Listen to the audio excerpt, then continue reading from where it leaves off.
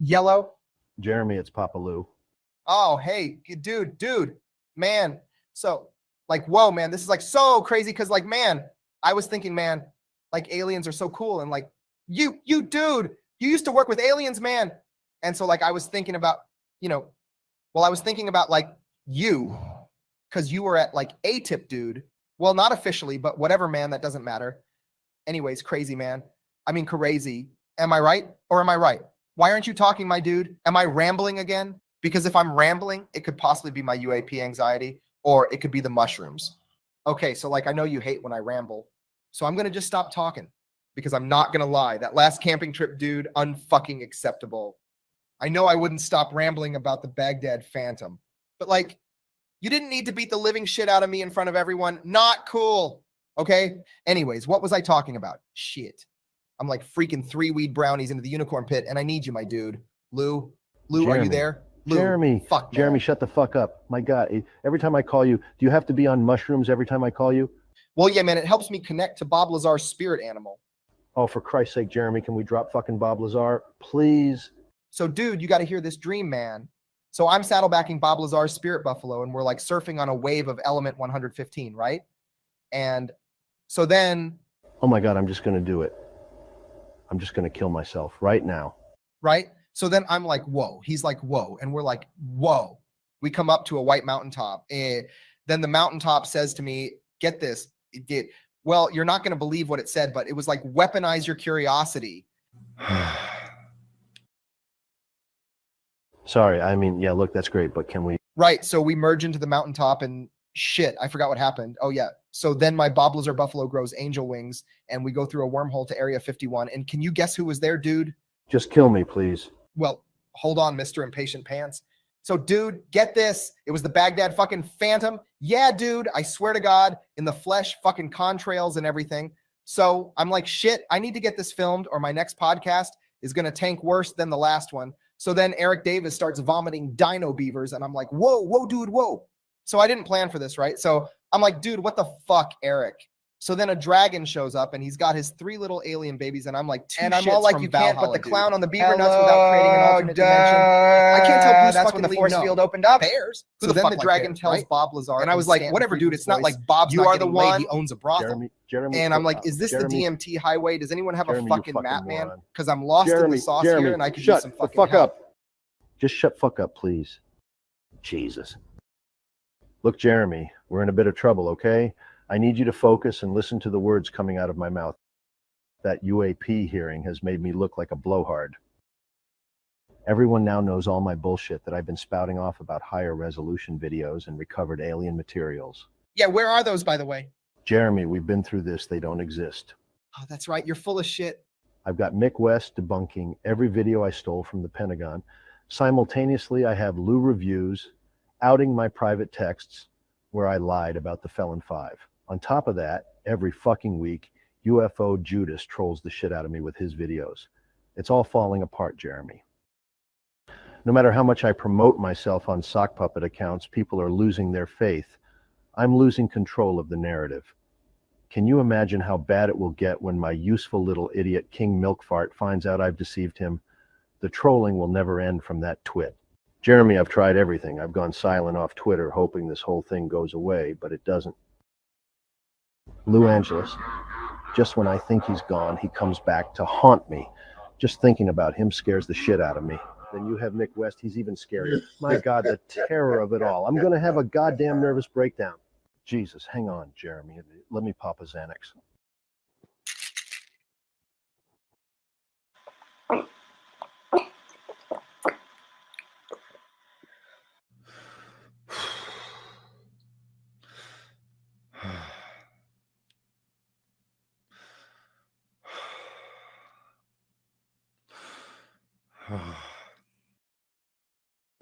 I'm getting desperate, Jeremy. I have my book coming out, and all the book has is carrots on a stick and NDAs. Sometimes I sit alone cleaning my pistol, and I wonder, what if... You know what I mean? Cranberries, yeah. I don't know why I even bother with you, Jeremy. I mean, Jesus Christ, you are absolutely fucking useless. But I need you for something. I need you to pull your little peanut together and pull some propaganda for me. I need you to call up Napster and let him know we're going to need 2 weaponized podcasts. I want these podcasts dedicated solely to promoting me as a hero to the UFO community. I want my zealots motivated and dogmatic. I want them believing I'm the next coming of Christ. I want you to tell them all of the amazing things I've been doing for the UFO community. Like what? I don't know, make something up. I want them thinking I've been working behind the scenes briefing the AARO. Unfortunately, that asshole Sean Kirkpatrick knows I'm full of shit and won't take any more secret meetings from me. Every minute these assholes keep exposing the truth is another minute I'm losing my influence. This needs to be fixed ASAP, Jeremy. Now, if you can't manage to do this without fucking it all up, well, Jeremy, let me just say this. I don't want to have to get physical with you again. Do you understand what I'm saying, Jeremy? Yet you're saying you'll beat the living dog shit out of me again? Good. Then I expect to hear the podcast next week. Now I want you to title it Lou fucking Rambo Elizondo. Skeptics beware. Cool, man. We'll do Rambo. Hey, man. So, like, can I finish my epic journey with you? Absolutely not. Lou's such a great dude. Well, Bob, you ready to head back to the Shadow Realm?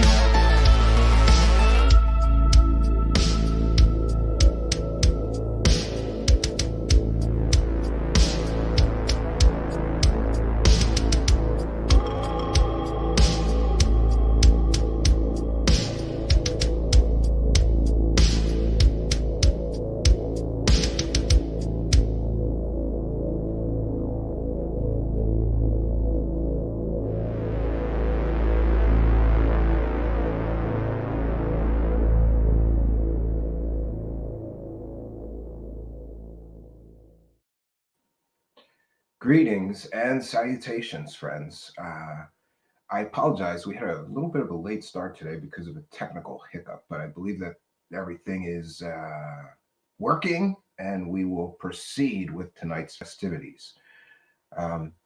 First, actually, though, let me attend to some show business, which should have been done before the show, ideally, of course, but you'll have to just forgive me, friends. And bear with me 1 second while I send invites to, I'm actually sending invites to 2 people. I'm not sure if or when they will be joining us, but I believe they will. And, but let's give them a few minutes. And I apologize to them as well. It appears, this late start plus this, not a great start, but we are here. We are live and we are ready to proceed.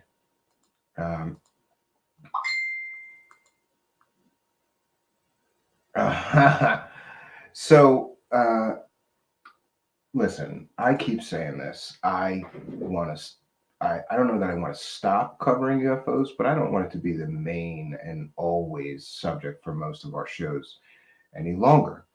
To say that I am burnout and disgusted actually with UFOs is probably a fair and accurate statement. And why? It's because every single rabbit hole I go down, you never reach any resolution. It's an endless nightmare of incomplete or less than accurate or just fake sources, false half truths, totally fake whistleblowers, totally fake made up witnesses that don't even exist, people making up fake military backgrounds when they were never in the military or saying that they worked for the CIA, and Eisenhower, invading Area 51. That's one of my favorites. Turns out that guy never worked for the CIA. In fact, his entire life he worked for a supermarket. Wasn't in the military either, as I have come to learn. These stories it's just a repeating pattern of bullshittery. Most of it. I'm not all of it, after all. And here's another thing. I get a lot of flack. People say, why are you even dealing with this stuff if you're so skeptical? It's because many of you know I had my own personal experience when I was a child, and that had made me a voracious reader and consumer of any kind of information about UFOs or aliens, really trying to get to some form of truth for my own, I suppose, for my own good. I want to know what it is that I saw as a child. I am really, I suppose I'm sad, having come to what I feel is maybe not the end of my UFO road, but certainly further along towards that end than I ever thought I would be. And what I've come away with, having studied many of these things, is almost all of it is bullshit. That's the simplest way to put it. Like I said, fake sources, less than accurate information being shoveled down the throats of hungry people that are hungry for this to be true. We never get to the proof. We hear talk about alien metals recovered from crash sites, but we never see the lab results proving that, except in a few cases. I don't want to say all of that is bullshit. After all, we have Jacques Vallée. But again, we don't get to a definitive answer with most of this stuff. But we're back in it. Why? Because George Knapp and Jeremy Corbell have decided to team up again. They were the guys that brought us the bullshit Bob Lazar documentary, after all.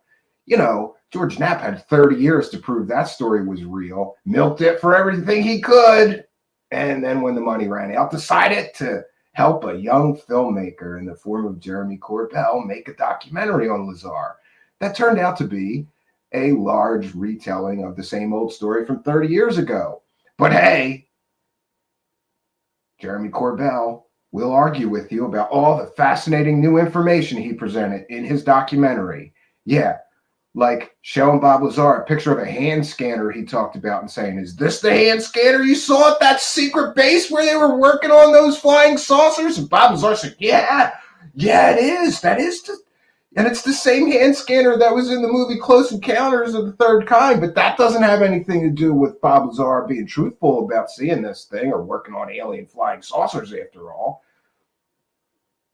What a complete and total letdown. After all the shit talking and smack talking that guy did about how this film was going to change everything, that's all you got? A hand scanner?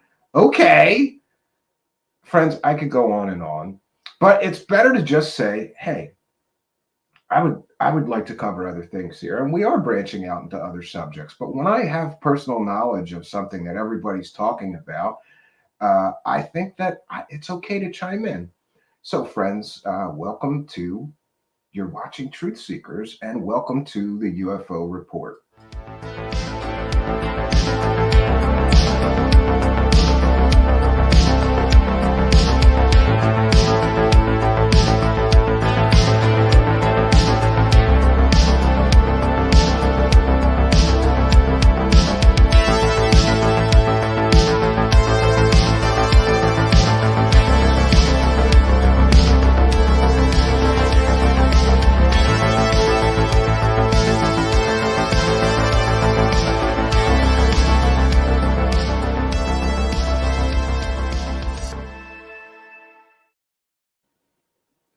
So, what's going on in UFO land? Well, apparently in the last several days, and some people found this suspect, George Knapp and Jeremy Corbell, teamed up to drop incredible new information.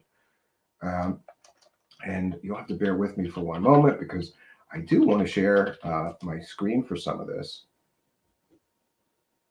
And it looks like no guests. And I think that may be because I don't know, there was some confusion. The guests were going to be Dan Benkert and Alien Scientist, but I believe that Alien Scientist said, come and do my show because I get more viewers. And I said, I got to do my own show.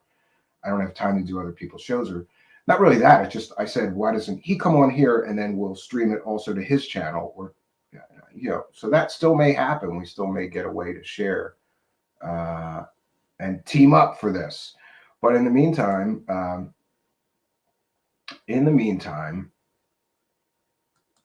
so we'll start with George Knapp's, because I think really George Knapp's is, I think there's not much to this. He releases some pictures. Okay, so there's new UAP photographs that are much like the last photo that most people seem to believe was simply a Batman balloon. Damn, what? One second. I'm trying to get this, Dan. I'm having trouble here.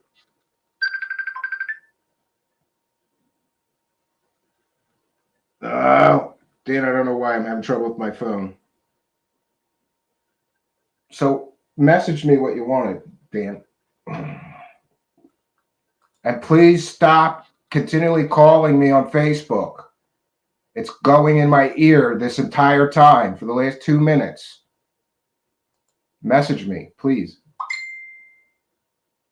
Okay, let me just see if I can attend to that.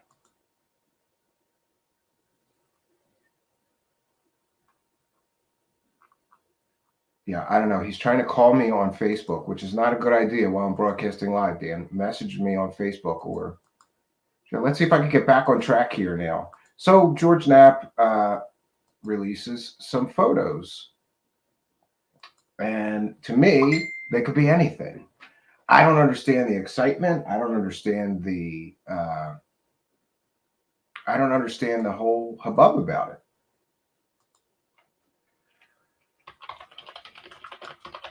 One second.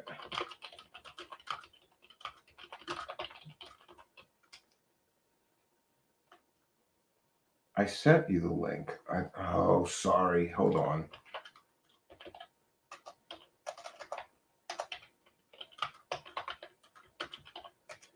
One second, friends. So there just seems to be some kind of confusion here. Let's see if we can't sort it out. 1 second. And we'll get our guest on. At least one of them, right? All right, here we go. So far, I get the award for the most.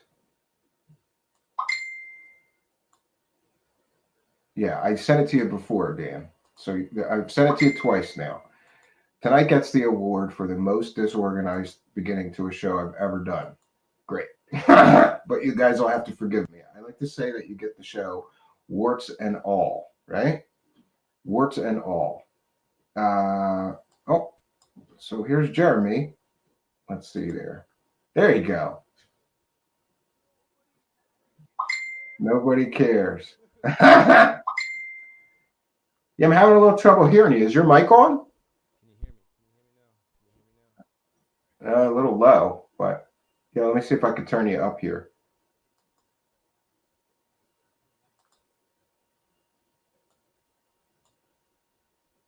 All right, maybe that'll help. Yeah, it's really low. I don't know why. I turned my volume up. Yeah, that's a little better. Yeah, there we go. There we go. I had it all the way turned down. Sorry about that. Yeah, man. What's up with Jeremy Corbell, man? Well, I have a lot to say about this because I got to see this video where George Knapp and him are talking. And let's start on this because I think it's very important.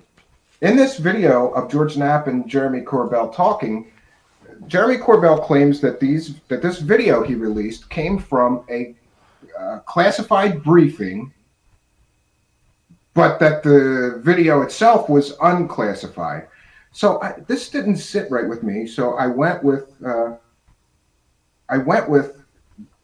asking every source I know that has had classified briefings, can you share anything from a classified briefing? And most of them, all of them, and I mean, I have sources told me you don't share anything from a classified briefing. To do so could be career suicide. You could lose your job, your pension, your security clearance, and you might get prosecuted. Additionally, Jeremy Corbell goes on to describe in great detail the subjects of this classified briefing, the things they discussed or were concerned about, what they talked about in this briefing.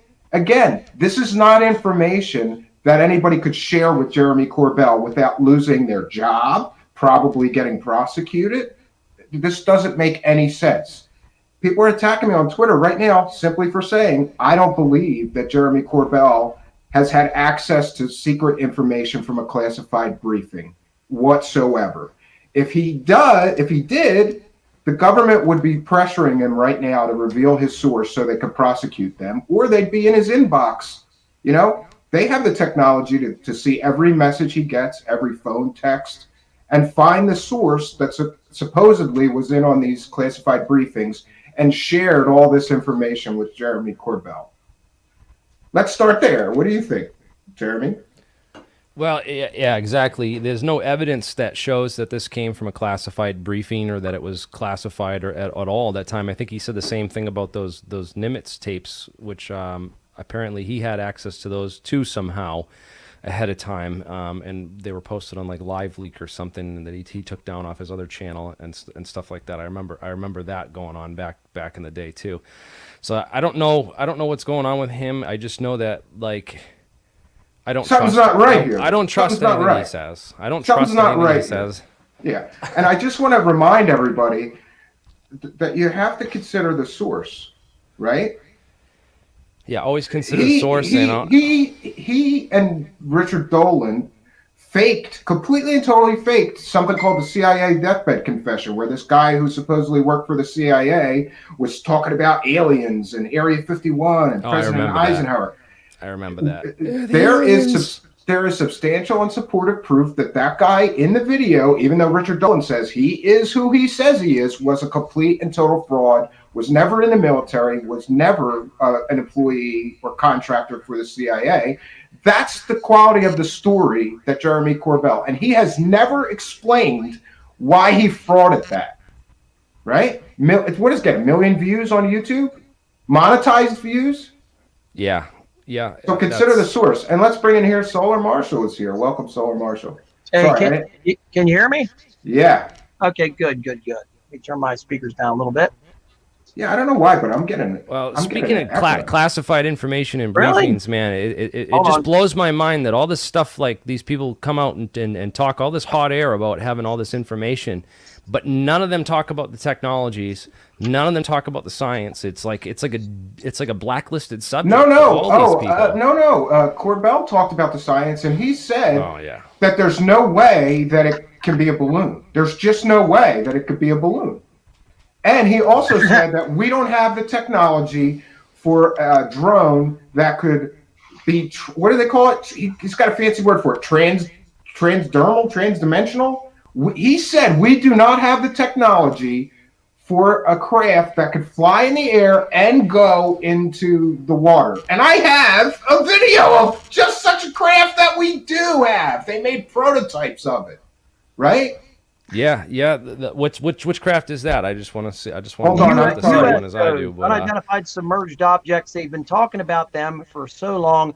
If you go these back to some of the- hydrophobic coatings and stuff, they put Yeah. this certain coating on the. D.D. Look up D.D and you'll see the technology. Supposedly, our modern aircraft carriers use D.D. and it But he creates uses space. the thing that bothers me is he uses these absolutist statements like we don't have that technology. None of our foreign adversaries have the technology. He didn't Yeah, even like stop to runs the Google it CIA to or see if it was. Yeah, did he even stop to Google it to see if there was such a craft possible? Because Lockheed Martin has one, and we're going to share a video of it and make him look. Well, you also have in T.D. Barnes on record talking about Project Palladium, saying that was his first, when they asked him to give way in on the Nimitz encounters, T.D. Barnes, the head of the Area 51's, classified programs, what the CIA did out there, he mentioned Project Palladium and Project Nemesis, which are two such projects which worked on exactly doing that to spoof Russian radar systems. Victor Corleone in the crowd did an interview with two major players in all of this that both worked at Area 51, T.D. Barnes, and he also did an interview, amazingly, with Fred Dunham. Fred Dunham goes into absolute detail about Papoose Lake, goes into absolute detail, so does T.D. Barnes, about Papoose Lake and the lack of anything being there other than a radar jamming station, a little building they had there, just a very small building. I think I've seen this building on the very north end of Papoose Lake. I think it's fallen down and shit by now. It's not been used since the 70s or something. But they both say flat out, these guys are there all through the 80s. TD was there all through the 60s, 70s, and 90s. He retired from there. He worked there his entire life. These guys all say there was never anything at Papoose Lake, ever. Nothing. Nothing's there, just like today. Nothing except that one little building. And the arrogance of Corbell to say that we don't have this technology, he's out of his fucking mind. I am going on record here to say. Listen. I want to say this because I got a lot of feedback, and people said, "No wonder Jeremy Corbell blocked you. You're so nasty when you talk about what he talks about." So let's really try and don't get personal. I know you get passionate, so do I. But let's no it's insults. hard, man. Let's just give people the other side of the coin tonight and let them decide who the asshole. What's crazy? We were talking about this before. Can we Dan. show parts of his video, by the way? Just hold on though, because I got something that I got to cue up first here.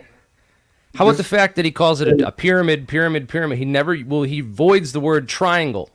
Of all costs, he won't talk about a triangle craft. Jeremy, it's just you and I both know why. Yeah, we were just talking about this before, man. Do you want me to explain why he refuses the word triangle?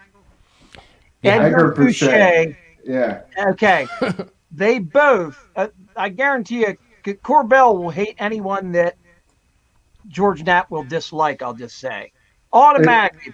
George Knapp, let's face it, this boy, he walks around like a blind puppy dog, and George Knapp said, blind puppy dog, daddy, mommy, whatever. My mentor. I hate to interrupt you, but I just wanted to tell you that I've queued it up, and that the aircraft that Lockheed Martin designed and even flew prototypes of is called the MPU-AV, and it could fly in the sky and go in the water. Oh, let's see. Jeremy Corbell said that we do not have that technology, and no one on Earth has that technology. Oh, please, Joe. And here's proof. Here's proof that we have it. Liar. He didn't even Google it. He didn't even Google it, bro. You didn't even Google this? Liar. Come on, here it is. flies in the sky and Look goes at in the that. sea. And I like where how would it's they got those test it? wings, Right off those the angled coast of- wings. Guess where they tested at? They tested Right off the coast, right off the there. west coast. Yeah, There's a base right- that does advanced UAP research. that- All it's the black called programs. It's the triangle. Yeah, out look at there. this. Wow, Jeremy, look at Jeremy, that. you gotta love this because you're a science guy. Look at this. This And is it's a great. triangle, for goodness sakes. In the You got to air. send There's me no this way. shit. There's no way, alien scientists. I got to put together a short video on this, man. There's I'm no blown way away it's by this. humans. Look at this thing. This It's thing got to be almost aliens. UAV. It's got to be aliens, according to Jeremy Corbell and George Knapp. It's just. I haven't gotta be seen this aliens. video. I haven't seen this video, but I read a whole article on this, and they talked about the hydrophobic coatings that go on it. I didn't know anything about it. This is great. MPUA. Oh, and by the way, fair use, fair use. This is a transformative work, and we are. Unmanned aircraft that could Let me get my banner up here where I get it Yes, straight. This is fair use, friends. We're going to be discussing the contents of the video, which is proof that Jeremy Corbell is a terrible researcher. He makes terrible, terrible statements as fact when he doesn't know what he's talking about. He has no idea what he's talking about. And then I try to go on and educate him, and he blocks people like me. Yeah, or me. I'm blocked too. Welcome to the club. You can't ask him questions. Just- or, Submarines that we designed. The truth should not fear investigation. It's only people that are lying that are afraid of, people asking questions. Both the Not Yeah, to so brag, here it is. don't block me because he says I'm the only one that keeps him scratching his head at nighttime whenever I post on his page. So I bother him. Blast this aircraft into the sky. Well, listen, if I don't want you to advocate for me, but just tell him I don't have anything against him. I have something against the the bogus information he presents as factual, and I'm not going to apologize for that. Why would you? Yeah, like me, I like friends that are going to check me when I'm wrong. He doesn't want people like that. He just wants to collect the cash and roll on. But look at this. This looks like it. Some people could think that's an alien spacecraft if you've seen that flying around. Look at it. Right? But the point is, we have the technology to go in the water. Look, there it goes. It's going to submerge. Looks like the Pelican from Halo. Almost, Cable from the submarine and attaches it to a cable that's dropped from the aircraft. Once those two cables are connected, the ROV can go back to the submarine, and the aircraft can be reeled down, pulled down. To the Look at submarine this, like a kite. dude. Goes right underwater. This is different than the one I was looking at, I think. I watched these water depth tests with these, where they use these coatings. Wow, that thing's crazy. People that support naval operations. Yeah, I mean, this is enough. We don't have to. This is a pretty long video. It's basically like a. Some It's good shots basically- of the craft, though, man. That's nice. Yeah, it's basically like a video, Lockheed Martin, like bragging, like, look at this awesome technology that we've developed, that Jeremy Corbell says nobody has. It's crazy that we have Chris Mellon on Twitter too, talking about promoting Jeremy Corbell and talking about pilots seeing these things and stuff. But I call them out. I'm like, there's no discussion of any of the technology or ongoing programs. Like, you're obviously working for the Pentagon as a front operation to cover for the real top secret stuff that's going on. It couldn't be more obvious to people who have been researching this for like a decade or more, like myself and you. It burns me up. It burns me up, bro. I think we're gonna have our day, though. I think this stuff's gonna come out. I'm gonna make sure that this UAP task force does not get controlled and connived. I'm doing my own thing on that. Like I said, I'm putting together my own technical briefing.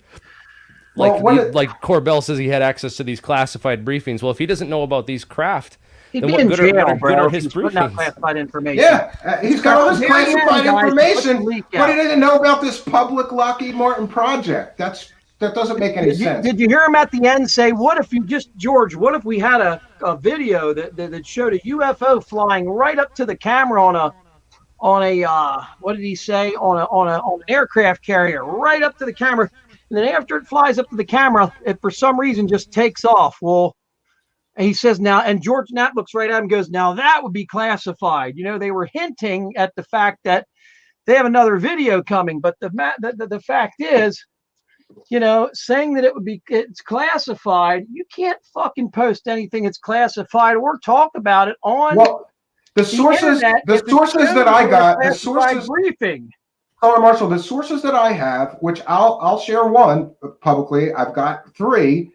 All people that were verified, they got classified briefings. They had top secret clearance. One of them, Walter Bosley, I talked to him earlier, and he said there's no way on God's green earth, if you're sitting in a classified briefing, that you can share what was talked about, what the subject was, what people are concerned about with a media person. To do so would be career suicide. You'd get fired, lose your pension, maybe prosecuted. But Corbell is on this video clearly saying that he has knowledge of this classified briefing from a conveniently anonymous source. Now, one of the other points that he made in that video is that he says that there's 3 craft in the video, these 3 pyramids. 2 are stars. Yeah, no, 2 are reflections. And if you slow the video down, show it. I'm going to do it at 0.5 speed, and we're going to share it. If you slow this video down to 0.5 speed, you can clearly see that it's 1 object and 2 reflections, because the 2 reflections move exactly in mirror with the middle main blinking object. So basically, you're saying that he's saying that there are 3 independently moving craft, and one overtakes the other one. No, a reflection is not overtaking anything. These are 2 reflections and 1 object. And we're going to share that here now. But let me just check. Okay. Well, believe me, I totally believe you. Yeah, I've been Mick, well, the first thing I noticed when I saw them videos, I'm like, man, you got to understand something, dude. I totally studied the patterns of an aircraft, the light patterns that they give off for a reason, a debunking purpose. A guy that was literally filming what he said were Orion spaceships up. And I said, dude, what's your location? New York. And then he told me where he went to go film all the stuff. I said, you realize you're right next to Stewart International, right? I said, that's like the CIA East Coast drone base. Oh, they're coming out of the ground right next to it. I'm like, dude, it's because and perspective and and here's what he said, dude. And everybody bought this, so get ready. It's going to happen with Corbell. They mimic the United States or global aircraft. They mimic their light strobes, their light patterns, everything that they do on purpose to throw everyone off, to make them think they're regular aircraft. No, it's the fact that they're just weird looking drones that no one's really seen before.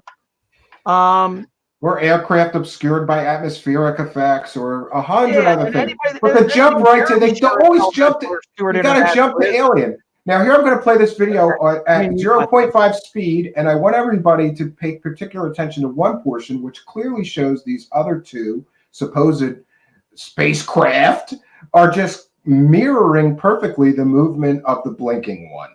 So we don't have 3 spacecraft or aircraft even. We have 1 and 2 reflections. It's very clear from this video, but Corbell almost preemptively is trying to, in the video talking to Knapp, is trying to say, no, it's 3 craft. 1 overtakes the other. They're independently moving. It's reflections, and it's very clear to anybody that it's reflections. Let's take a look. Here we see. This is definitive proof of aliens we've been waiting for. Yeah, Jeremy Corbell is our the middle object, which just so happens to be blinking FAA lights, right? Because all aliens conform to the FAA requirements for lighting on your spacecraft, right? But here's on this side of the screen, you can see those 2 other faint objects, and they're perfectly mirroring this object. Those are reflections. Those are, you're right. Those are craft. Here, we'll play it again. We could slow it down even further, but here's on the right side of the screen, left side of the screen, we see these other 2 faint images clearly mirroring every movement of the blinking object. Now, I talked to somebody that I know that is into night scopes, and he told me that those lenses Mick West talked about are incredibly common, and that any aircraft you look at with one of those lenses or light source will appear to be triangular if the aperture is set that way. So yeah, I liked how Mick West showed the lens. he showed the lens and he called Corbell out. He said, "Why don't we go and film some stuff with this lens and this camera?" I didn't ask for permission. I didn't have time to. So what I'm going to say is, it's better to beg. It's better to beg forgiveness than to ask permission. I agree 100% with Mick West's analysis of this video and his conclusions. So let me see if I can find that, and we're going to share that next. And really fair use. Smart. What's funny is just 2 weeks ago he had Lou Elizondo on there on purpose, and Lou Elizondo's whole excuse was, "You didn't get to see the rest of the videos. You didn't get to see the rest of the videos. You didn't get to see." Well, why won't they show us the rest of the videos if it's unclassified? I don't get it. You'll notice something about Mick West. He will not touch my stuff. He will not even go near it. Already interviewed you. So I went on a show. Yeah, it didn't go too well. Maybe we're gonna force them tonight then. Shit. But it was just funny, man, because like I don't know. I look at it like if Mick West is debunking your stuff, it's bunk, bro. Like he doesn't even touch anything that might be real. No, right. He doesn't touch anything that might be real. Oh, I see what you're saying. Okay.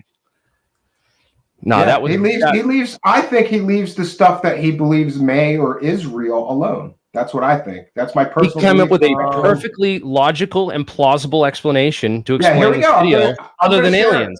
I'm going to share it right now. We're going to cite fair use, and I think all three of us might agree with Mick West's interpretation. Take from that. I don't always agree with Mick West. I don't always agree with him, but me neither. But in this case, I absolutely do. This video. Go ahead and play his video.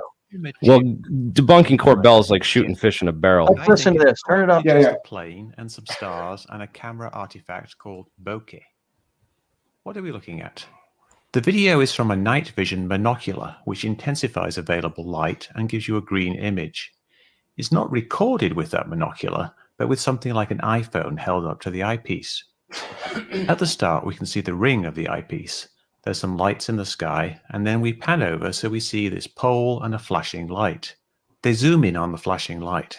Now this zoom isn't done with the binocular zooming. Look at the ring on the eyepiece moving. It's the iPhone zooming with digital zoom, so it does not alter any optical effects in the binocular. So we get zoomed in and we see this green triangle in the center which flashes and two fainter green triangles on the left that don't flash. There's a bunch of other points of light that look like stars in a still frame, but they're just flickering noise that changes from frame to frame. We then zoom in a bit more on the green triangle, see it flash a few times, and then one other green triangle, done flashing, drifts past, and that's it.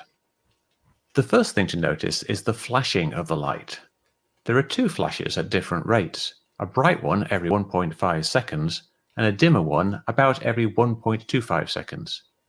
These are basically the rates of flash for standard aircraft navigation lights. 1.5 seconds is the red anti-collision strobe, and 1.25 seconds is consistent with a wingtip strobe. There are also other standard lights on a plane that are on all the time. So the lighting matches a normal human plane. But if it's just a plane, why is it shaped like a triangle of light?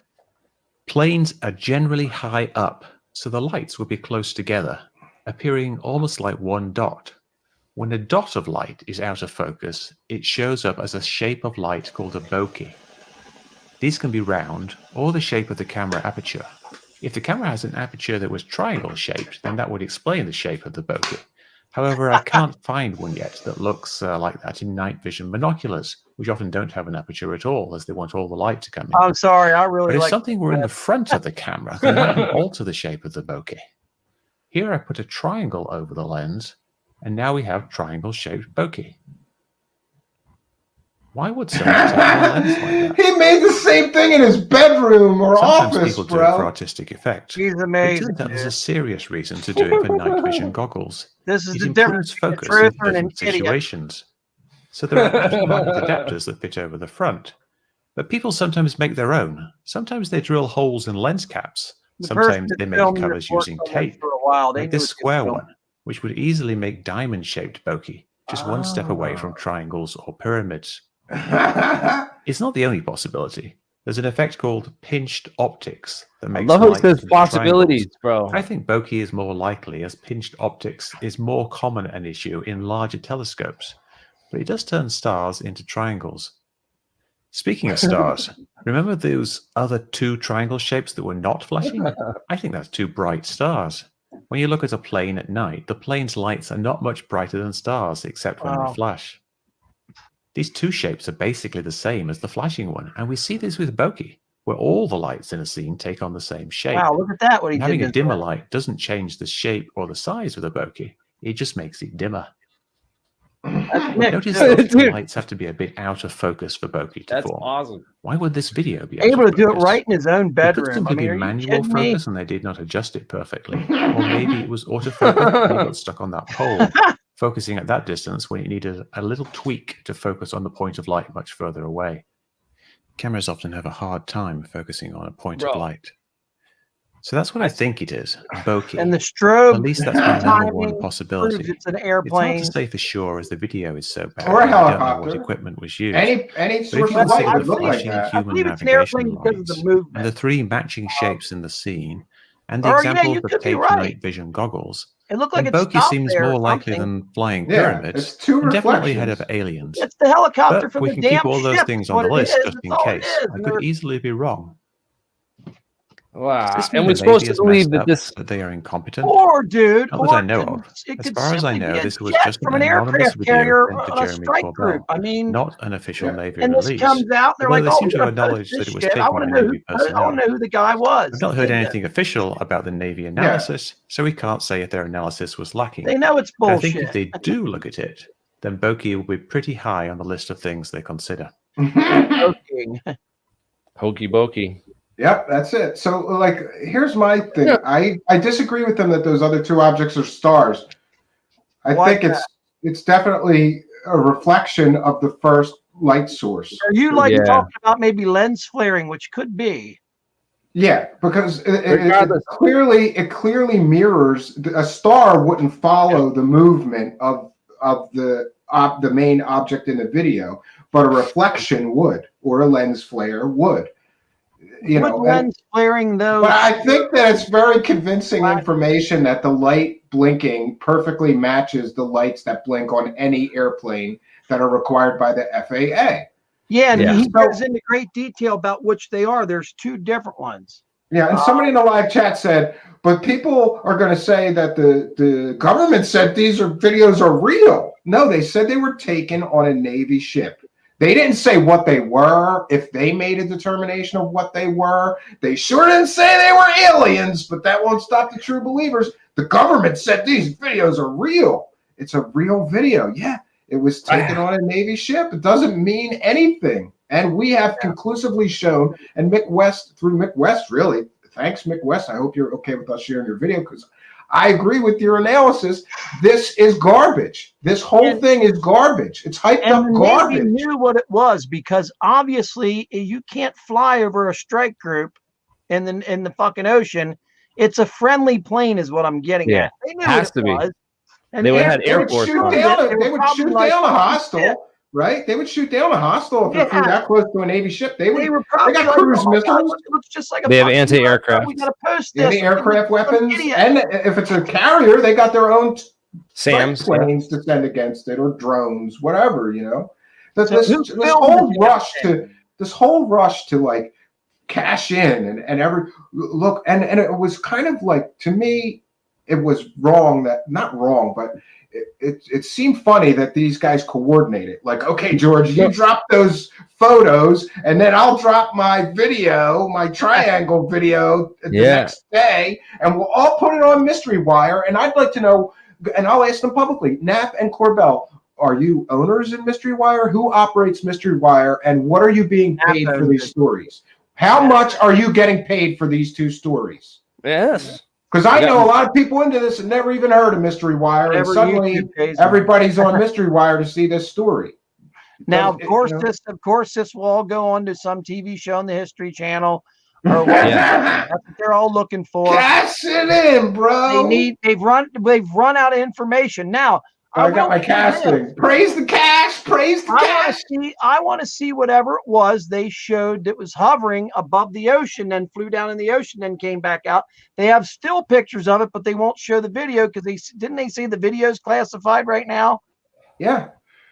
And the video Yeah. could be classified I because have- it's a black project, not because it's aliens or they don't know what it is, because they investigated it and went, oh, that was Lockheed testing that MPUV craft that flies in the air and goes underwater, so we have to classify this. Thing of the night is that MPUAV. I've never seen Yeah. that before, and I Yeah. thought I was up to date on all this shit. Thank you so much for showing me that, Steve.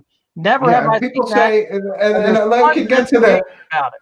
we can get to the George Knapp amazing photos, which I believe could be anything. And that's, again, like, I'm not saying they're not aliens, okay? What I'm saying is, before you jump to, look, these are alien spacecraft, you have to exhaust all other possibilities. And Corbell said, oh, people call this the Batman balloon. There's no way it's a Batman balloon. Look at the analysis somebody did. It's pretty close to the Batman balloon, okay? It's a Mylar balloon. And also in this video, George Knapp said a couple of times, why do these things just have the ability to appear and disappear? They're not getting tracked coming in or tracked going out. They just appear right above the ship. I don't know very much about radar, but I'm pretty sure a children's Mylar balloon may not show up on radar. They would just see it above the ship. You know? These absolutist statements that both of these guys make drive me nuts. I feel like throwing something at my screen when they do it. It's like, how do you know? Yeah, they don't not they don't use suggestive language. They use definitive language on all these things. It's really disturbing, and to their audience, and they get so many views and just it gets so much attention. It's like it's the old "we know something you don't" technique, which Bob Lazar has been using his entire fucking life. That and give them what they want. These people want to believe that these are all aliens. So give them something that may be aliens. Well, Corbell's wanting money. We know that from the get-go. You know, he sold his soul to Bob Lazar. I feel like if this came from a classified briefing, that the U.S. Navy or U.S. military would have a lot better videos than this. Why would they have Jeremy Corbell in a classified briefing? Why would they have George Knapp? No, they're not claiming they were in the briefing. They're not claiming they were in the briefing. They're claiming that people who were in the briefing told them about it, or gave them this information. Yeah, now a lot of people have suggested that this is all Bigelow garbage. It has nothing to do with Bigelow Aerospace. Yeah, I don't know. Yeah, oh, that's right. He's involved in ALSAP, right? Mm-hmm. It's BAS and ALSAP, right? Which means ass wipe. That's how they say ass wipe or whatever over in England. Ass swap or ALSAP or whatever. So it's the Advanced Aerospace Weapons Systems Application Program. Sure. And Bigelow Aerospace Advanced. They're making an ass out of you. Something. I don't know. Bigelow's making an ass out of some type of terrible fucking joke being done upon the public, which is what I laugh about, right, is the repeated line that these things are defying the laws of physics. No, they're not. Exactly. We have physics. I have physicists. I have 15 physicists who worked on these classified programs that have given interviews on my channel that talk about how they work. What the fuck are you talking about? We have no explanation. Again, this is an absolutist statement. These things are defying the laws of physics. You don't know how many physicists did you show? Have you interviewed? Oh, he interviewed Bob Lazar, but he's not even a real physicist. He's not even a real scientist, bro. Yeah. And that's another thing that people should know. This is all UFO profiteering. George Knapp and Corbell teamed up to do this Lazar documentary and make a boatload more money on that fake story. Well, and George Knapp famously said he knows where the element 115 is buried, and someday he'll dig it up. So we're supposed to believe that George Knapp pushed this story for 30 years, and he knows where the absolute thing that could prove it 100% true is buried. But he's never, my thing with them is always like, just if you have the proof, fine. Throw it down on the table and go, there's the element 115, bitches. Test it. Right. They never do that. They say they have it. Bob Lazar may have had it. He was going to blow up the whole state of Las Vegas with his homemade particle accelerator in his bedroom, even though a particle accelerator can't fit in your bedroom. Well, if what Bob Lazar says is true, guys, and Jeremy, you know this better than anybody. If what he says is true about this crap, okay, he could literally take out the Western United States. Now, why would the government allow him to have? He's only a candidate for selling beard grooming products in metrosexual fashion. Otherwise, brings nothing to the table. I can't disagree with that. He just really hated my God. I don't know if this is true, but Victor Caliero says Corbell also said he knows where the element 115 is. Yeah. And hey, vote push for disclosure. It's a joke. Yeah, he's pushing for disclosure, and he knows where something that could absolutely prove the existence of extraterrestrial life visiting us is. But he's not going to bring that to the table. He's going to bring a fucking grainy video taken from a night scope and an iMac that looks like an airplane and has the exact same flashing signature lights that any aircraft has. Hey, just instead of the element 115, he's going to give us this bullshit. And Victor Calero should be on here. He has done some of the most incredible. I believe he has. Yeah. Yeah, he's done some if you want to come on this week. Send me a Facebook message and I will send you an invite. You can come on right now. Let me get him on. This guy's amazing. Yeah, I agree with you. He has done some devastating work when it comes to Bob and crew. He has done some. Get Victor on, man.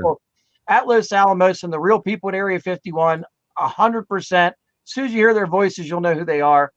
And let me see if I can find him. I think he's ass this entire week, month, year. Whatever. Oh yeah, I do have him. Let me send him a link, man. I'm gonna send him the link. Yeah, he's my friend. Are you going to? I think I have to, don't I? Or can you send it? Let me send it. I'm doing it right now. No, but that might not. Oh yeah, maybe you're right. It should if I forward it to him, right? Oh, I don't think I can I? No, I'll do it. I'm doing it right now. 1 second. Bear with me. You guys can talk in the meantime. I don't know where this is going, but I think you're right. It's going to more sales. We're gonna have a book about this. We're gonna have a documentary. We're gonna have a show on the History Channel. I just sent you a link, brother. I don't know if it's the right one. It should work. They're setting this all up to market off it, and also the threat narrative is getting Congress to fund, investigations and stuff into this, and get them more funding so that they can investigate their own programs. Right? Yeah, fucking weird about all this. Yeah, the government. If anybody doesn't, I certainly believe that the government would spend taxpayer dollars to investigate programs that are actually ours, and the left hand doesn't know what the right hand is doing. Right, and then the right hand's telling everybody that these are aliens. And the suggestion that the government wouldn't be so stupid as to test these advanced drone systems or black projects and not inform nearby planes. When have they ever? Yeah. Well, I mean, the suggestion that they would do anything like even after these things are seen, they deny it. Sure. Look at the SR-71. They denied that for 20 years. No, that must be an alien spacecraft. That's not a black project. Of course, that brings up a good point. You notice that George Knapp, and then they do not want to use the word flying triangle, and I believe that's because of Edgar Fouché, 100%. They hated Ed. The only reason they would explain. Ed was very vocal about Bob Lazar being a total liar and a fraud forever. The first time I had met Ed, the conversation went pretty much on to Lazar, within a half hour, him being a total fraud. And it was back when I believed Bob. This is around 2008 or so, thanks to Jeremy. And that was back when I met Jeremy also.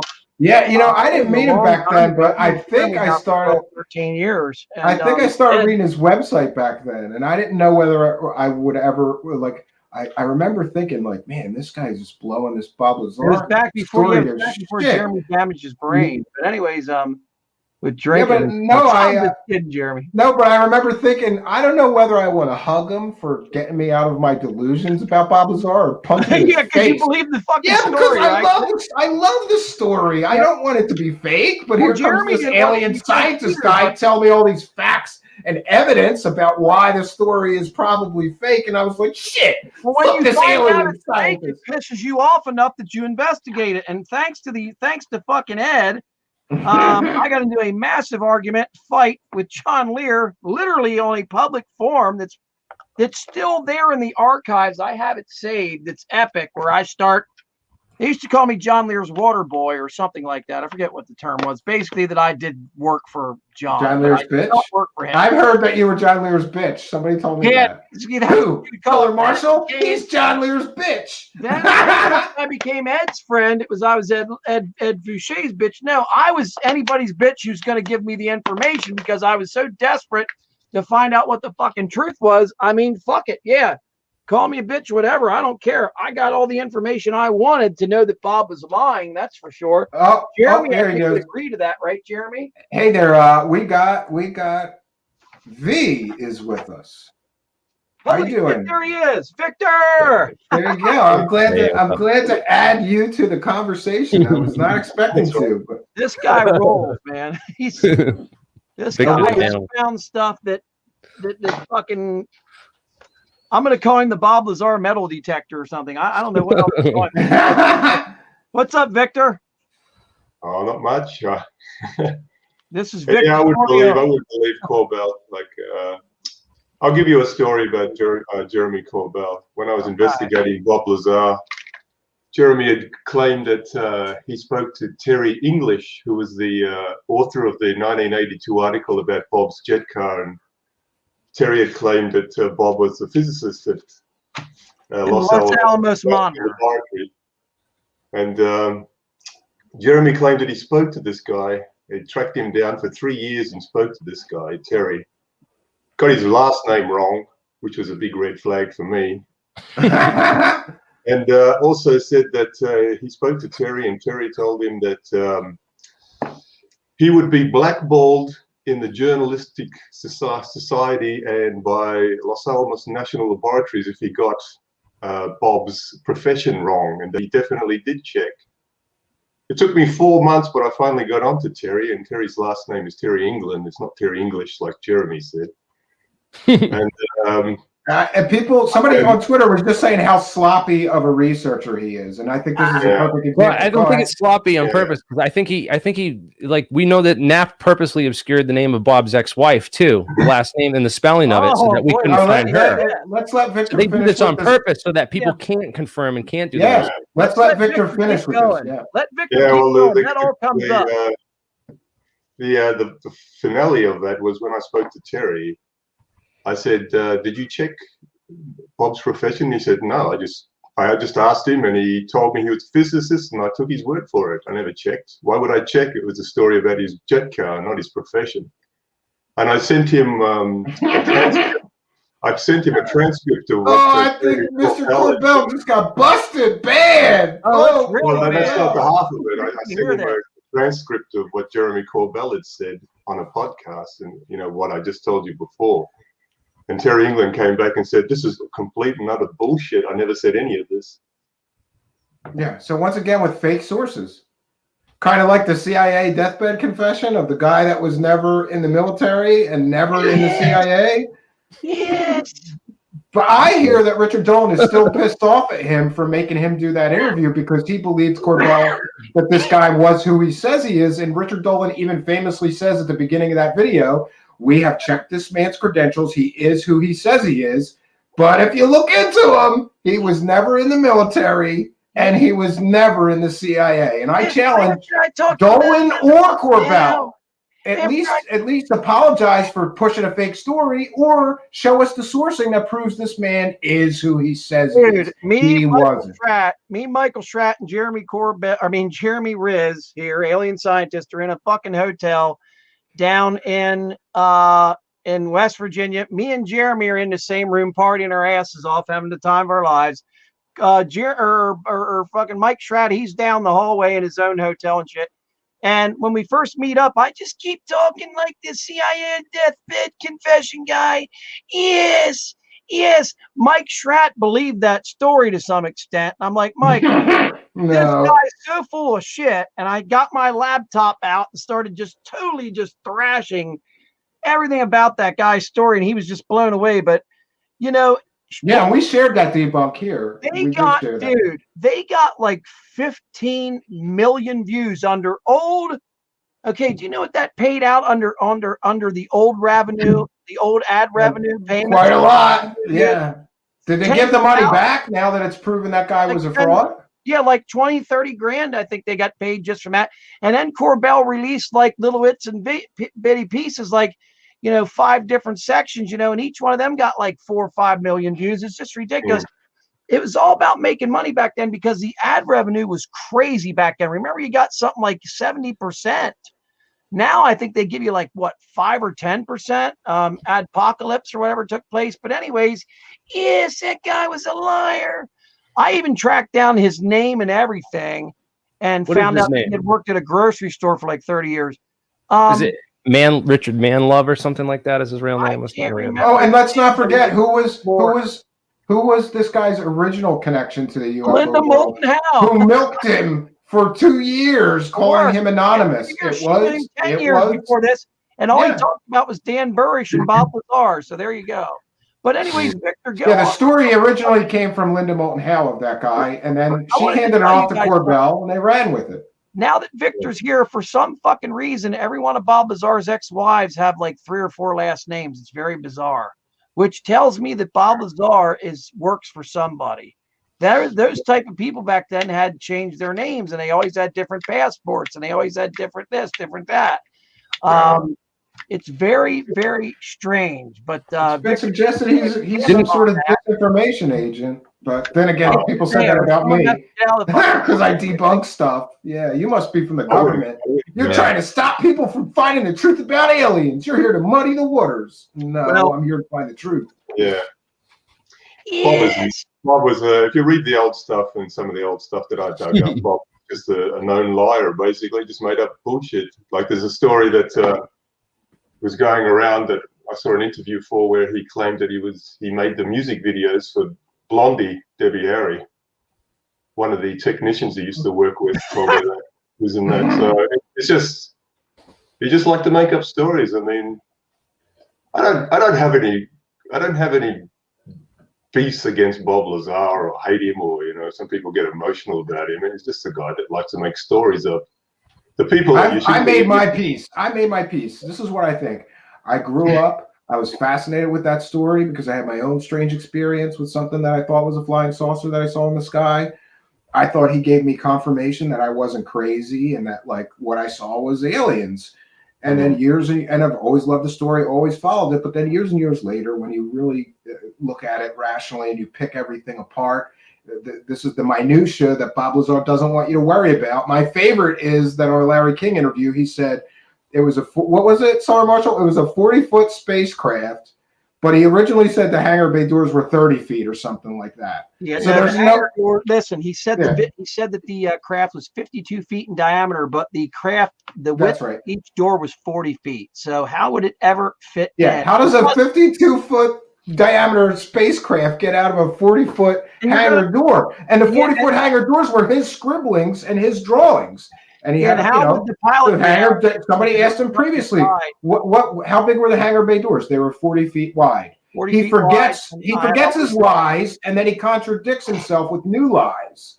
Yeah, I mean, that's what I believe. Was so full of shit that I just don't understand how people don't understand it, and then you get to realizing they never investigate, because here's all it takes is weaponize your integrity.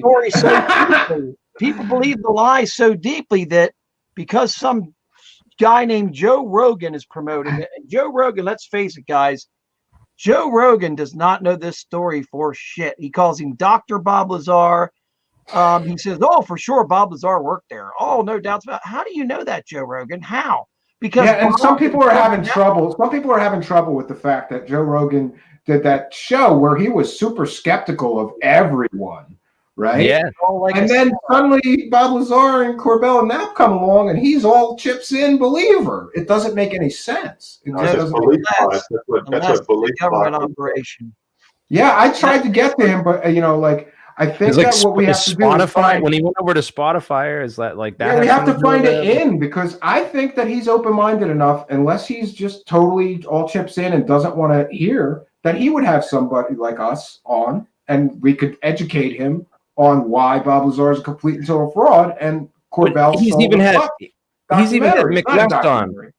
Yeah, he's had Mick West on numerous times, but he won't even talk to Mick West anymore now because of all this. No, he's mad at Mick West. Remember? Well, I guess he picked his team though. He's got the believer team. Gets more views, maybe. I don't know what his motivation. That's it. But I can tell you, I was extremely disappointed in the way that he switched gears and went from total skeptic to total believer. Well, And he's not giving them hardball questions. He's not doing any research before these interviews. It's just fluff pieces. how can Come on in, George. possibly- Tell me about aliens. How can he possibly not get a hold of one of his physicist buddies and say, hey, is this true or bullshit? And I guarantee you, 95% of the time, whoever his physicist buddies, scientist buddies, or whatever, they're going to laugh and they're going to say, look, I looked into this. It's all a lie. Show me one real physicist or one real scientist that says, oh, yeah, that story's true. You can't find one. There's not any. I've already tried this. Look it up. Try and find a scientist or physicist, whatever, that supports Bob, that has some fame or notoriety, someone that's out there like Mitch Kaku, for Christ's sakes. Ask him. How about Sean Carroll? Sean Carroll was on his podcast a week after Bob Lazar, and he didn't never ask asked him a question, did he, about Bob? Nope. Nope. Nothing. Why? Yeah. And then, if you remember, Joey Coco Diaz, his favorite person to have on there, the guy that really got Joe's show really going. That guy's hilarious. I met him once in Atlantic City. He's awesome. Well, do you remember him? He literally was saying about the guests that Joe Rogan would have over on Wednesday nights to his house that were CIA agents and shit like that. And Joe Rogan got real weird about it. It was like, dude, what are you talking about? Like, don't say that shit on here. And it was live. It was back when he used to be live. And they had so maybe he's supposed to be disseminating this information. Well, they had a falling out after that for quite some time, and you don't see Joey Coco Diaz on there hardly at all now, do you? No. No, and it's because guess what? Maybe he fucking said something he shouldn't have. That's my feeling about that.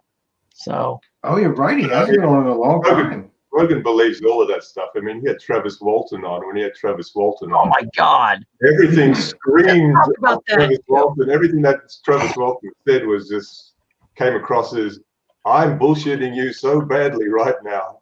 And he's a total liar, Travis was just nodding his head and saying, yeah, this is all believable. I interviewed Mike Rogers the other week, a couple of weeks ago. I interviewed Mike Rogers for an hour.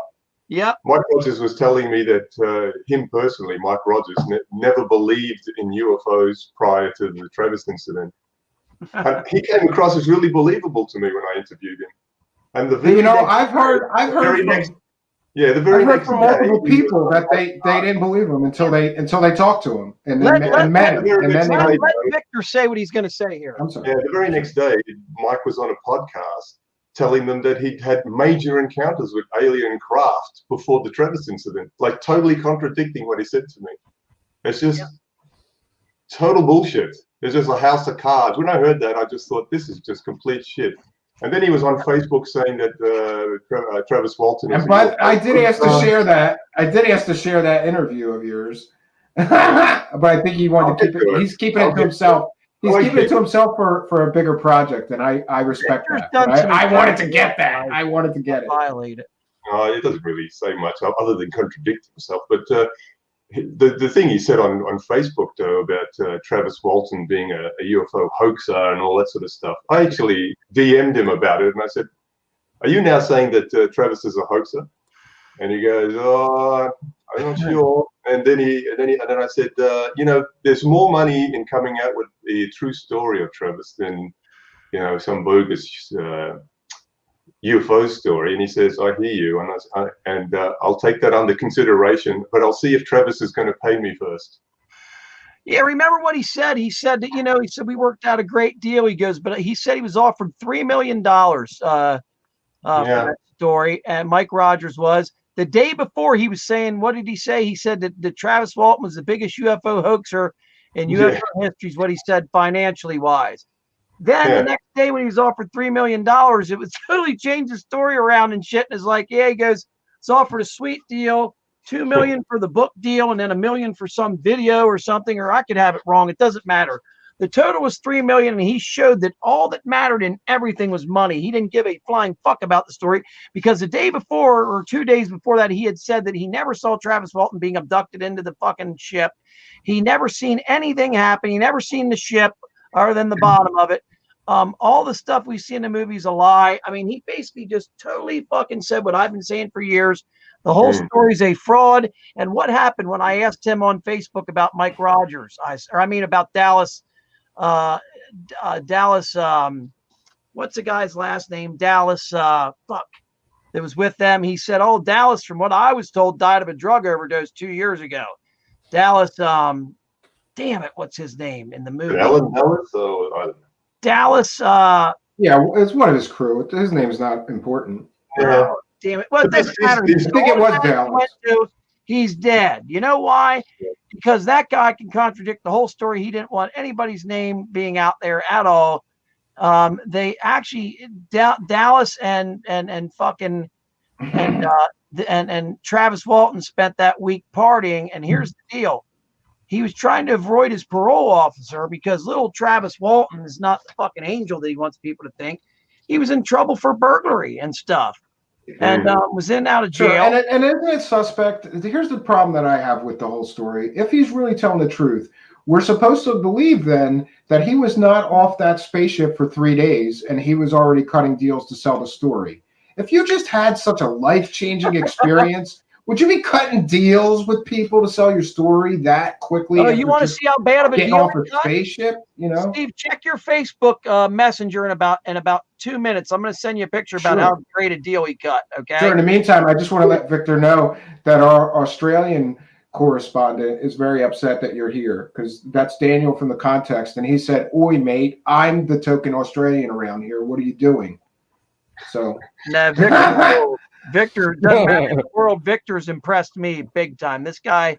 Yeah, me too. I really like a lot of his research, and I like how he's going after. You know, yeah, sounds familiar to me. Go after them and prove them either truth tellers or fraud. Need any fucking help, right? These guys are the small fish. I mean, getting back to the point. You know, it's not the Travis Waltons, it's not the Bob Lazars, it's none of that. It's the guys that have pushed their stories. The only reason you know of Bob Lazar and that is because people have pushed their stories all this time. You look back at George Knapp, and people don't understand how central that's the story of his life. Like, that's his biggest story. That's what he's known for. People don't understand how central George Knapp is. In 1990, when he did the Lazar story, Knapp also met Bigelow and Harry Reid, and he became friends with Bigelow and Harry Reid. And you know where that went? That turned into ORSAP later through Harry Reid and Bigelow. Yeah. But also Knapp had worked for Bigelow for 4 years under NIDS in the late 90s, early 2000s. As an investigator. And he also with Hal Puthoff. He also helped Tom DeLonge start TTSA. That's how central George Knapp is, and all of this that you're seeing today. He's like the UFO kingpin, Victor. He's like the UFO kingpin, I think. Oh yeah. Well, he's got to be a ranking. He's got to be like a ranking. I always said if there's an existing MJ12 that exists today, he's a ranking member. Who is there, Jeremy? Knapp. Oh, he's got to be. He's definitely the king of. He's central in all the stuff that's been going on for the past 30 years. Yeah, you can trace it all back. Like it all revolves around his UFO reporting. Yeah, and George would never risk his career. Well, fuck, he's already made his millions, dude. He's made more money than any of those people. You know, I lost my major contact in Las Vegas, so I don't have the contacts I once had. But I had such good inside information from fucking Las Vegas. It was amazing what I learned. And then George Knapp has made a considerable amount of money. He's made a lot. I can believe that. You don't get an indoor pool like that without making. Everybody mentions that indoor pool when they're upset about his money situation. Share that picture if you can. There. Shut up, all of you. He needs a nice pool like that for his hot young wife. Okay. Yeah. He's got a hot young wife. God bless him. She wanted to swim in a bikini. He bought her that nice house with the big ass pool. Hey, I'll tell you something. They had that pool put in there. Yeah, I never believed that pool was $8 million, I think. But I actually looked up and found where George Knapp lives, and I had found an old real estate listing of that house, and that actually is his pool. It's not a hotel. Oh yeah. Pool. What did they want for the house in the old listing? Like $5 million? I think it was about 800,000. He lives right now. I wouldn't even call it a house. It's more like a compound. It's like a huge compound. Yeah, John Lear and him used to be neighbors, but not anymore. John had to move, so. Must be nice selling UFO bullshit for money.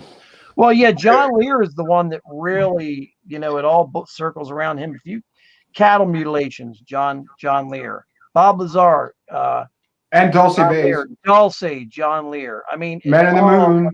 People living on the fucking moon. Secret moon bases. It all came from John Lear. I think. Anyways, I sent you that picture. I want you to show that. Yeah, I'm working on it right everything now. about I'm gonna do it right now. I didn't want to share it from Facebook. No, they weren't terrified at all. Look how terrified he looked in that fucking picture. And that was taken just right after fucking the incident. I mean, if aliens abducted me and left me in the middle of the road naked 3 days later, why do aliens bring people back? What do they give a fuck? I mean, we ain't never going to be able to catch them. Yeah, here it is. Award winners Travis Walton, foreground, who told of being abducted by a UFO, shows off a check for $2,500. 6 others who saw the incident share $2,500. I look pretty happy.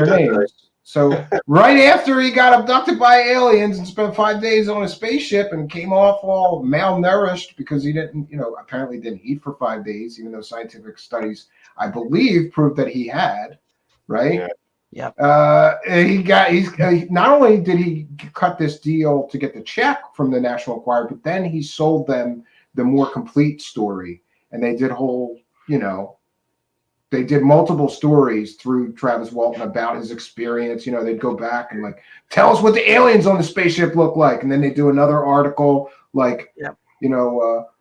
how have you been since you've been back from your alien experience? And they milked it, and he got paid for every one of those stories to the best of my back research. then that would have been like $25,000, I guess. Now, yeah, and plus he made the book deal, or he wrote a book. There we go, Alan Dallas. 35 years, and he's got the movie deal.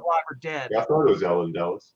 Yeah, there's his name. It's spelled weird. Alan Dallas. The last name is Dallis. Okay. He claimed that he died a couple years ago. That tells me he doesn't want anybody looking into him at all. So I'm going to look into this right now if Alan Dallas died or is alive. The good thing about Very that important, because let's face it. If we can interview him, that would be great, especially if he's high somewhere, 70 years old in a fucking hotel. Yeah, I wanted to ask everybody's thoughts on the George Knapp side to this big story, these 2 big leaks, and what they think of these photos. Like fucking blimps to me. They just look like balloons, or you can buy that blimp right there in the top at a fucking hobby store. I'm not bullshitting you. You can. Yeah. They all happened apparently. You can see the little engines on them that fly them around, guys. You can see them. But would they be as high up as an F-17 or F-16 fighter, though? Sure. Why couldn't they be? They got little electric motors on them that have nothing. Oh, yeah, and they float. So if you load it up with helium, it could... Put it this way. Apparently, according to the John from the Black Vault, all those pictures were taken within 30 minutes of each other. And if one of them looks like a Batman balloon, wouldn't and it came from a party, wouldn't you say that the other 2 were balloons that just flew out of a party as well? I mean, one of them definitely, come on, it's got to be that Batman balloon. Yeah, and well, see, I don't have a problem with wait and see, but what I have a problem with is these absolutist statements that we keep mentioning. They say these UFOs, these UAPs, they defy the law of physics. Which ones? The ones from these pictures or the ones from Jeremy Corbell's video? Which ones? They just generally they paint with this huge broad brush. They're doing things that our craft can't do, and they discount any explanation other than aliens. They jump right to the aliens, and I just have a problem with that. Wait and see what it is. Try to find a scientific data and analysis. Let's see the radar tapes to show what capabilities these had. And things get muffled because, which UFOs or UAPs are defying the laws of physics? Was it the Tic Tac? Is it these photos that were just released, Jeremy Corbell's videos, to go fast? Which one is defying the laws of physics? And show me the data that proves they were defying the laws of physics. But we don't get to that. We've never gotten to the radar tapes, right? I don't think so. There's only one paper I'm aware of that's been out there, and it was by that UAP task force group, and by a PhD named Kenneth Knuth. Have you ever heard of that name? Knuth? Yeah. He wrote a paper apparently analyzing one UFO case to show like that the movements were like, you know, apparently defying known laws of physics. So there is a paper out there on this. So I have to chime in on this. I gotta at least pretend like I'm an expert on this kind of stuff. Yeah, you're our science expert here, Jeremy. Yeah, so look, here's one that you can control with Bluetooth from an iPad, and it's only $50. You know, like it could just as easily be that. What's more plausible, that it's an alien spacecraft, or that it could be something like this? They don't even. The thing that bothers me is they don't even have out there, dude. They've made up their minds before they see the evidence of what it is, and then they put this evidence out that supports their pre-drawn conclusion. That's the problem that I have. The guy from what's that guy's name? Tim, Jeremy, that has that show out there in California. He's actually a pretty cool guy. Tim, I've talked to him, Jeremy, a number of times. He's also thinks Bob Lazar is a total fraud. Damn, Tim Doyle. He has it. UFO Seekers. Yeah, UFO Seekers. Yep. Pretty cool guy.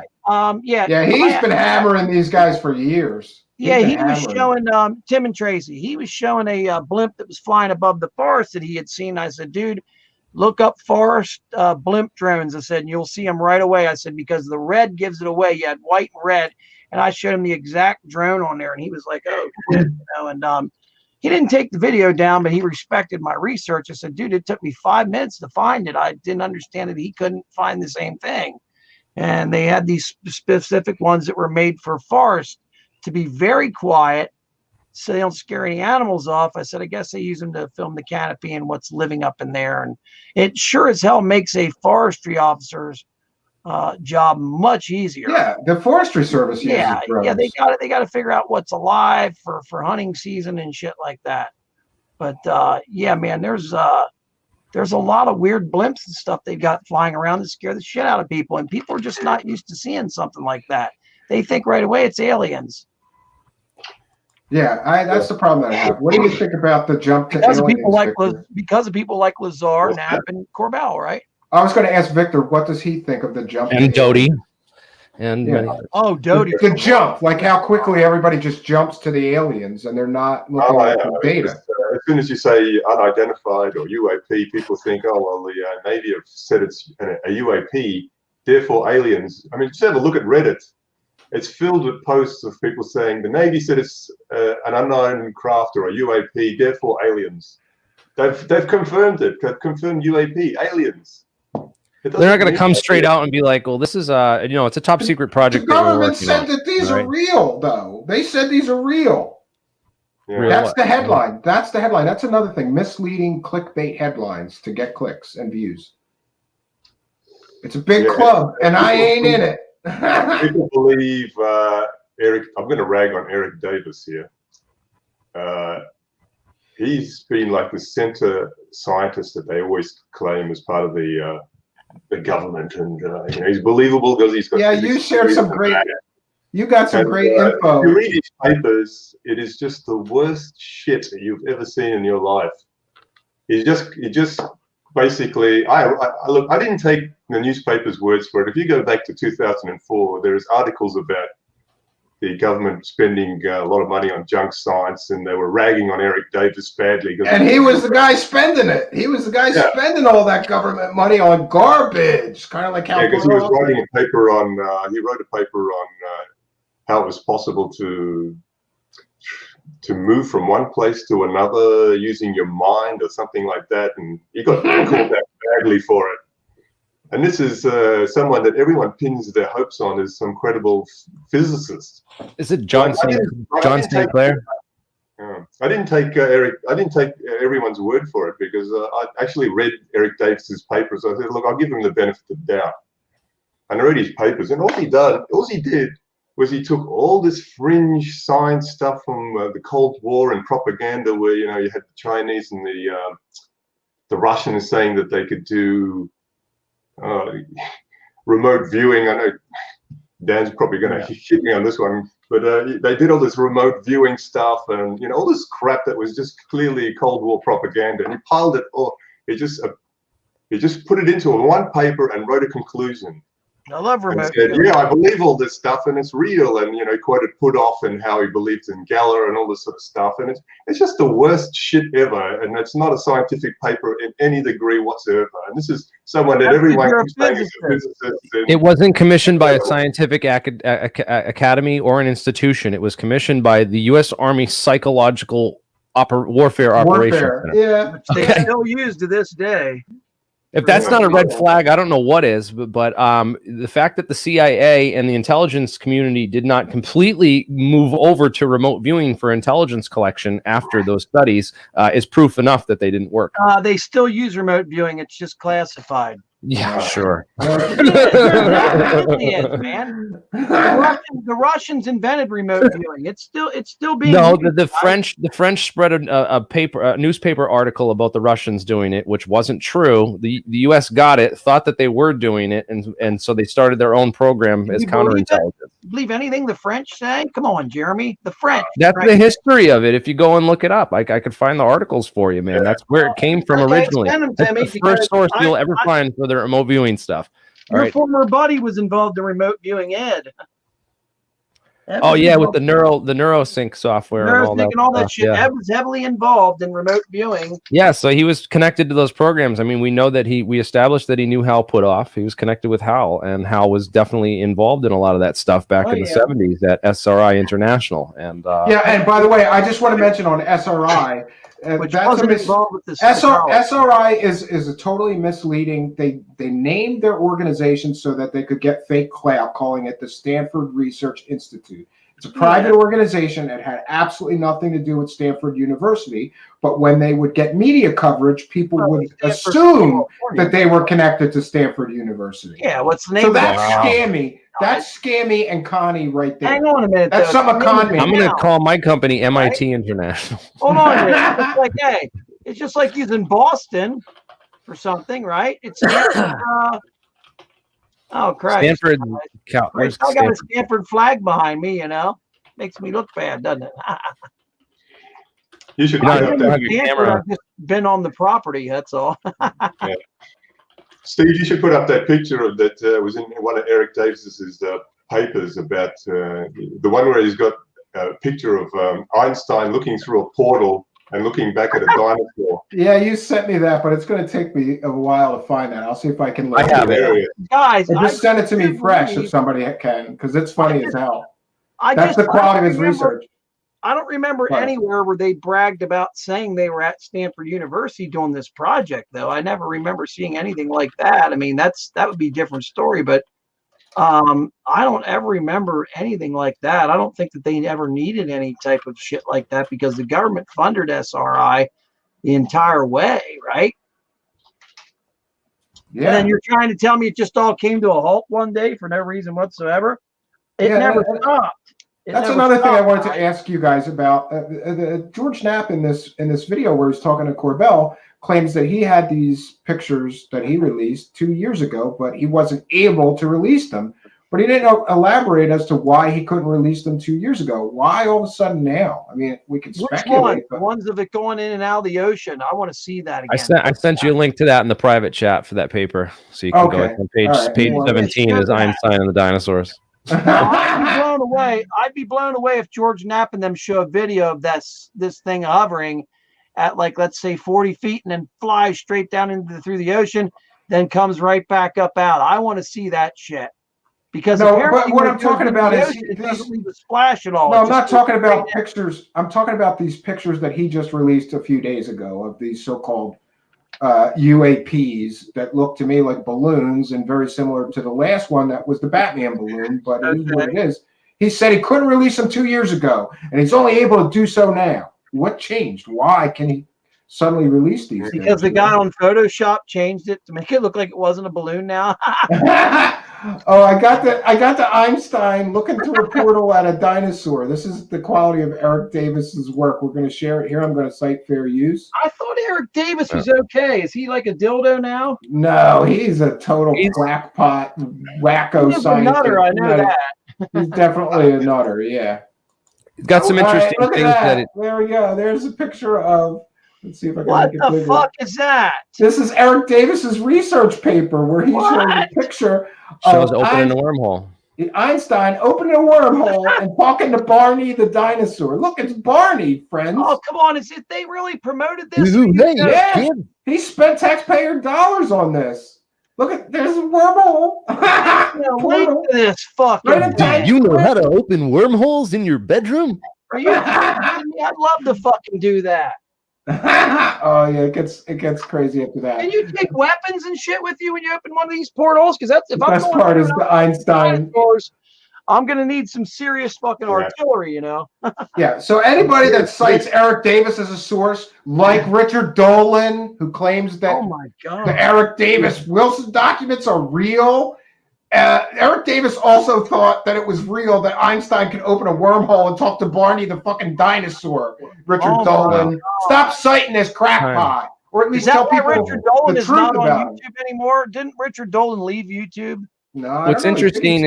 interesting is that there are aspects that he mentions in this paper, which I found a lot of other research on that's more legit too. You know, like the negative energy states, the trapping and storing of negative energy stuff, the direct field states, what are called direct holes, direct holes. Some truth with your bullshit, Jeremy. You got to throw in some truth with the bullshit. Go ahead. I'm sorry. So I don't know. It almost looks like this stuff was, you know, kind of cringy and fringy on purpose to like so that they could, you know, when it came out, they could basically post this as the poster child stuff. I'm not sure. I invited Eric Davis to come on the show and even invited him on APEC to present, you know, some of his stuff, but he declined. There's a message. Somebody's asking in the live chat, why did pilots take pictures of those if they were balloons? I'm not saying they are balloons. I'm saying that's a reasonable explanation for what they are.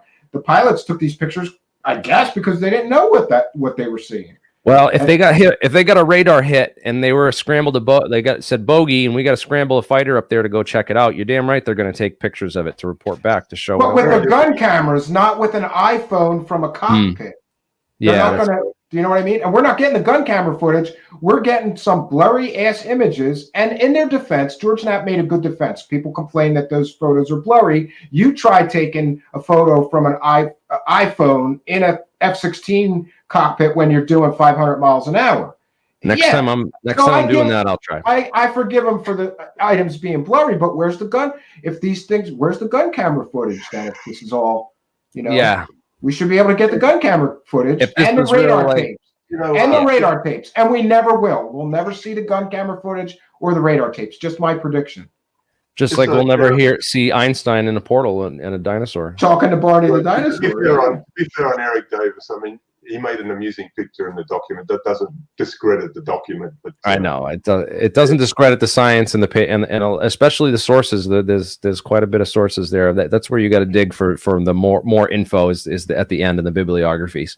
But people have called him a crackpot scientist on more than one occasion. They've also said that he's just this Earth Tech. He was in EarthTech.org with Puthoff, right? And a lot of people accuse him of just riding Puthoff's coattails, like basically like saying he's kind of just a tag along. You know what I found interesting about those Navy UFOs and those incidents? I think it was the Drive or one of those websites posted a whole series of pilot reports from the East Coast, going back a number of years. And it was, if you read through all the reports, and there was all these pilot reports of seeing things in that same area, you know, going back for decades. And most of the time they couldn't tell what it was, but there was at least one occasion where the pilot got close enough and saw a quadcopter drone hovering at 23,000 feet. Yeah, and Corbell has claimed they can't be drones because drones can only go 10 feet off of a ship's bow. Like, they could only go about 10 feet away from the ship and they can only stay up for 28 minutes. Great, then show us the data that proves that these things were up for more than 28 minutes. Show us the radar tapes. Show us all the data you have, or is all the data you have this very flawed video and your anonymous source who no one can vet or check that any of this shit is real, right?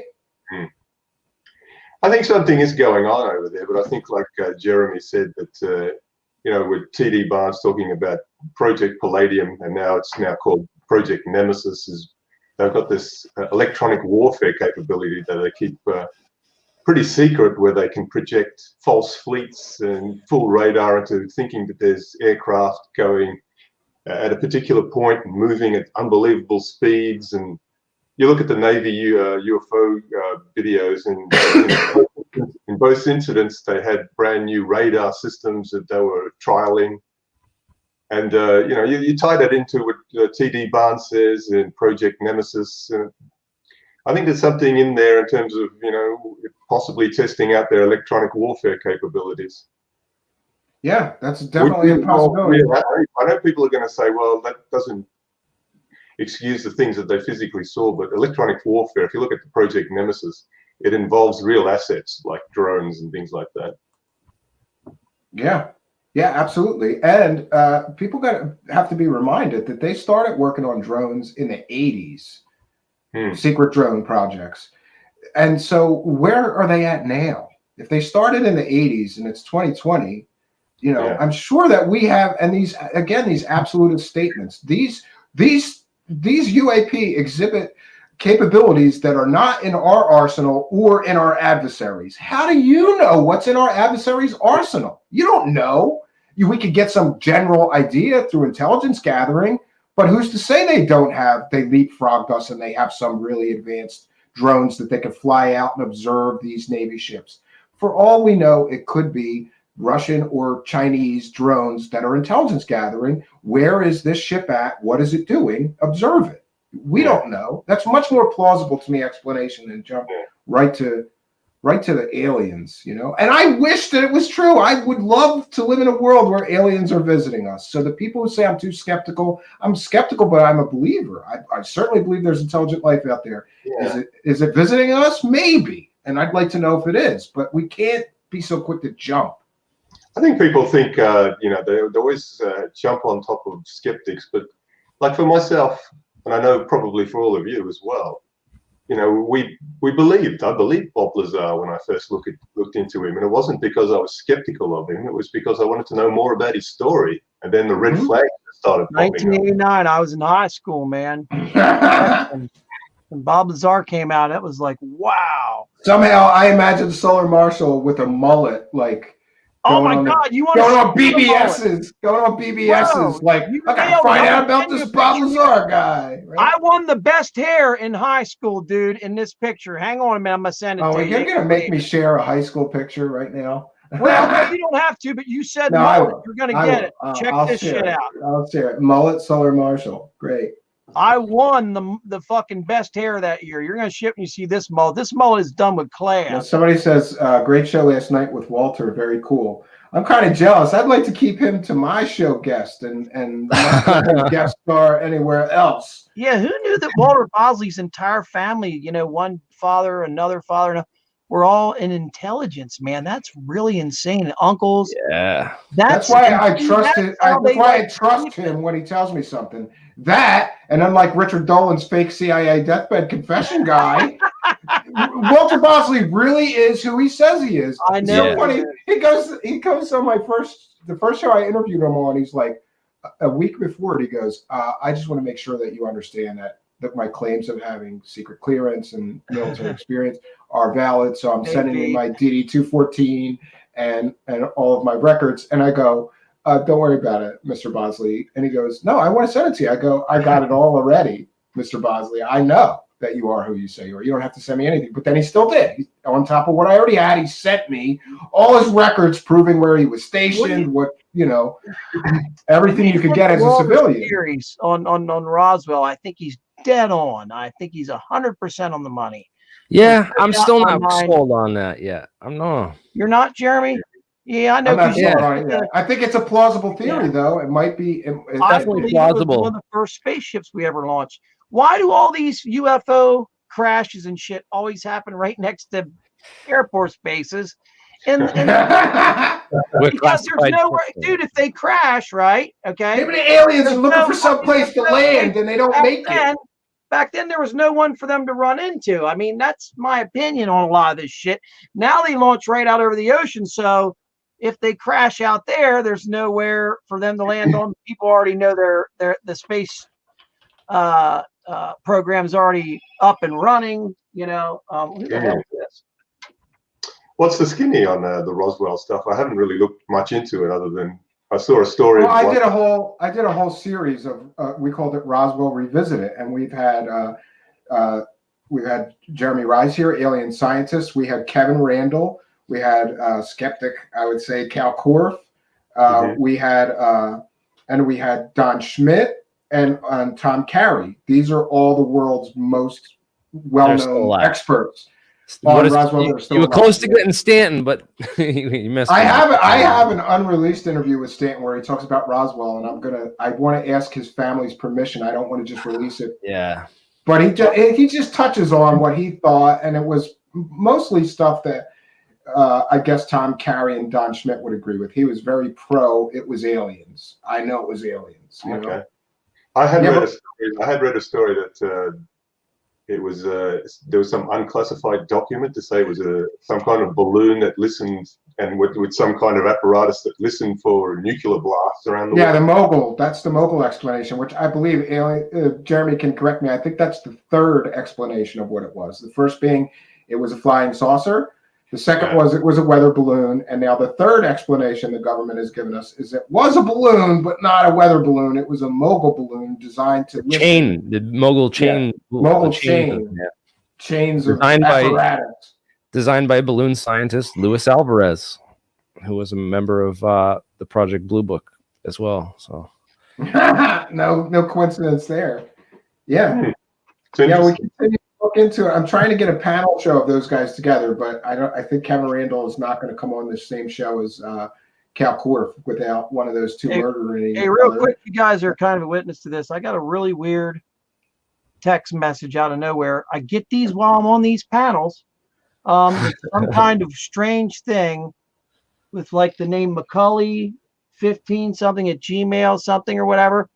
They happen during these fucking streams, and that's the CIA telling you to shut the hell up about the aliens, bro. Well, no, it's stop talking about triangles, Dan. And no, I just report it as a listen to me. I just report it as a spam and something else and block it. They only happen when I'm talking about UFOs, and it always happens in the middle of a fucking podcast. How is that possible? It's very weird. And I'm just saying it now. I didn't open it because you don't know what could be on there, right? It's probably some kind of shit in there to just completely destroy my phone, whatever. Or it's random spam and you're paranoid. Yeah, how do you, I mean, are you supposed maybe try some indica. Maybe try some indica. You got to stop going on all those like sites late at night, you know? Yeah. No, I get there too, though. I get there too. Because if you Google it, what if it's some kind of, that's you want to talk about paranoia? Yo, there's a black SUV that was circling my cabin, and I thought I went right to Men in Black. That's a Fed. How did they find my cabin in the middle of this dirt road in the woods? It bothers me that this shit it always comes during a stream, and it's something very strange, dude. I don't know. You know, they can put shit on your fucking phone or whatever with this type of code, computer. Yeah, I'm just saying. In my case of paranoia, it turned out that my neighbor got a brand new SUV with black tinted windows that happened to be black, and he's like a mile up the dirt road from me, like way back in the woods. But I jumped right to. I'm like, why is there all of a sudden this black SUV with black tinted windows driving by my house every day? Because it came out of nowhere, and nobody drives by the cabin unless they, have a cabin off in the distance. So you got to calm down. Go to the rational. Yeah. So where do we go from here? Do we wait for the documentary or the next, History Channel show about this stuff? I told you what I'm doing. I'm taking all the interviews that I've done with all these scientists from all the projects, all the information I've kind of learned. I'm summarizing it into an intelligence briefing. I actually have a 3-part intelligence briefing. The first part is just a history of like all the different, Roswell, where we might look for the materials if there were a recovery program, crash recovery, where we might look from UFO metals, some of the known cases and documents on UFO metals and stuff like that. Just as a whole overview of the history of UFOs and where the best evidence is and where to look for it and where to find where Congress or the Senate Intelligence Select Committee could go and look for that information. So that's I'm kind of preempting waiting. I'm preempting waiting for them to do the next big disclosure, and I'm taking it. And I think you sent me parts of this thing that you're working on, and it is data rich and full of facts, evidence, sources that anybody can go check. This is like it is a briefing. It is an amazing briefing for anybody that wants to know about the history of this thing. Isn't the when is the date that they're going to release all this shit? Is it June the 6th or June the 1st? Well, that's why I want to release this report, because this report is basically going to give them an outline of the questions that they really need to answer with this report in order to declare it thorough and all reaching. And wouldn't you shit if they pulled a slide projector up, put a big screen up, whatever, and they had my presentation? No, they had this controller. No, and they go way beyond that. They show the TR-3B. Yes, that's my dream, bro. They show all the anti-gravity stuff. Like, all right, here's the blue room at Wright-Patterson where all the UFO debris is kept. We have these, they show all the there's all this excitement over this report that's coming up. What does everybody think? Is it going to be A, a nothing burger, B, a little bit of information but nothing incredibly useful that will lead to any definitive conclusions, or C, are they going to drop the truth about the alien bodies that they got in the basement of Wright-Patterson and give us the goods? Which one is going to be? I'm struggling between A and B. I really think it might be a nothing burger, but I thought maybe they'll release some new gun camera footage or some other videos that they have. And they're just going to say it's unidentified. We don't know what it is, and then try to get funding for more research. Funding is going to be the main. I was going to say, here's a question for you: who's in the UAPTF? Who's in it? How come Marco Rubio is like the head of it right now? How come Bob Bigelow? He's raised in hell, bro. Marco Rubio, you know that, right? He's been raised in all kinds of hell. Got those pictures before everyone else? Sorry, Victor, finish that. Yeah, watch the talk over. Victor, say that again. Black Vault said that Bob Bigelow got all those pictures just weeks after they were taken from the Navy. Probably at the same time the UAPTF got them. How did Bigelow get those pictures if he's got to be paying somebody off to get this stuff early? He's got to be. He's got government connections from his previous He might have been sent to him. Remember, he took over the entire freaking reporting apparatus, which was called, Jeremy, what was it called? MUFON. Yeah, he took over the entire MUFON West Coast, if I remember correctly. He took the entire thing over. And he got all their case files, too, many of which were confidential. They shouldn't have sold that stuff to him. Well, maybe the people from the Navy sent it to him. Maybe he got them first, is what I'm saying. Maybe he got them what from the I'm government. saying is that So why does Corbell get this stuff first? He's blowing somebody, I don't know. Hey, we said no personal insults, and I think insinuating that Jeremy Corbell is sucking some dicks to get access is an insult. He's the leaker. Yeah. You don't know he's sucking dicks to get access. They give it to him, let him leak it. That way George Knapp can say, oh, my mentor, or not. No, he's not the mentor. He's the teacher of the he's the mentor. My student fucked up and shouldn't have released this, even though he's sitting right across from me. Did you hear the very end of that video with Jeremy Corbell says it? It does get very interesting. He says, George, what would you think if we showed a video on here of a UAP, he calls it, unidentified aerial phenomenon? I don't like that word. I like UFO much better. Yeah. What if he says we showed a UAP flying up to the camera on the ship? Remember this?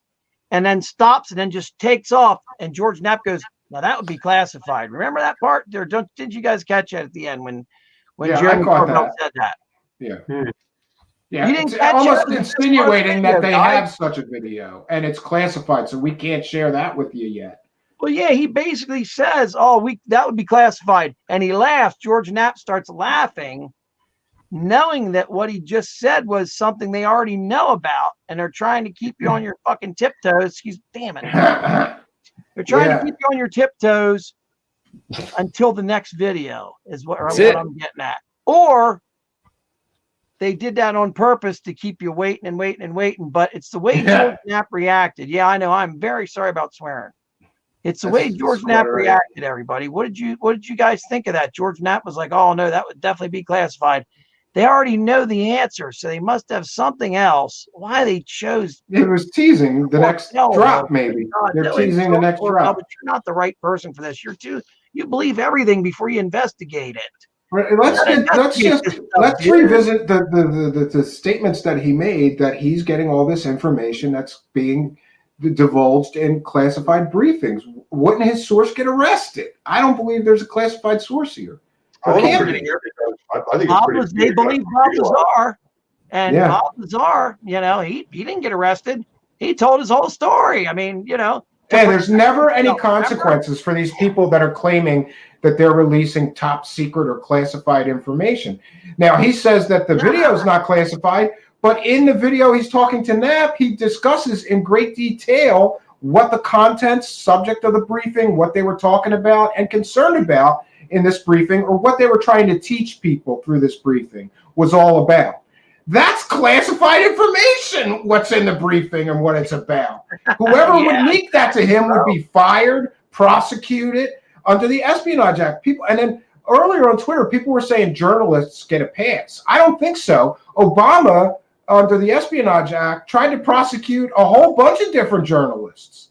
You're still open. I'm still waiting for, did you ever see the video about clear information from a lawyer that could tell me if the journalist gets indemnified somehow for releasing classified information.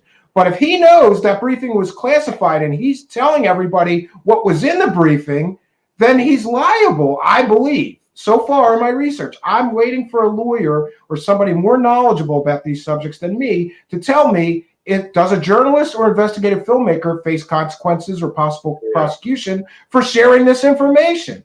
Because if he doesn't, if they do and he gets no repercussions, then we know that either he or his source are bullshitting us about the classified nature of this briefing that he got the goods on, right? Wow, Tim McMillan's always on about the legal aspect of information that's being put out. Have you ever read his stuff? Yeah. Oh, yeah. It'd be interesting to see what he has to say about that. I'm a bit curious about that guy. He seemed to come out of nowhere. Jeremy, come on, bro. Jeremy just went off camera, right? Because he I guess he needed a toke. And then he started the camera a little too early, and there was a big puff of smoke. That's it.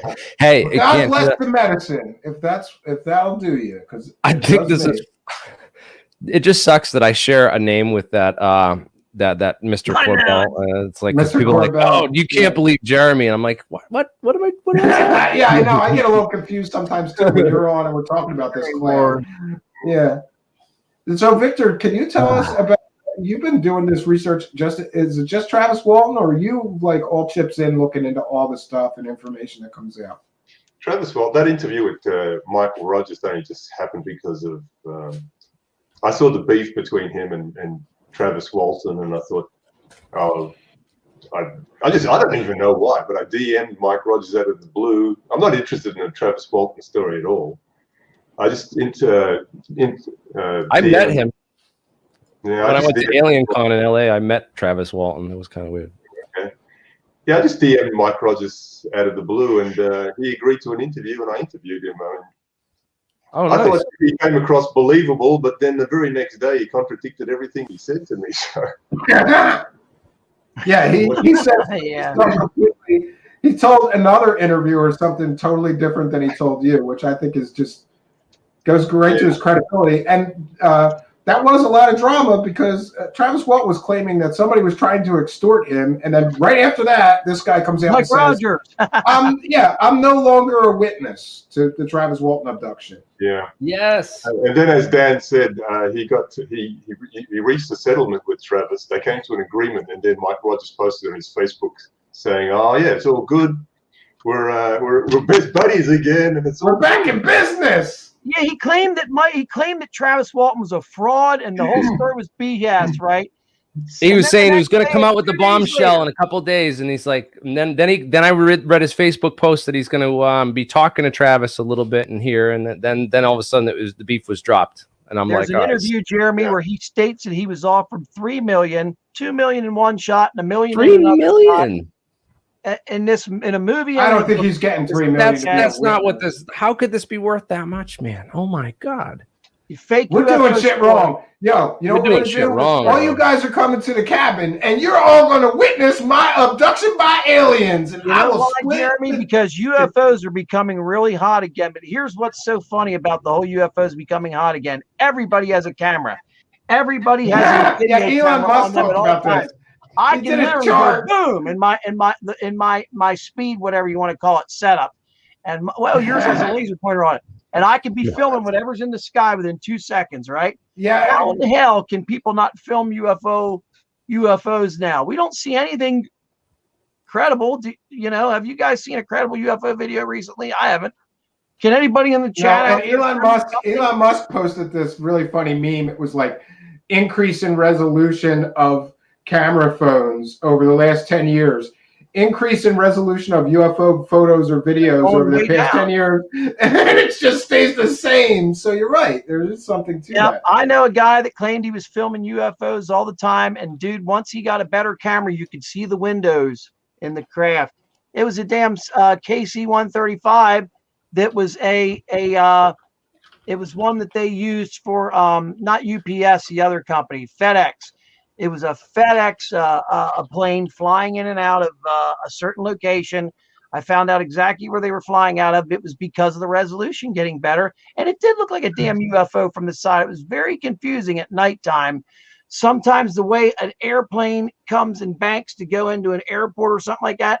And the reason is because there's nothing but on this plane, there's nothing but packages on the damn thing.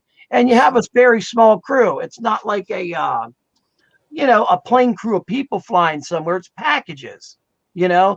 But the way the windows were lit up and stuff at different times, it's like, wow, what is that he's filming? And the angles and everything, it just really freaked you out at times because he would just catch it and it would be so silent. It's incredible how quiet a plane gets when they turn the jets down. They dethrottle them to land, and I figured it all out and it just pissed him off to no end. Oh my God.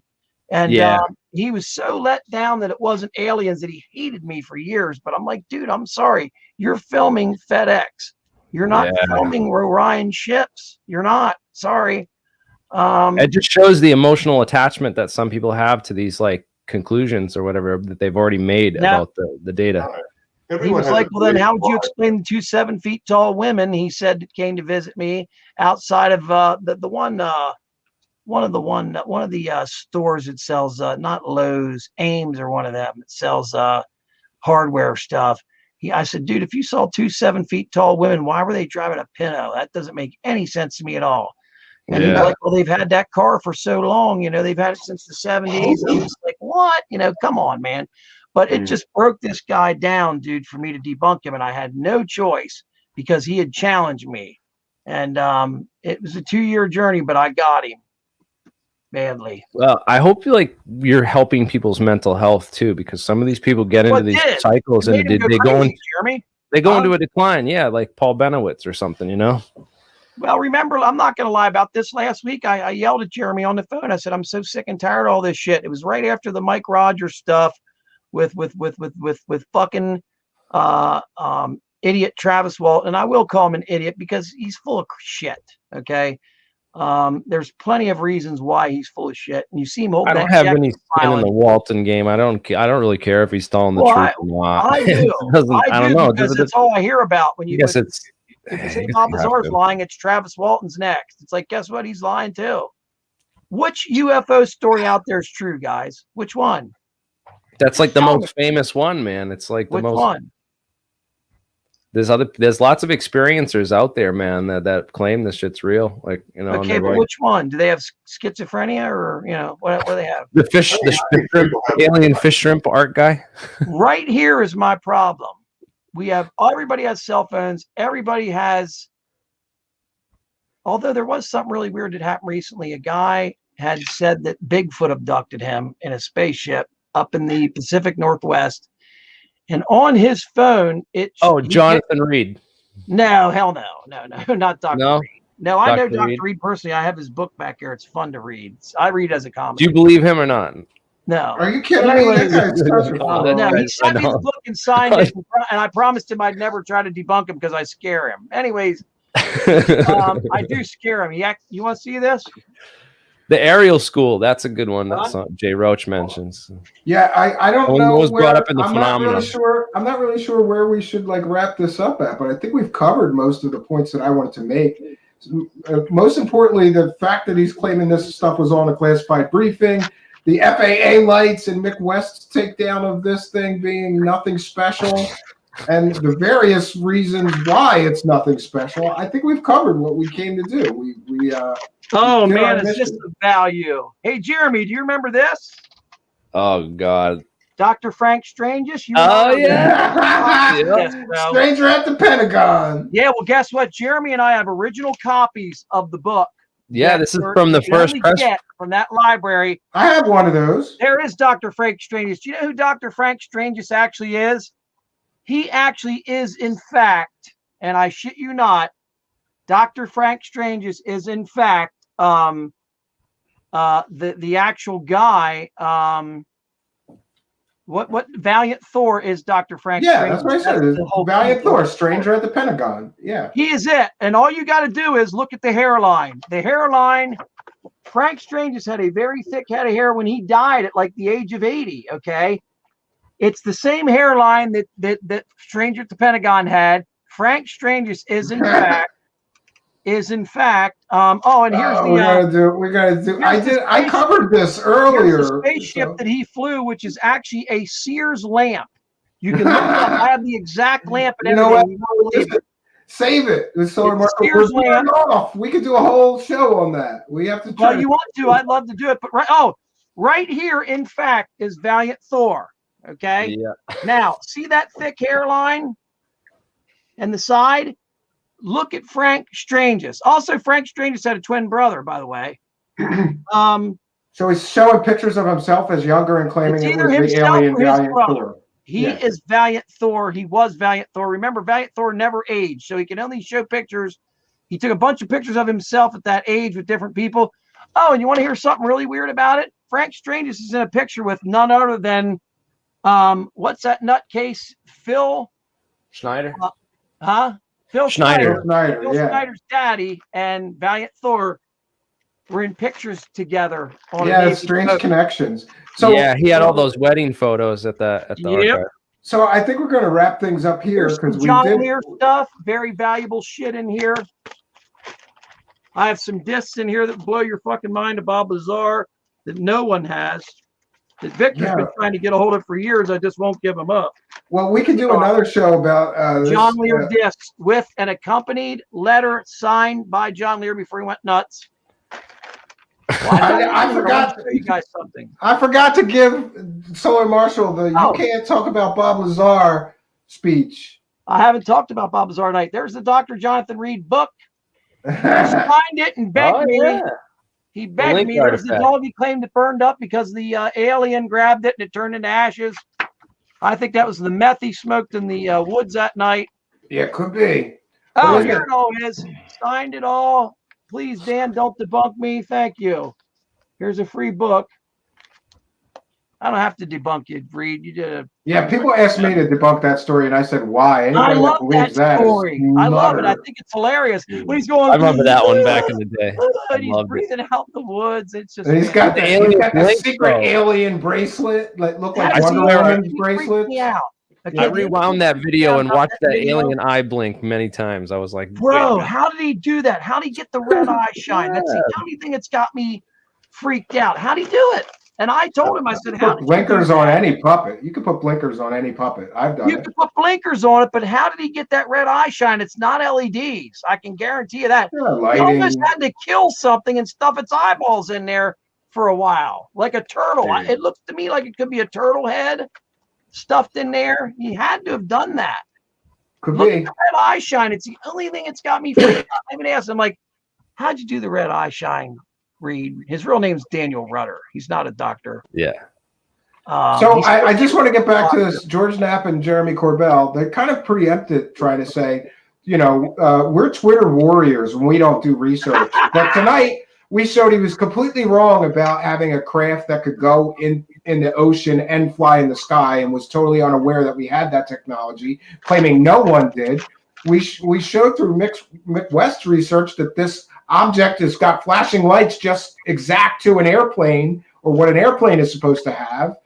And that he's saying that the thing was not government. Right here. Here's back when I used to work for the government. You look like I had to actually cut pictures out of there. Try and figure that one out. So we kind of, I think this thing is debunked as garbage. I worked for the government before I was kicked out. I think we did a good enough number on this Corbell thing, and I think thanks everybody for being here. I want to thank you all for participating, because it's much better than me talking by myself about it for 2 hours. We get some different perspectives. Fucking big mouth. No, I'm just kidding. What? No, I try. Listen, you want to do the Valiant Thor thing? We'll do it next week. I promise. I'll send you a message right now. You want to do it? I previously covered Valiant Thor. I love the story. Yeah, we'll do it. We'll do a whole show on Valiant Thor. Jeremy, you want to come on, because you and me did. Jeremy, we got to get the research on. We had no idea we were going to come out with Valiant Thor info, and it was fantastic. We also what's that dude's name from the library on the Philadelphia experiment too, right, Jeremy? Why don't you come on for that? Those people were all tied together. They were all UFO hoaxers. It's an amazing story. Yeah. And I've never covered the Philadelphia experiment because I just never found it credible. I mean, I'm from Philly. I looked into that. And my father was in the Navy. So you know what's funny? Only people that are from Philly call it Philly too. And around here, I'm from PA. People are like, "What's Philly?" Philly's Philadelphia. People outside of Philly don't know that. They're like, I just got in trouble from some Canadian who was like, "Why do you call it water?" Because Philadelphia, like how to speak Philadelphian. Yo, you got me? I'm kind of thirsty. Can I have some water? And the Canadian was like, "Water? What the hell is water?" He says, "Water." You know? So that's how you know somebody's from Philly when they say water. You know, or G. Steve, that's Philadelphia for "Did you eat?" We just say G. Yeah, G. That's Pennsylvania Dutch. Hey, Steve, how about a bottle of water? That's what I say. Can I get a bottle of water? People are like, "What the fuck did you just say?" I'm like, "A bottle of water." They're like, "What on earth?" I'm like, "A bottle of water." Oh, but we say a bottle of water. I'm trying to think what else we say. It's just ridiculous. That stuff's pretty funny. But listen, we set out. We accomplished our mission that we set out for tonight. And you know, there's time for more shows, and I hope you guys will come along with us. I don't know what else to say about this, so I'm just going to play us out with a quick bumper, and I want to thank you. How about this, though? You know, if we doubled up your views, Steve, you might get a bunch of Jeremy's crowd also. So that's I thought we were going to simulcast this tonight, but it was kind of last minute. So that's the way you get your. We'll try to work that out, and I'll just. Jeremy could use the view. I can repost this. Yeah, I can repost this video because it's good. We did a good job. So what's your average views, Steve? Are you up? Are you at a couple thousand? I don't know. I'm trying to not 2,000, 3,000. Yeah, he's got me beat probably. Yeah, does he? Some of them don't break 1,000. It all depends on the subject matter, I guess. Is C.W. Channer still on? I haven't looked him up in a while. Is he still around? Yeah, I think he's doing a few like 4 or 5 streams. He's still doing the stuff in the afternoon though, like 4 o'clock. I don't know. I catch the replay, so I'm not sure when he's live lately. That was a fun show for the longest time, but it seems like what happened with him? I don't know. I don't know. I've tuned in recently, and it seems like old times to me. So okay, cool. I thought he was restricted about what he could talk about or whatever. Yeah, I think he's a little worried after the YouTube shenanigans. Then he gets sued. That's what I'm saying. Remember that? I haven't seen Jeremy Corbell do any interviews or live streams since that one. We jumped on the live chat. Oh my God, we had him so. He started crapping his pants on UFO Jane's channel. That was hilarious. I got emailed by John Lear over. It's like John Lear hates his guts. I'm like, oh, great. What's this gonna be about? He's like, I hate him. Whoever he had a list of names. Other than like a horde of Twitter like followers and advocates, I haven't met a single person who likes that guy. Well, Jeremy, remember that email I got from Lear? It had a list of names on it. It was like, here's the following names, and I know you, Dan. Who are the rest of them? Whoever you are, you need to keep it up. I'm like, what the fuck? It just made me laugh. A fucking 80-year-old man. You know, Oh, they yeah, just but, don't like him because he came along, stole Bob from them. Yep. Now Bob Yeah. hates Corbell, apparently. Well, I don't know if that's true or not. I get word. We can do a whole Jeremy show and about me that get this. too. I know Jeremy Gene and me Huff get our doesn't like words him. from someone that's so high up. I can't say who it is. You wouldn't believe it. Yeah, you When wouldn't it comes believe to it. the Bob Lazar Oh, I story, believe someone it. that's at the very top. Oh, I would believe it. those Netflix movies. Yeah, he's got to make a new one soon. Yeah. Well, friends, I want to thank everybody for joining Victor's us tonight. I'm going to play us out with a quick bumper. If you guys want to stick around real quick to chat real fast after this, I will be available. Okay. Thanks. Scientist Jeremy Ryan, please subscribe to my channel, Solar Marshall. And our first time here with someone whose research, at least, I respect a lot and really have enjoyed. He sent me some stuff. Victor, stay on, by the way. So after this. Here, until next time, friends, good night and God bless all of you.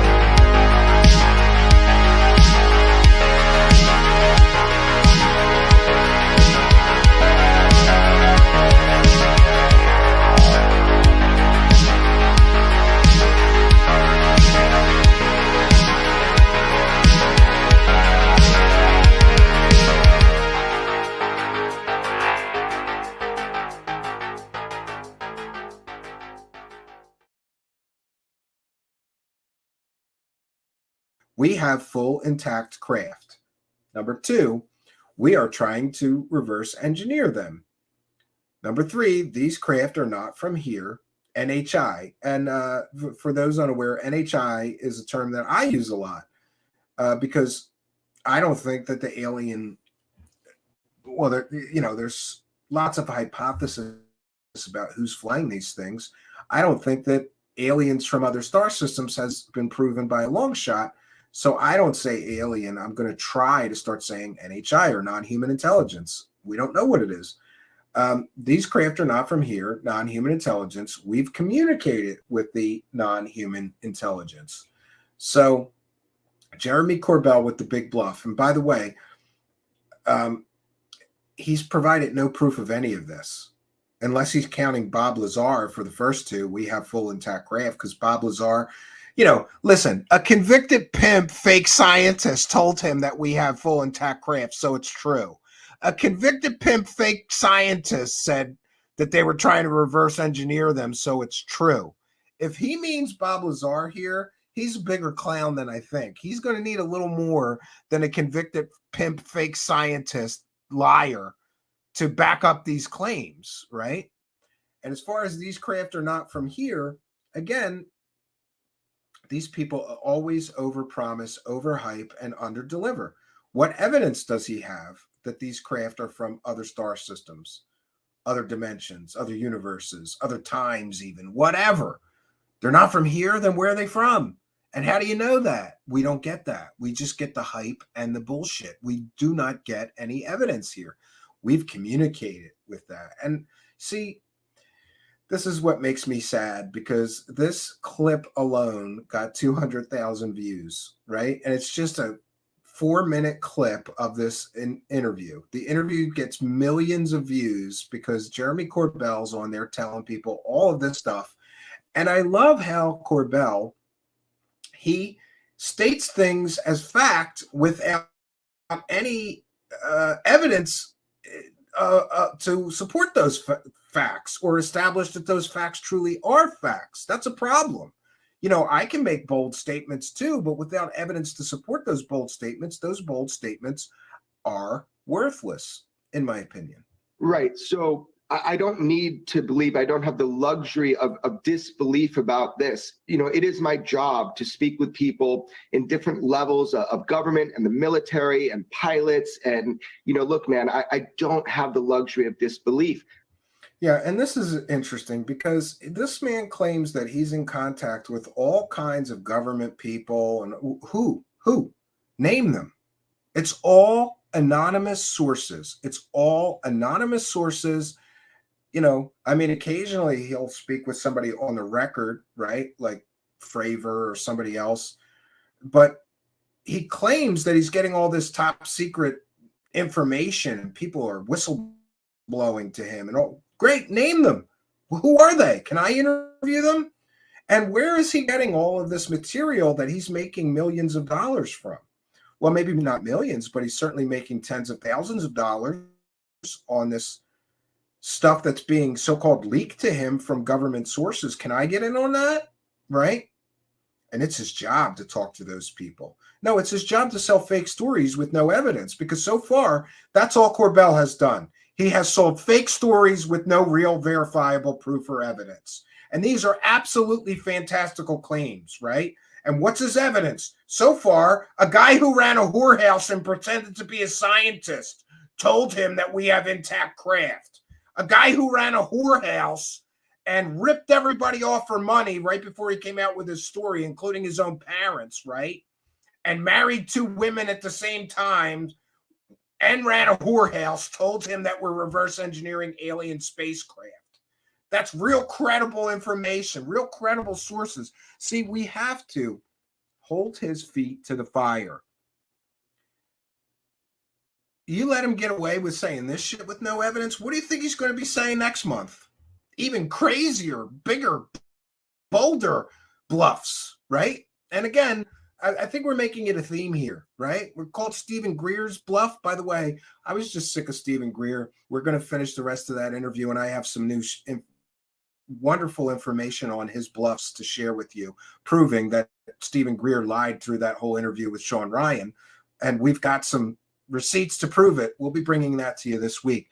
But as far as this goes, I don't even know what to say here, because so far, the only proof that he's provided of any of these things he's saying is, like I said, a convicted pimp fake scientist, a guy who pretended to be a scientist from MIT who never attended MIT, a guy who pretended to be a scientist who went to Caltech. He never went to Caltech. He did run a whorehouse. Jeremy Corbell is such a clown that his sources are fake scientists who ran horses. That's his evidence. A fake scientist that ran a whorehouse. Great. I know for certain, and it has been proved to me beyond a shadow of a doubt, that we have full intact craft and machines that we have been trying to reverse engineer. And I'll just say it, man, these machines, they're not from here.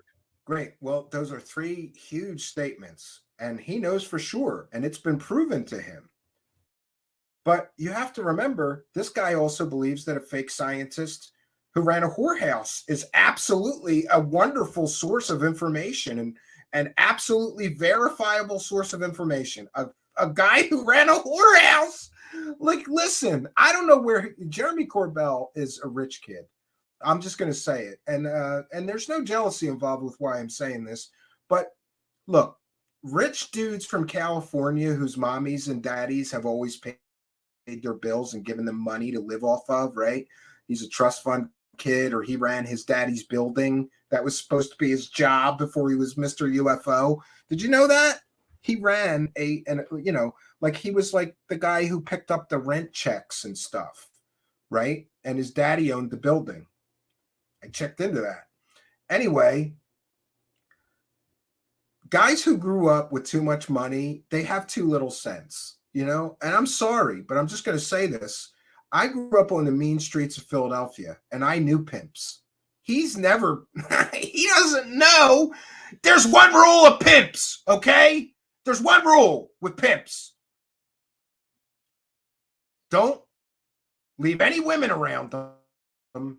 That's rule number one when you encounter a pimp. And number two, you can't trust anything a pimp says as being the truth. They exploit women and force women to have sex with strange men, and then they take all their money. That's what Bob Lazar did. He's a goddamn pimp, you asshole, Jeremy Corbell. You're trusting a pimp with groundbreaking information? Bob Lazar was willing to make women have sex with strange men and take their money. That's what kind of man Bob Lazar is. And if you need more information about what kind of a man he is, he married a second wife while he was still married to his first wife, and then his first wife killed herself, right? And let's look into Bob Lazar's bankruptcies right before he came out with his fake stories. And let's look into all of his business scammy dealings, right? And all the times he's been in trouble with the law for doing things like, oh, I don't know, selling fireworks chemicals with no licenses, or selling material that someone allegedly used to murder their wife. Real credible source of information. But let's just hone in on the fact that he's a pimp. Bob Lazar is a convicted pimp. A man who took money from women who had sex with strange men, right? Well, I don't know how strange they are. But this, my point was that this man has never known the tragedy or the tribulations of somebody that had no other option, so may have been forced into sex work, right? He doesn't know what those women go through at the hands of their pimps, right? But he's going to trust a man that's willing to do that to not just one woman, but a whole group of them, to tell him the truth, you know? While Bob Lazar wasn't running a whorehouse, you know, before that, he was working on alien spaceships. Sure he was. Sure he was. Why did he lie about everything then, Jeremy Corbell? Why did you not tell everybody the truth about what he really did at Los Alamos? Why did you not tell everybody the truth that he was just a low-level technician employed from Kirk Meyer? See, we have the truth here, and you have stories to sell to stupid people, right? And his source is a goddamn pimp. I'm not going to keep saying it. That's the quality of his sources. Somebody that would take advantage of a whole group of women and take their money, right? That's his source for this information that he claims is true. It's ridiculous. Whoever built these appear to be a non-human intelligence. Now, where they're from, because the word extraterrestrial means just not from Earth, but also the word alien. You know, what is alien? Alien is anything that is alien to us, right? So I know for certain that there have been limited comms or communications with whoever these builders, we'll just call them occupants or builders of these craft are. Now, are we being told the truth when we've had these comms with these builders or occupants, right? Now he's claiming that we've had communications with these extraterrestrials. Listen, one of these 4 or 5 claims is incredibly out there, right? That one of them is completely and totally woo, but making 4 or 5 of these claims in one 4-minute clip and offering zero evidence for each of the claims, it's a little too much, even for a UFO grifter, right? He's got to dial back the grift knob. He's got his grift knob turned all the way up. The grift knob is all the way up, full on grift. Pull on the grift knob, get him, turn it up to 11. Let's turn the grift knob up to 11. We have intact, recovered alien spaceships. We're trying to reverse engineer them. Turn up the grift knob some more. That's what he's thinking. Turn up the grift knob. Get the grift knob going. Oh, we've also been in communication with those aliens. We're in communications with them. Again, he has not proven a single statement so far. And that I have no idea. How could I possibly know?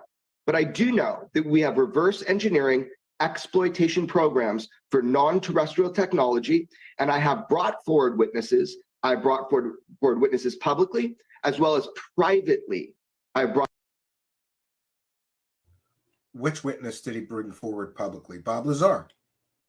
Okay. So he's taken his anonymous sources that aren't Bob Lazar to some other anonymous people. We've got multiple anonymous things going on here, but I can't tell you. It's a secret. Trust me, dude. This is the Trust Me, Dude School of Ufology, right? Who has he brought forth publicly? Nobody. Nobody except Bob Lazar. So I'm right. His sources for all of this that we know about so far is a guy who ran a whorehouse. Great. Brought witnesses forward. So within government, people know who they are. And I will be bringing a lot more people forward that have actually worked on these technologies. Verified, bona fide, no mystery. They've been part of these reverse engineering SAPs, special access programs. Oh, great. So look, man, it's happening. Now, what is the implication of this? Great. So he's verified, just like he verified Bob Lazar's educational credentials are true, right? He looks like a deer in headlights here. I almost feel bad for him because the major problem here is that this is quite a huge bluff, right? And by the way, I have half a mind to just end the show after this one clip, right? Because what's he going to do in a year when he doesn't prove any of this shit? I'm going to remember, right? We should start a countdown. When is Corbell going to prove the things in this clip? And by the way, I hope I'm wrong. This. And that's the huge question you just asked. How could I possibly know? I know for me, I feel like I have a right to know, a need to know, and a personal duty to find out. But I also believe the global public has too. Look at it this way. If our universe, if the fabric of our reality, if the nature and the topography of what we understand to be real is this guy doesn't even understand that you don't trust a pimp to tell you the truth. But he's going to tell us that he knows that everybody else is wrong and he knows the secrets of the universe somehow. Vastly different than what we are being told. And that is known. That is known by certain parties, from mathematics and physics and material science to just the idea that we are not alone in the universe. And not only that, but we have had contact for a long durational period. Maybe we can't trust those we've had contact with. Check here. That's a big deal. Now, the reason for the secrecy, dude, this is like so obvious. Oh, yeah. Oh, the weapons. They can make weapons out of them, so it's also secret. It's also secret, right? To really grasp it, it's so simple. I love how he always is in a room with a big safe behind him, as if to imply that he has anything like, top secret stuff in his safe. This is such LARPing nonsense. This guy is a joker. Did you know that before this, he ran a yoga studio? And then after that didn't work out for him. So then he ran a fake karate. Well, it wasn't karate. It was he just made up his own quantum jujitsu. He just made up his own martial art. And that didn't work out for him. Then he tried to be a fighter, and that didn't work out for him. Then he tried to be an artist, and that didn't work out for him. You know why? Because he has rich parents. This is a bored rich guy. That's what this guy is, a bored rich guy who's never had to work a day in his life, right? And here he is lying and making tons of money lying. I guess that's his work. Spread lies. This technology can be weaponized. We're talking about weapons of mass destruction. The actual propulsion system in these craft are gravitational. If anybody can catch up with the material science to making these materials, which you would need atomic layering in a zero gravity environment. How does he know you would need atomic layering in a zero gravity environment? Who has verified? What physicist? And I don't mean a fake pimp, fake physicist. I mean, real physicists have verified that that's what the alien spacecraft are using for reactor or propulsion. This is all Bob Lazar nonsense. And remember, he never proved anything about Bob Lazar, but we proved that Bob Lazar is not who he claimed to be. If we were able to replicate that, let's say China does, let's say Russia does, all of a sudden what happens is that country has an advantage beyond anything that has ever occurred in the history of humankind. Yeah, see, if you're going to bull this much, you got to have a good line of bull for why it's so secret, right? Yeah, we could solve all the world's problems with this technology, but we're just going to keep it all secret, right? And nobody's going to leak it out to industry, right? Nobody. Sure. So this is being taken very seriously by people within our Defense Department. I can attest to that personally, that I know that to be true. But he will never, he keeps saying, I know this for a fact, but he has no facts to back it up. It's trust me, dude, trust me, dude, trust me, dude, trust me, dude. We got these alien spaceships. Trust me, dude. A pimp told me. Trust me, dude. We're reverse engineering them. Trust me, dude. We're communicating with these aliens. Trust me, dude. There's people in the government that know about this. Trust me, dude. There's people coming forward to me that are whistleblowers. Trust me, dude. Trust me, dude. There's people in the government. I know it. Trust me, dude. Where's the evidence? This is not a fringe topic. This is classified at the highest level of national security. Yeah, it's classified at the highest level of national security. But some clown that has been making the equivalent of, World Weekly News documentaries full of lies, half-truths, and bull, he knows what's at the highest levels of classifications in the United States government, but nobody else does. Sure, this seems plausible. Within your government, within my government. Now, we got some goodies, and we're trying to work on them. But the big question is, how does it change humanity? How does it change the way that we interact with our family? How does it change the way that we prioritize our jobs, our work, what we do with our life? Once we learn that— Listen, none of what he's saying changes anything except his bank account. That's the only thing that's changing here, is his bank account. You still got to go to work tomorrow. Until he provides the evidence and the proof of all this, then things may change. But again, what a big bluff. This is the biggest bluff that I think I have ever seen in UFO land. Well, maybe David Wilcock had bigger bluffs, but what's the difference between him and David Wilcock? What's the difference between his fake whistleblowers and David Wilcock's fake whistleblowers? It's just Corbell has better dramatization and better framing. He makes it a little more believable. That's the only difference. What's the difference between him and Corey Good? Very little. Stories with no proof, right? Richard Crawley with a kind and generous $6.99 Canadian says, Stephen, keeping it real and killing it with facts and common sense. Well, thank you for your kindness, generosity, and helping us to praise the cash. It does feel good that despite the fact that we will always make 1% of the grifters, we can get paid to tell people the truth and encourage people to critically think about these topics instead of lie to people. And we can still praise the cash. Thank you, Richard Crow. Praise the cash, praise the cash, praise the cash.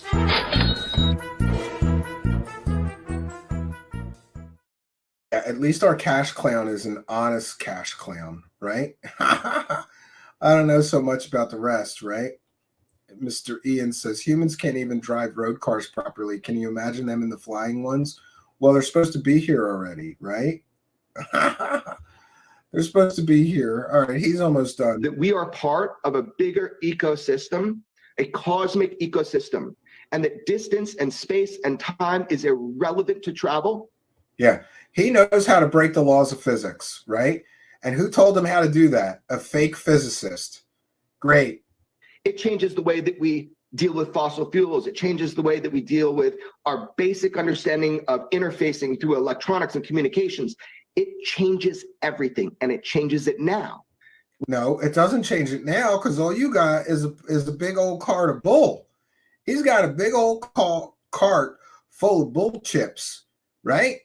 And he has no evidence of any of this. He has proven nothing. And the claims get bolder and bolder. That's one thing you'll notice with the grifter squad.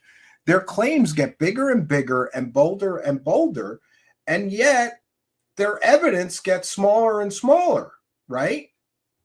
We are slow to grow. That is true about humanity. We are slow to grow. But the thing is, we're smart, we're capable, and we do grow. It's time they open the books on the UFO topic. Yeah, let's open the books. Great, great. Zizix is here with a kind and generous $10 super sticker purchase. Thank you for your kindness, generosity, and your support. And thanks for being a member. And we thank all of our members. Thank you for your kindness. Thank you for your generosity. Thank you for your support. Praise the gas, praise the gas, praise the gas. Thank you for your kindness. Thank you for your generosity. Praise the gas, praise the gas, praise the gas.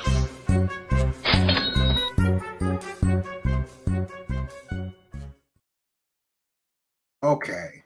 Thank you, Zizix. I hope I'm saying that right.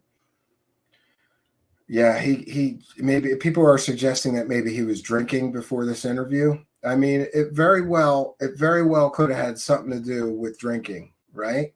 And of course I lose the and interestingly, Russell Brand does something interesting. I think that YouTube pissed off Russell Brand at one point. So Russell Brand does like a 15-minute part of the interview, and then he does the rest of it on Rumble. I don't know how much of Russell Brand I can take. We have to fast forward it to the beginning. We've still got our fair use banner up. We're going to be going through parts of this interview he did with Russell Brand because there's some more gems in there, and critiquing and commenting. And you can help by critiquing and commenting. Just put what your comments are as we go through this interview in all capital letters, and I'll share it on the screen. And thereby you are helping me to make this a transformative work. And we'll also be sharing your comments and your questions about what is going on. Yeah, and Chuck Bam says Rumble pays him. Yeah, he got some kind of a contract to go do Rumble exclusive interviews. And by the way, you know, God bless all the people that are making money on Rumble, because we started and so far we've made 50 cents. I'm not kidding you. I'll show you. We made 50 cents in ad revenue so far. I don't know. I don't know how they pay. Like, I can't even, I try to find out, like, how many, you know, like, for example, like, how many views do I need to get on Rumble that are monetized before I get $100 or whatever? If anybody has any resource guides for that, feel free to share it with me. So far, it's great to have a backup, though. I will say that I'm happy to have that backup, but there's no money there unless you're a huge creator that they've given a bunch of money to, you know. But it is what it is. Let's get into the Oh, I did it again. Make sure we have the audio. And by the way, we don't often share direct from Rumble. Sometimes there's issues with that, so please let me know in the live chat if there is issues with that. Corbell, Corbell. Are they real or are they a distraction? What are they afraid of? There are unknown aerial objects of advanced technology that are fly with impunity in our airspace. They don't fly with impunity. And by the way, he lied his ass off on Larry King too. Just putting that out there. Admitted by our government. People don't know that. By the ongoing work of the Department of Defense regarding unidentified aerial phenomena. Jeremy, what is the Mosul orb? This is a UFO, man. We don't know who it's from. From the sky will come. Yeah, we don't know what it is. It could be a puddle, though. Just putting that out there. It could be a puddle. Redemption. This is not science fiction. This is science fact. Science fact. But he has no facts to support his claim that it's science fact.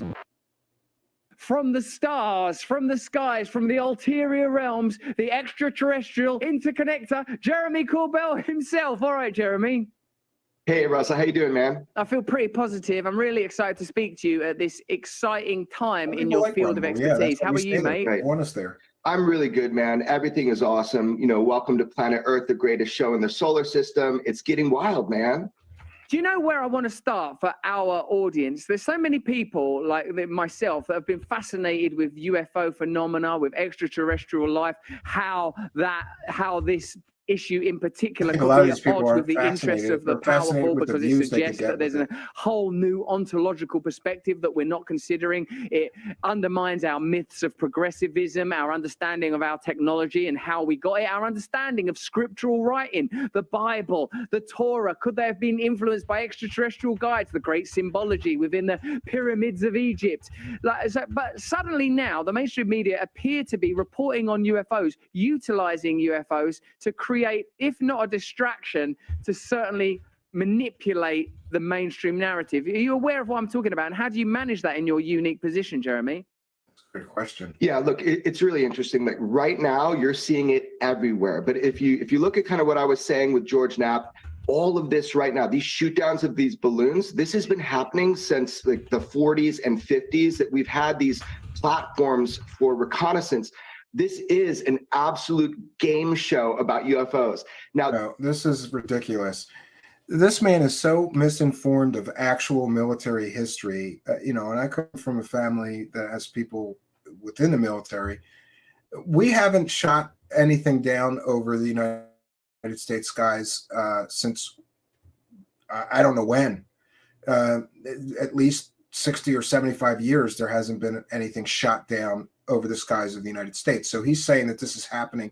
This has been happening. This balloon thing has been happening for years. No, it hasn't. This is a relatively new phenomenon of us actually shooting down anything over United States airspace. He is completely and totally misinformed and just wrong. the phenomenon itself is real. There are unidentifieds, there are machines of unknown origin. Yeah, I agree that that UFOs are real, because by definition, unidentified flying objects. There are things flying in our skies that are hard or difficult to identify, or which cannot be identified. So by definition, UFOs are real, but now he claims they're machines, they're this, they're that. That were fabricated by some nation, maybe here, maybe not from here. It's just been happening so long. So what you're seeing in the media is absolutely a manipulation of the phenomenon itself. But this guy's going to talk about manipulation. The guy who manipulated audiences to believe the Bob Lazar story was true by leaving out all the information that the Bob Lazar story is fake. He's going to talk about manipulation. And remember, for the first time ever, we had a congressional hearing on this, actually first time in 50 years. And what they were trying to do was destigmatize the reporting process. People are coming to me, as you can see from my releases, and I'm putting stuff out that should go up the chain of command. So what we are seeing also, other than the media creating a sideshow, is we're seeing a true attempt to get pilots to report this stuff without stigma, to reduce the stigma. So absolutely, there's a media spin, as always. We know that. But there is a real phenomenon. And here's what's funny. And now people are looking He's at complaining about the media spin. He's the UFO talking head expert on all of the media. But he's saying that the media is spinning it. Maybe that was a Freudian slip, Mr. CIA PSYOP. You're the one on the media. Who's doing the spin then if you're the guy on the media? I've never doubted the possibility of... Corbell has had more media appearances than perhaps any other so-called UFO celebrity, right? He's had more exposure and been on and been viewed by more people talking about UFOs than maybe anybody else in the United States or planet Earth, right?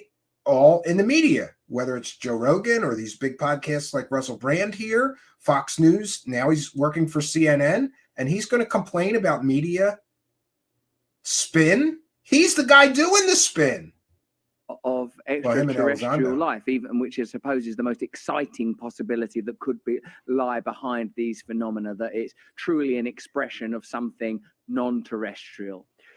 What fascinates me now that I've become more immersed in the alternative media space is that during a period where there are escalating tensions between the United States and Russia, potentially even between the United States and China, we're hearing more of these stories. I grew up on things like Roswell, Bob Lazar, Bob Exlar, those whistleblowers, people that understood like extraterrestrial technology, those things like, or Timothy Good, Eric von Daniken. This like world fascinated me because I knew there was something significant in it.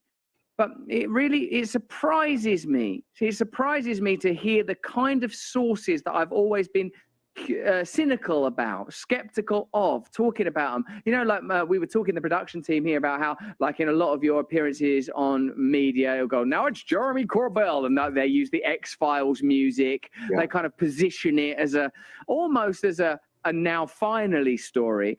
Yeah, I'll give Russell Brand that. They did make a joke of it and always played those X-File sound alikes and things like that. I think the media is taking it a little more seriously, but it's still clickbait garbage, even from major news outlets that don't get the stories right most of the time.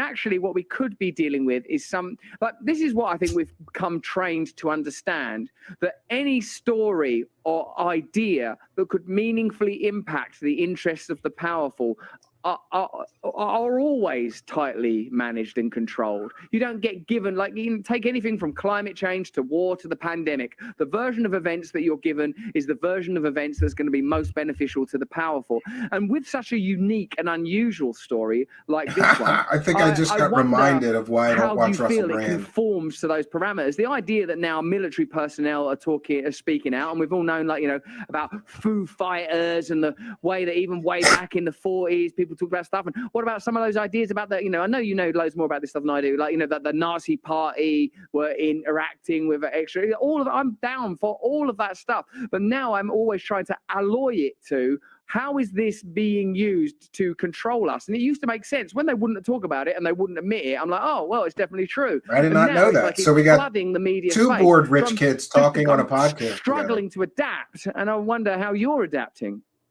Yeah, so look, make no doubt about it. There is spin on the UFO thing, but here you're seeing a collision right now. This is what I call acquisition anarchy. Right now, we are able to acquire these on what's called the ASA radar. So when pilots fly, they're seeing them. They're picking up on this collective radar. The phenomenon itself that include UFOs, it's become so prevalent. It is absolutely ubiquitous across the globe. So what happens is you have more people that are seeing these, that are reporting these, that have evidence, that have video. No, I have never made a video about John D'Souza, but I can tell you this. He never investigated anything paranormal for the FBI. He was a lawyer. Most likely he worked on things like warrants for the FBI. And there's some debate whether he's actually a lawyer or just has a law degree. But largely, I have not found very much information to support John D'Souza's claims. His claim is a lot like Nick Pope's, that he's some kind of, Fox Mulder of the FBI. Go try to find go do FOIA requests for anything paranormal John D'Souza investigated.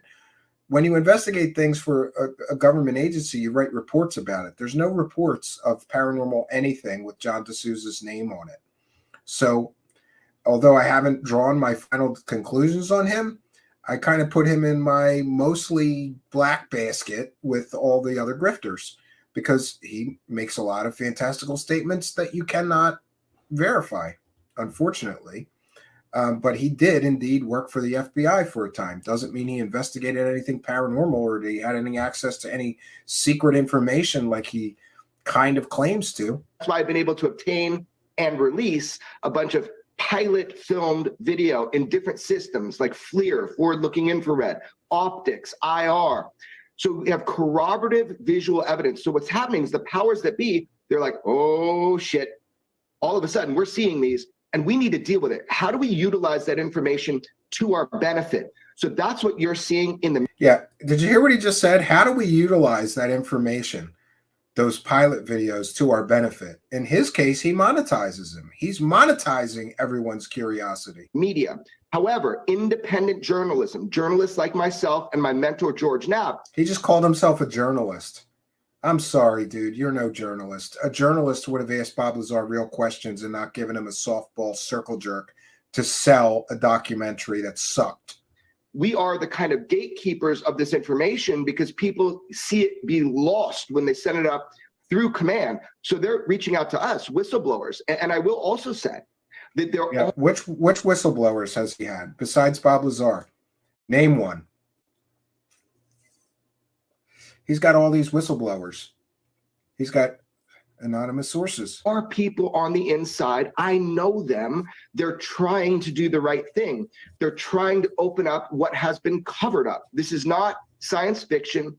This is science fact. This is science fact, but there's no facts and evidence to support his claims. Absolutely 100% true. So what they're doing is they're putting into place. Absolutely 100% true. Then you could prove it, but he never does. He never proves it. This is 100% true. Trust me, dude. Again, we are 9 minutes into the interview, and I get it. Russell Brand, I was reminded why I don't really watch Russell Brand, because I feel like Russell Brand doesn't do interviews. He does conversations, and that's perfectly okay. I do that myself sometimes, but 9 minutes in, and all we got so far is trust me, dude. Whistleblower Protection Act. So someone like Bob Lazar, he can now go in front of Congress, the Senate Intelligence Committee. He can tell them what he knows about secret programs, and then he'll be protected because they have these reprisal kind of defenses that they built in. Yeah, and that's a good question. If protections are in place currently, why isn't Bob Lazar testifying before Congress? Because maybe senators and congressmen are smarter and they know that he's a convicted pimp, liar, fake scientist, right? But then again, they let Robert Salas in, and that guy's getting abducted by aliens and all kinds of stuff, and his stories keep changing. You know, the Maelstrom incident, the story has changed so much, and then he tacks onto it, and he's getting abducted by aliens. He's testifying before Congress. Why not Bob Lazar, right? And by the way, for those that haven't really read that correctly, they can only testify before closed classified hearings, not public ones. So even if somebody did have really good information and they shared it with Senate Intelligence Committee, for example, we'd never hear about it. It's just going to be covered up, right? Like the rest of the cover up. Convenient. But the disclosure dorks all did, you know, a victory dance, like getting that passed is somehow going to bring us disclosure. No, it isn't. Into this in the National Defense Authorization Act of 2023. Biden signed it. It's pretty crazy. So on one hand, you have people saying, oh shit, we can't control this. We need to get ahead of it. On the other hand, you have journalists like me and George, and people leak. He called himself a journalist a second time, and he's claiming people are leaking him all kinds of classified stuff, right? To us, but we obtain and release footage that is contained within classified briefings, but inherently unclassified. Yeah, and this is another thing. Here's this lie from him. He's getting footage that's contained in classified briefings, but it's inherently unclassified. This is cake and eat it too. You can't take something out of a classified briefing and give it to a journalist without getting fired, court-martialed, and arrested and convicted. But somehow Corbell does. That's why I think he's an inside man. He's one of the Bobos. We've talked about Bobos before. When the CIA has a perception management operation and they're trying to manage perceptions or push a narrative or public, they get a Bobo, right? Somebody like this clown, a clown who they can leak things to. And, you know, there's good evidence that he is a Bobo, because if I leaked classified information from classified briefings, the feds would be at my door the same day I leaked it. But somehow he always gets a pass for having all that, quote, classified, you know, material from, quote, classified briefings. You can't just take material out of a classified briefing and declare it unclassified and release it to the public. There's a whole declassification process that he seems to forget about. So how does he get away with it? So they're stuck between, you know, a rock and a UFO. They don't know what to do. But I do believe in humanity and in individuals doing the right thing. So this cloak of secrecy, this cone of silence is now being lifted to some degree, but we got to watch them. We got to Gotta watch know it where the because hat they're going to is. spin it. They're Thanks going for to being a change member, it. Mr. They're going to Fish. lock it back up. And as soon as we get close to the goodies, which is the actual craft of unknown origin, not from planet Earth, as the New York Times reported correctly, which is odd that they reported anything correctly. But there we go.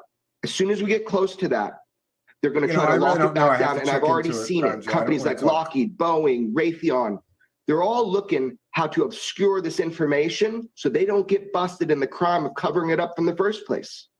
So this does involve the deep state. It does involve the military industrial complex. If there are extraterrestrial technologies, if there are materials, substances, ideas that can be utilized for profit and for Bob's power, whole story is of on course YouTube. they're You going want to a briefing, find their go on way YouTube. into the hands of the most powerful interests on Earth. If you're watching this on YouTube or Twitter right now, we're going to click over to exclusively on Rumble. There's a link in the description. Join us there because I'm very excited to talk to Jeremy about the, I think I'm saying this right, the Mosul Orb, new video evidence that's, Not video. that helps It's us a to picture. understand just how And it could be extraordinary this technology is. puddle. Me in particular, what I'm interested in is stuff that's not of terrestrial origin and Lear how was powerful definitely more interests are interesting than utilizing these these clowns. technologies. And what kind of ontological questions does it present us with? I remember at the beginning of the pandemic, we thought, now that we've all got a shared problem, perhaps it's going to bring people together. Well, that didn't work out quite that way. Click the link and join us on Rumble. Me and Jeremy are going to go a little bit deeper now.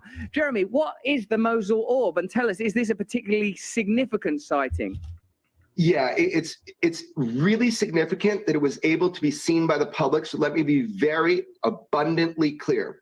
There are these orbs, these spheres. You said Foo Fighters, which all the way back to World War II, you have these metallic spheres I agree, Mr. that Fish. are traversing our restricted or war zone or combat areas. And what happens is, through all of these decades, none of them ever have come out from military filmed until now. I was able to obtain this image, which, by the way, was from a classified briefing about UFOs, or what they call UAP, unidentified anomalous phenomena. That's the true definition now. Yeah, and again, I'm just here to tell you, listen, we have to be very clear. He has confirmed again that he claims that this still image came out of a classified briefing, but somehow it's not classified and he's allowed to release it. This doesn't make any sense. And I'm emailing Susan Goff asking, how is he able to release images from a classified briefing and he's not getting prosecuted? Is he getting investigated? And by the way, we shared previously, I'll look it up. We have a Freedom of Information Act request that there is absolutely zero investigations into who leaked all that other stuff that he had. You know, the Pyramid Boca spaceships and the video from inside the ship's command center. All of these things would be classified, and there was no investigations into who leaked it to Jeremy Corbell. We have the documents to prove it. Friends, that's evidence that he's a bobo. That's evidence that he's a company man. And you know what company man means, right? He's in on this. He's in on all of it. Because if I took a still image or anything, any material from a classified briefing, and I released it on this show, the feds would be at my door. The feds would be at my door wanting to know who gave that to me. But somehow he's claiming that he's getting information out of classified government documents, briefings, videos, whatever, and he's somehow able to release that to the public with absolutely no consequences. And by the way, for this one, the Pentagon and the government won't comment on whether that's a genuine image or not. So we still don't know whether it is or not, or whether it was classified, or whether it was from a government briefing. They won't comment. So we don't even know if he's telling the truth about any of this right now. And I was able to obtain it and release it. And this image is the first time the world is ever seeing one of these UAP from a conflict zone. Now, why is this important? People were laughing when I said it about a year ago until they start understanding that it's true, which is that we sometimes shoot at these unknowns. Again, he said that 6 months ago. He still hasn't proven. Listen, again, he has no idea how the military works. It's clear that he doesn't have any military people in his family or what. Listen, if you're, for example, on an aircraft carrier and something is flying over your airspace and you have to shoot at it, there's a mountain of paperwork, right? You have to have authorization to shoot at it. And all these reports get generated. If people were shooting down UFOs or UAP as early as last Friday, there'd be a mountain of paperwork and it would all be FOIA-able. Guess what we have no record of? Anybody shooting down UFOs. This man is a masterful, actually, he's not masterful. He's not even a good liar. It's so easy to pick apart what's happening here. I just don't understand. You know, he's saying he's getting classified briefings. He's bluffing and saying we're shooting down all these UFOs and UAP, but there's no records of any of it that anybody can find, right? He said he saw the logs. Again, he would be prosecuted if people are showing him logs from military aircraft or military, naval ships. If people were showing him the logs for that, they'd be fired, they'd be prosecuted, and so would he. But somehow we're supposed to believe that this is all true and accurate. He gets a pass for releasing classified information from the military, right? And while he's getting a pass for all this, he's making tens of thousands or hundreds of thousands of dollars on those leaked materials from the United States government. Or he's in on it. He's in on the whole thing. We shoot at them, but not just us. We also know that Russia and Syria fire upon the same units, the same objects, which means it's not theirs. Now he's getting so whose is it? Now this image, the Mosul orb, is from northern Iraq. Luckily, I was able to obtain it and release it. But here's the deal. It is from within a classified briefing. What was that classified briefing? That classified briefing, which was authored by a man named Jay Stratton, who ran UFO programs for the United States Look for a up that while. guy. Yeah. He put it in there. That's the guy who said ghosts followed him home. The same guy, right? Yeah, worked for Bigelow. He's a wackadoo. Oh, yeah. Great. Then what we have here is we have confirmation. And to celebrate, listen, we're gonna have to celebrate. So in order to celebrate, Jeremy Corbell is right now doing something that I call the wackadoo super duper prover maneuver. And we've talked about it in the past. What's the wackadoo super duper prover maneuver? It's when one wackadoo who has no evidence or proof gets his so-called proof or corroboration from another wackadoo. I'm sorry, Jay Stratton is a wackadoo. People could say whatever they want about me. That dude's a wackadoo. And just to celebrate our new merchandise store, I am going to send Jeremy Corbell a wackadoo super duper prover maneuver shirt. Congratulations. Jeremy Corbell is the first person to win a shirt from our merchandise store. And yes, I have his address. I'm going to send him. Jeremy Corbell, you just won a wackadoo super duper prover maneuver t-shirt because you're using the wackadoo super duper prover maneuver. When you got no evidence and you're a wackadoo like Jeremy Corbell, what you got to do is just bring in another wackadoo to agree with you. It's the wackadoo super duper prover maneuver. Congratulations, Jeremy. I'm sending you a wackadoo super duper prover maneuver t-shirt because he just did it. He just did it. I can't believe it. He's using the wackadoo super duper prover maneuver. And by the way, saying Bob Lazar said is also worthy of an award of a wackadoo super duper prover maneuver shirt. It's the same. It's the same thing. You got no evidence, so just bring in another wackadoo. Pilots and aviators and our war fighters. Hey, this is what we're seeing. This is one of those UFOs. You should and can report it. We're not going to call you cuckoo. We get it. We see it on radar. We want to know more about it because if we shoot at these If we shoot at these in conflict zones and we don't know whose they are, we could misidentify and have a fight between two countries because we're shooting at UFOs. Yeah, that's why they don't often shoot at UFOs.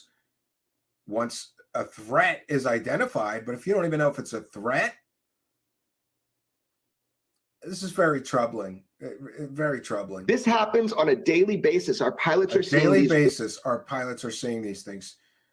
Again, no evidence. He states things as facts without facts and evidence to support that they're facts. Orbs. Now they're also pyramid in shape. They're also cubes with spherical they're pyramid in shape if you got the right lens. So what you're seeing is an image they don't want you to see. It's from a video. They don't want you to see it. So the Pentagon is sitting there right now like, what do I do? Jeremy just released an image. We know it is from a classified briefing. It is of a UFO, and we've designated UFO, and it's in a classified briefing. What do we do? Are we honest to the public? That's what they're thinking. So right now, Susan Go, who's a woman who's the spokesperson of the Pentagon, is trying to figure out what to say. And right now she says, I have nothing for you.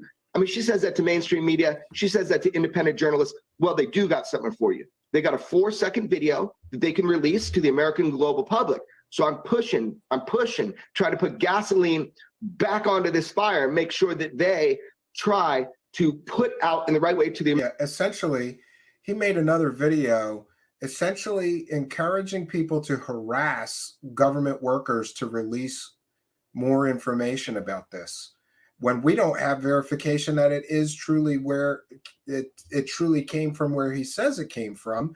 And since his source is a wackadoo, I would be very careful. I wouldn't go start harassing people for trying to cover it up when the source is a wackadoo. American and global public, what this is a UFO, man, straight up. Or they make sure it's not a balloon. They make sure it's not a satellite. If you ever see the video, which I hope you do, it moves from the right side of your screen to the left. It is under intelligent control, and it is not ours. It is not China's. It is not Russia's. This is not a balloon. This is an intelligent and controlled machine that is advanced, and we don't know who it's from. It weaponizes my trust, yes. Jeremy, do you ever wonder what the philosophical and ideological impact will be of meaningful contact? Do you assume, as many experts in your field have over the last 50 years, that contact between non-terrestrial entities and deep state officials has been ongoing? I feel that in order to ensure that people appreciate how significant this story is, it's important to bring to the forefront. Thanks, Alish. Good to see you. But we're talking about something that will alter. And yes, our it is very generous of me. I don't reality, have millions of dollars from lying to people like this clown. Cosmology, geography, epistemology, our understanding of knowledge and history has to alter. If we've been in regular, continual contact with UFOs, all of this is of course speculative. How could it be otherwise? But the possibility that human evolution has been impacted, influenced, even directed. Some of those theories about that we're living in a simulation start to have a different kind of grounding. We'll start with this, Jeremy. How? Note to self: if you ever get interviewed by Russell Brand, you really need to take a pen and paper with you, because you got to write notes, because this dude asks really long questions, right? Lord Ludicrous is here with a kind of generous $4.99. Corbell released the Stratton interview, which he sat on for a year. Mosul Orb, just in time for upcoming conference. Stratton, Corbell, and Knapp are headliners. Yeah. If he was truly after the truth, wouldn't he just release information when he gets it? No, he carefully times it so that whatever he has makes the absolute most money that it possibly can for him. He had that information for over a year, sits on it until he releases a podcast, and then suddenly he releases it. It's all about the money. It's all about the money with these clowns. Deep, do you envisage this contact goes? You know, when you say the government the Pentagon don't want people to see the Mosul orb, what do you imagine's in those vast nowhere hangars What do you imagine is the kind of contact they've had? What do you think Reagan meant when he said at the screening of Close Encounters, there's only a few people in the room that know how real this stuff is? How deep do you think the contact has gone? And do you think it influenced? We forgot to praise the cash for Lord Ludacris. So thank you, Lord Ludacris, for your kindness, your generosity, and your support of the show. It is much, much appreciated.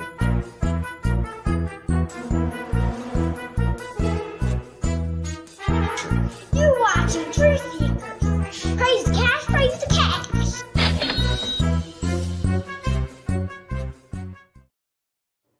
Thank you, Lord Ludacris. And Simon Fly chiming in, and I agree with him, says it's a money-making venture. So I believe so too, Simon Fly. And by the way, Simon Fly has a killer new music video we are going to play here. I have to suck it into StreamYard. I'll do that while we're listening. This is events here.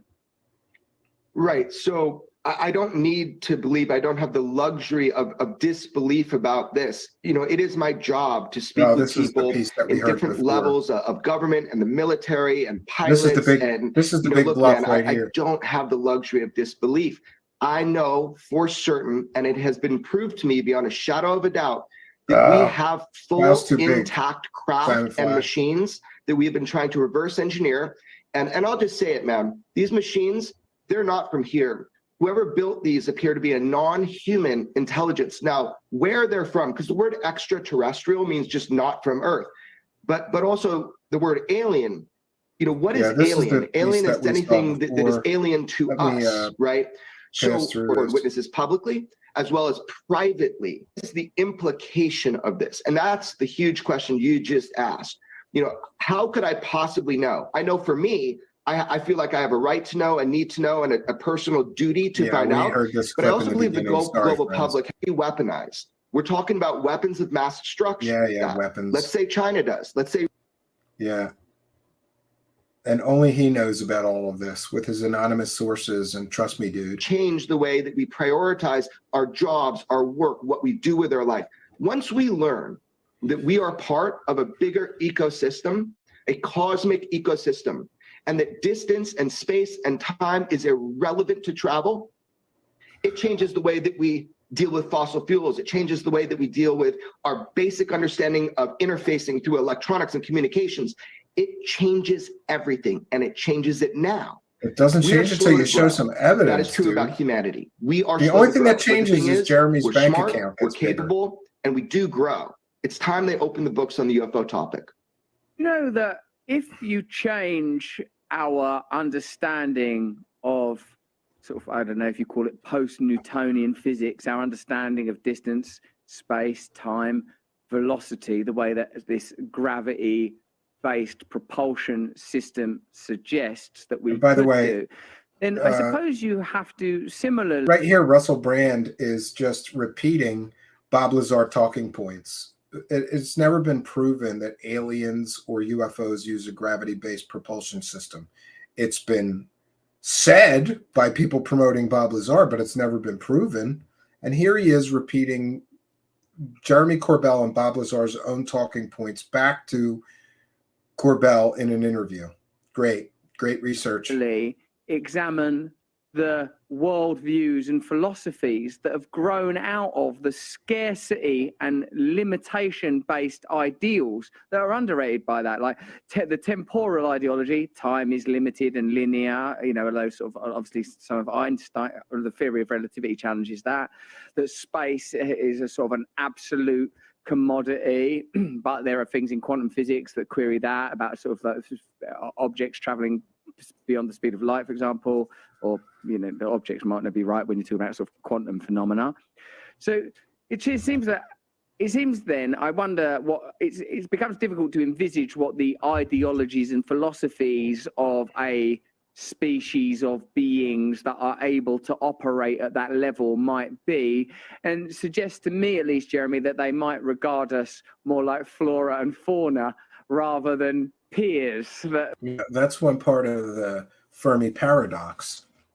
And many scientists have said, essentially, they don't care about us because when we walk by an anthill, we don't care what they're communicating about, what their level of technology is, what their society is like, because they're so beneath us.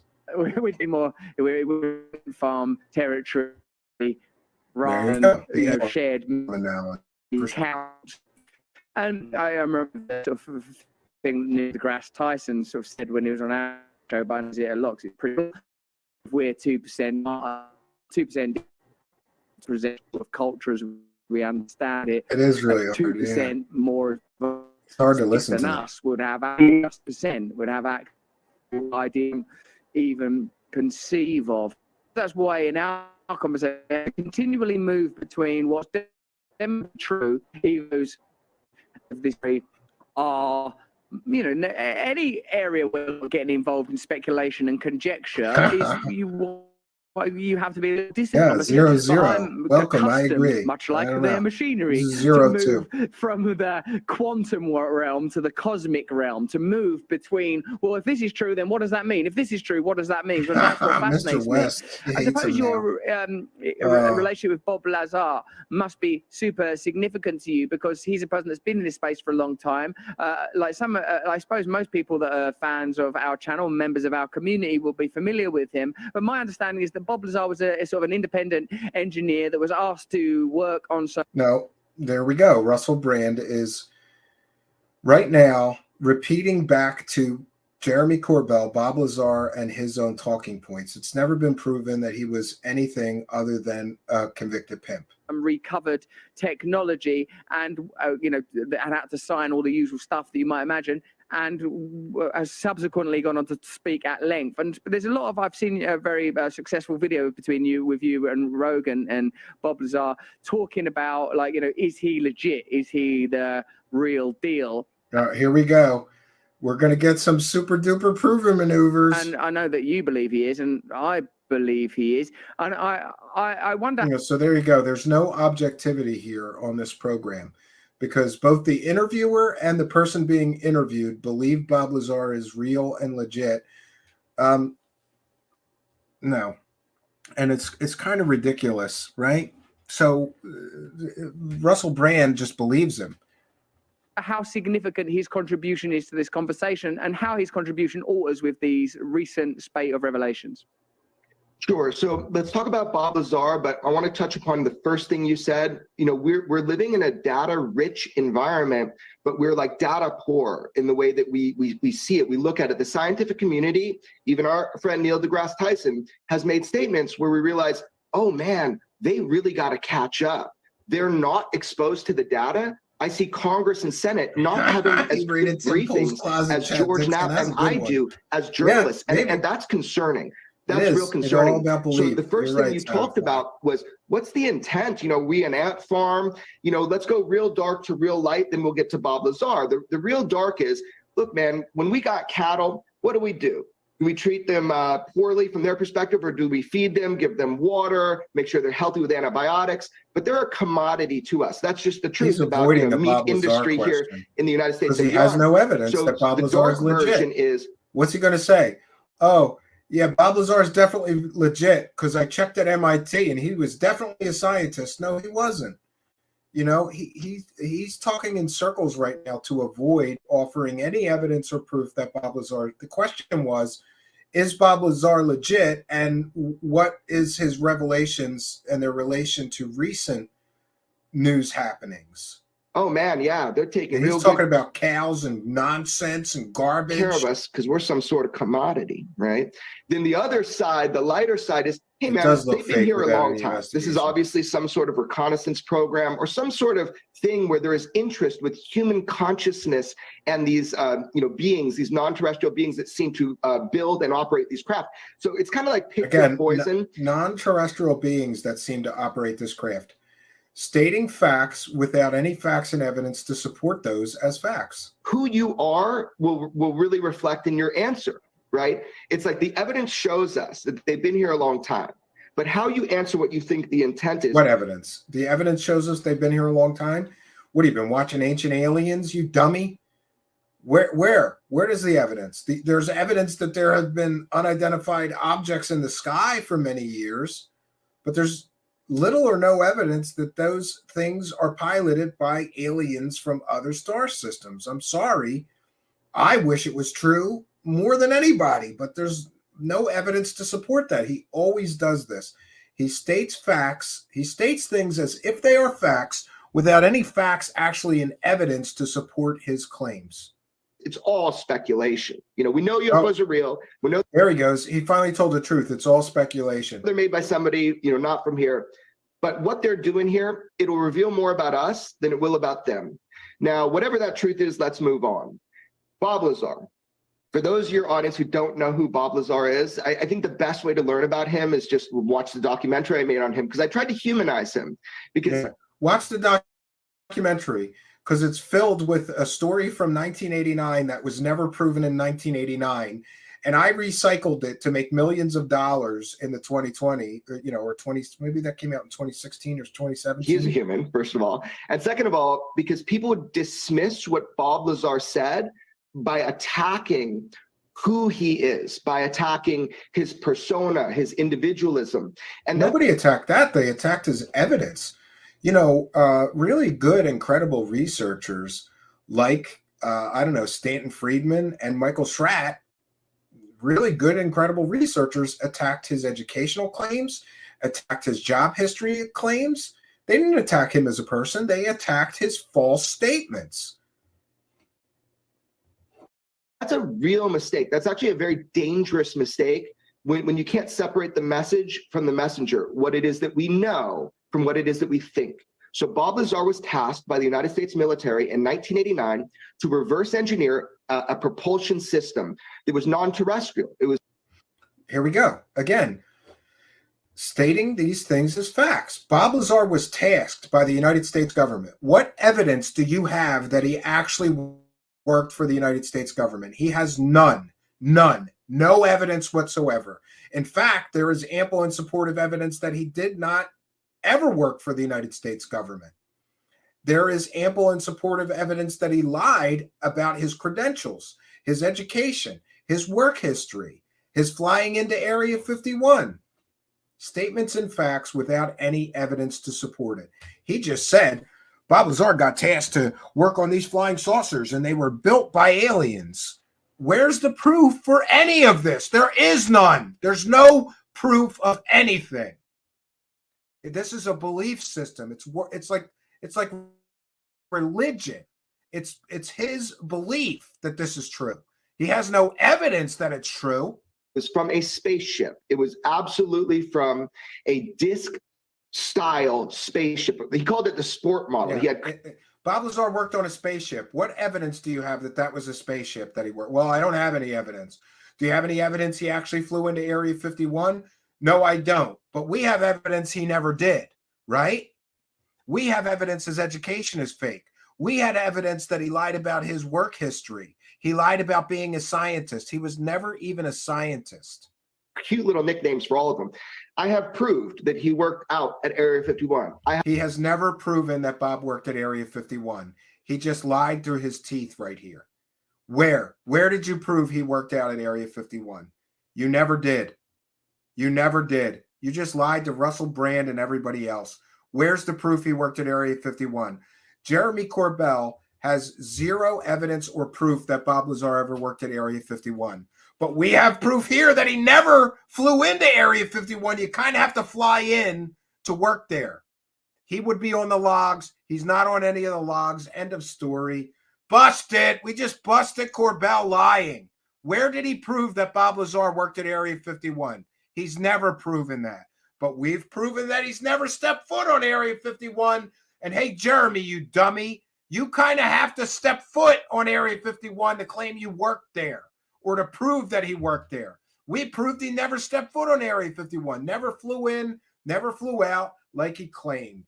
I have talked to other employees that saw him go there and get off the bus and drive down to S4, which is the name of the building where he worked. S4 doesn't exist. Here we go with the super duper prover maneuver. An anonymous source told me Bob worked there, so I proved it. Terrestrial technologies. We had 9 intact craft. This is fact. There is, he just said 9 intact craft, and this is facts. Whether people want to believe it or not, it does.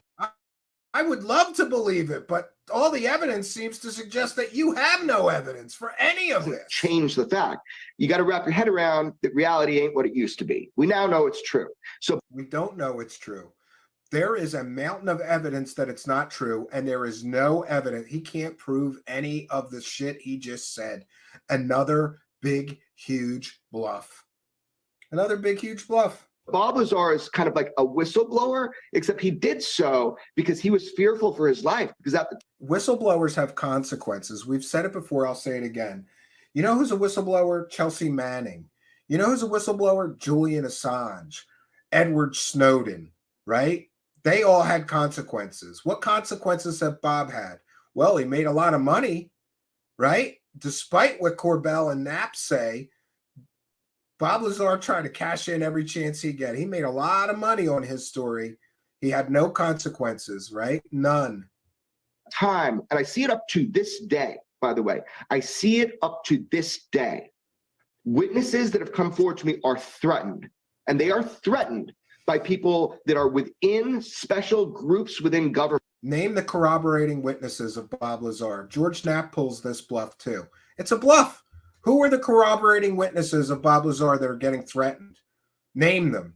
They can't, because the story is fake. And we're not standing for that anymore. That's why Congress and Senate did this Whistleblower Protection Act. So how significant is Bob Lazar, and how does it relate to what we're seeing in the news?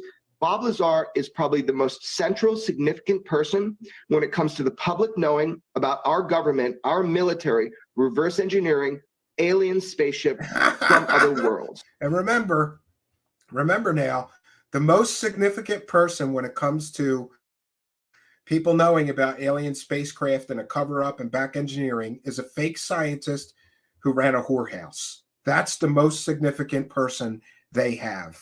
A fake scientist with a fake education and a fake work history who ran a whorehouse, a pimp. That's the best witness he has. A convicted pimp, fake scientist. He just said it himself. That's the best, most important person in all of this. A fraud. That's Bob Lazar. That's what he did. And George Knapp brought him forward. Now, today what we're seeing, man, George Knapp and I said, very beginning, when you see these shoot downs, the United States pops a balloon with a missile. By the way, they didn't even hit its center. It was down to the right. Whatever. When you see that on national TV, what are you really seeing? Those balloons have been around forever. If we really cared about secrecy within the United States, so no exploitation from China, doing this kind of reconnaissance, we would worry about our cell phones much more than we're worrying about a floating balloon that we shoot with a missile on national television. And then we get all these other shoot downs. Oh, can't find the debris. I'll just tell you, these are not UFOs. These are balloons. And this. Well, he finally told the truth. Yeah, they were balloons. They were just balloons. And all of UFO land going crazy because listen, and that's another issue. Certain show hosts were lying to everybody, telling them the government's lying. These are really aliens or alien probes or alien spaceships or alien spacecraft. Ridiculous. Absolutely ridiculous. Welcome to the circus. This is all theater. Everything you're seeing from the mass media is absolute theater. He's a member of the mass media. He's a guest on Tucker Carlson, on Fox News, on CNN, on MSNBC, on other networks, on major podcasters. He is a member of the media. Oh, and this is all theater. For once, he's telling the truth. He is a central figure in the theater of media surrounding UFOs and aliens. And so far, he has made millions of dollars and brought us no proof of anything he ever said being true. Zero. Jeremy Corbell is a clown that sells fake stories for money. He's a clown. Amazing. He's going to tell everybody about the theater. Other than when I do an interview with knowledge. Other than when he's involved. It's only theater when he's not involved. If he's involved, we're getting the truth, right? From his fake scientist friend that he made millions of dollars off of. CNN or something, because I fight for that. I make sure the truth is being brought out. Mm-hmm. So Bob Lazar gave us the basics. And then from there now, you're seeing this kind of sleight of hand thing going on the surface level. But underneath the surface, there are people very interested to hear from people like Bob Lazar, who know the names of the programs, who had hands-on experience, and who actually worked on these things unsuccessfully because we don't have the material science. Great. Then that means he's going to be bringing forward those people's names, right? And other people can get interviews with them, right? Or is this all one big bluff? But that is also happening in tandem right now, is good people, patriotic people are trying to find out what's up with UFOs. What do you think the spiritual connotations of this are? I remember one Let's all sing aspect Kumbaya of with Stephen Greer.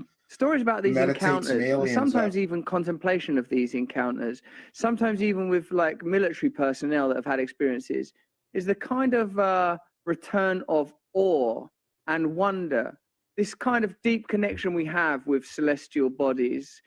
You know, Ezekiel's wheel, Jacob's ladder, the idea that from the sky will come redemption, that from the sky will come the rapture, that the sky is the place from which the prophets descend to us.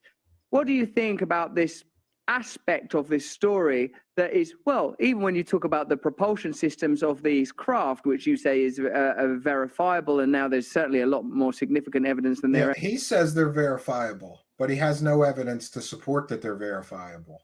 What a clown. Ever has been. We are talking literally. And by the way, every time I do one of these ideas shows, that are beyond materialism, and I talk about Corbell honestly, I get attacked by a bunch of sock puppet accounts. So I'm just bracing myself for a bunch of nameless, faceless accounts to come after me and tell me how wrong I am about Bob Lazar. When meanwhile, all of the evidence that we present is verifiable. And what does that mean? That means that any researcher can go after us and find the same information, that Bob Lazar's education is fake, that he lied about his work history, that he never flew into Area 51, that he lied about what he did at Los Alamos. All of those things are verifiable from on-the-record real sources. We don't use, the trust me, dude method of research here. And that's what really bothers me sometimes, They still may be measurable, but we're talking about energetic forces that are that defy our understanding. Yeah, here we go. How defy the laws of physics. material- Everything defies the laws of physics, but no physicist, not a real one, has stepped forward and confirmed that. Only fake physicists that ran whorehouses say that. And we're just supposed to believe a fake physicist that ran a whorehouse. Reality operates.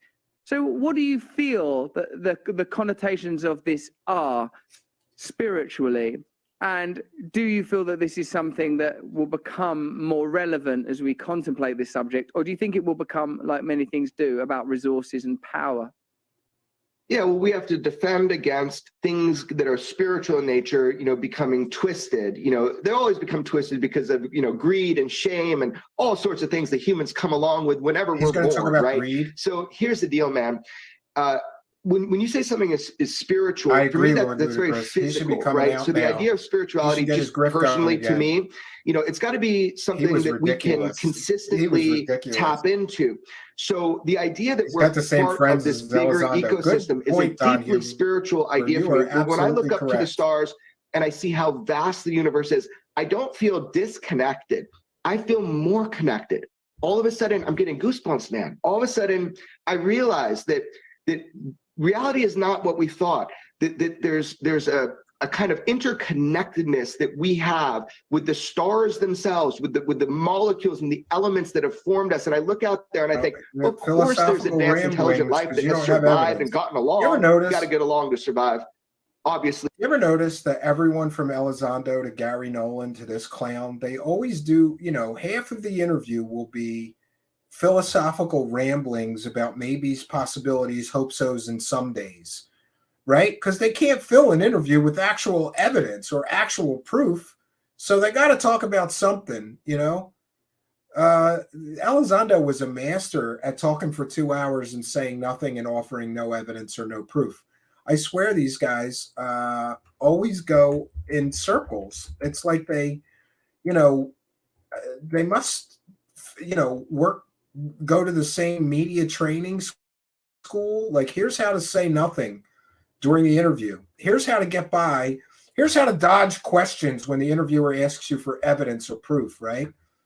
Amazing. 150 years of technological innovation, we can already blow up the earth. So you got to get along to survive. And the fact that that has happened, and the fact that there is another intelligence visiting here, if not one, I mean many, durationally, tells me that there is something precious. There's something precious about human consciousness.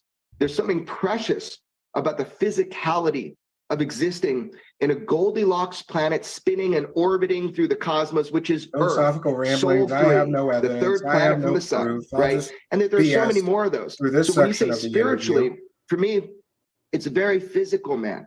It's what I'm connected to. It's what you're connected to. What all connects us, which is that there is something greater and bigger and just absolutely pure creation and curiosity and exploration. Thank you, that is all Thanks for there. being a member. I always I'll make read the it in a joke, second you know, here. my curiosity has been weaponized, you know, but it's true. Yeah. I can't be a passive consumer of trying to be on. His curiosity has been monetized. And Mr. Fish says, send Cowbell a clown nose or shoes. He is not worthy of a t-shirt. I agree with you. And thank you for your kindness, your generosity, and your support of the show. And thank you, of course, for helping us to praise the cash. You guys are making it rain up in here, praising the cash, telling people the truth instead of lying to them. Praise the cash, Mr. Fish. Thanks for being a member. You help us praise the cash so much, you're making it rain up in here.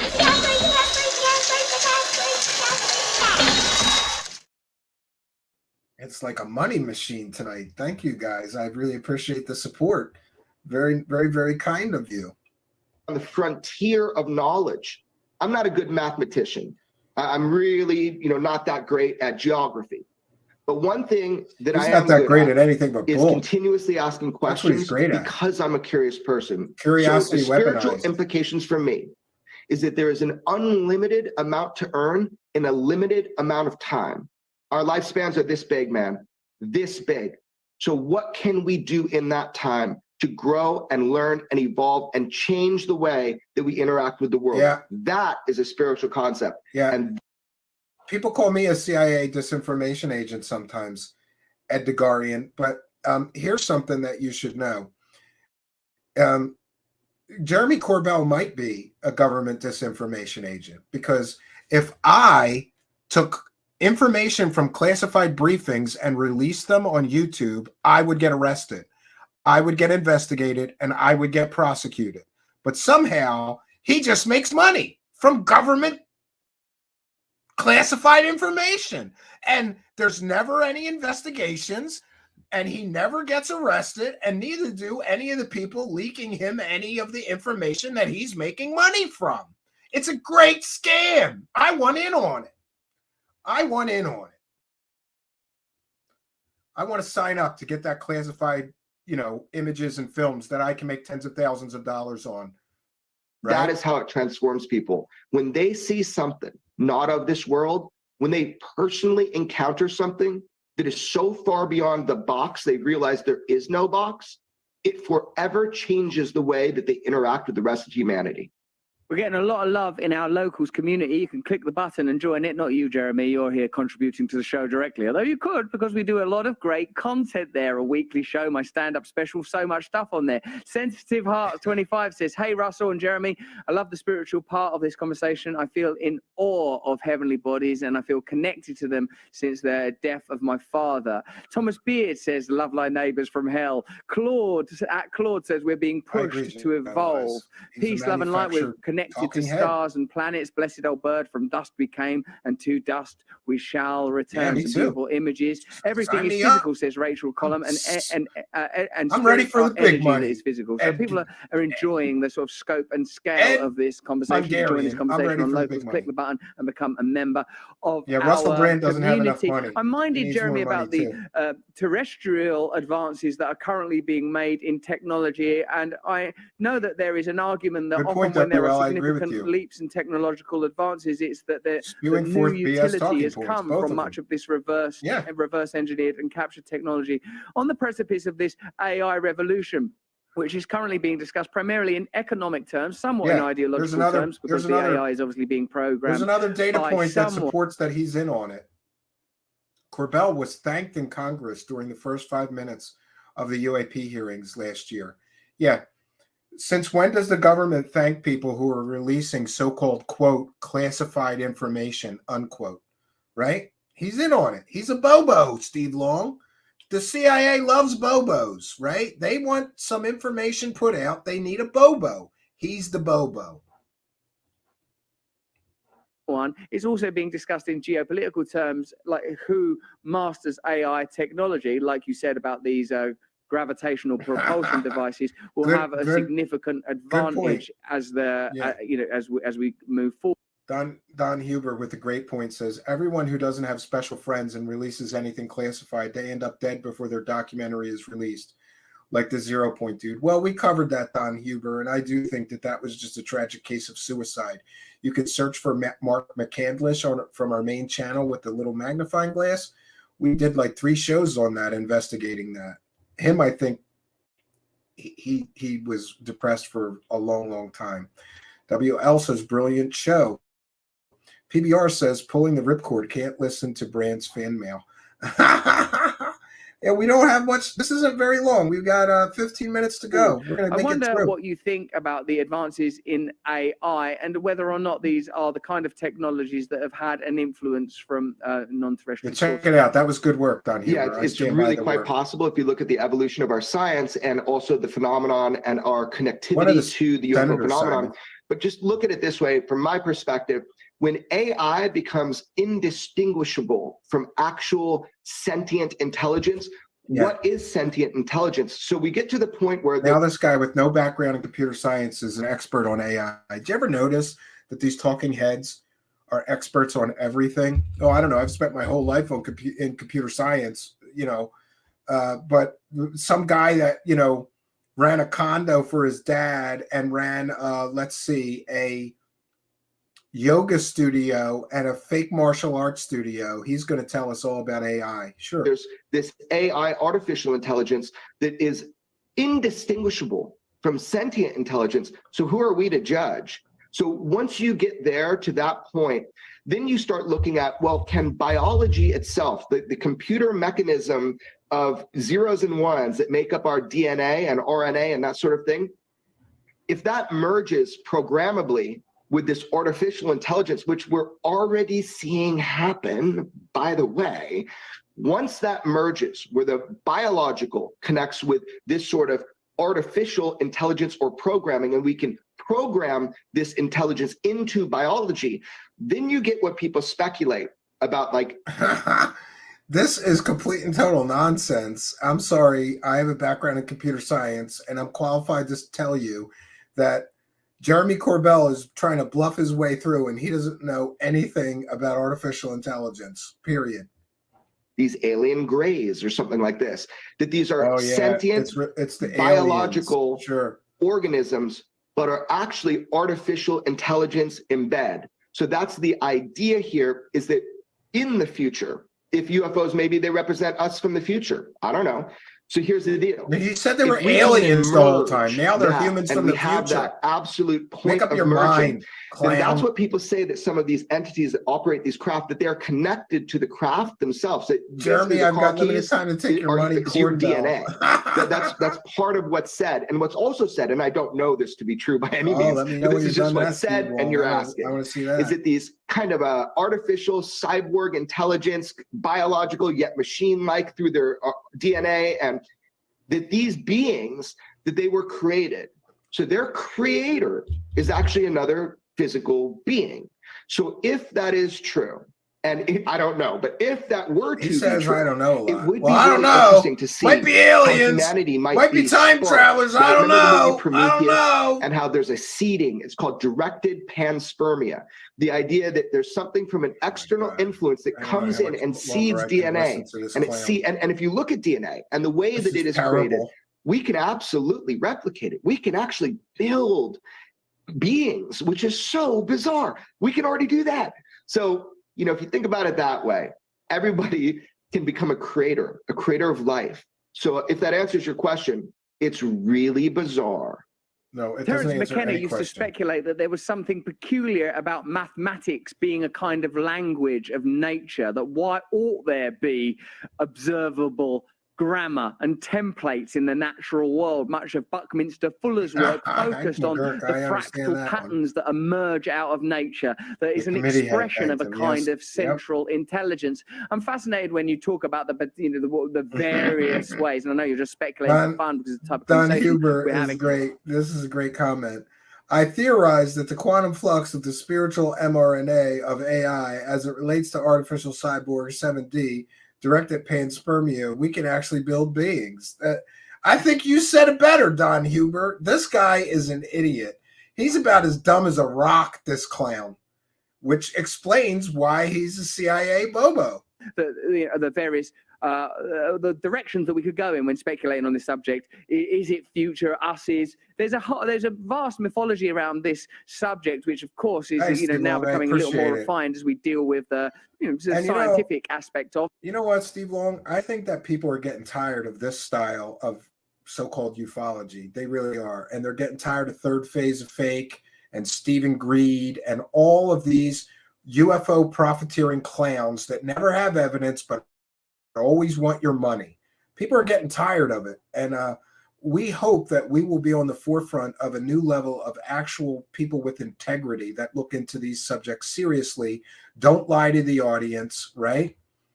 I hope so. I hope things change. Of it, and the evidence-based aspect of it, which is obviously significant because the kind of space we operate in, I mean, cultural space, means that those are the things that are going to have value. What do you think, though, of the idea that there are various species? I liked reading about, greys, and what about also, mate, the more in the good old days of conspiracy theory, which we have to be extraordinarily cautious around, there was this idea that there were reptilian interdimensional beings that were operating behind, for example, the British royal family, shapeshifting, Corbell all is that here kind and of he's stuff. I know mad. this He's is got not your clown area of faces. expertise in journalism, that you focus much more on what is empirically Corbell, I'm sending you a demonstrably true, shirt. and I respect that. Super duper prover maneuver. As a passionate man on this subject, have 'Cause you you're a looked into that wackadoo. kind of stuff? And what are some of the more fascinating aspects of that kind of mythology? And let's call it a mythology to represent, it might demonstrate true emotions, but it's certainly not empirically true at this point. Right. So, I mean, that base question is, are we being visited by a non-human intelligence? And, but are they among us? And really famously, a man named Robert Bigelow from Bigelow Aerospace, who's put more private money into researching the UFO programs than anybody put a lot else. of money in, but guess what? He's a wackadoo. Now he's going to bring in another wackadoo super duper prover maneuver, and he's going to talk about stuff that wackadoo Bob Bigelow. Remember, he wasted $22 million of taxpayer money investigating his own ranch. Great. He actually helped fund some of these UFO programs and worked with the Defense Intelligence Agency. So this is a guy that knows a lot. And he went on 60 Minutes. He went on Joe Rogan and he didn't know shit. And he very famously said, you don't got to look far, basically, for these beings. They're right under your nose. And he kind of laughs a little bit. Well, that's coming from a guy who actually has direct knowledge about a lot of this stuff. So it wouldn't surprise me. He's the one who was promoting stories about werewolves, right? People were getting drunk and faxing him fake stories about werewolves and dino beavers at his ranch. Is that what he knows, Jeremy Corbell? He's a bigger clown than Corbell.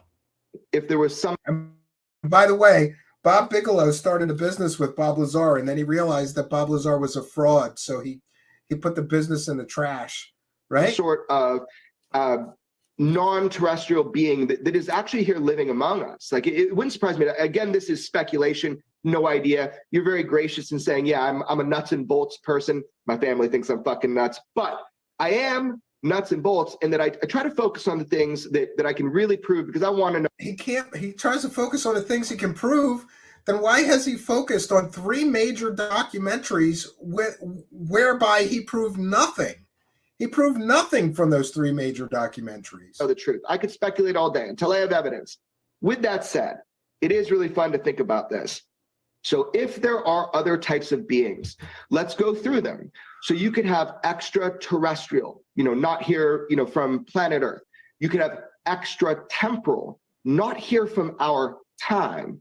You could have extra dimensional, from another dimension that is simply sitting right on top and imperceivable to us at most times. Yeah, here he is just repeating talking points of wackadoos throughout the 70-year history of UFO mythology. Just repeating all kinds of unproven theories. It's speculation. That's all we get from these clowns, speculation. I don't really know what dimensions mean. Our good buddy Joe Rogan, said something about 40-something dimensions. I said, I can't even live in this one. I don't know what that means. I'm not smart enough, or I haven't looked down that path. But it's a cool idea. One of my favorite Russell Brand looks bored because this guy is boring. Concepts or theories, because this comes from my personal understanding. I called it the techno-terrestrial. The evidence suggests to me, and that's not a popular term, but I'm going to make it popular, the techno-terrestrial, the idea that it is possible that this is a program, a galactic program, a cosmos program, an idea that we can seed DNA and intelligence with technology to different places that could inhabit sentient, intelligent, biological life. So I call it techno-terrestrial, with the idea that technology is exactly what's being seeded. And the idea that technology that is being seeded will then propel those who were seeded to develop technology and continue to learn how to build it, beings, and then go and become a spacefaring civilization and good point, again. Wesley. Yeah. And to me, this is one of the greatest population programs to maintain and build the ecosystem of consciousness within our cosmos. If this pet theory, which I have no idea, just kind of made it up one day, but from the evidence that I've seen, is maybe an unwilling participant in a government op, and he's so dumb he doesn't even realize it. So that's what I'll say. That's my kind thing to say about him. I believe at this point it's possible, just as extraterrestrial is possible, just as extra temporal is possible, just as extra dimensional is possible, just as it is possible that these are civilizations that have been hidden here on Earth for a long time, longer than modern humanity, that it's possible this is a techno-terrestrial that we're dealing with, a large program to seed the cosmos with consciousness. And that's just my favorite theory. No idea. Yeah, that's his favorite theory. Feels theory. Good to me. Right? All those astrophysicists and really learned professors, they're all wrong. But Jeremy Corbell knows the truth about the whole universe, apparently. Right? When you talk in depth about the vastness of the spectrum of possible ideas, I'm always moved to think how ridiculous our globalized tribal conflicts are, because there are so many ways to look at reality that exaggerated and amplified versions of primate conflict just seems absurd and ridiculous. A lot of people in our chat, Jeremy, got a lot of love for you, I've got to say, and also and people want to know what's in that safe as well. What's in that safe? See about aliens behind you. There's a safe. No, listen. It's a hologram. It's a hologram, I tell you. Something's going. What you talking about? That's CIA information. Controlled opposition. Ah! That's one of our favorite buzzwords. Mate, another one of the big hit blockbusters in the UFO heritage is the Roswell case. Yeah, with all of this new information, he won't even admit he has a safe balloons bomb. being in the news right now, how do we reframe one of the great cultural artifacts of the history of this subject, the case of Roswell? Well, some people say there was an alien autopsy, where some people say that it was definitely a UFO, where some people say that even the ground there is showing signs that it's interacted with, like a kind of gravitational propulsion system, such as you described. How do you reframe those divisive stories that some people think are definite proof and other people have always thought were hocus pocus, in light of ongoing and new evidence, and even the way that the media at the time reported it and the kind of psyops around it? How do you reframe something like Roswell, one of the classics? Yeah, so let's see how he can ruin Roswell for all the rest. Just from your question, I know that you have a lot of knowledge on it, where maybe a lot of people don't. So just to frame it to begin with, look, there was a crash. There was actually 2 crashes of something in Roswell, New Mexico back in the 40s.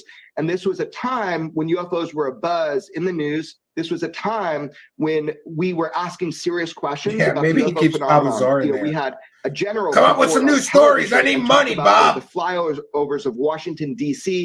in 1952. I mean, for that decade or 2 decades, there was so much information. So this Roswell, New Mexico, it was a crash. And it was a crash of a vehicle that appeared to be a non-terrestrial origin. And there were physical beings on this.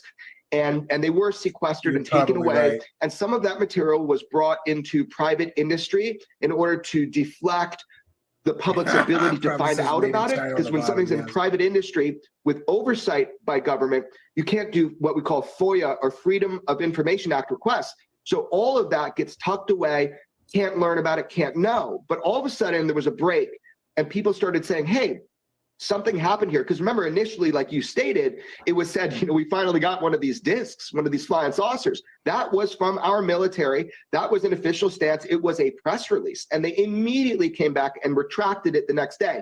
However, well, he's telling the Philip Corso story. Oh, we ceded all that technology into private hands to avoid FOIA requests. They didn't have FOIA in the 40s, you dummy. However, the guy that originally put out the press release, he came out forward later and said, yeah, they showed me, you know, this picture with this tinfoil. He's like, that's not what it was.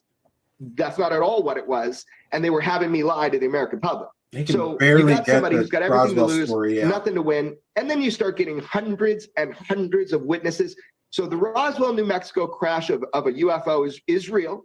And that has been something that has been used to try to create the laugh factor, the giggle factory, to try to make people uncomfortable with understanding and learning this idea. The whole idea. Who's laughing at Roswell?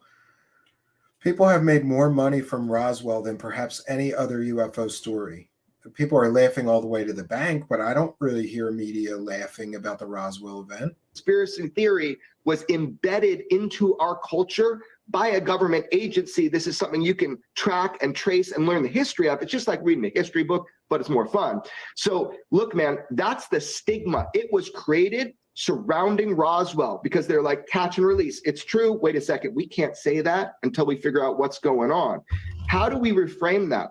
Well, look, just a couple weeks ago, George Knapp and I brought someone forward who has never come forward before. He was the head of the UAP, Unidentified Aerial Phenomenon Task Force. His name is Jay Stratton. This is the guy that actually formed it like a business within our government, and he believes in transparency. And one of the things he's a wackadoo. He said, which people might have missed, is he says, we don't want to make the same mistakes that we did with Project Blue Book, which, by the way, was a complete whitewash of the truth. They were there to dismiss UFOs. Well, for once, I agree with them. Blue Book was a complete whitewash, and there was 2 blue books. A lot of people don't know. There was 2 blue books. Anything that was, you know, easy to debunk went to one blue book, and anything that was truly mysterious or perhaps had national security implications went to a separate blue book. And in Stanton Friedman proved that. Quotes, right, to demystify the UFO topic to the American public. That was their goal. So they made a mistake. So he said, we don't want to make the same mistakes as we did with Project Blue Book, meaning those were lies. And he says, we also don't want to make the mistake like we did in Roswell. I agree. He's an embellisher and the lies to the American public. And a repeater. So how do we reframe it? You know, somebody tells him something and it's just true. Just recently telling you should reframe it. Because what's fascinating is we're back to where we started to a degree, that because of the way this information has reached us, certainly in the modern age, we have a natural skepticism about it. We've been messed with. It's always been part of our culture to contemplate beings from another realm, and I like the way you broke down the potential ways you could look at that. Folklore is full of fairies and entities and magical beings, and of course we've come to regard mythology as something to be dismissive of. In this post-Enlightenment age, there has I been the agree, assumption Patty. that I don't know humankind is better. the apex of all being, that our stories of history are complete, that our philosophies are total, that really what we're doing now is just managing the way we exist on this planet with no new visions, no new dreams. And as there are so many apocalyptic stories that dominate the news cycle at the moment, from potential Armageddon between the United States and the proxy war with Russia, with the pandemic and the way that it was used to introduce more surveillance, more control, induced a wealth transfer. A story like this one, I think, has a great deal of potency, and it's interesting that we can see that in the modern age, our attitudes around it have changed, and that we are cynical about it. Dude, get to the question already, Russell Brand. Jesus. About it too. If you chart it from Roswell to the more recent balloon sightings, look at how the way that this story has been reported has altered our ability to appreciate what the deeper connotations of non-terrestrial life are. Jeremy, thank you so much for your incredible work on this subject. Yeah, thank you for all your lies. Thanks for making so much money without providing any real or verifiable proof or evidence. Thank you. Disseminating these ideas, for being rigorous about the science and the limitations of the knowledge, while not being mean about speculation and conjecture on spirituality, because all of those things are enjoyable and fun, and we have to be able to imagine and speculate to enjoy it. So I'm very grateful to you for the work that you do and for your friendship. Thank you, Jeremy. Yeah, thank you for your friendship, and thanks for talking about this. I just want to say, you said it at the beginning here, but at the end of all of our exploring, we're going to arrive right back where we started. That's something I think T.S. Eliot said, and it is true with this. When we look back at mythology and folklore, we have to look at it through a scientific lens now. Consensus reality is about to catch up with actual reality, and that, or to a level, and that is what I'm most excited about. So thank you for your show and for getting your audience to engage this topic. It is one of the greatest mysteries of our time, and it is one of the greatest mysteries of our time, and people like Jeremy are ruining it with fake stories, because fake stories don't move the ball forward. Fake evidence does not move the ball forward on the mystery. Fake evidence, fake stories, and fake people like this do nothing to solve the mystery. All they do is make the mystery harder to solve, because he's shoveling garbage into the ether, and it makes serious research harder. Might just be one of the most important spiritually that we could ever learn about. Jeremy Corbell, thank you. You can find Jeremy's podcast by going to Weaponized. Oh. We are not going to. Okay, we made it through. We're not going to give Jeremy Corbell a plug.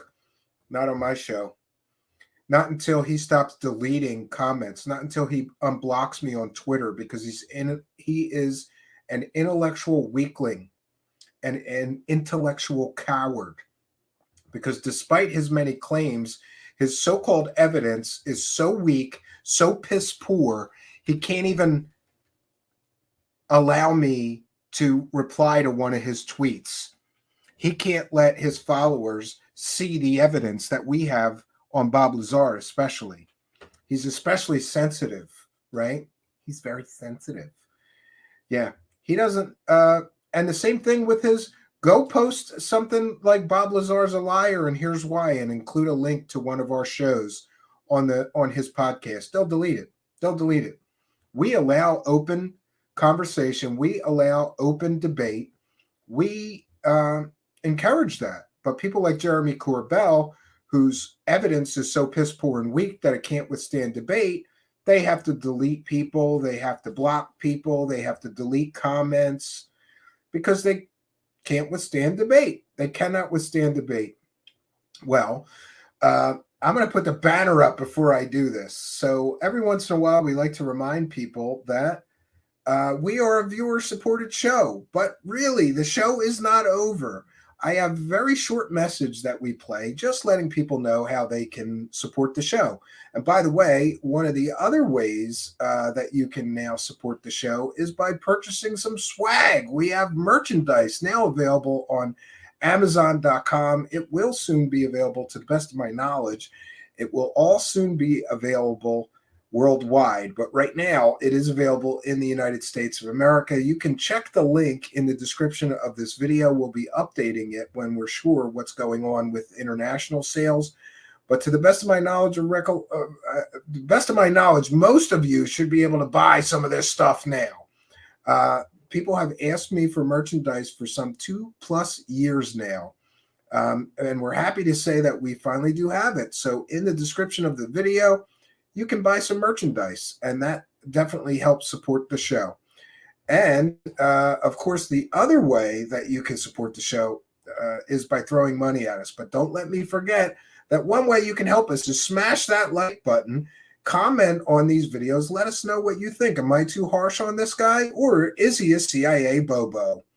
There's got to be a reason why he can release so-called, quote, information from classified U.S. briefings within the Pentagon, and he's not arrested. He's not under investigation, right? And neither are any of the people who leak it to him. It's amazing. So let us know what you think in the comments. It really does help. And like I said, there's two ways to help us. One way is by throwing money at us. But the other way is to like, comment, subscribe, and share these videos on your social media. Follow me on Twitter. It's @StephenCambion. Retweet. When I tweet a show, if you retweet it, it really, really does help. And also, another thing that I've been asking, and this is for the YouTube AI algorithm. I'm asking you, watch one more. We had great attendance tonight, a huge crowd of people to watch tonight's show. So I'm asking you, maybe not tonight, maybe you're busy. Maybe you're going to go bang your wife. I hope you do. Maybe if you're the wife, you're going to go bang your husband. Maybe you're going to watch some, true crime or something else and get out of crazy town. I don't blame you. But sometime I would sincerely appreciate it if you could do us a huge favor and watch one more. If you watch tonight's show and you go and watch any of our other videos, even our short form videos, just click on videos and you watch some of that stuff, or go to the live tab and watch another live show. That tells the YouTube AI algorithm that we produce good quality content that people come back for. It rises us in this AI algorithm somehow, and they start recommending our videos more because you watched a second one. So I'm asking everyone, watch one more video. Not tonight, maybe, or tonight if you don't have anything better to do. We appreciate every single one of you who are meeting us for the Watch One More challenge. Watch one more. It really, really does help. The other way that you can help us, of course, is to throw money at us, and there's multiple ways to do that. Now is the time where I have to remind everybody that the show is not over. We will be right back after this short message, and we will be taking comments and questions, and we'll have some time to interact with the live chat. We'll be right back. Don't go anywhere. The show's not over. It will continue.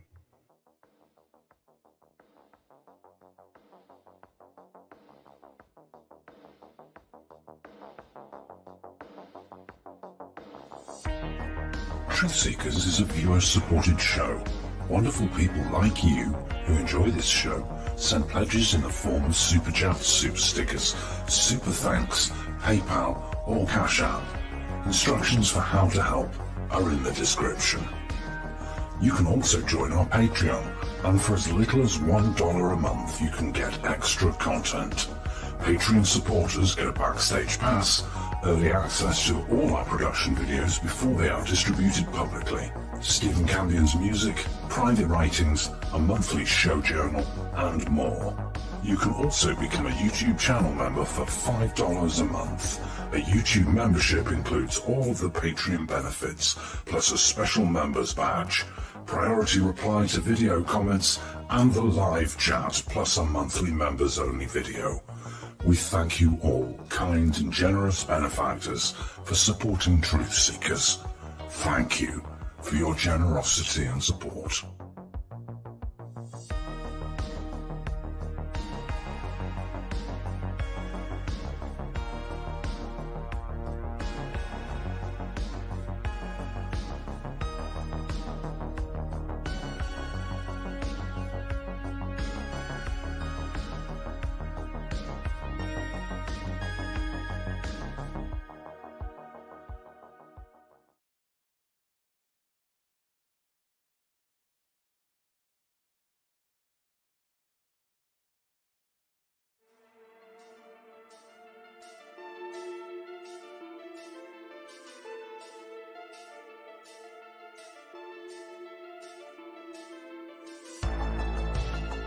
Thanks for being here. This is Truth Seekers with your host, Stephen Campion.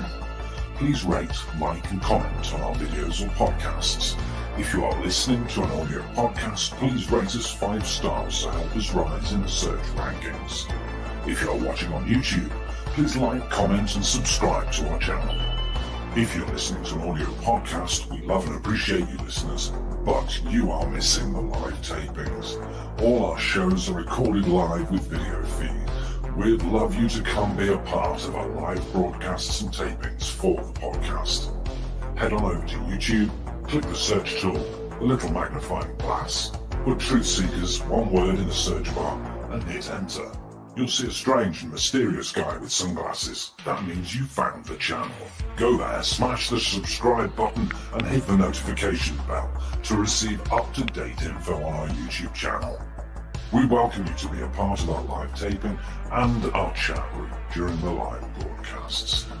Seek the truth. Speak the truth. This is Truth Seekers. Truth Seekers.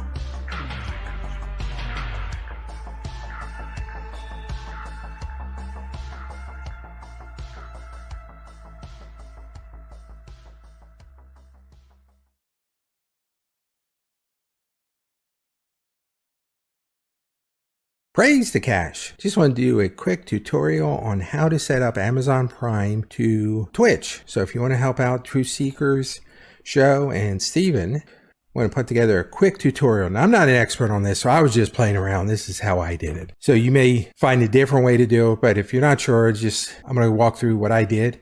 First, right here in Prime Loot. Now, this is on a PC and not Apple. May be different, but at least you're going to see what I'm doing on my laptop. You're going to see Prime Loot up here. Click that on. And here you're going to have in the purple box to activate your free trial, and it's free. So you just go through that. It'll take you to Prime Gaming. From here, you'll see how to activate your Prime Gaming. I don't think this is necessary to get your free subscription to Twitch from Amazon Prime. I just went and did it because I wasn't sure and I was playing around. So if you're not sure if you want to do this, just skip it and go to the next step. Then over, if you do your drop down on your Amazon account, you're going to have this here to say link Twitch account. So I'm going to click that, and all this is going to do, it's going to link your Amazon account with your Twitch account. So you click link down there in that little button, and it's going to have what is your Twitch name and then your name on your Amazon account. And I'm going to have my name blurred out just so everybody's not seeing it. I'm going to click confirm, and it's going to go through the processes. Now my Amazon account is linked to my Twitch account. I go back to Twitch, and I'm on the Truth Seekers show, and right here you got Steven's face there. Just come down here to subscribe, click that, and it's going to bring you all the way down here. Now you can subscribe for $4.99. This is very similar to the YouTube membership, where you can become a member on the YouTube side or watch it for free. Here you can subscribe to his channel and pay $4.99 a month, or you can come up here and click this little box, say use Prime sub. Now it's free. Now I get 1 month. Now the thing is every month I have to go out there and resubscribe. Hopefully they're going to send me an email to remind me to do that. Then I can go out there and I can click this every month, and Steve's going to get some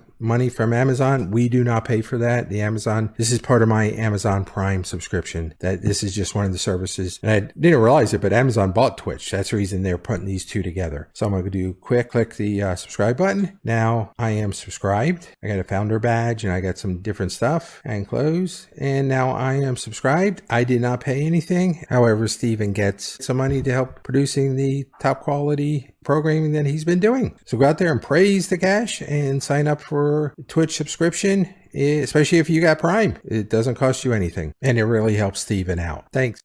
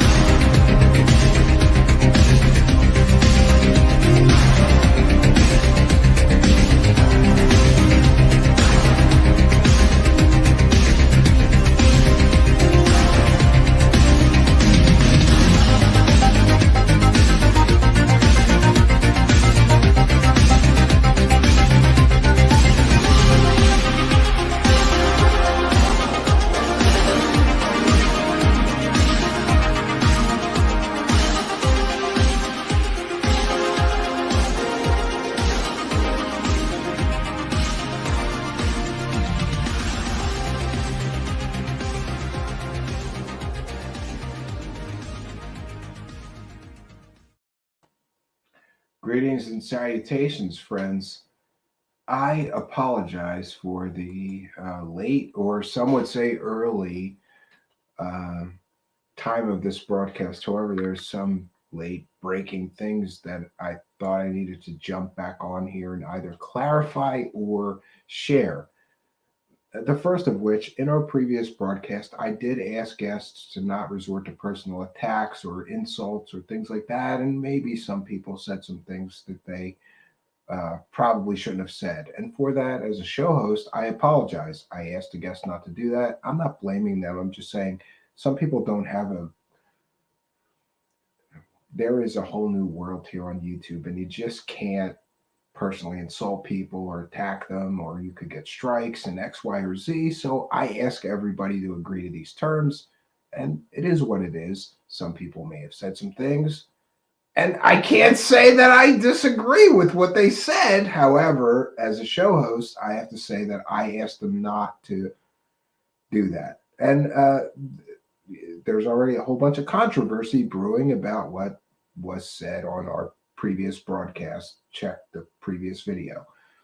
Now, number two, there's some very important information that I thought I gotta jump back on and share real quickly before it is lost, because at any time videos on the internet can be taken down, but if I share them on my show, I get a recording and I can archive that information so it won't be lost. Now, let me just share my screen here. Again, I'm citing fair use. On our previous broadcast, we shared the Mick West debunk of his triangle aperture theory. And here on Reddit, we're going to do a whole nother show on just how many people are trashing and totally saying that he's the worst thing that ever happened to UFOs. He's getting fucking destroyed. Excuse me. Again, and here's another thing. We don't want to curse here anymore, so I apologize. He is getting destroyed on Reddit over this post. Somebody posted on Reddit, "Weaponize your curiosity, unless your weapons of curiosity are pointed at my ego."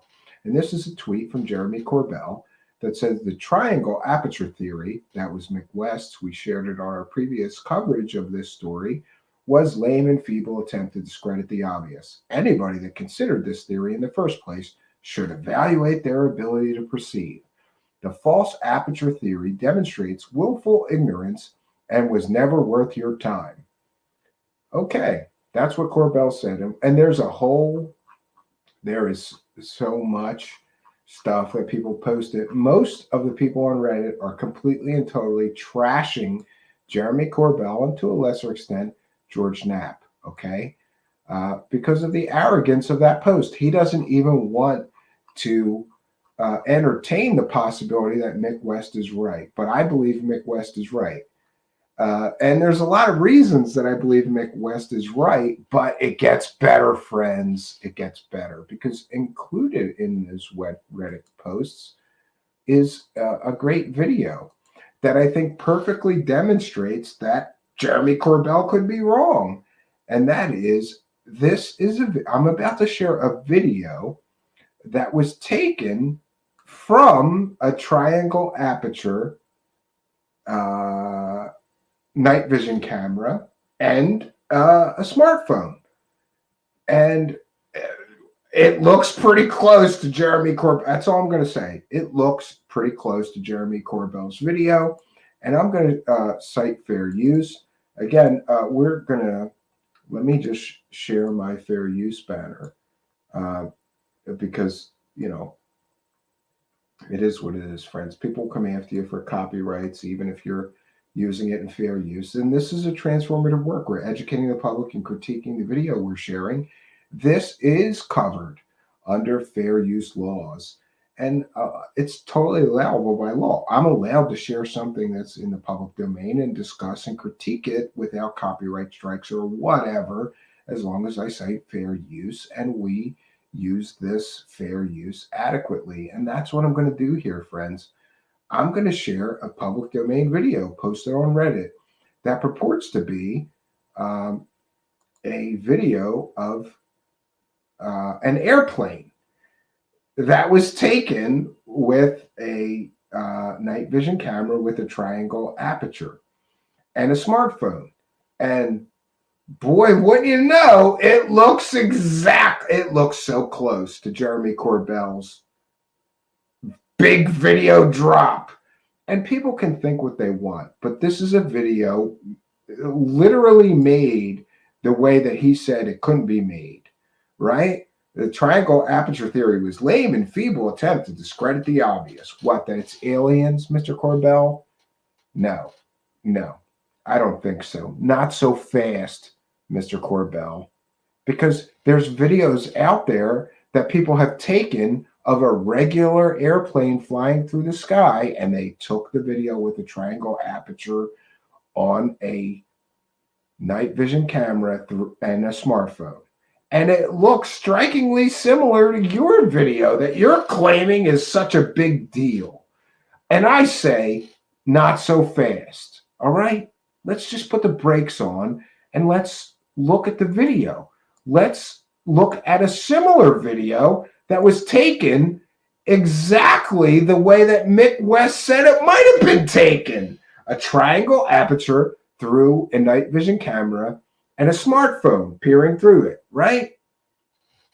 This video is so close to Jeremy Corbell's that I had to jump back on here and share this before, for all I know, it could get taken down any minute, and I don't want to lose it. I do not want to lose it. And this is from metabunk.org, and we're going to share this, and we're going to cite fair use.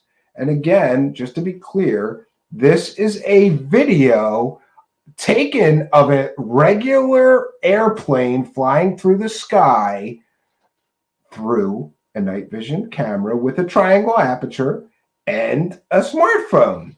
And wouldn't you know, Mr. Corbell, wouldn't you know, look, it's blinking with those FAA lights, just like yours, at the same intervals and time signatures that yours blinked in. Wouldn't you know, Mr. Corbell, wouldn't you know? It's so similar. It's not exact to it, but Mick West is saying that this is the result of a triangle aperture on a night vision scope. And here we have a video of an actual admitted airplane flying through the sky, filmed in the same manner that Jeremy Corbell described. And friends, look at this. Does this look familiar to you? Because it sure looks familiar to me, Mr. Corbell. And this debate is going to rage on. But I, my friends, have done my part. I've done my work. I've tried my best to show you the other side of the coin. And just like in the case of Jeremy Corbell's failed Bob Lazar documentary that was filled with propaganda, and I failed to mention on my previous broadcast, but several of those guests, including Jeremy Rise, the alien scientist, and Dan Benkert, sent Jeremy Corbell a treasure trove of factually verifiable information proving and confirming that Bob Lazar is a fraudster, a hoaxer, and a liar. Before the film was made, we were buddies. He won't tell you that. And he would ask us for Bob Lazar information, and we would give him all the proof that Bob Lazar was complete and total fraud. Guess, my friends, guess how much of the information that Jeremy Rise sent him, I sent him, Dan Benkert sent him, and many others I know. There's a lot of them. How many people sent Jeremy Corbell a huge data dump? He talks about getting data dumps. Yeah, you got a huge amount of data dumps that Bob Lazar is a liar and a fraud. After all, how many senior staff level physicists do you know that get arrested for running a whorehouse? That's the guy that Jeremy Corbell has put his faith in. And it's sad, but it's true. So many people send him information that would totally confirm that Bob Lazar is a fraud and a liar. Guess how much made it into his film? None of it. None of it. 10 people I know, including Jeremy Rise, Solar Marshall, and myself, sent him all kinds of factually verifiable information with great sourcing that completely and totally proves that Bob Lazar is a fraud. But he and George Knapp didn't care to give you that information. They left it out. And my friends, I am completely and totally confident that they are leaving an awful lot out of this story. After all, here's a similar video that was made exactly as Mr. Corbell describes, but is completely and totally nothing. It is an airplane flying through the sky, filmed through a triangle aperture on a night vision camera and a smartphone. And I gotta tell you, friends, it looks good to me. So maybe, just maybe, Jeremy Corbell should get off Twitter insulting somebody like Mick West who tried to bring people to truth, right? Maybe he should do that. Maybe he should get off Twitter and stop trying to explain away the obvious truth that anybody with a brain in their head could see. After all, here's a video of a UFO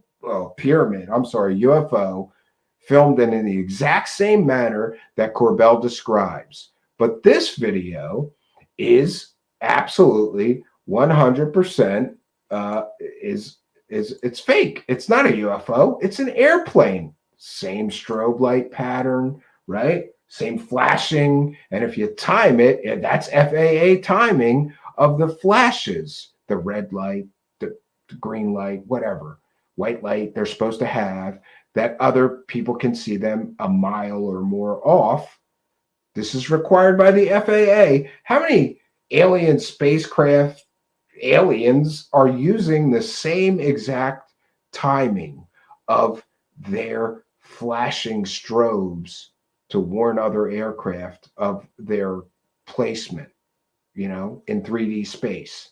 That's why this is required by the FAA, so that if ground control fails and radar fails, pilots will still be able to see each other off in the distance, okay? And all pilots are trained to recognize this pattern and time signature.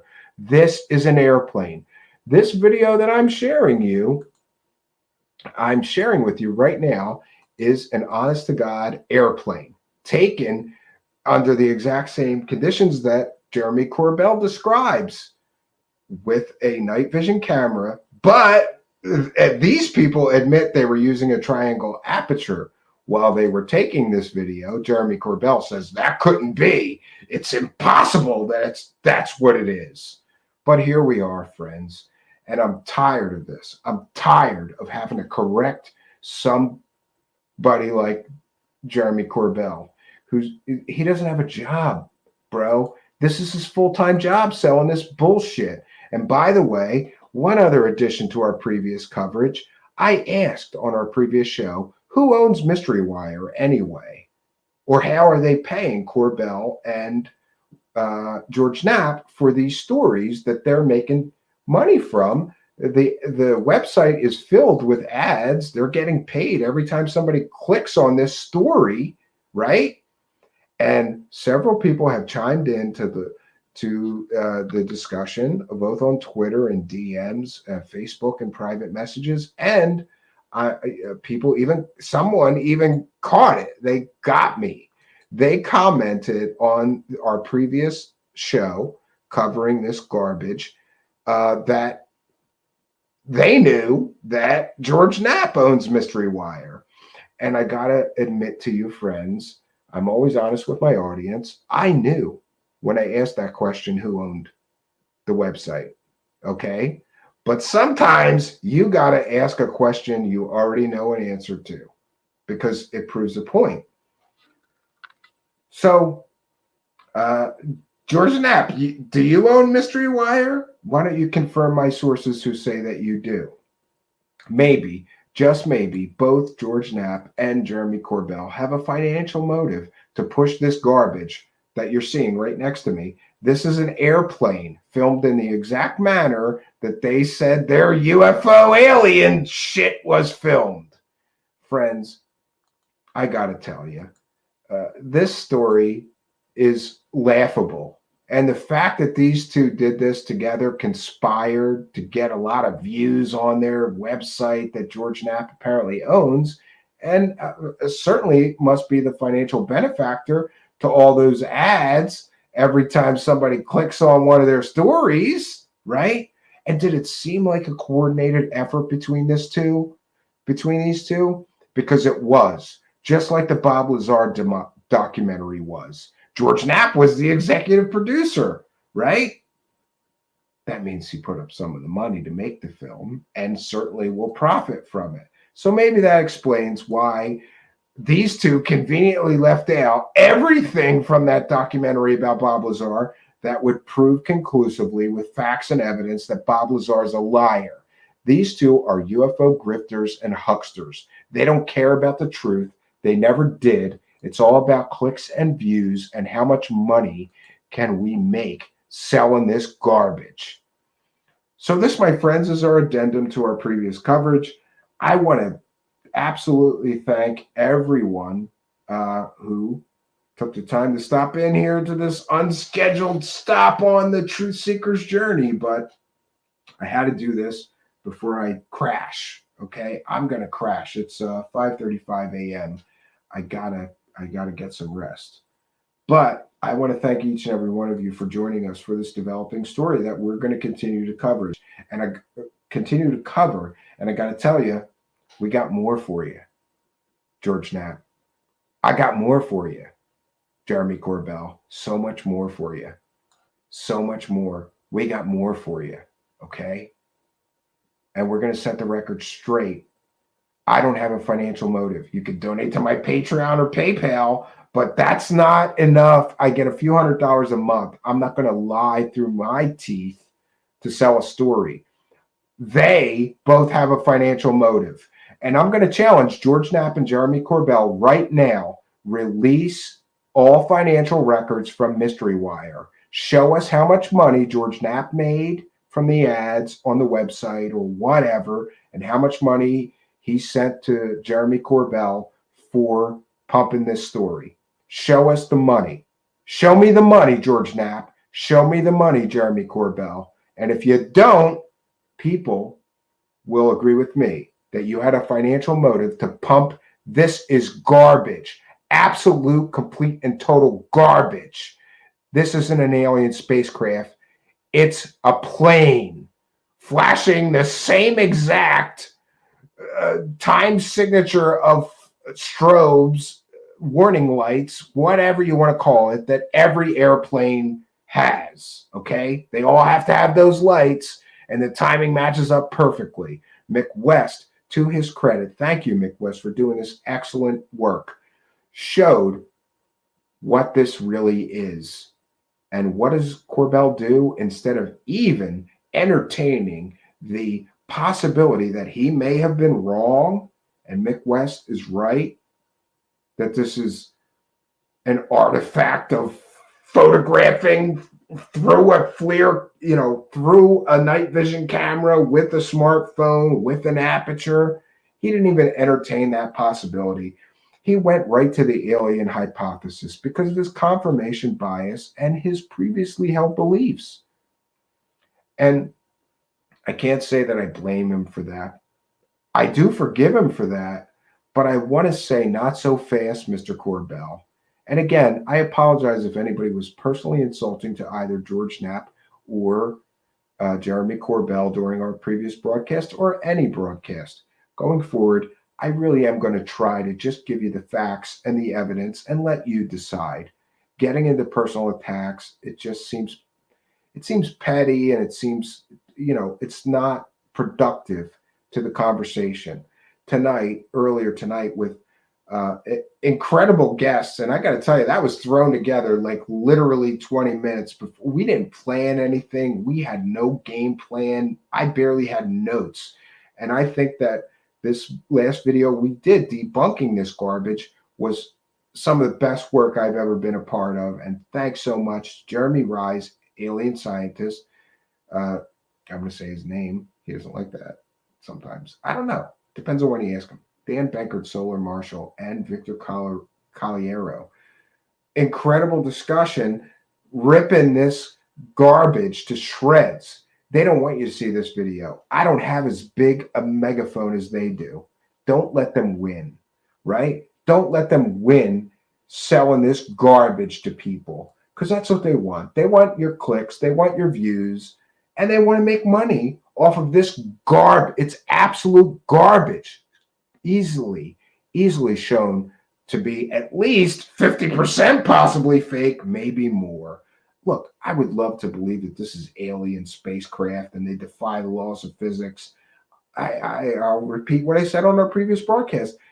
You and George Knapp and Jeremy Corbell love to say, these craft defy the laws of physics. Show me the data. Jeremy Rise, alien scientist, said on our previous broadcast, let's talk to physicists.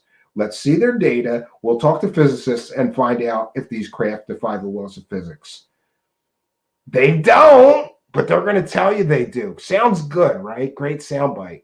These craft exhibit traits that defy the laws of physics. No, they don't. They won't talk to any physicists. They won't show their data to any physicists. After all, I don't know. Jeremy Rise, alien scientist, has a degree in physics and says that's a bullshit assertion and a generalization, and they can't say that, but they still do. So here we are, friends. This story, to me, is an overhyped money-making scam, just like the Bob Lazar documentary, right? But here we are. They don't want you to see this video or especially the video that we did before this one. But please do, friends, like, share, and subscribe, right? Please do like, comment, and subscribe. We need to get a bigger bullhorn because, unfortunately, if you're within the sound of my voice, you were supposed to find me, I think. Everything happens for a reason, and maybe you were supposed to find me, and maybe I was supposed to be here at the right place and the right time to educate you on how these UFO con artist grifters will sell any kind of garbage they can with anonymous sources, with bad data, with generalized statements, and, absolutes. Oh, it defied the laws of physics. Great. Show us how it did that. They never can, they never do, and they never will, right? But we're supposed to believe them. Why? Because we want to. And that's the unfortunate part of this thing.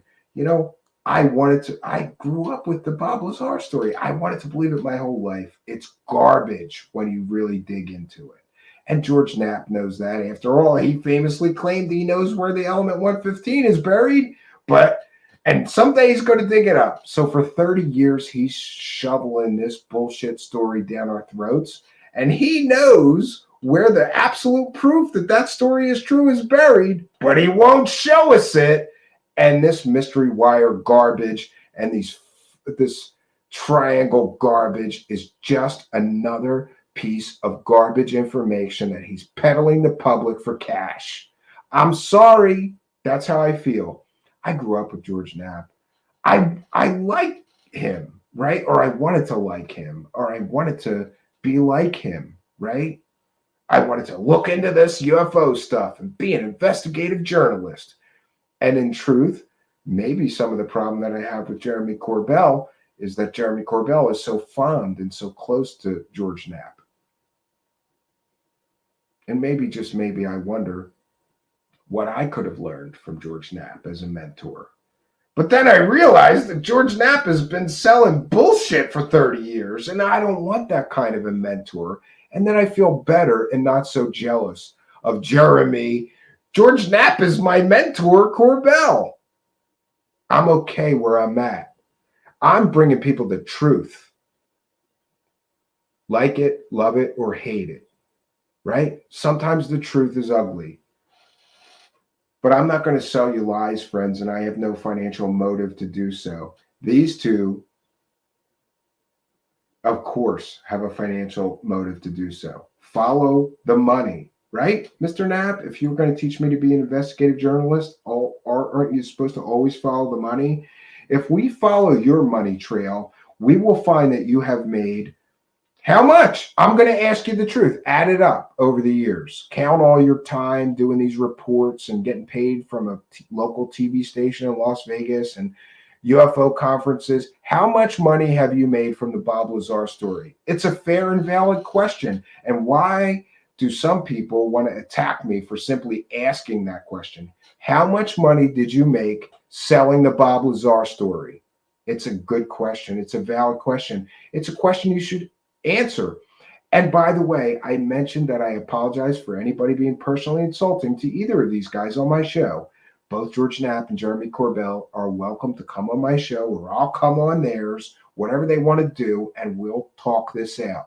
We'll try to reach a greater understanding. But the truth is, neither of them want or will do that. In fact, I'm blocked on social media by Jeremy Corbell simply for pointing out all of the bullshit in his documentary. He doesn't like that. And it's unfortunate because obviously we're both interested in a lot of the same stuff, and maybe we could be friends if we could just get past this situation where we disagree on facts and evidence and things like that. They don't want you to see this video. They don't want you to like and share this video, especially not with the hashtag UFO Twitter. But I got to tell you, I'm a little bit of a troublemaker. But anybody that knows me knows I'm sorry. Yeah, I'm that kind of a guy. So what I'm going to ask you to do is share this video with the hashtag $UFO Twitter. And, to anybody that's really interested in this stuff or maybe willing to buy their bullshit, that will really help.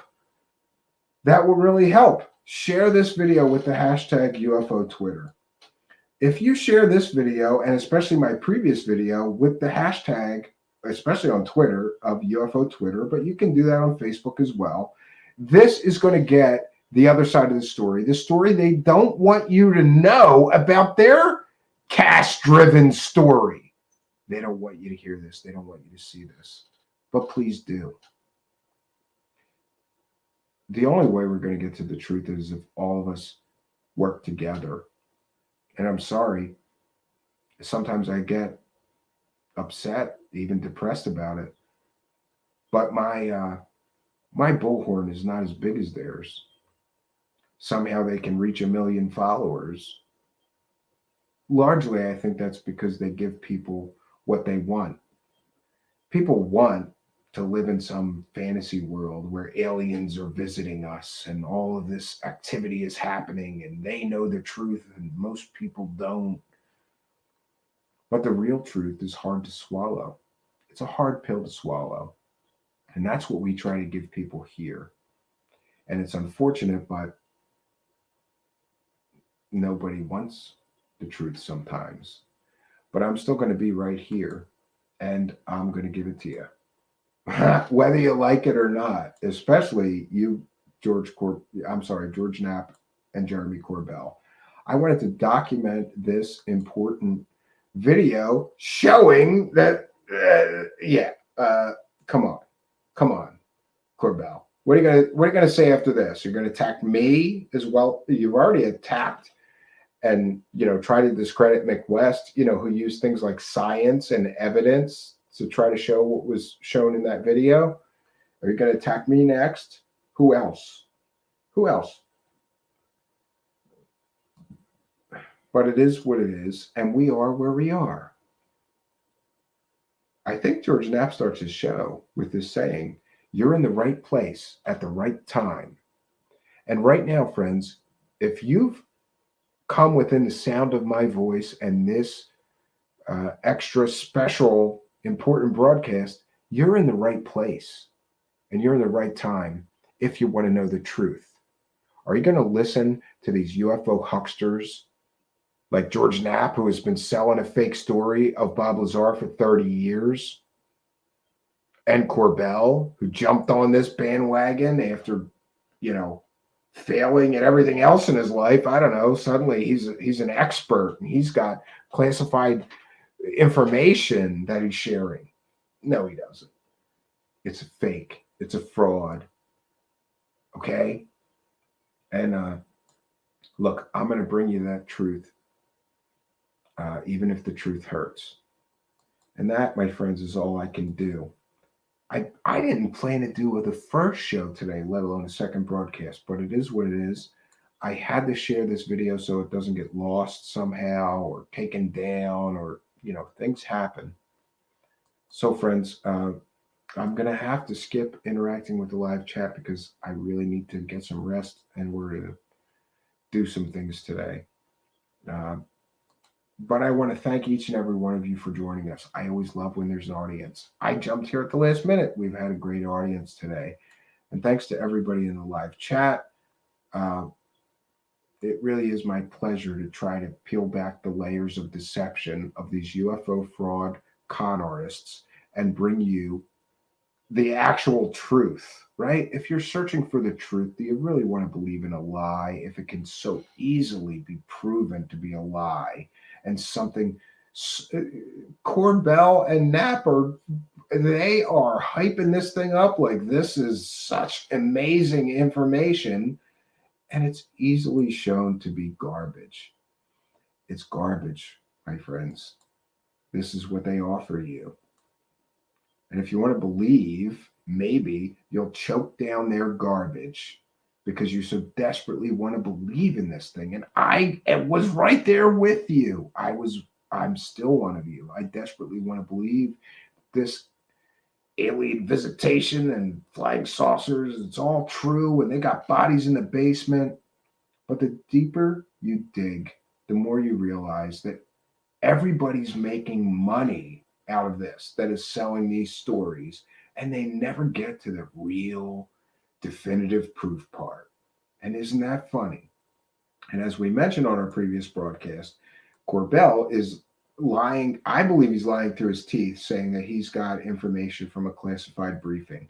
If this information was from a classified briefing, whoever leaked it to him, shared it with him, or told him all the details about that classified briefing would possibly be fired, lose their pension, and lose their top secret clearance, of course, and maybe criminally prosecuted for sharing information from a classified briefing. I talked to a whole bunch of different people who I am sure at one time or another had top secret or whatever you want to call it, special clearances, and also attended classified briefings. They all told me the same thing. You can't share anything from a classified briefing. You can't tell somebody what the briefing was about, what the subject matter discussed was, what the concerns were, or what the purpose of the classified briefing was.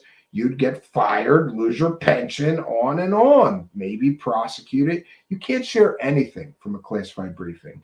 But Corbell is still telling people that this is all from a classified briefing. Prove it. Prove it. That's what I'm going to say. Your anonymous source told you it was from a classified briefing? Okay, find the classified briefing. Get the Pentagon to confirm or deny that this material was included in a classified briefing. He's never going to do that. He's never going to prove his claims. And the proof that his claims about all of this information, even possibly coming from a classified briefing, is that show us the consequences. Somebody's getting fired. Somebody's losing their pension, maybe. Somebody may be criminally prosecuted for sharing this groundbreaking, incredible information with Corbell. And by the way, who would risk their career, their pension, and maybe jail time to share with Corbell a video of an airplane? We've just shown tonight it could quite possibly just be an airplane. Someone else mentioned a very good point. Maybe this was from some sort of briefing that was showing fake UFOs and how they may be created or mistaken airplanes being shown as UFOs. That's another good point. But Corbell will never give you the other sides of the coin. He's all chips in that this shit is aliens. And it may be, but he has zero proof that it is. Zero. And he will continue to push these stories as long as it is his full-time job to. Guy doesn't have a job. His full-time job is selling UFO shit. So do you think maybe, just maybe, he and George Knapp and others like them may have a financial motive to fake stuff, fly loose and fast with facts, fabricate things, hype things up that are really nothing? Of course, they all got to keep the ball rolling in order to keep eating. Their income comes from this garbage. And so at some point, they just give up. I think that they both truly cared about this subject at one point, but that point is well since gone. And now we're on to the money train. And you got to keep the money train rolling, whatever it takes. Both of them got to keep coming up with UFO bullshit in order to keep making money. I don't have a financial motive here. In full disclosure, I make $100 a month on Patreon and maybe another 100 or so from PayPal donations. That's hardly enough money to sacrifice my integrity. And again, I want to challenge Jeremy Corbell and George Knapp. How much money did you make selling this story? How much money did you make selling the Bob Lazar story? Tell us. It's a fair question. Go to your accountant and figure it out. George Knapp's going to have a hard time because he's been selling Bob Lazar stories for 30 years, right? And he keeps selling them. And this is where we're at, friends. I'm sorry that I don't trust these two people, but I don't. And I can come up with another 100 reasons why I don't trust anything that either of these two people say, but it is what it is, friends. I grew up with the Bob Lazar story and George Knapp telling it. I liked the guy.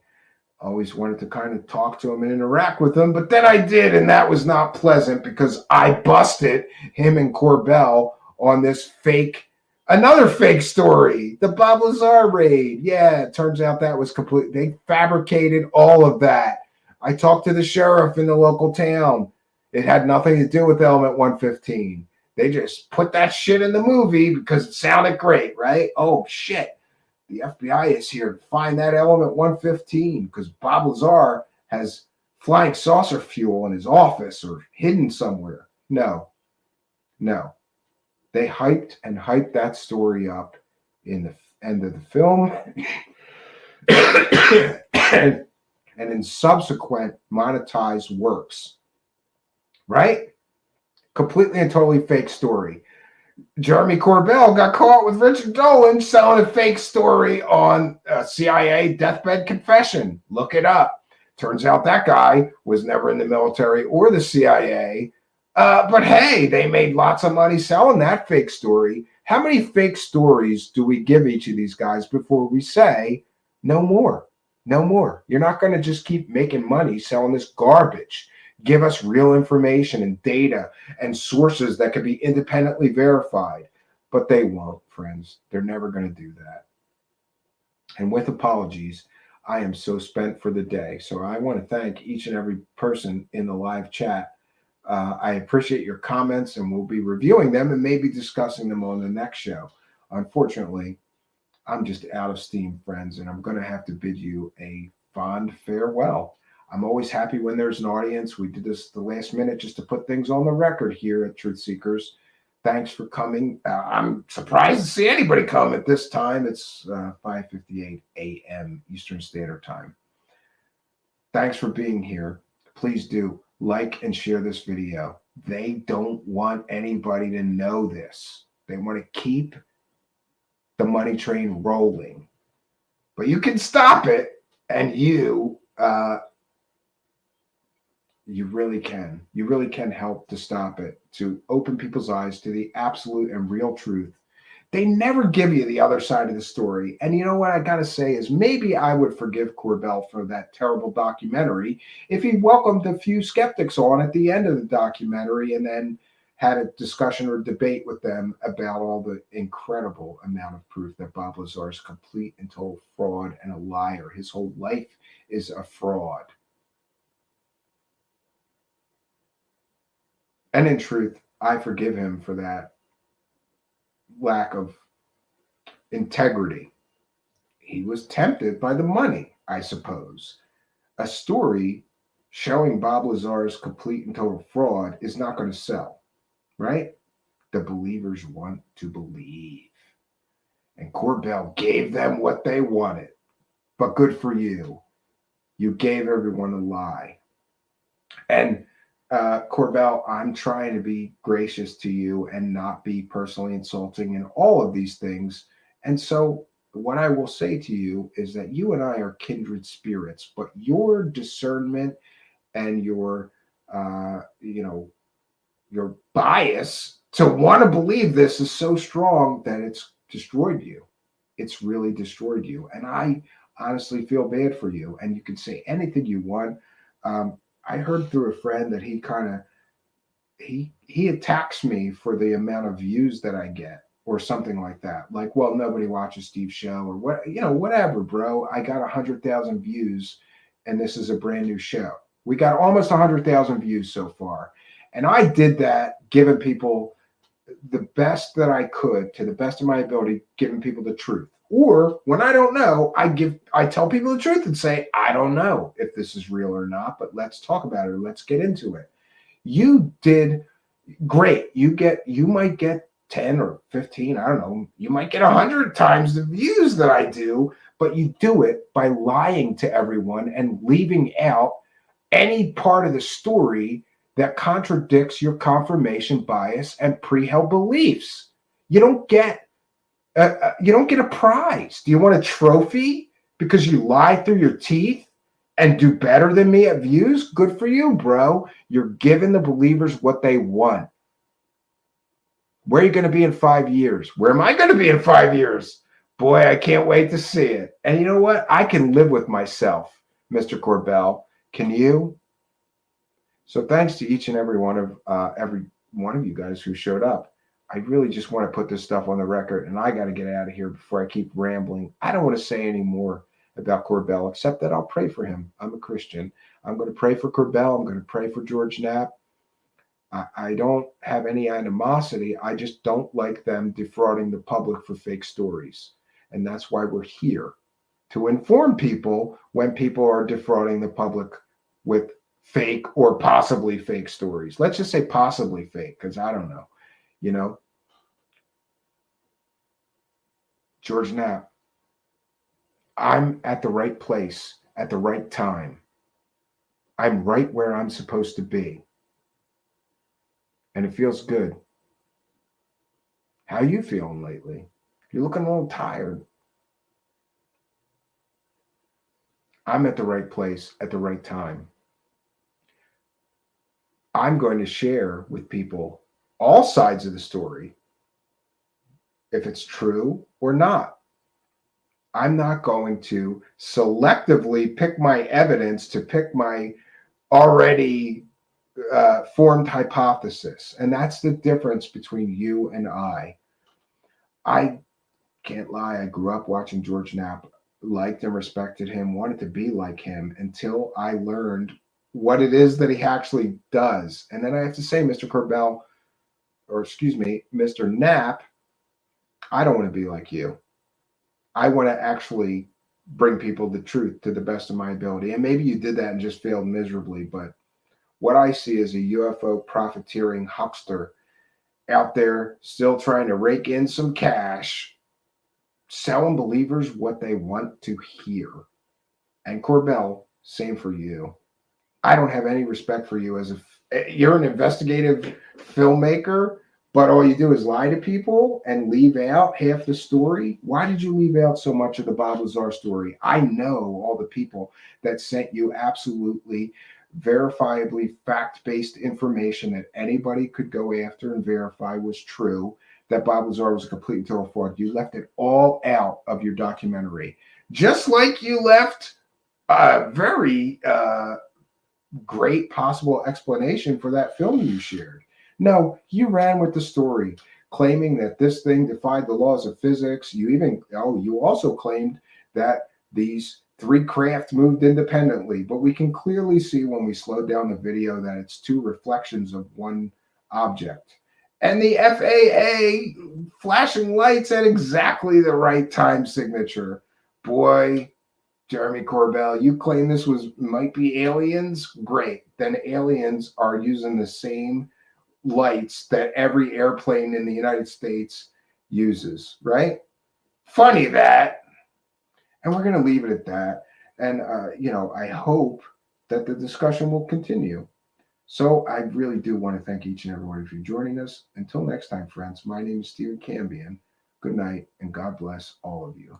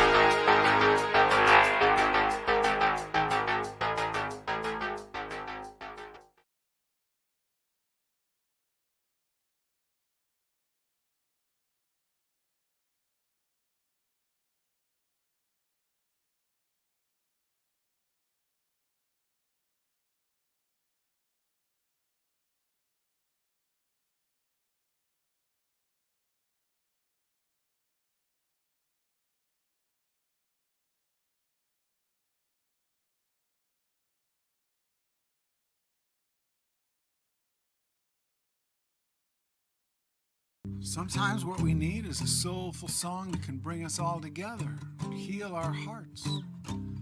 But in times like these, we might need a song like this. I still want to learn to play piano. I could be practicing every day. I keep saying I'd love to start running. I'd be in shape if I had my way. But there were always aliens to think about, Illuminati and the puppet state. Chemtrails poisoning the populace. No use trying, it's much too late. Big crock conspiracy, wacko shit. Deadlock, truth I never will admit. It's only an excuse to quit. Conspiracy, wacko shit.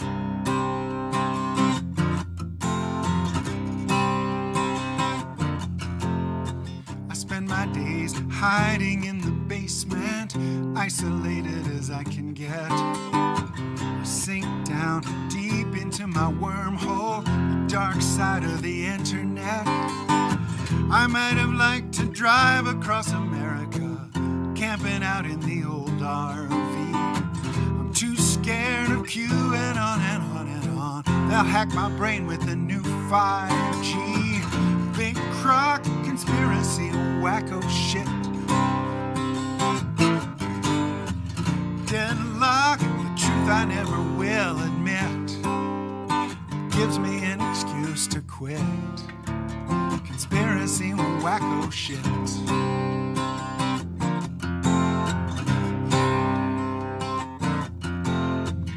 Fist clenched, strangling my iPad, apocalyptically entertained. I'm sweat drenched, paranoid, it's this bad, pure adrenaline in my veins.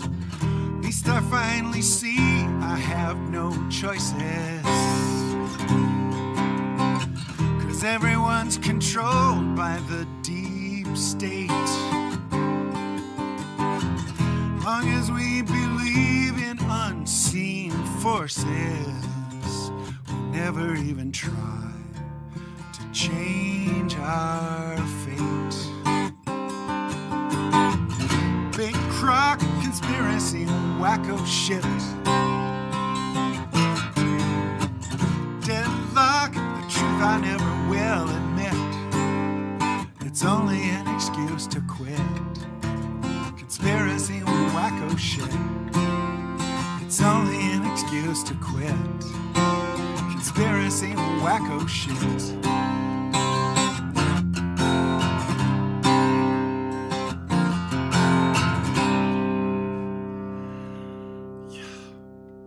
I feel better. I hope you do.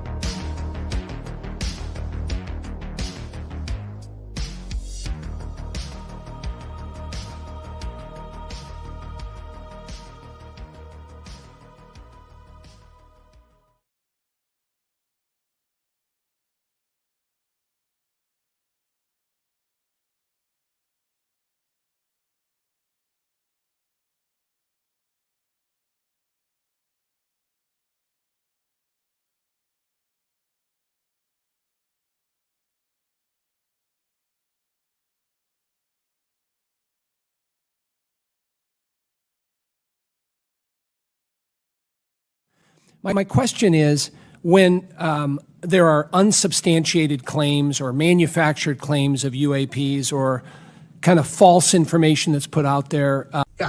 I have seen the logs. I have seen the videos. We have attempted shoot downs of UAPs on a regular basis. We're talking as recently as last Friday. My question is, when there are unsubstantiated claims or manufactured claims of UAPs or kind of false information that's put out there. I have seen the logs. I have seen the videos. We have attempted shoot downs of UAPs on a regular basis. We're talking as recently as last Friday. My question is, when there are unsubstantiated claims or manufactured claims of UAPs or kind of false information that's put out there. I have seen the logs. I have seen the videos. We have attempted shoot downs of UAPs on a regular basis. We're talking as recently as last Friday.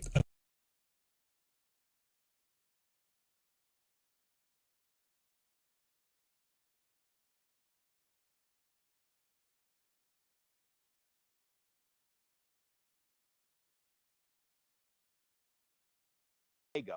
Now that property, the video you saw, there's only one road. There's only one way in and one way out. And the gate is always locked. So anybody comes into the property, they're going to know about it. Well, suddenly they see in the third homestead, the 3 homesteads in the property, they see these what look like headlights coming toward them. Or they think that maybe it's a Winnebago that somehow got stuck out on one of their pastures. Oh, gee, we'll go down and help the guy. They start walking toward it, and then the lights start coming in their direction, start moving toward them. And then the lights start moving up and over the trees and gone.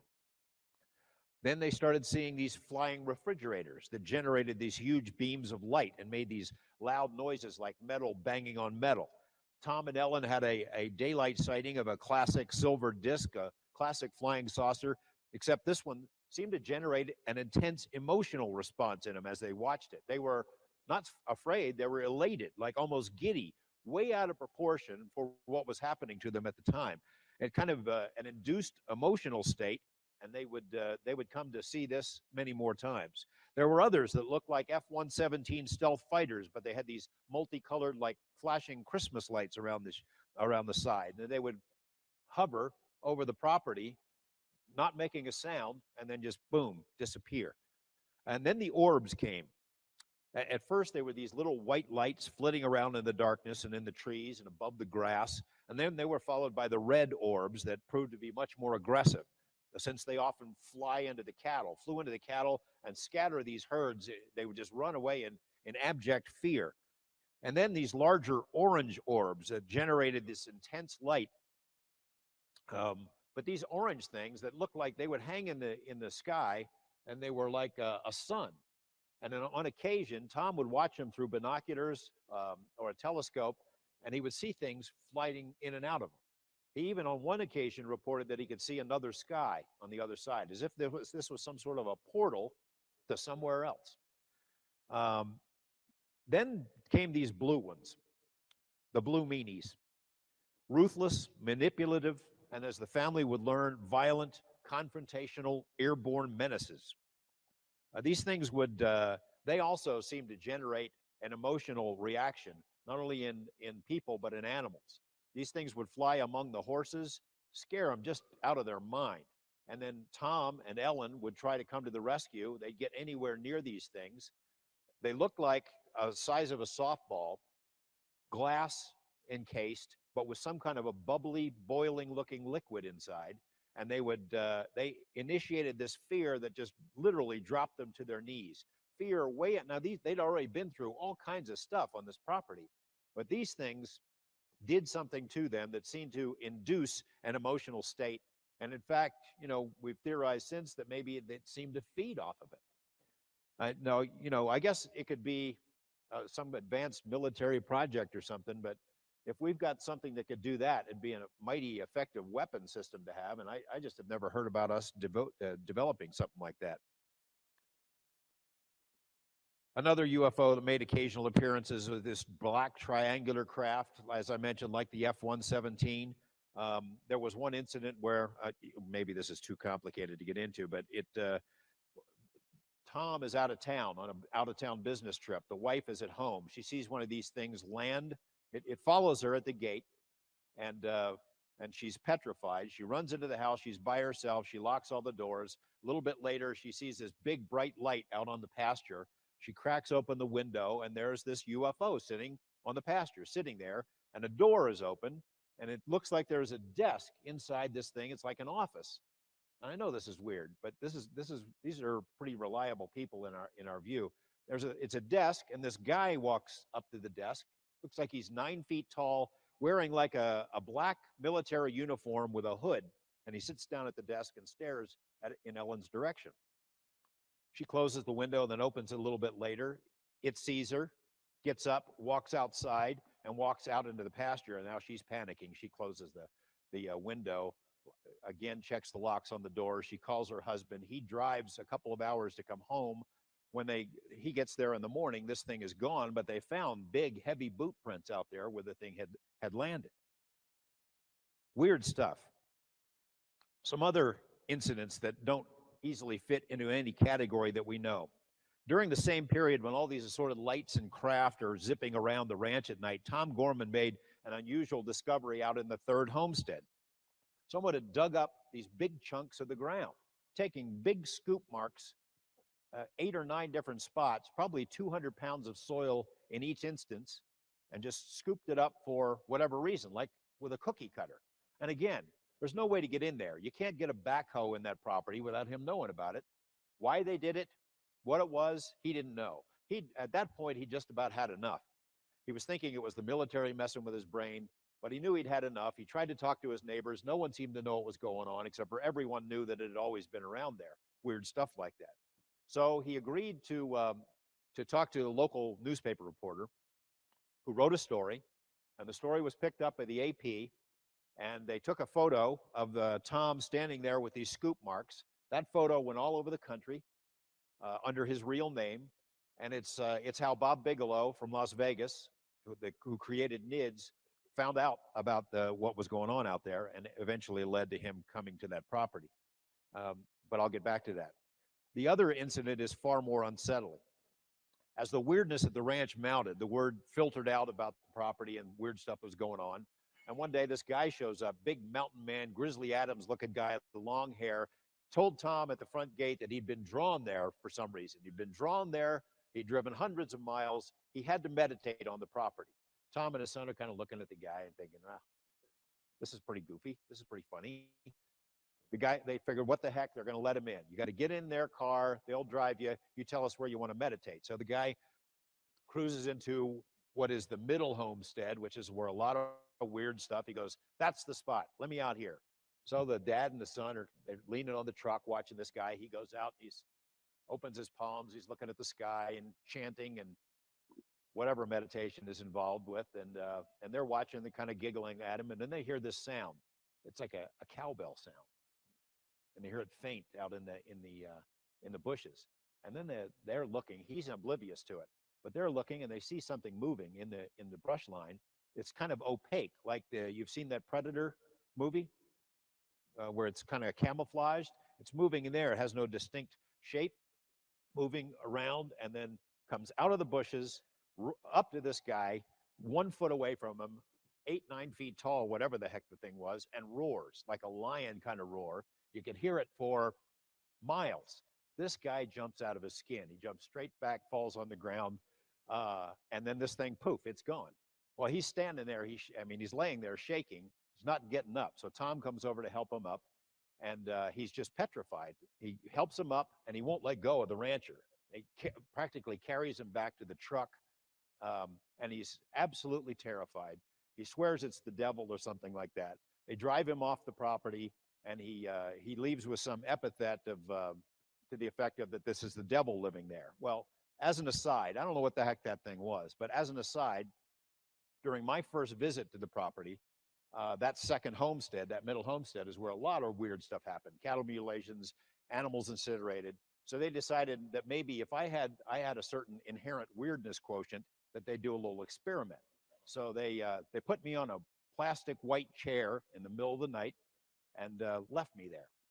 And then they went a couple they went a couple of 100 yards away, and I think they were probably drinking beer or coffee or something like that, and had cameras to set up, not to help me or anything, but to see if something came and got me.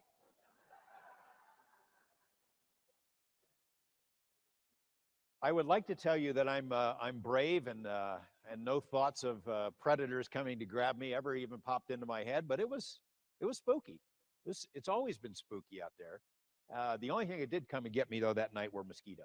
So after about 45 minutes, I'd have quite enough as being bait out in that homestead. As mentioned, the ranch sort of became like a shopping list, a paranormal shopping list, and it gets to the point that mentioning all of it just sounds ridiculous. Yes, and I would agree with at least one thing George Knapp said there. Greetings and salutations, friends, and welcome back. These stories are ridiculous. And isn't it interesting?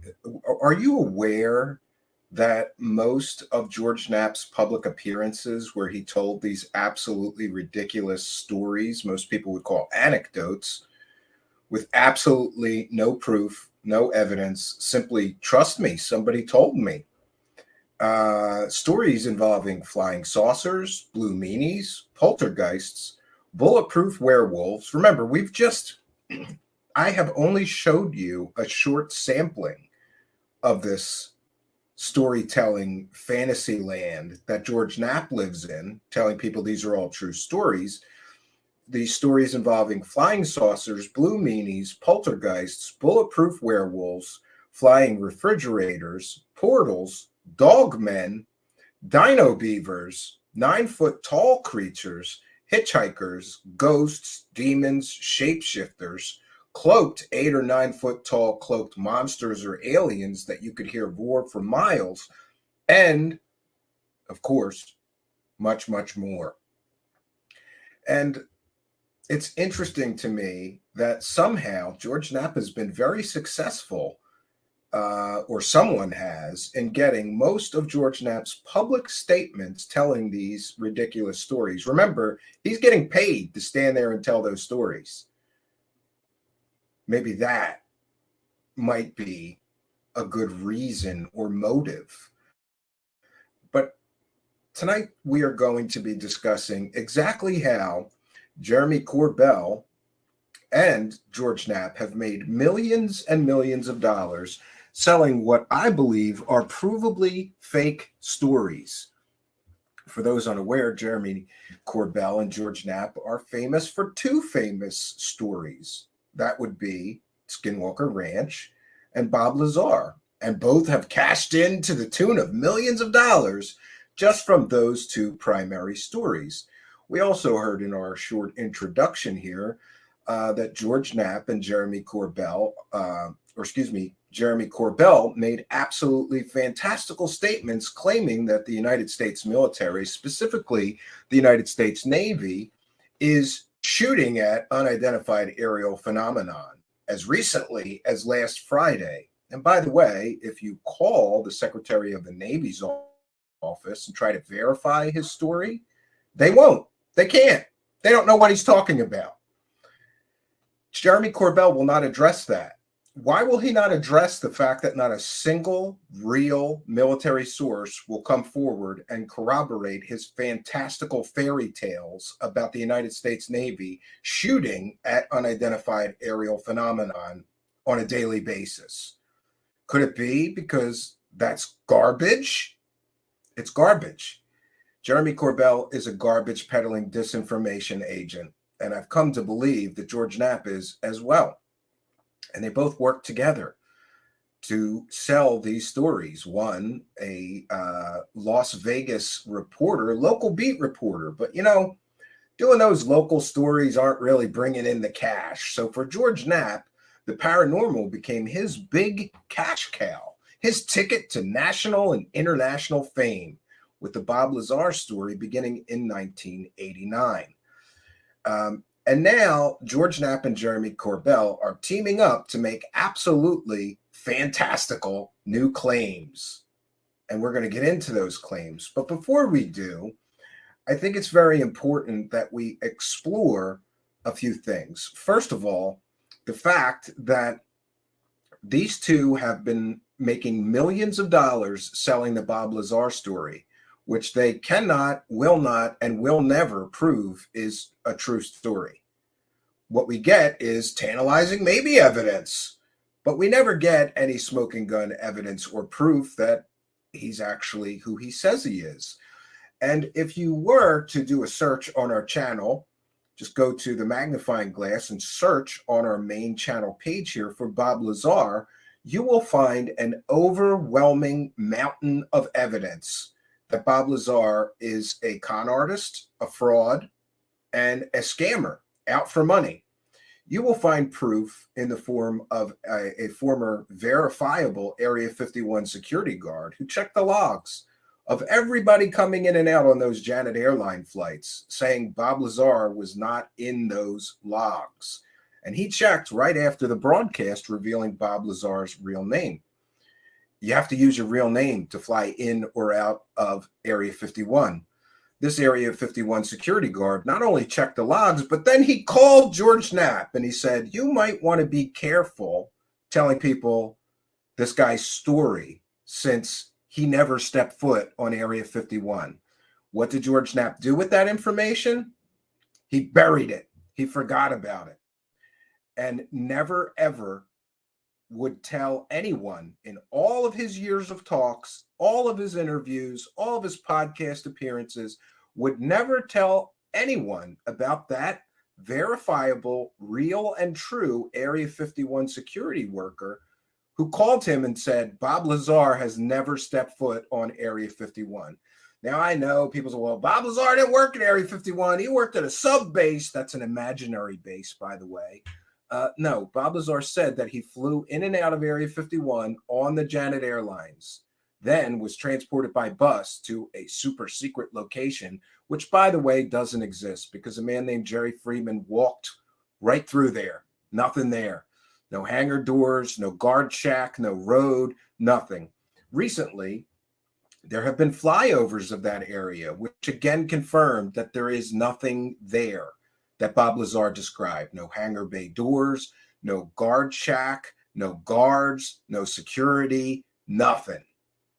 It's because it does not exist. And George Knapp has played this game for years now, where he has purposefully, and I believe willfully, with deliberate intent, concealed the vast amount of evidence that Bob Lazar is telling a lie, that it's a fairy tale.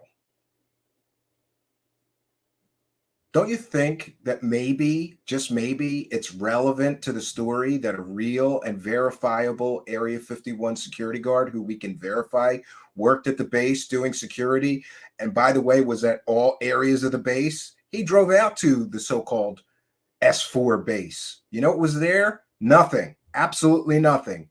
And here on our channel, we have an on-the-record interview. And by the way, he did that right after the television appearance, revealing Bob Lazar's real name in 1989.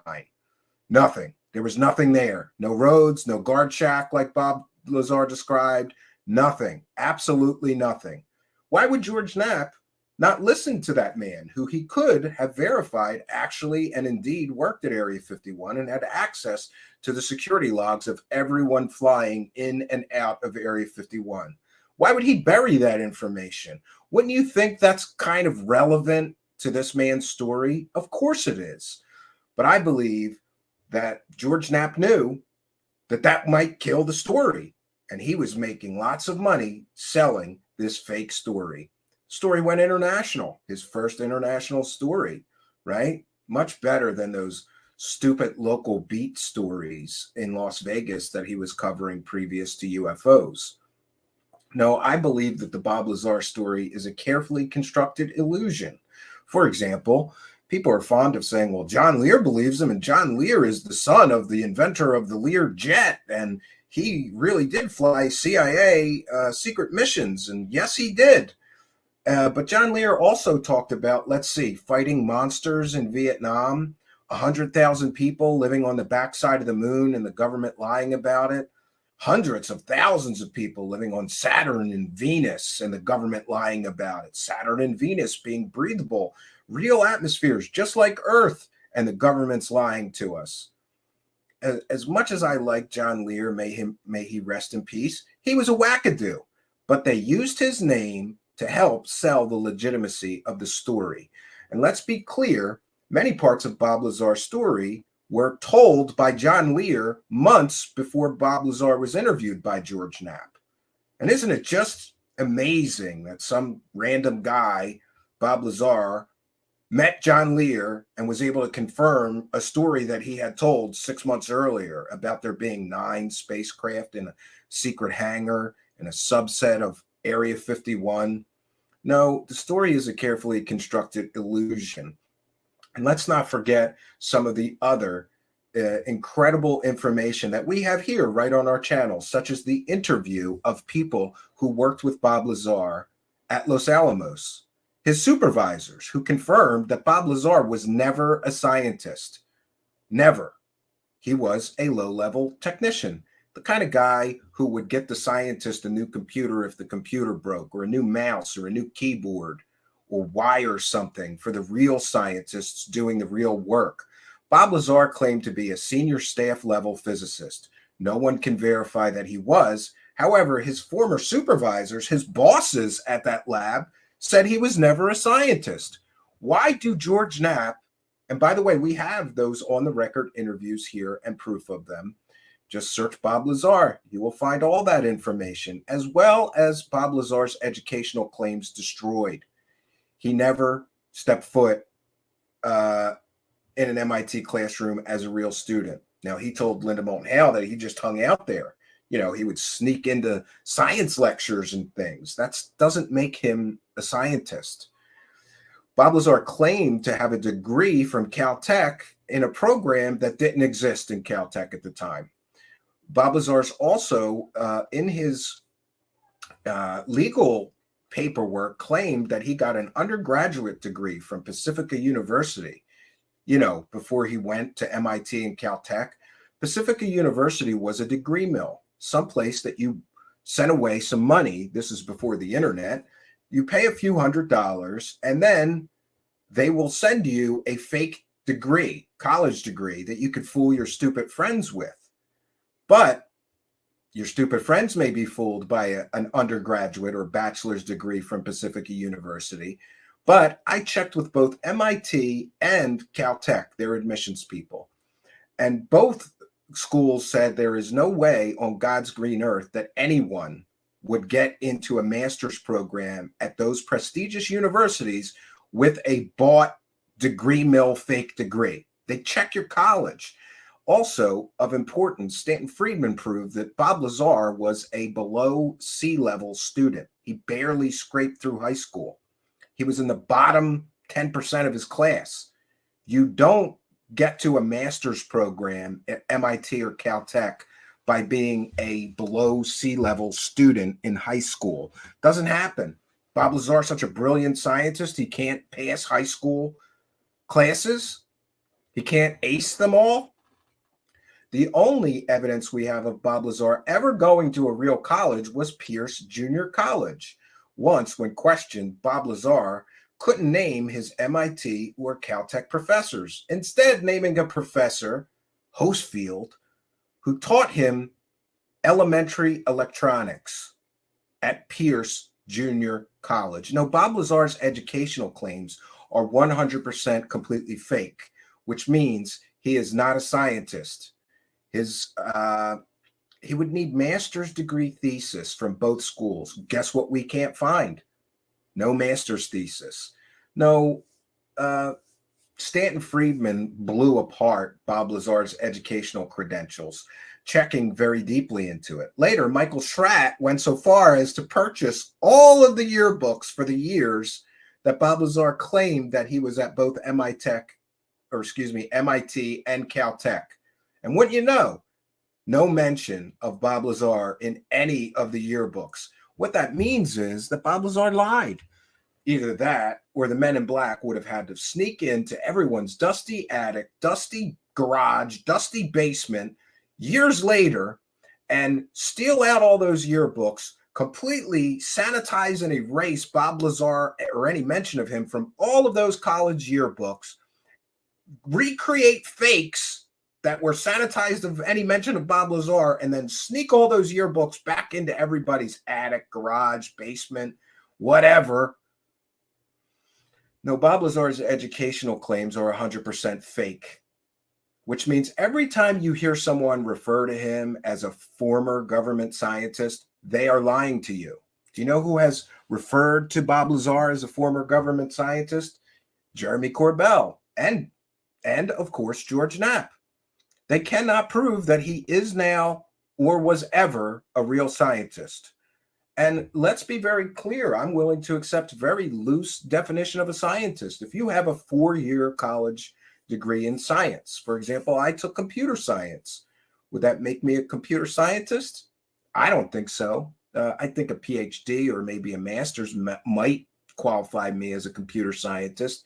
But even if we were to accept the very low bar here and say, what makes a scientist? Let's just say if he has a 4-year science degree, he's a scientist. And some people agree with that definition. Great. But no one can prove that Bob Lazar even has a 4-year undergraduate degree from any place other than some scammy degree mill place where you pay a couple $100 and they just mail you a fake science degree. That doesn't make you a scientist. Further proof he's not a scientist, and I'm willing to say that this is my opinion and speculation, is that Bob Lazar ran a whorehouse. He bought into a whorehouse. He was partners in a whorehouse. And by the way, there are various. George Knapp can't get the story straight. Once, at one public appearance, he said Bob Lazar just worked on the computers for the whores. At another separate one, he said Bob Lazar came to him and said that him and his wife bought into the whorehouse. And by the way, I have done extensive research on this, even talking to the madam that Bob Lazar worked with. He was a 50% partner in that whorehouse with the madam. So I would like anybody within the sound of my voice to show me any other real or credible scientist who just wakes up one day and says, you know, this science stuff is great, but I'm not making enough money. You know what would make me a lot more money? Running a whorehouse. Because nothing says credible scientist like a pimp running a whorehouse. But George Knapp and Jeremy Corbell don't want to talk about the whorehouse. I can talk about the whorehouse. I can even tell you how much they were robbing the whores for at the whorehouse and how greedy Bob Lazar was in that business situation. And by the way, isn't it great? Did you know who narked on Bob Lazar's whorehouse? George Knapp called the cops on Bob Lazar for running the whorehouse, which interestingly was right in his neighborhood, George Knapp's neighborhood. Why would George Knapp narc on Bob Lazar for running a whorehouse? Well, it was an illegal whorehouse, first of all, because though prostitution is legal in the state of Nevada, it is not legal within the city limits of Las Vegas, where Bob Lazar was running his illegal whorehouse. So the Bob Lazar story falls apart. There's also the people who say, well, Bob Lazar passed 4 lie detector tests. Here is another stunning omission. George Knapp and Jeremy Corbell love to tell you that Bob Lazar passed lie detector tests. But what they leave out is that the man who issued the lie detector tests they're referencing is a man named Terry Tavernetti, who was very, very close friends with George Knapp. And those lie detector tests took place right after Stanton Friedman blew the shit out of Bob Lazar's fake education.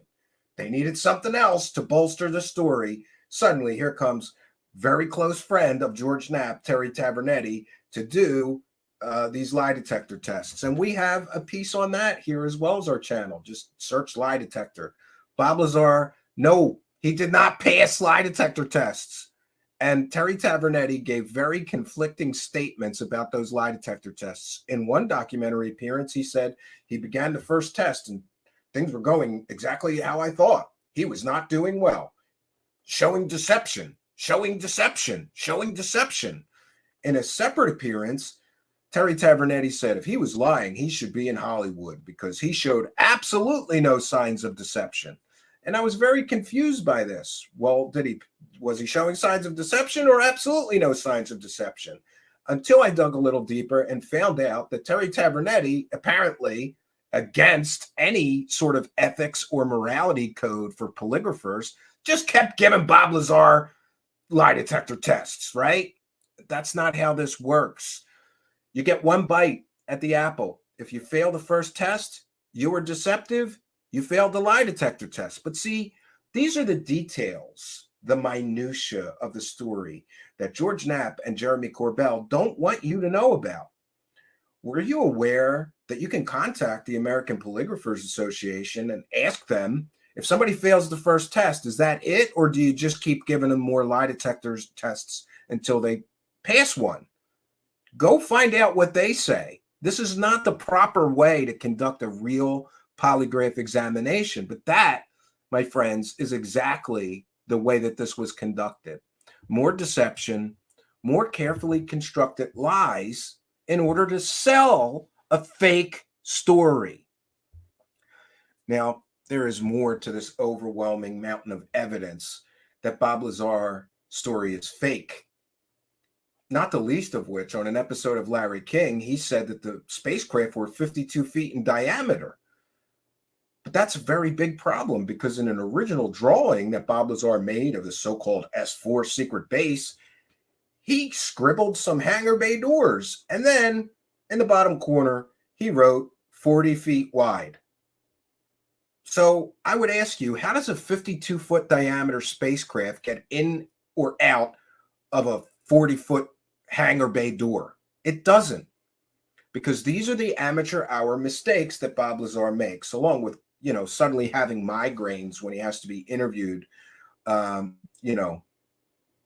the biggest podcast in the world. But don't worry, he's got handler Jeremy Corbell to sit next to him and help him push this bullshit cart up that hill. Jeremy Corbell is another one. You see, the reason that the Bob Lazar illusion works and fools so many people is because they do the lie by omission.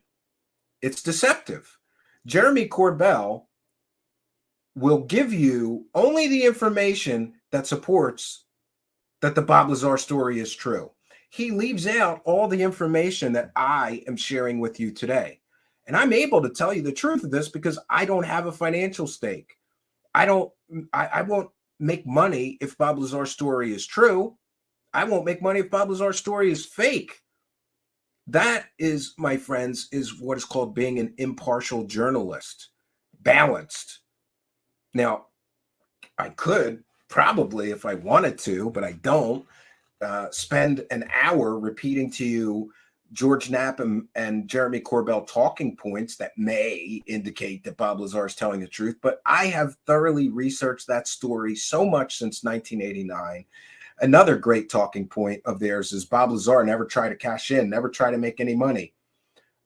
He got by some accounts, $1 million deal for his book published through TTSA. You remember that techno scam? Yeah. The techno scam company that promised everybody a spaceship.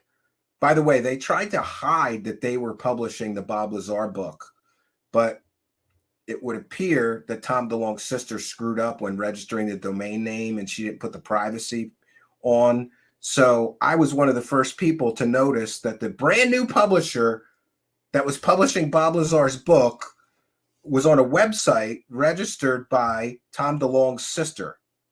Everybody's making money off this Bob Lazar story, but no one can prove that he was a real scientist. We can prove that he's a convicted pimp who ran a whorehouse.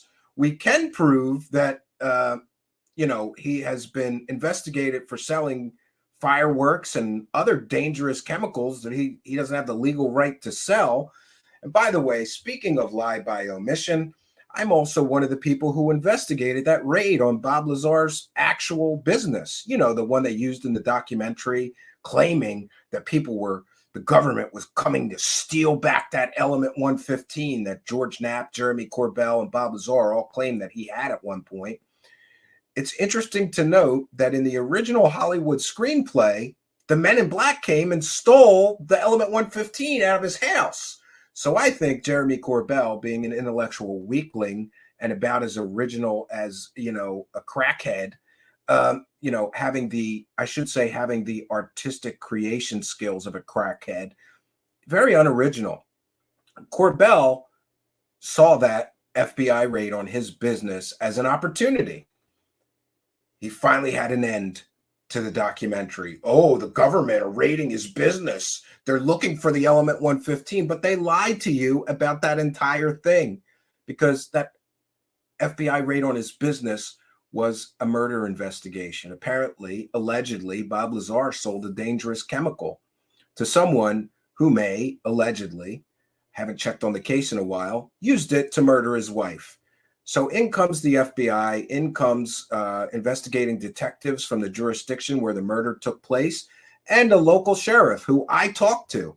They were all shocked and amazed. I talked to the FBI agents. I talked to the local sheriff in the town where Bob Lazar's business was. They were all at the raid, and they all 100% dispute the events as portrayed by Jeremy Corbell and by George Knapp. First of all, they said there was 40 or 50 people there. No, there was 11 or 12. Jeremy Corbell and George Knapp also said that they spent all day there. They looked through the entire place. No, that didn't happen. They went there. They were there for less than an hour. They went in there. Well, first a hazmat team did. That was true. A hazmat team went in. You got all kinds of dangerous chemicals. You don't let your team in there until it's cleared and it's safe. So, yeah. And by the way, all these vehicles they claimed were there. No, there was a couple of vehicles there. Yes, including a hazmat van or vehicle. So a couple guys from hazmat came in, checked everything out, made sure there was no, chemicals just laying around that could be dangerous or whatever. Then they let the investigating detectives and FBI agents in there. They, with Bob Lazar's cooperation, got the sales records they were after of the dangerous chemicals that Bob Lazar was allegedly selling to this man in another state who allegedly used it to murder his wife. This was a routine thing. And by the way, the sheriff of the town was aware of Bob Lazar's flying saucer stories from the 80s and 90s, but he assured me no one was under surveillance. He was in the briefings before the raid took place, and he said that no one mentioned anything about Element 115, Bob Lazar's flying saucer stories. If you talk to the actual agents and the other police detectives who were there, no one had any idea anything about Bob Lazar and his flying saucer fantasy stories. However, Jeremy Corbell and George Knapp lied through their teeth and used that event to sell a fake film about a fake scientist who was in reality a convicted pimp that ran a whorehouse. So what we have here is a carefully constructed illusion built on lies, half-truths, and the lie by omission. This is why this works. Would the story be as good if they just said, yeah, Bob Lazar, he's kind of a dickhead because he's selling dangerous chemicals that you can murder your wife with, and people wanted the sales records, right? No, it's a much better story to claim that you're under surveillance. You and Bob Lazar, you're under surveillance. Now George Knapp is making all kinds of claims that there were threats made against George Knapp, Bob Lazar, and Jeremy Corbell. Who's making the threats? The Men in Black? Really? You're going to use the Men in Black? Can we interview the people that are making the threats to you and see if you're telling the truth on that point? This whole Bob Lazar story is constructed out of lies, half-truths, and, most importantly, the lie by omission. If they were really after the truth, wouldn't they tell you, or at least mention all the things that I'm telling you tonight? They're not after the truth. They're after the cash.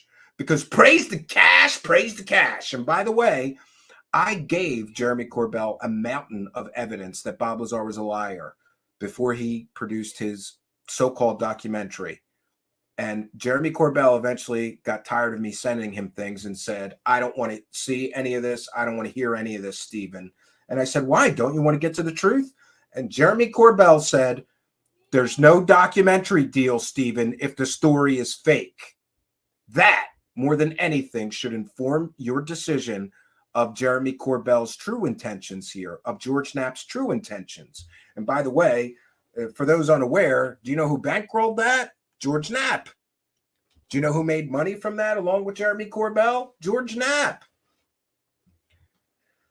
It's a big money club, and I ain't in it. So I can tell you the truth. I don't have a financial reason to lie to you. Does Jeremy Corbell have a financial reason to lie to you? You bet your ass he does. Does George Knapp have a reason to lie to you? A financial motive to lie to you? You bet he has a motive to lie. And it's called money. Money. Just as Jeremy Corbell mentioned, there's no money. There's no big money deal if the story's fake. Now, along with the Bob Lazar story, of course, these two clowns have both cashed in heavily on the Skinwalker Ranch story. And by the way, for those of you who have asked me constantly, continually, repeatedly to cover the Skinwalker Ranch, I'm covering it tomorrow.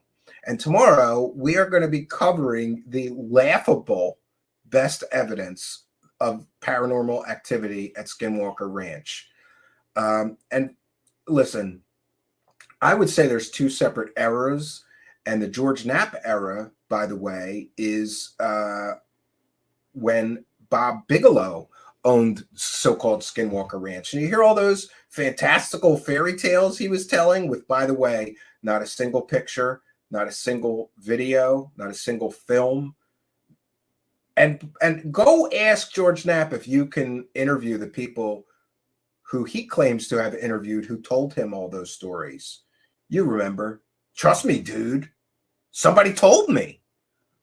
Nobody else gets to interview those people. Nobody else gets to verify if they really told George Knapp all those questions. And by the way, there is another money motive here, because George Knapp was employed by Bob Bigelow to coordinate researchers while he was investigating the Skinwalker Ranch. So George Knapp has been making money out of Skinwalker Ranch. And by the way, you remember that $22 million that that Bob Bigelow, I believe, and Harry Reid defrauded the United States taxpayers out of? For those unaware, Bob Bigelow was handed $22 million to investigate a ranch that he owned, looking for signs of paranormal activity. And what we get is all these ridiculous stories about dino beavers, werewolves. And by the way, Stephen Greenstreet did an excellent job detailing how people used to just get drunk and send Bob Bigelow fake stories so that they could keep their checks rolling in, because, you know, no paranormal activity. Hey, the money dries up. And I wonder, could that be a motive? I want to be as fair as possible to the new ranch owner, Brandon Fugel, especially because, to be very honest with you, Stephen Greenstreet did a piece, several pieces on Skinwalker Ranch recently. And Greenstreet did a whole, I think it was 40 minutes just on Brandon Fugel. And that really humanized him for me, right? He's the kind of guy I would like hang out with, have some beers with, talk about science fiction and other things that we both have a mutual interest in. So I want to be as fair as possible to Brandon Fugel, but what I will say is that I believe that that effect that was taking place when Bigelow owned the ranch, where people just want to keep that check rolling in, so they're just going to, let's just say, play fast and loose with the facts, right? People want to keep that check rolling in. Do you think those people getting that big television show deal check every month don't want to keep that check coming in? They have a financial motive to lie to everyone, to lie to the television producers, to lie to Brandon Fugel. And by the way, I'm not saying that they are. I'm just saying that we should keep in mind that these people have a motive. These people have a motive to lie. It's called money. These people have a motive to look at ordinary things like moths on an infrared camera and say it's an orb or something mysterious. And by the way, I believe all of them have that motive. Everybody there that's getting a check, the security guy Dragon, just Travis, he's a scientist, right? The other guy who sets up the computers and was showing Stephen Greenstreet the so-called best evidence, they all have a motive called money, that there's something paranormal at that ranch. So pardon me if I do not trust them. Now, before we delve more deeply into the ridiculous claims that George Knapp has made about Skinwalker Ranch, who, by the way, has been milking money out of Skinwalker since the United States citizenry was defrauded, I believe, out of $22 million by Harry Reid and Bob Bigelow to investigate his own ranch. And what do we get? A bunch of reports of bullshit, right? That's all we got for our $22 million. Where is the science? Where is the data? Nobody knows. Nobody knows. We get a lot of stories. Great. And were those the stories that were faxed to Bob Bigelow while people were getting drunk, trying to keep their checks rolling in? But before we get to that, back to Bob Lazar and the completely, totally fake Bob Lazar mythos or narrative. It is important that we realize that this entire time, George Knapp claims that there is 100% verifiable smoking gun evidence that Bob Lazar was telling the truth. And that would be in the form of this element 115. You know, the mythical element that powered the flying saucers that he worked on, which, by the way, bears zero resemblance to the real world element 115. And I know you true believers love to say, but Bob Lazar predicted element 115 in 1989 before anybody knew it existed. That's bullshit, because I have a chemistry book from 1972 which lists element 115 in the table of elements. Scientists knew that element 115 existed, likely existed, and would be discovered in a short time. And there was even a Scientific American Journal article all about element 115 right before Bob Lazar came out with his story. And let's also remember that Bob Lazar stole many parts of his story from Billy Meyer. And right before Bob Lazar came out with his story, Gene Huff and Bob Lazar got all the Billy Meyer material, all the videos, all the books, all the pictures, everything, copies of all of it from John Lear. And suddenly Bob Lazar, just a short time later, is working on a spaceship, which is 100% one-to-one copy of the Billy Meyer. And Billy Meyer's even used an anti-gravity power system. And so did Bob Lazar's. What are the odds, right? But back to the element 115. It was discovered not long ago and bears zero resemblance to the magical properties that Bob Lazar described his element 115 as having. But George Knapp all this time has said that Bob Lazar knows exactly where the element 115 is, and so does he. And someday he may dig it up, right? Sure. So what George Knapp, Jeremy Corbell, and Bob Lazar all want us to believe is that they have 100% smoking gun evidence or proof of alien visitation on Earth. They have otherworldly elements that can be proven were manufactured or gotten in an entire other star system other than the Earth star system, right? They have that, but they won't show us that. Sure. So let's get into some of the George Knapp fake stories about the element 115, because I think this more than anything is proof that he's pushing the bullshit cart up this hill. Because ask yourself, if you had 100% smoking gun evidence or proof that you've been telling the truth for 30 years, wouldn't you just throw it down on the table and go, there's the proof, bitches? No, you're going to keep it to yourself. And then you're going to make excuses for why you're keeping it to yourself. So let's hear George Knapp lie and say that they've got the element 115 and then give some excuses for why they won't show it to us. And in the Jeremy Corbell documentary about Bob Lazar, there is an allusion that Bob still has an element 115. Does he really have an element 115? Well, I can tell you that he did have it because I saw it. You know, I was at his house. You know, he had it in it was a pewter sort of a device that he had created to sort of protect it from unwanted rays and things and particles. And it was in his house. He took it out one time, and they did an experiment called a cloud chamber experiment, in which they could show that this element 115 affected gravity. It bent light, in essence. He thought it was real. His friends thought it was real. The government seems to have thought it was real because they came looking for it a bunch of times. They came looking a bunch of times. And, you know, if I believe that Bob has put that away somewhere in a place where nobody's going to find it unless he wants to break it out. I've tried to convince him that he should, but I think he probably sees that as his insurance policy that keeps him alive, because there have been threats both against him and against me and likely against Jeremy Corbell. Sure. So who threatened you, George Knapp? Can I talk to the people who threatened you, or Bob Lazar or Jeremy Corbell?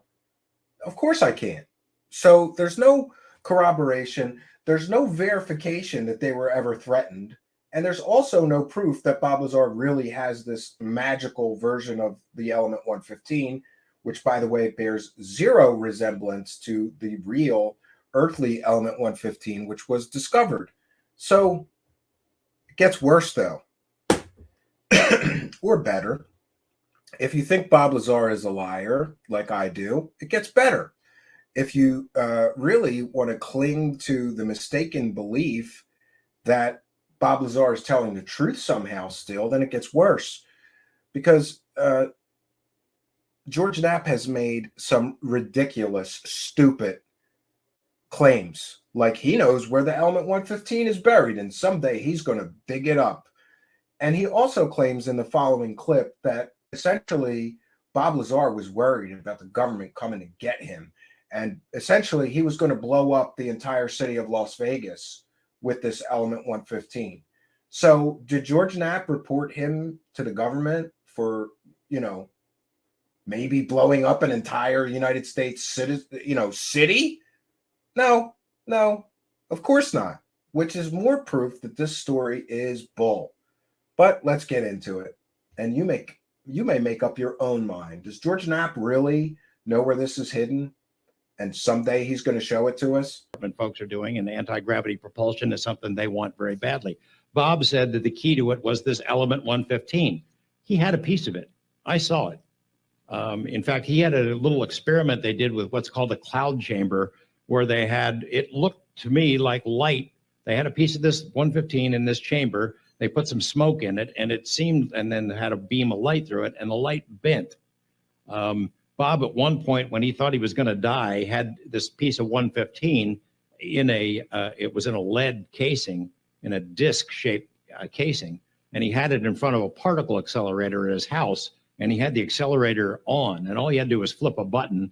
If this stuff was real, as he described it, flipping that button would hit it with, I don't know, it's protons or electrons, whatever it was, that would make it explode, an annihilation that would have left a great big hole in Las Vegas. Now, he had that piece. I saw the experiment. What happened to it, that's a story for another time. It's in a spot now where nobody could get to it, but it's still there. One of these days, maybe after Bob's gone, I'll go dig it up. The Defense Department. Yeah, great. So he knows where 100% smoking gun evidence or proof is. And one of these days, after he's milked every single dime out of this story he can, maybe he'll show it to us.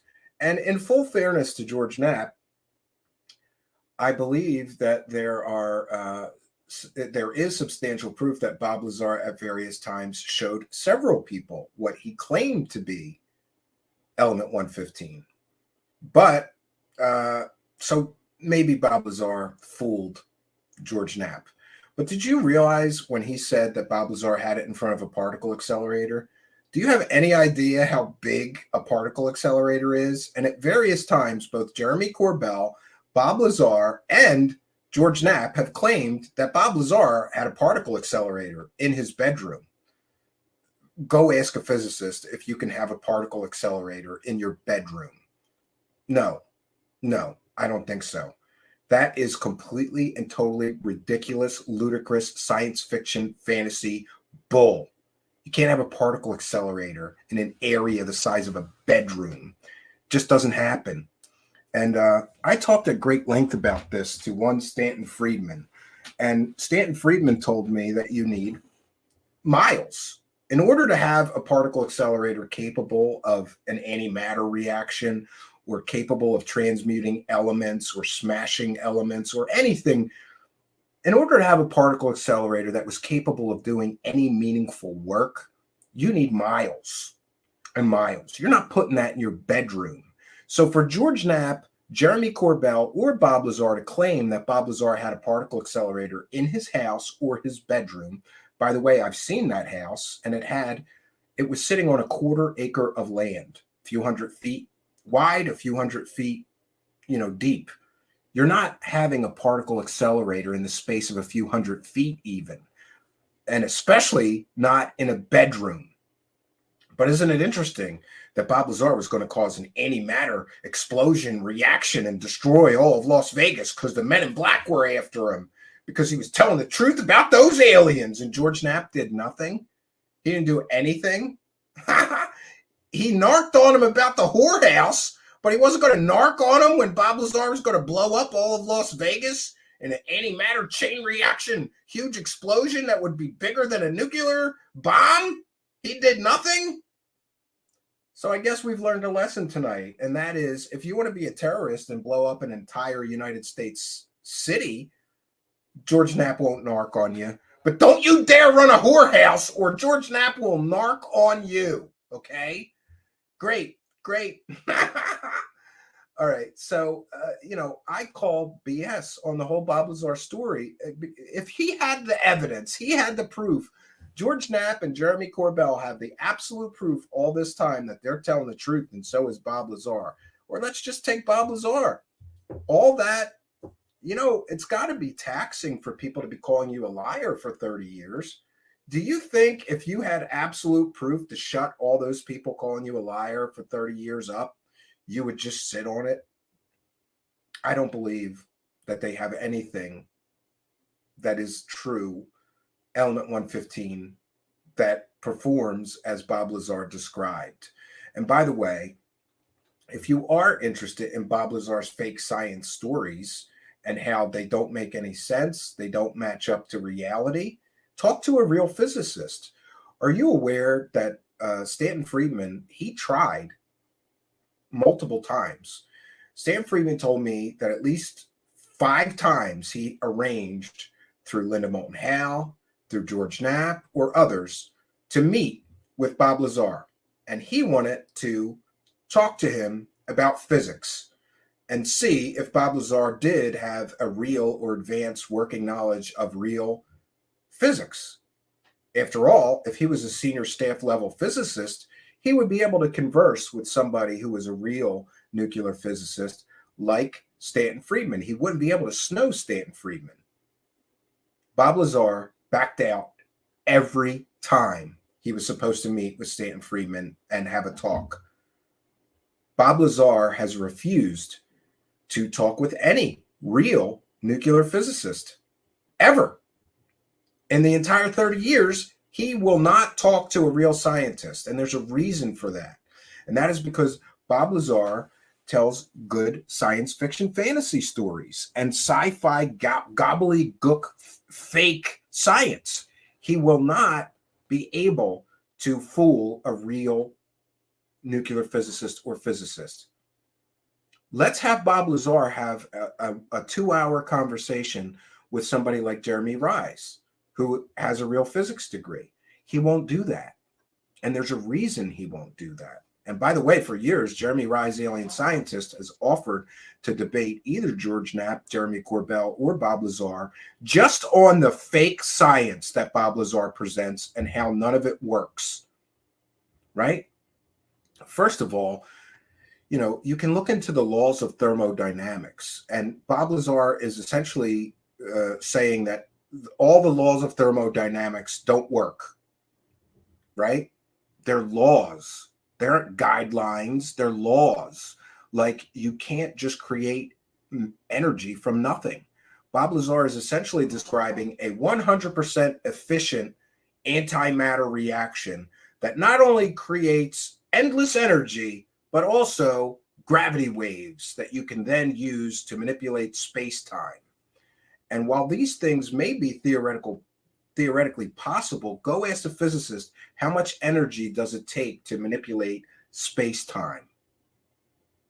It's orders of magnitude. It's the amount of energy in 10 suns, for example, I've heard. And the entire amount of energy in our sun alone is not enough to manipulate space-time. But Bob Lazar claims that a little tiny triangle piece of this magical element 115, and you can bend space-time. No, I don't think so. Now, besides the ridiculous Bob Lazar story, which George Knapp has profited from for some 30 years, right? Besides that ridiculous story, remember, he's filling his pocket. George Knapp has been filling his pockets with Bob Lazar money this entire time. He gets paid to talk about Bob Lazar at conferences. He gets paid to produce videos about Bob Lazar, to do interviews about Bob Lazar. He made a bunch of money with Jeremy Corbell, bankrolling that, being the executive producer, right? Besides the Bob Lazar story, both George Knapp and Jeremy Corbell have also cashed in on the Skinwalker Ranch story. But if you're just joining us, maybe you didn't hear all those wonderful, fantastical stories at the beginning of our broadcast, where George Knapp was talking about Skinwalker Ranch and how there was flying saucers, blue meanies, poltergeists, bulletproof werewolves, flying refrigerators, portals, dogmen, dino beavers, 9-foot-tall monsters, hitchhikers, ghosts, demons, shapeshifters, cloaked 8 or 9 feet tall, cloaked monsters or aliens that you could hear roar for miles, and more. What he left out is that he has no evidence at all for that. He has no evidence at all for any of that. It's anecdotes. It's somebody told me. Trust me, dude. And that's a real problem. And by the way, Stephen Greenstreet did an excellent job capturing a few of George Knapp's biggest stupid stories. And by the way, all of this stuff is gone from YouTube. It's all gone. You won't be able to find George Knapp 10 years ago getting paid a handsome speaking fee to the tune of thousands of dollars to tell these largely unproven anecdotes, stories to stupid people. It's all been disappeared from YouTube. Why is that, right? I wonder. And, I don't have any evidence or proof that George Knapp has intentionally got all those videos pulled down, but the effect remains the same. And it's important for us when we will investigate these new, bold, insane claims being made by Jeremy Corbell and George Knapp on a recent episode with Theories of Everything. Boy, they're telling some big whoppers again. But isn't it important that we clearly can establish that they have not proven their past fake stories that they've made millions of dollars on? Now they're telling us new fantastical stories with no evidence, no corroboration, no backup, no data to present, right? And all from anonymous sources that I or any other journalist is not allowed to talk to, not allowed to verify really said what they're saying, right? And we're going to get into that. But before we do, I want to thank Stephen Greenstreet for doing an amazing job. Somehow, I think I talked to Stephen Greenstreet, and Greenstreet has the whole collection of George Knapp's fantastical fairy tales. And I'm going to try to get Stephen Greenstreet to share with me. And we're going to do a new series here called Bedtime Stories with George Knapp. Because this is Mother Goose territory. Some of these stories are so stupid, so ridiculous, but they're funny. And the fact that this man has made, I got to give it to him. He's made millions of dollars telling stories like this with no evidence, no proof, no corroboration, no data, no film, no video, no pictures, nothing. Just stories like this. She saw this standing on two legs, a wolf creature, a wolf standing in her yard, its paws crossed like this, leaning on a tree, staring back at her.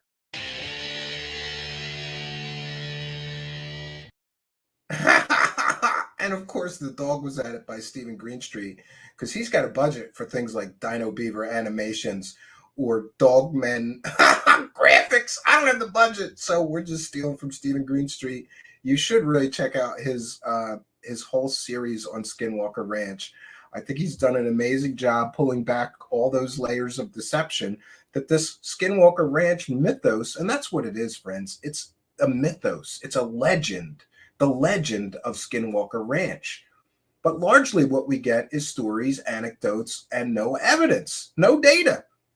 And even, we're going to get into it, but there's another one of my favorite stories from George Knapp that Stephen Greenstreet happened to do. Another, you should follow him on Twitter. It's a laugh riot, some of the stuff he posts, and this is one of them. George Knapp, again, has made millions of dollars telling stupid stories to stupid people with no evidence, no proof, no film, no video, no pictures, no data, with stupid stories for stupid people like this. They come down this dirt road one night and they see two figures, humanoid-looking figures, standing up with their backs to the road and look like they're smoking cigarettes. They had trench coats on, smoking cigarettes, standing out on the road. These guys figure, what are these fellas up to? So they're pulling up and they go shining their lights on the guys, and they turn around and they were dogs.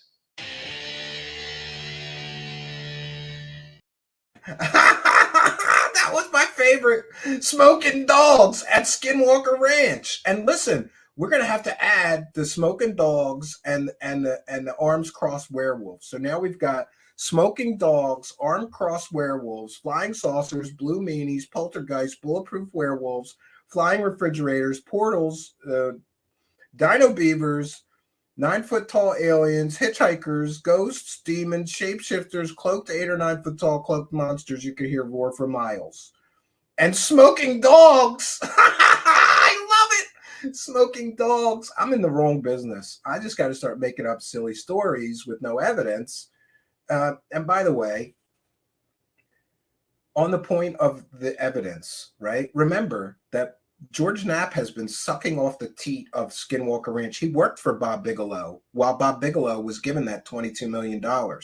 So while Bob Bigelow and others were defrauding the American public out of $22 million for this kind of nonsense, George Knapp was one of the people taking some of that money. And he has made a lot of money since then, repeating these anecdotes, these stories with no evidence, no proof. Again, there's not a single still image, there's no film, there's no data, you can't talk to the witnesses, there's no corroboration, right? Just stories, right? But when pressed on evidence, I also think Stephen Greenstreet did an amazing job at catching something that I sort of missed.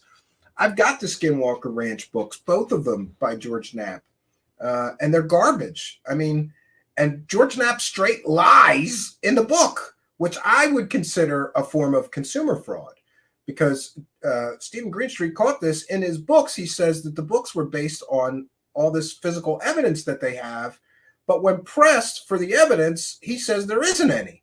So which is it, George Knapp? Either you have a mountain of evidence that you based all these stories in the book on that you could show us all, or you've got nothing, like you told Joe Rogan. Let's see this clip. Again, this is fair use. It's transformative work. We're educating the public, and this is from Stephen Greenstreet's Skinwalker Ranch series. Let's see what George Knapp says when he's pressed to show us the evidence of these stories. But no evidence of any kind to back up any of these stories has ever been presented. George Knapp, who's built an entire career around stories of UFOs and the paranormal, and who was one of the authors of the Hunt for the Skinwalker book, was asked about evidence on the Joe Rogan show. Because they weren't there with cameras. Is there any evidence? Like for the first 20 months when the rancher is there, They don't have any evidence because he's not a paranormal investigator. At this point, Knapp begins telling more stories about UFOs on and near the ranch. Rogan then interrupts and asks again. Again, is there any evidence? No, not really. Oh. If you're looking for physical evidence and solid proof, and they don't have it. Oh. Knapp saying there's no proof or evidence is quite strange, considering the book Knapp co-authored says this: "We obtained an intriguing body of physical evidence to support many of the accounts described in the book." Okay, so where is that intriguing body of physical evidence? There is none. You heard what he said to Joe Rogan. There's no evidence. He has no evidence. So did he lie to everybody to sell a book? And if so, wouldn't that be considered some form of fraud? You said that you had all this evidence. Can we see all this evidence? Where is the evidence? Nothing has ever been released. So it is within this framing that I want to show you some things that George Knapp and Jeremy Corbell are now saying. And how do I say this correctly? Many people are beginning to say that there is, well, many less than credible people, let's be very clear. People like Ross Coulthart, who got caught selling 100% provably fake story about the whole English government, or many of them being pedos and, torturing and doing all kinds of things to children. That whole story turned out to be fake, and his contract wasn't renewed with 60 Minutes. Suddenly, he's all chips in on the UFO thing. Then Ross Coulthart gets caught selling 100% provably fake story saying we have conclusive proof of alien technology. He didn't have shit. Who else is doing this? George Knapp and Jeremy Corbell. There are people within the UFO celebrities that are saying, oh, there's all these whistleblowers are going to come forward and tell us about the alien crash retrievals and all this stuff.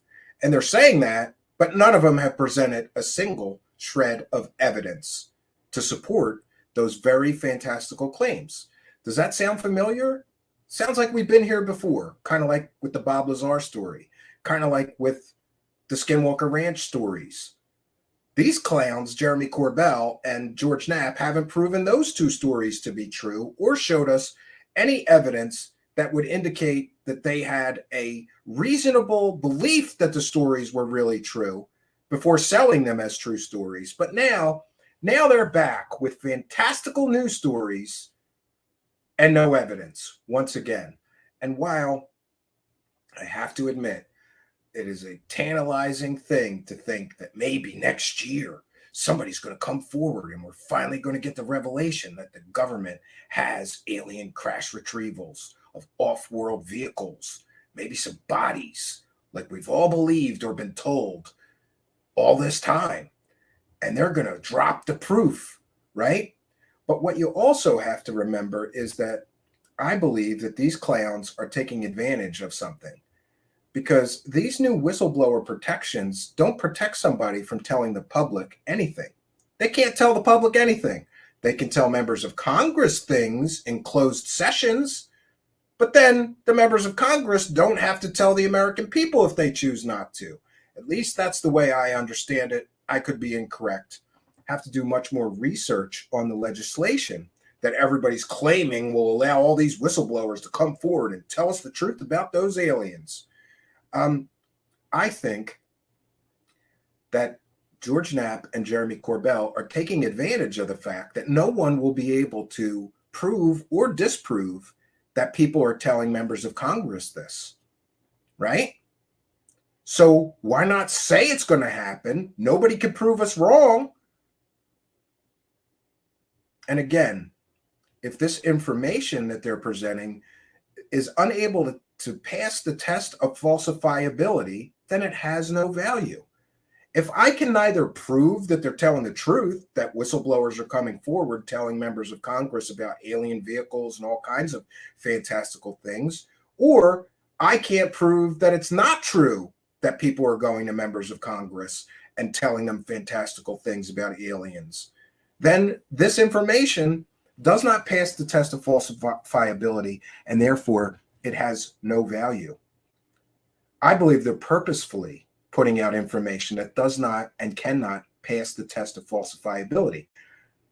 I, as a journalist, will be unable to verify whether anybody told members of Congress. Members of Congress don't have to, on the record statement, tell me if they've been told things about classified projects. And here's another thing that's very important. Jeremy Corbell has been caught lying many, many times, and I can prove it. He's saying that people are on Navy ships leaking information to him that would be classified. Do you know what would happen to somebody on a Navy ship that just started leaking classified information to a clown like Jeremy Corbell? They would be prosecuted. First of all, they'd be fired, lose their pension, thrown out of the Navy, and then they would be criminally prosecuted for leaking that information to somebody that wasn't cleared to have it. But Jeremy Corbell continually claims that people are leaking to him information that would be classified or protected. If the United States government really is shooting at unidentified aircraft, that would not be, public information that somebody on a ship could just freely share with Jeremy Corbell to go blab on stupid talk shows to get clickbait views for. Those people would be prosecuted, and so would Jeremy Corbell for leaking classified information. Is he in jail? Of course not. That means he's not getting any real intel or information, which means he's likely making this up or likely just believing nutters that are coming to him claiming that they're on Navy ships seeing this stuff happen, if we give him the benefit of the doubt. But considering Jeremy Corbell has made millions of dollars lying to all of the people that he sells his fake stories to for years, I think it's intentional. And I also think that this new narrative that they're trying to push is also intentional. Because again, the whistleblower protection means that the whistleblowers can go and testify before Congress or members of Congress and tell them about things, but not the American people.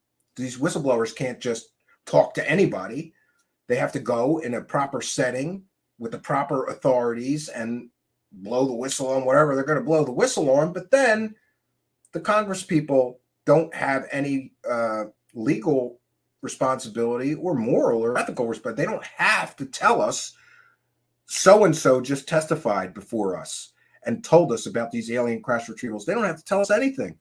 So I believe what they're setting up here is another fairy tale that no one will be able to prove they're lying, but no one will be able to prove they're telling the truth either, which means these stories have absolutely positively no value. They, like all the Skinwalker Ranch stories and the Bob Lazar stories before this one that these two clowns have made millions of dollars on, are just stories, just anecdotes designed to entertain stupid people. It's not the truth. It's not provable. It's not verifiable. But boy, do they hype it up. And I'm going to share my screen. This is a transformative work. And let's get into it. Let's hear what the latest claims are. And I think it's very important that we view these latest claims and listen to these latest claims through the prism of knowing that these two people have made millions and millions of dollars selling stories that they have never proven were true for years now. Is this another attempt? Are they setting up some new documentary or some other big money cash grab where they're going to talk about these new latest anecdotes or stories that no one can prove or disprove are real? That's what I believe they're doing here. But I want you to make up your own mind. But please, please use your discernment. And we have to take into account the history of the people making the claims. Have these people made absolutely fantastical claims they claim were true before that turned out to be fake or that they cannot prove are true? Absolutely. Have these two people made millions of dollars telling stories no one can verify are really true stories like they claim? Absolutely they have. So what I don't know, what is the standard of evidence here? We've caught them before selling fake stories. We've caught them before claiming to have evidence and actually having none. We've caught them before doing the lie by omission in order to sell fake stories to stupid people. So looking at it through the lens of their history of being essentially UFO con artists that never make good on their promises of evidence or proof, that should give us some indication about whether the new claims they are making are factual and correct. But you can make up your own mind. Let's get into it, friends. I'm looking forward to, George and I have some stuff coming out, a lot of stuff we've covered that we're going to be able to reveal a lot more information on, direct witness testimony. Just, you're going to hear from people that you wouldn't expect you'd be able to hear from, stuff George and I have talked about, but now you get to hear directly from those individuals. So I know in January that the UFO subject is going to blow up again because new information will be coming to light.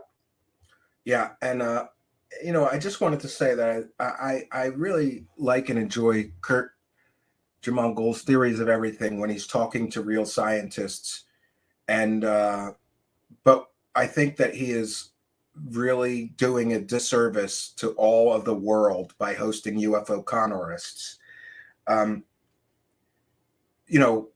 Kurt is not aware of these two history of lying to everybody, of hyping things up, or manufacturing fake stories around real world events like Bob Lazar's business being raided. I don't say that as a dig. That's just a statement of fact. Kurt has not investigated these people enough to call them on their crap when they start making these fantastical claims. So largely he just platforms them and then lets them tell fairy tales.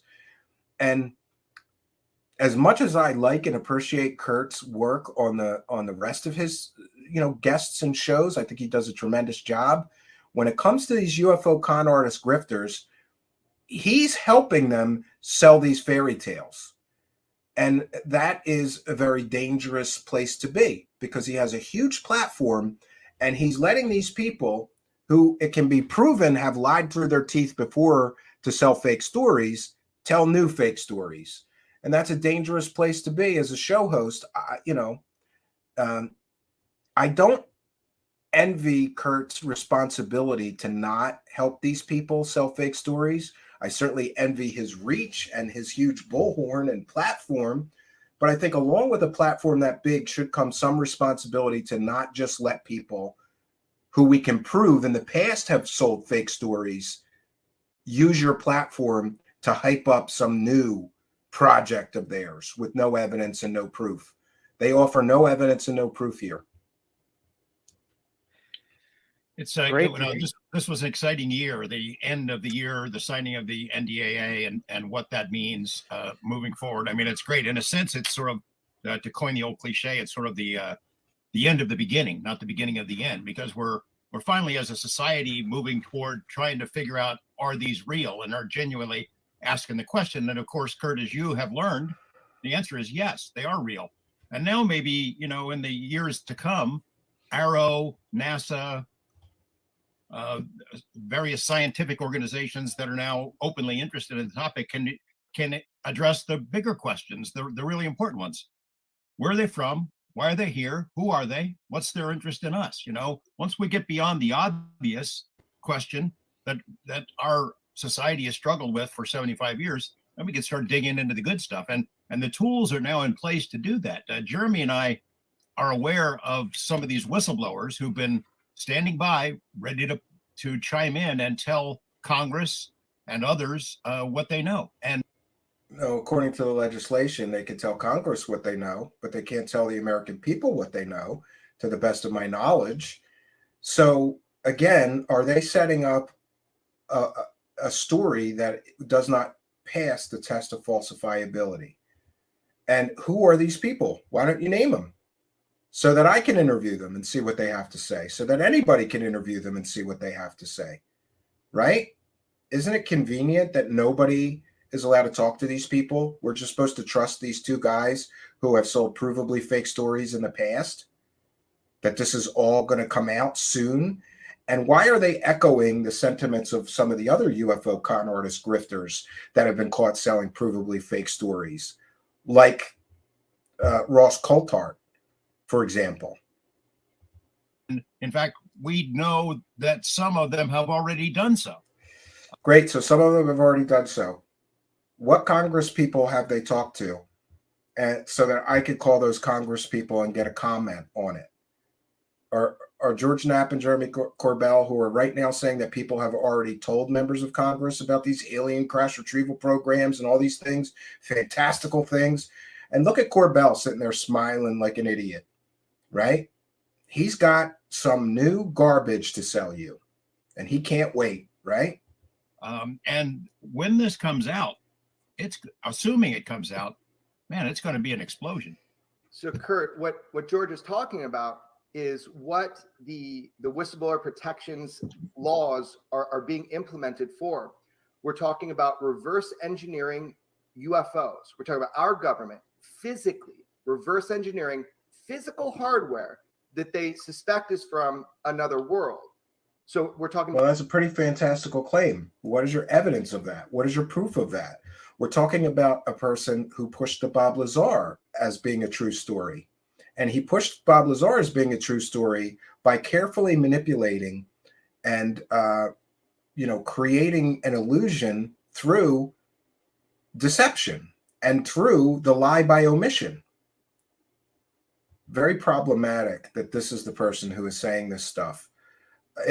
Honestly, I think I would believe Linda Moulton Howe saying this stuff before I would believe Jeremy Corbell. Maybe not. About programs that are actively reverse engineering, actively exploiting these non-terrestrial technologies. That's the claim. And he's also talking about the idea that people have already utilized some of these internal mechanisms to establish where the hardware is. So this is something we have knowledge of, and we're hoping that this gets out to the public because it is happening. This education is being given on the inside. Yeah, this education is being given on the inside, but nobody can verify that this education has been given to anyone. Nobody can talk to the people that have been told these things. Nobody can know the names of any of these whistleblowers they're claiming will be briefing members of Congress. It's very, very, very suspicious. This is very, very, very suspicious to me and to anybody who knows the history of the cosmic cons here that are telling us these things. So while I will say it would be amazing if this was true, it would be amazing if Bob Lazar's story was true. It's not, and they can't prove it is. It'd be amazing if all those Skinwalker Ranch stories are true. I don't believe they are because there's not a single shred of proof or evidence of any of those stories. But now we get new fantastical stories from the dynamic duo here, right? I would just caution everybody to be cautiously optimistic. When this happened, all over UFO Twitter and other places, Reddit, people are dropping this clip going, oh, disclosure's coming next year. Sure. Just like it was going to come in 2001. Remember? Does anybody remember that far back, 2001? Have you been here that long? When Stephen Greer promised that 2001 would be the year of disclosure, and all of this is going to come out, and we're finally going to get verification of these alien technologies and alien visitation on Earth. And then what happened? Well, Stephen Greer, the man who promised all that, just went on to scam the UFO community for millions of dollars for fake stories for 2 decades. And here we are now, right? Just like Jeremy Corbell hyped up the Bob Lazar story, we're taking the mic back and we're going to finally get the truth about the Bob Lazar story. And what we got is a documentary of him taking a shit on the toilet for 2 hours, right? A Hollywood actor mumbling nonsensically that you couldn't even understand him, and no new evidence or proof except for a picture of a hand scanner that was in Close Encounters of the Third Kind movie that Bob Lazar claims that he used to access the secret base. That's the only new information we got after 30 years, right? So it's important to remember that the cosmic con means you have to overpromise and underdeliver. I believe this is the overpromising, and eventually we'll see the underdelivering, right?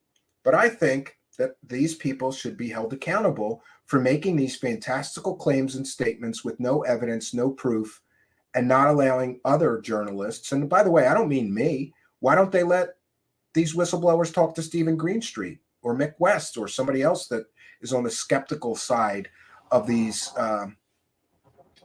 Fantasyland UFO alien stories? Why don't they let a credible journalist from, a reputable newspaper talk to these people? Or is this just more smoke, mirrors, and deception?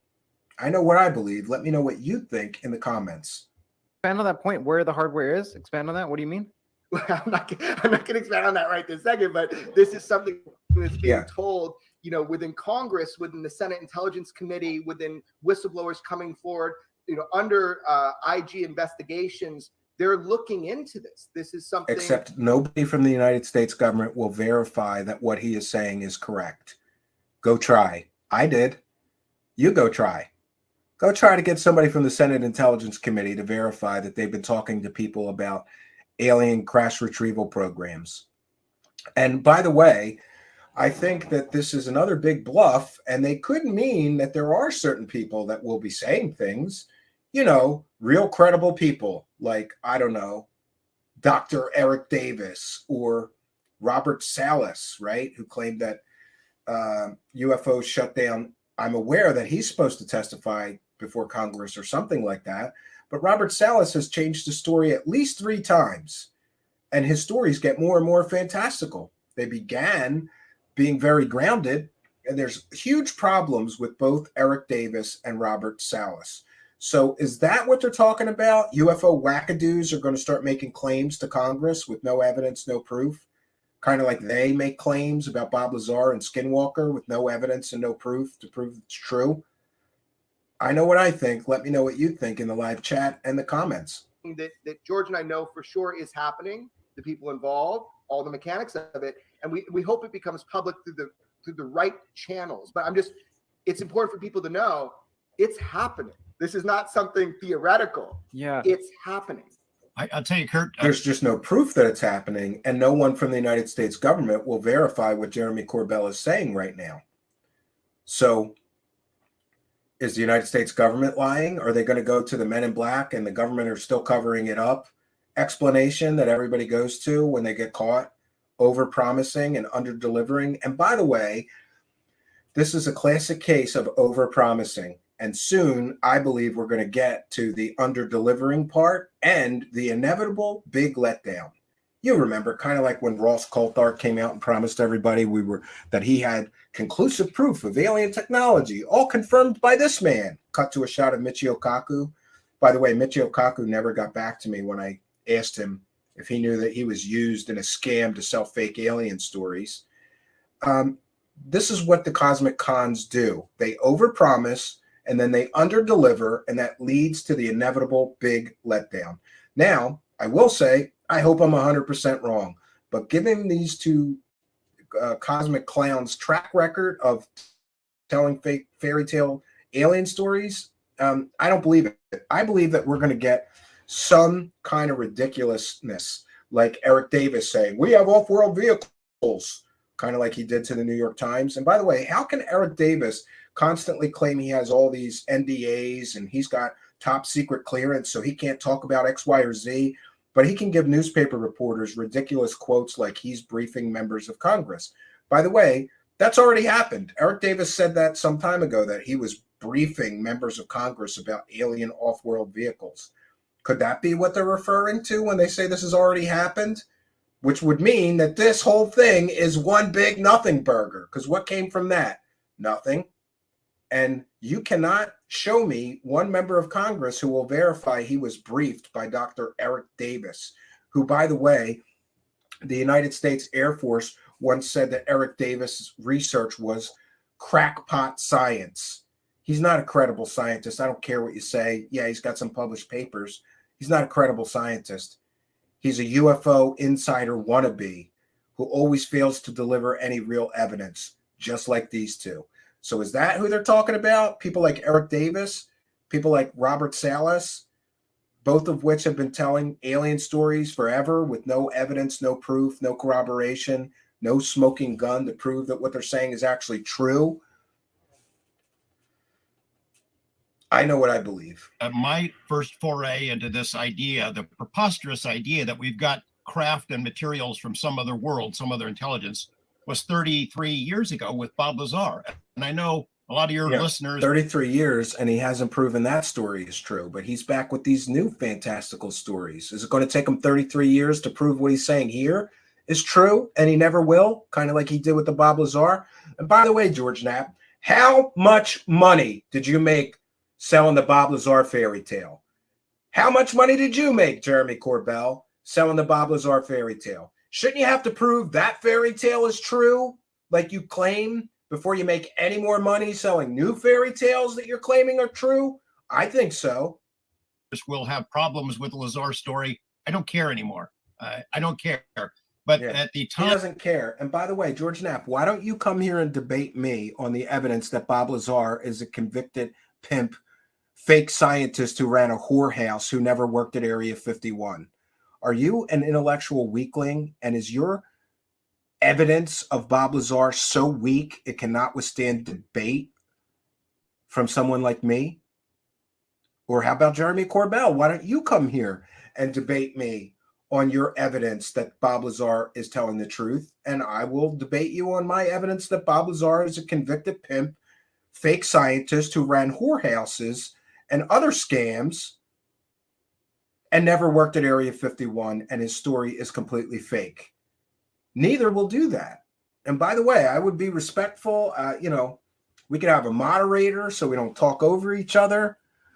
They will not debate anybody who has even a good understanding of the overwhelming mountain of evidence that Bob Lazar is a liar, right? They won't go on anybody's show who might ask them about all of that evidence we have here, like Bob Lazar never worked at Area 51.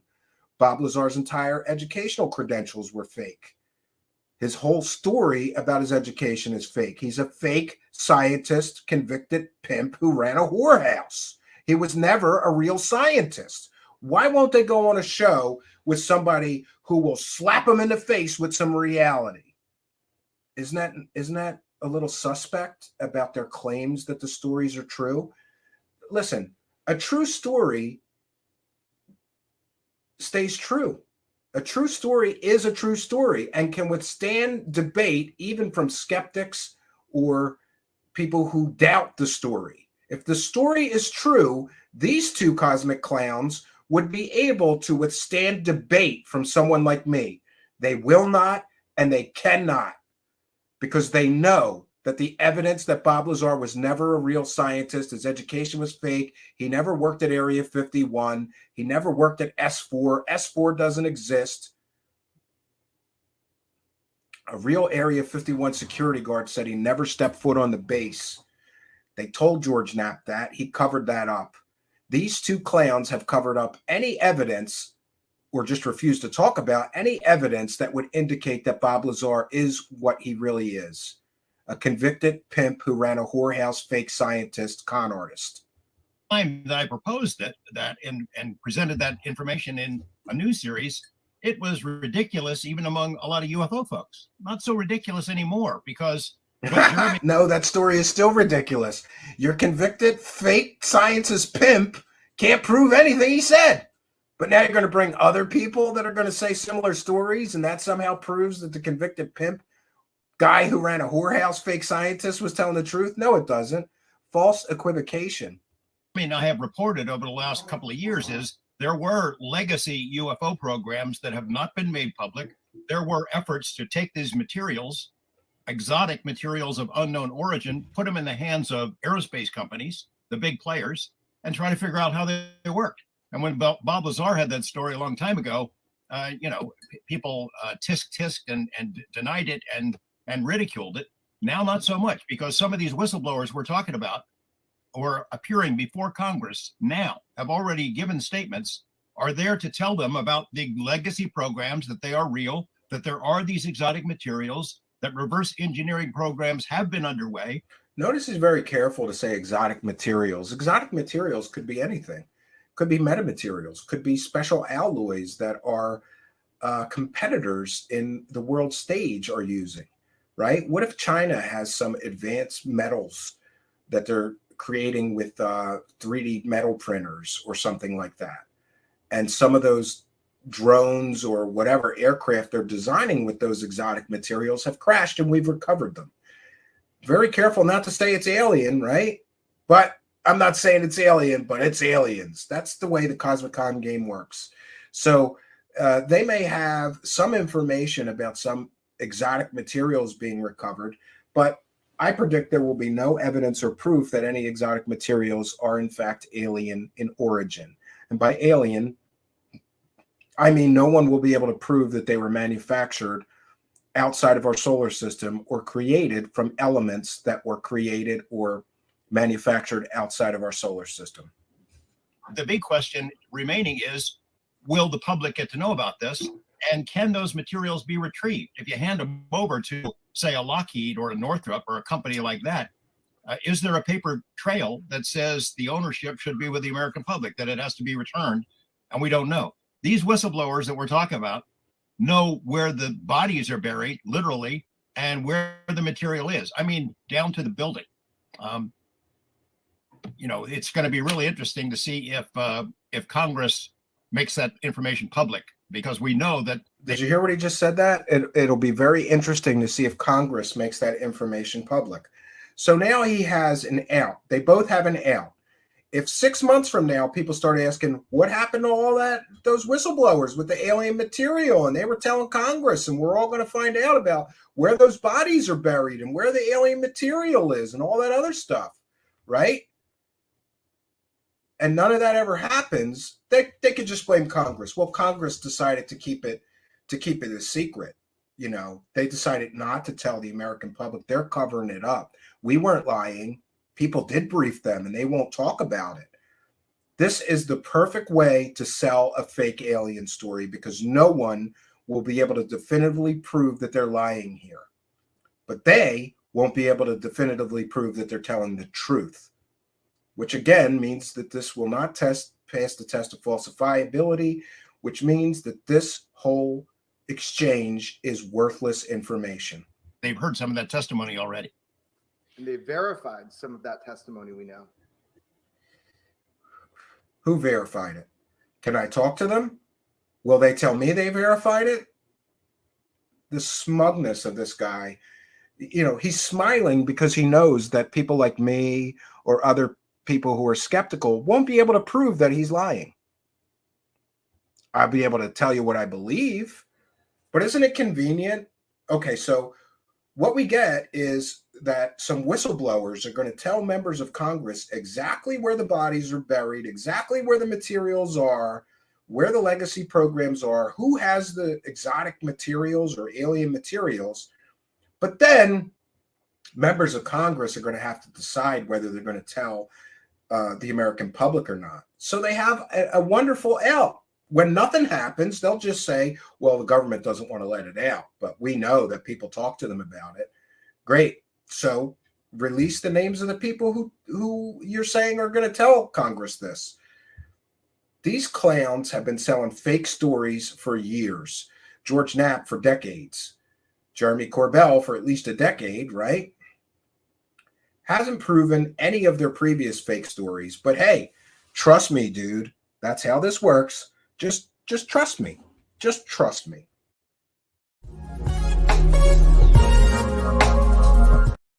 Greetings and salutations, friends, and welcome back. Tonight, I'm going to look into this new podcast from the Wonder Twins, Jeremy Corbell and George Knapp. For those of you unaware, George Knapp and Jeremy Corbell have been making millions of dollars for the past bunch of years selling a fake story about a convicted pimp fake scientist who claimed to work on alien spacecraft at Area 51. Just one problem: that man was never a scientist. That's the first problem. Second problem, he never stepped foot on Area 51. Third problem, Bob Lazar gets caught lying over and over and over again, including claiming to be a scientist at Los Alamos. But if you took the time to actually talk to or interview the scientists he worked for at Los Alamos, they will tell you that Bob was a low-level electronics technician. He was never a scientist. But hey, don't let things like facts and evidence get in the way of a great story that you could make millions of dollars selling. And let's be very clear, these two have made millions and millions of dollars selling a completely provably fake story about a convicted pimp that claimed to be a physicist, who, by the way, will not submit himself to speaking to real physicists. There's your first clue. That guy's not a real scientist. And despite what I think of Travis Taylor, even Travis Taylor says he's a fake scientist, convicted pimp, which is somewhat problematic because George Knapp and him are chummy, and he's giving interviews to George Knapp while saying that Bob Lazar is a fraud and a liar. Gets a little complicated. And let's not forget Skinwalker Ranch. These two clowns, well, I'm going to try to remain more objective and not get personal anymore. So I won't call George Knapp or Jeremy Corbell clowns. I may call them CIA disinformation assets, because if the shoe fits, they're going to have to wear it. There is a lot of things that are very problematic about George Knapp and Jeremy Corbell. Things that I don't understand. Things that somebody needs to explain to me. For example, let's just take a quick example. Here's a quick example. Let's say a yeoman on a ship. I don't know what the titles are on a ship. Let's say that a United States Navy officer or enlisted man on a Navy ship sent me videos of unidentified flying objects buzzing the ship. That would be classified, that video. Navy officers aren't allowed to just send random UFO grifters videos off of the deck of aircraft carriers. That's not something that most Navy people would do, because they could be prosecuted and thrown out of the Navy for it. But we're all supposed to believe that multiple times now, Jeremy Corbell is getting leaked classified information over and over and over again. Even by his own admission, he claims that he's getting leaked classified information from Navy sources. Here's one of my favorites. And by the way, before we dig deep into this, is it too much to ask for that some of these people who have made millions of dollars selling provably fake stories get forced to prove the stories they've already made millions from are true before they come with new fantastical stories with no evidence, new fantastical claims with no proof? But that's the reality, or that's the reality I think I'd like. They've made millions of dollars selling Skinwalker stories, millions of dollars selling Bob Lazar, a provably fake, convicted pimp, fake scientist, right? They haven't proven those stories are true, but what do? They come to us with more and new fantastical stories. And here's one of my favorite of Jeremy Corbell's fantastical stories. My question is, when there are unsubstantiated claims or manufactured claims of UAPs or kind of false information that's put out there. I have seen the logs. I have seen the videos. We have attempted shoot downs of UAPs on a regular basis. We're talking as recently as last Friday. My question is, when there are unsubstantiated claims or manufactured claims of UAPs or kind of false information that's put out there. Yeah, I have seen the logs. I have seen the videos. We have attempted shoot downs of UAPs on a regular basis. We're talking as recently as last Friday. So here's the problem with that. Who's showing Jeremy Corbell logs that would be, by definition, classified off of Navy vessels that are shooting at so-called unidentified aerial phenomenon or UFOs? Anyone who showed Jeremy Corbell logs or videos from those encounters would be fired and would be arrested and would be prosecuted under the Espionage Act. You can't just share Navy ship logs with some UFO clown grifter. Damn it, I did it again. Investigative filmmaker. You can't do that. You would be arrested if you were a Navy officer who did that. And by the way, Corbell never showed any proof of that claim. That's an awfully huge, fantastical claim. And when myself and other people who actually know how these things work. By the way, my father was a career Navy man. So I know a little bit about how this works. You can't just show a reporter or anybody that's not in the Navy logs and videos of naval encounters where they're shooting at anything, identified or otherwise. If you did, the feds would be at your door. You would lose your commission in the Navy. You would lose your pension and all your benefits from the Navy. You would lose your paycheck. Then you would be criminally prosecuted for leaking that information. But we're all supposed to believe that Jeremy Corbell gets leaked classified information from the Navy and the government and the Pentagon all the time. That's the first problem with how you know that something is not right here. Something is just not right with Jeremy Corbell and his various claims of getting classified information from government sources. He does so routinely. So I reached out to Susan Go, the Pentagon spokesperson, and I asked, are any of the people leaking all of this classified information to Jeremy Corbell, and by extension, I suppose, George Knapp? Or is anybody being investigated? Is there an investigation, or are Navy personnel just allowed to freely give Jeremy Corbell and George Knapp classified information from government sources with absolutely no repercussions? And do we know, are these Navy personnel selling this information to Corbell? Some of them may be smart enough to realize that Corbell is making millions of dollars selling these UFO stories. Maybe they want a piece of the pie. Then it for sure becomes a problem with the Espionage Act. You certainly can't just leak classified information to reporters or outside people outside of the military, logs, videos. You can't leak any of that to people outside of that armed forces network, right? Only people who are cleared within that branch of the military service can even see that material. So is there an investigation into the people that are leaking, quite possibly selling this information to Corbell? Crickets. Why can't I get an answer to a very simple question? And it is a very simple question. And this is what leads me to believe in the whole op narrative. If I was in possession of the kind of information that Jeremy Corbell claims is routinely just leaked to him, I would be prosecuted.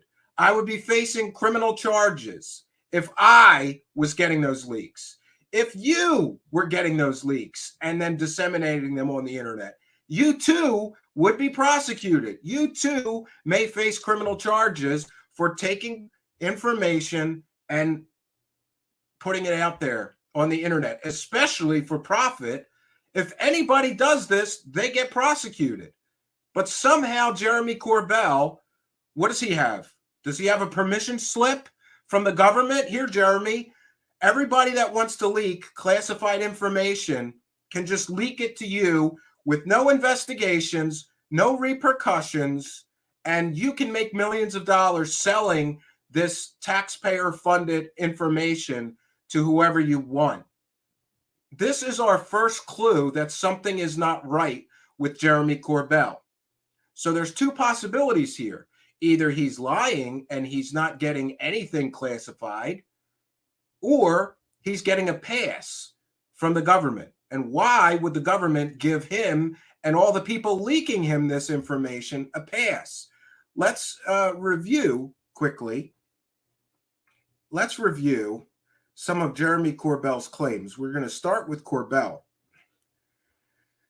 But before we do, I think it's important that we recognize some of the other people calling out Jeremy Corbell. The only person that I'm aware of that's been calling out Corbell longer than me is Solar Marshal and Alien Scientist. And here's a quote from Alien Scientist.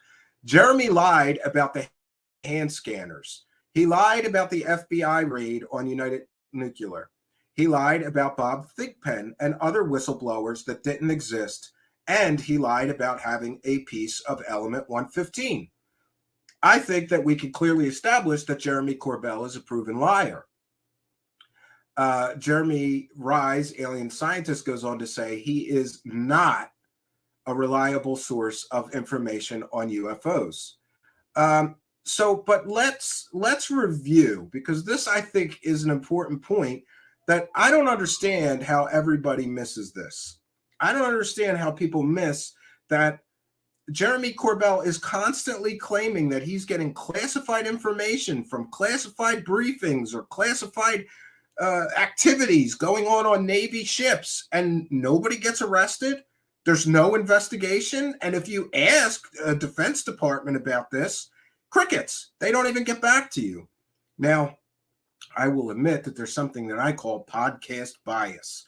If you send questions to a Pentagon spokesperson and under your name is writer New York Post or writer New York Times or Washington Post or some prestigious news organization, you may get a reply. But I'm not the only podcast host or show host who has commented on the fact that if you don't have impressive credentials, you often get zero. They just don't even reply, which that's a whole other issue. But it's something that we have to recognize, and I have to recognize, because I don't want people to take the fact that they won't reply to my questions or demands for information as something nefarious. It's just, this is how the system works. They don't want to waste time talking to podcasters. And I've been told that by somebody high up within the Defense Intelligence Agency once. They said, to be honest with you, we just don't reply to certain outlets. It is what it is. But let's review here, because this is important, and somebody maybe can explain this to me. So Jeremy Corbell at one time, let's forget all about selling the Bob Lazar mythology, and let's forget all about him selling the Skinwalker Ranch when there was that Patient 17 where he didn't prove anything once again. But according to Jeremy Corbell's own claims, he was leaked footage from onboard Navy vessels that would be classified by nature. If there are unidentified aircraft swarming Navy ships and someone on that ship takes a video of that with their phone or any other device, they can't just leak it to the press. They can't just leak it to members of the media, journalists, if you want to call George Knapp and Jeremy Corbell that. They cannot just leak that information. They can't do it. Again, they would lose their pension, they would get thrown out of the Navy, and more, criminally prosecuted, and more. He claimed to be in possession of footage from Navy ships by crewmen. In other words, crewmen were on the ship when the pyramid UFOs were around and leaked him information. Again, those people would be prosecuted. He even had some footage that was apparently from inside a Navy ship control room, being filmed with what appeared to be a phone. That, of course, would be classified. Again, you as a Navy crewman can't go into the control room and start making videos of radar screens and other control apparatus on board the ship and then just give it to whoever you want to. There would be consequences for that. Next, Jeremy Corbell claims that he's seeing logs from Navy ships and videos of Navy ships shooting at UFOs. Again, anytime a Navy ship fires on anything, there would be incident reports and a mountain of paperwork, and all would be classified. You cannot, as a Navy crewman, just show logs to Jeremy Corbell. So again, we have to ask ourselves, in all these instances, is Jeremy Corbell lying about the information that he claims is being leaked to him? Or is he getting a pass from the United States government, and the United States Navy, and the Department of Defense, and everyone else?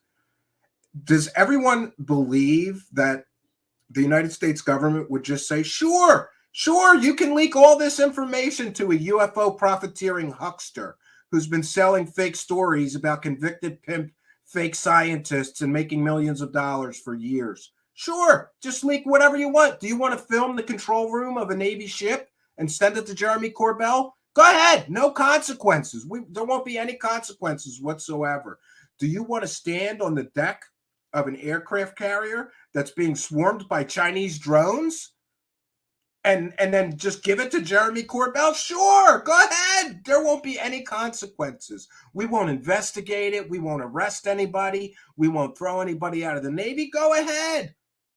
Oh, and while we're on that, if you as a Navy shipman, crew member, want to show Jeremy Corbell logs from UAP or UFO encounters where ordinances were used, where we shot at UFOs or shot at UAP, go ahead. Sure, go ahead. Leak all that information to Jeremy Corbell and nothing will happen to you. We won't investigate Corbell or Knapp. We won't investigate you. We won't throw you out of the armed forces. We won't take away your pension. We won't criminally prosecute anyone. So what do we believe here?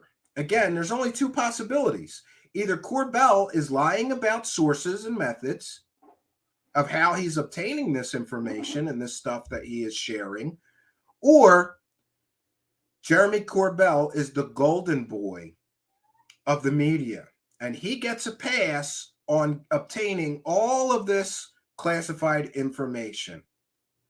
I'm not sure what to believe, but sometimes when I look at some of these things, I think that there are certainly members of the media, or let's call them useful idiots, that are in cooperation with intelligence agencies. And I'm talking to you, Leslie Keene, right? Who wrote that 2016 article that was filled with factual inaccuracies, right? No vetting, no fact checking, a useful idiot that would get whatever message this op wanted put out. And isn't it interesting? 2016, we can view from a lens now. We can view from the lens of time and all that water under the bridge. And what happened as a result of what some would call an op? Major funding increases for UFOs and UAP. Major, billions of dollars was somehow appropriated, generated, and given to the defense industry to deal with UFOs. More money for Space Force and UFOs, UAP Task Force, Aero, all kinds of money. And all, if you ask me, as a result of that 2016 article in the New York Times, which was completely and totally factually inaccurate and incorrect, and the efforts of some of these people like Chris Mellon and Lou Elizondo. That's another thing. How do you take UFO videos out of the Pentagon and then profit from them for 5 years? And there's little or no pushback. That's another one of those questions that the United States government won't answer for me. So I'm left with more questions than answers. And let's not forget, where did Jeremy Corbell come from? Well, apparently he came from being a trust fund kid in California with very wealthy parents and he's never had a real job, 9-to-5 real job in his life, near as I can tell. He worked for his parents who owned a lot of property. Then he was an artist. He was a jujitsu guy, inventing something called quantum jujitsu, which doesn't really exist. And also, he was a yoga teacher. That's exactly who I want to get all of my UFO information from. Let's take a look at Jeremy Corbell before people knew him as the UFO guy. I've never done warrior yoga before, so we're going to go check it out.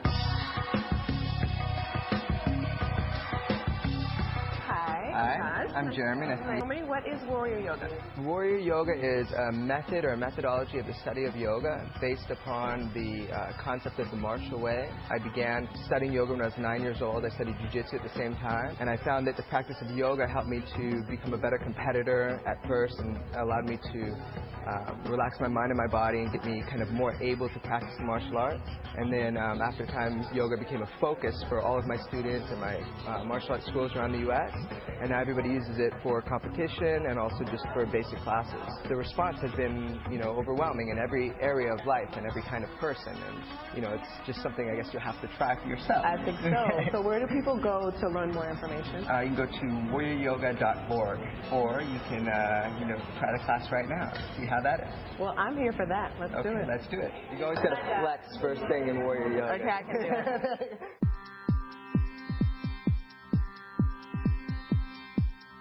We're going to clap 3 times, bow, and say Namaste. Namaste. Inhale, extend out, clap the back. Exhale, shoot back, chaturanga. Inhale, upward dog.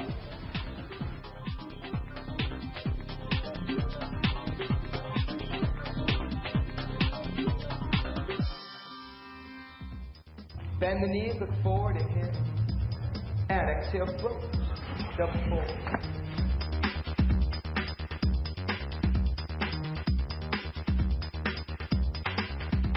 Give me the towel. Now. Exhale it. Okay, so inhale, lifting, warrior 1. Exhale, push. Inhale, open. Good. Exhale, reverse. So thank you for coming to Warrior Yoga today. I hope you enjoyed the class. And I will see you next week at 7. Attention, deep inhale. And bow. Namaste.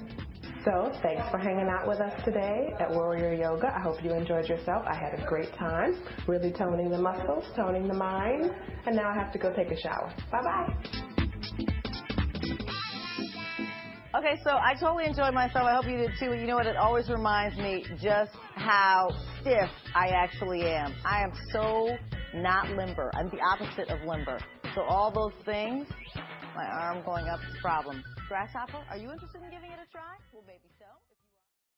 Yeah, let's all give warrior yoga a try. Saw a comment. I'm not sure if you're being serious. Corbell doesn't deserve this abuse. This is not abuse. This is questions. Moody Mongol, do you know that if I was in possession of classified information from a United States Navy vessel, I would be criminally prosecuted? How does Corbell get away with that? That's all I'm asking, and that's a very valid question. Of course, he always has some excuse. This is unclassified from a classified briefing. This doesn't make any sense at all. And we're going to see some, I have some articles to share on that. Here we go. Let's share this. This is not how any of this works. That's why I have questions. According to the podcasters, the picture itself is not classified, but the footage that it was taken from was part of a classified briefing produced by the Pentagon's now defunct Unidentified Aerial Phenomenon Task Force. So who declassified the still image? Why is Jeremy Corbell allowed to share still images from classified briefings for profit? Am I allowed to do that? No, I can't. I can't do that. I would be prosecuted if I had information from a classified briefing and I shared it on the internet. So these are very valid questions. And 1 second.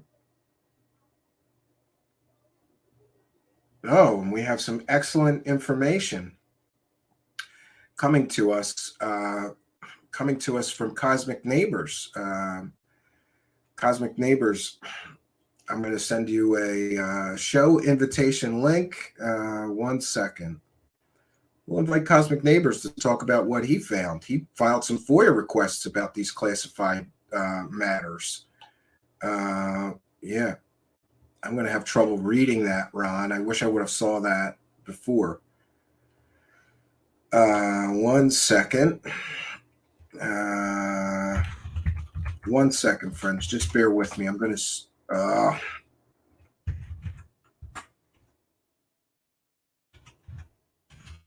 to save these off so that I can actually read them. Sometimes people forget that I'm visually impaired, so it makes reading small print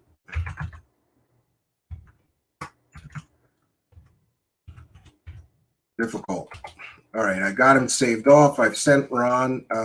Yeah, so let's get back to this. So, according to the podcasters, the picture itself is not classified, but the footage that was taken from part of a classified briefing produced by the Pentagon's now defunct Unidentified Aerial Phenomena Task Forces.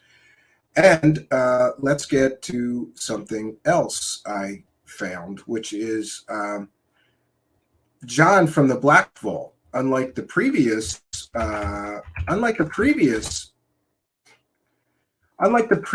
images and things that Corbell was sharing, that the government said, yeah, that was taken on aboard a Navy ship or did come from government sources, they have not in the case of this latest image. And 1 second, let me get that. Boy.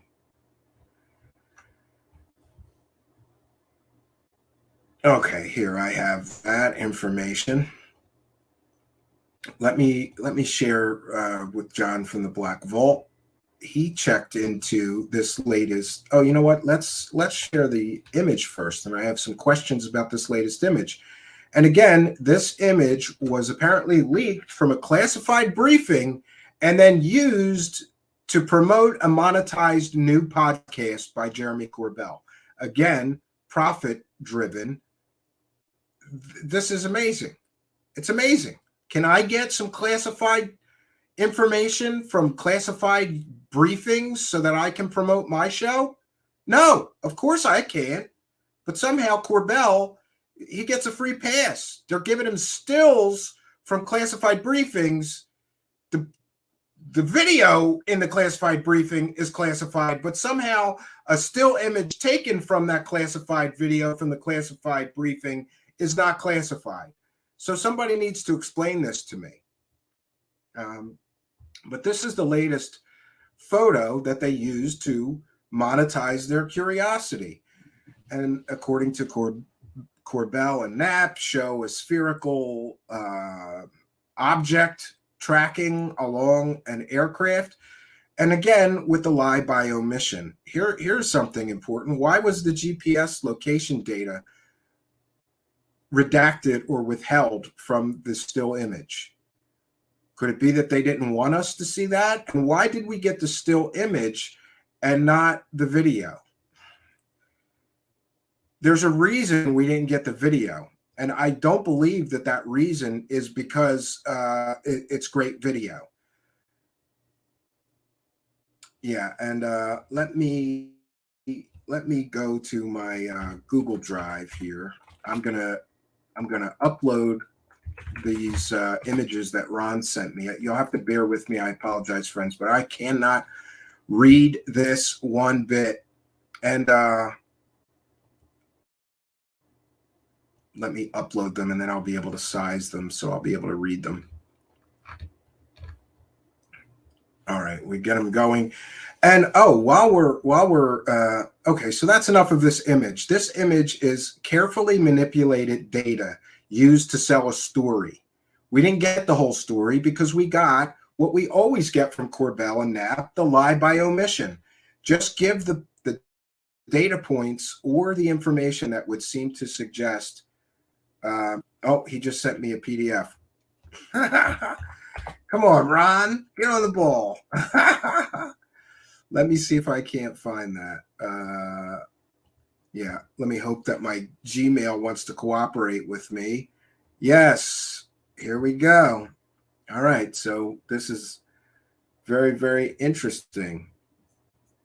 All right, and we're going to share this as a Truth Seekers exclusive, I guess. I'm sure Ron may have shared this, but I don't. Let me make it a little bigger so that there we go. All right, and I will be sharing this is about Corbell and his so-called leaks. This letter is response to your Freedom of Information submitted to Naval Inspector General's office on November 4th. Your request was processed in accordance. Okay. You have been categorized as a media requester, and as such, only duplication fees. Okay.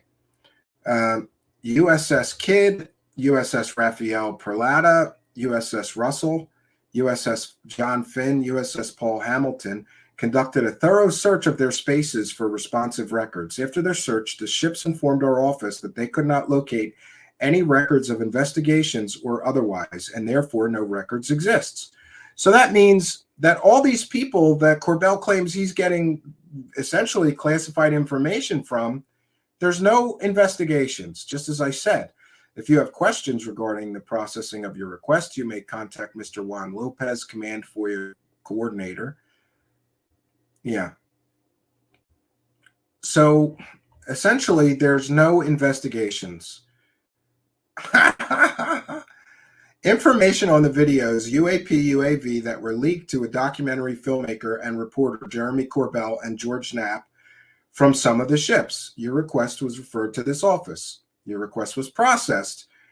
And so essentially what they said, after their search, the ships informed our office they could not locate any records of investigations or otherwise, and therefore no records exist. So this means we have more questions. Who's lying then? Is Jeremy Corbell and George Knapp lying about where they're getting this information from? They named the ships, right?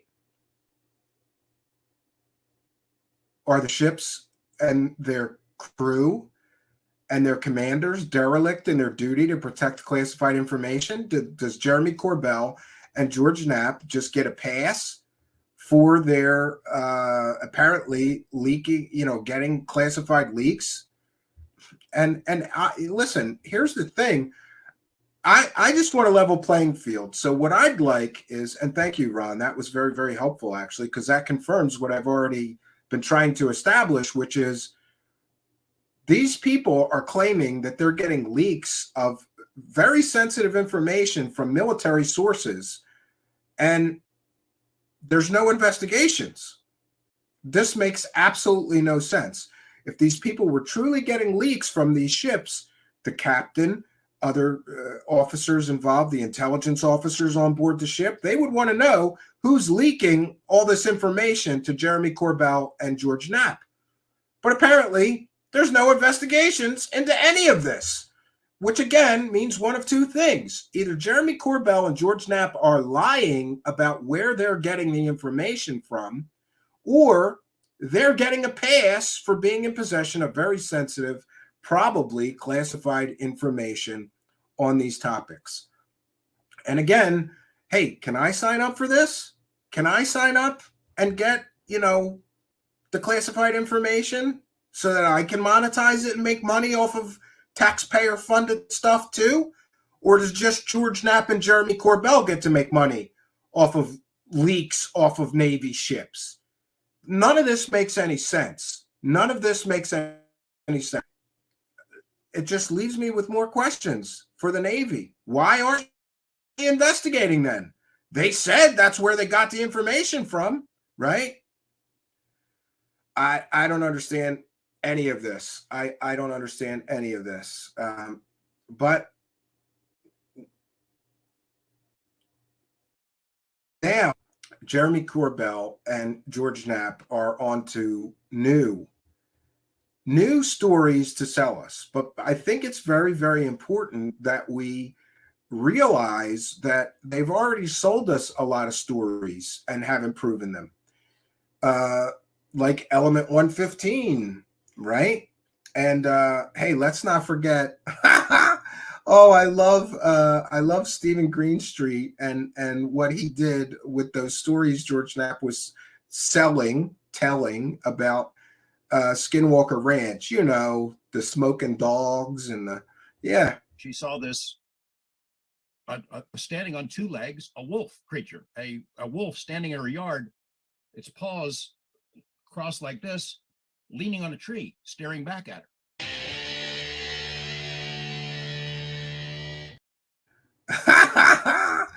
Yeah, absolutely. I want to know, but my even better than that one is the dog man. They come down this dirt road one night and they see two figures, humanoid-looking figures, standing up with their backs to the road and looked like they were smoking cigarettes. They had trench coats on, smoking cigarettes, standing out on the road. These guys figure, what are these fellas up to? So they're pulling up and they shining their lights on the guys, and they turn around and they were dogs.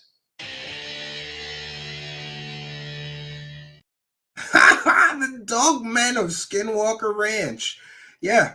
And what amazes me is that these guys have made millions of dollars. And, you know, when we get into where the evidence is, Stephen Greenstreet also did an excellent job pointing out that George Knapp, who's made millions of dollars selling Skinwalker Ranch stories and claimed in his book that his book was all based on all kinds of forensic and collected evidence on Joe Rogan, had to admit he didn't have any evidence. But no evidence of any kind to back up any of these stories has ever been presented. George Knapp, who's built an entire career around stories of UFOs and the paranormal, and who was one of the authors of the Hunt for the Skinwalker book, was asked about evidence on the Joe Rogan show. Because they weren't there Is with there cameras. any evidence? Like for the first 20 months when the rancher is there, they don't have any evidence because he's not a paranormal investigator. At this point, Knapp begins telling more stories about UFOs on and near the ranch. Rogan then interrupts and asks again. Is there any evidence? No, not really. Oh. If you're looking for physical evidence and solid proof, and they don't have it. Oh. Knapp saying there's no proof or evidence is quite strange, considering the book Knapp co-authored says this: "We obtained an intriguing body of physical evidence to support many of the accounts described in the book." Okay, so where is that intriguing body of physical evidence? There is none. There's no evidence. He wrote a whole book and made millions of dollars off of stories, anecdotes with no evidence. And this, I suppose, is why I have a problem with them monetizing their curiosity and coming out with this podcast, which is all new stories and new BS that they want to sell us, but they've never proved the last BS. Like, can you prove that before you come up with new stories, George Knapp, Jeremy Corbell? Of course not. And it gets even better when we get to George Knapp, because I love the stories of the Element 115. Constantly, George Knapp, many different media appearances, claims that he knows where absolute proof of Bob Lazar's story is, and someday he's going to dig it up, right? Why would he not do that in 1989, right? It's 2023. You've had since 1989 to show us the proof that Bob Lazar's not a fraud, but you haven't. Is that maybe because he's a convicted pimp fake scientist who tells science fiction fantasy stories and you bought it, George Knapp? Element 115. Remember those stories that you told about Element 115? And in the Jeremy Corbell documentary about Bob Lazar, there is an allusion that Bob still has an Element 115. Does he really have an Element 115? Well, I can tell you that he did have it because I saw it. You know, I was at his house. You know, he had it in it was a pewter sort of a device that he had created to sort of protect it from unwanted rays and things and particles, and it was in his house. He took it out one time, and they did an experiment called a cloud chamber experiment, in which they could show that this element 115 affected gravity. It bent light, in essence. He thought it was real. His friends thought it was real. The government seems to have thought it was real because they came looking for it a bunch of times. They came looking a bunch of times, and if I believe that Bob has put that away somewhere in a place where nobody's going to find it unless he wants to break it out. I've tried to convince him that he should, but I think he probably sees that as his insurance policy that keeps him alive, because there have been threats both against him and against me and likely against Jeremy Corbell. Yeah, lots of threats about an imaginary space element that doesn't exist. Well, it exists, but not in the form that Bob Lazar said. And it gets even better when you get to the element 115, because during one media appearance where George Knapp was getting paid handsomely to tell, flying saucer stories, he claimed that he knew where the element 115 was buried. And someday he was going to dig it up and, prove all these naysayers wrong. And by the way, George Knapp, I am sending you a goddamn shovel. George Knapp, you got called out by me. You say you know where the element 115 is buried. I'm sending you a shovel, dude. I'm sending you a shovel. Dig it up. Show it to us, you liar. Folks are doing, and anti-gravity propulsion is something they want very badly. Bob said that the key to it was this element 115. He had a piece of it. I saw it. In fact, he had a little experiment they did with what's called a cloud chamber, where it looked to me like light. They had a piece of this 115 in this chamber. They put some smoke in it, and and then had a beam of light through it, and the light bent.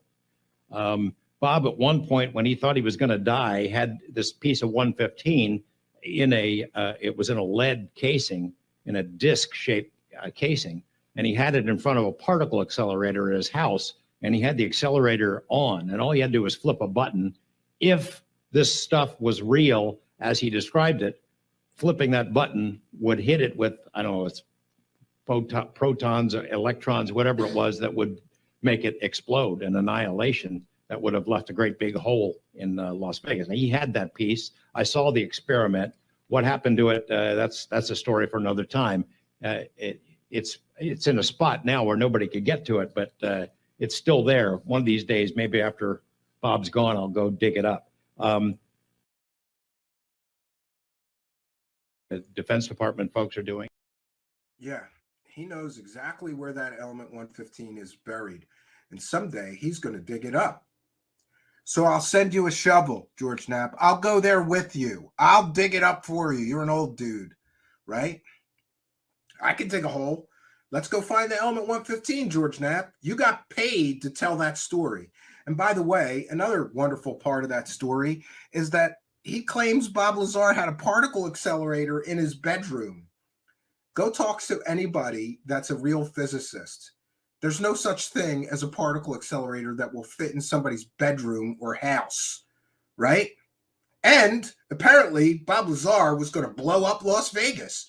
Did he call the police? Did he call the local authorities? Did he call like Homeland Security and alert them that somebody was about to blow up the whole city of Las Vegas? No reports of that. But hey, it's a great story that you can sell and tell people while you're getting paid to tell great stories, right? I'll give George Knapp this. He's a great storyteller. That's that dog thing. Oh, that dog thing is awesome. The smoking dogs. There were dogs, 2 dogs, and they were smoking. Oh, it's wonderful. But let's get back to, before we get into the video, and by the way, we're not going to share much of the video because I know that Corbell is an intellectual coward and a weakling.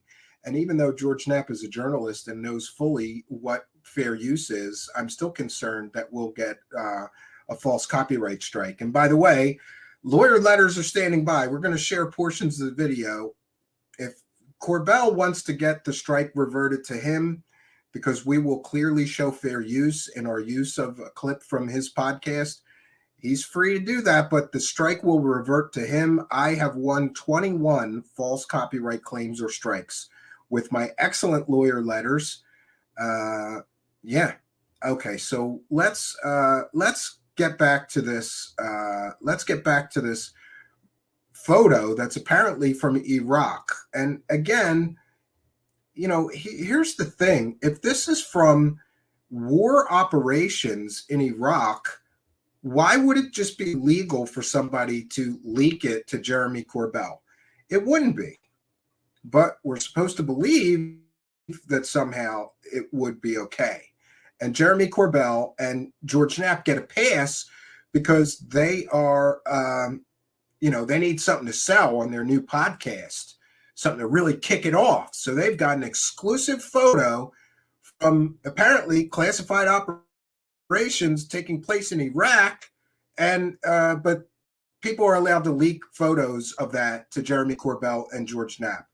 I say no.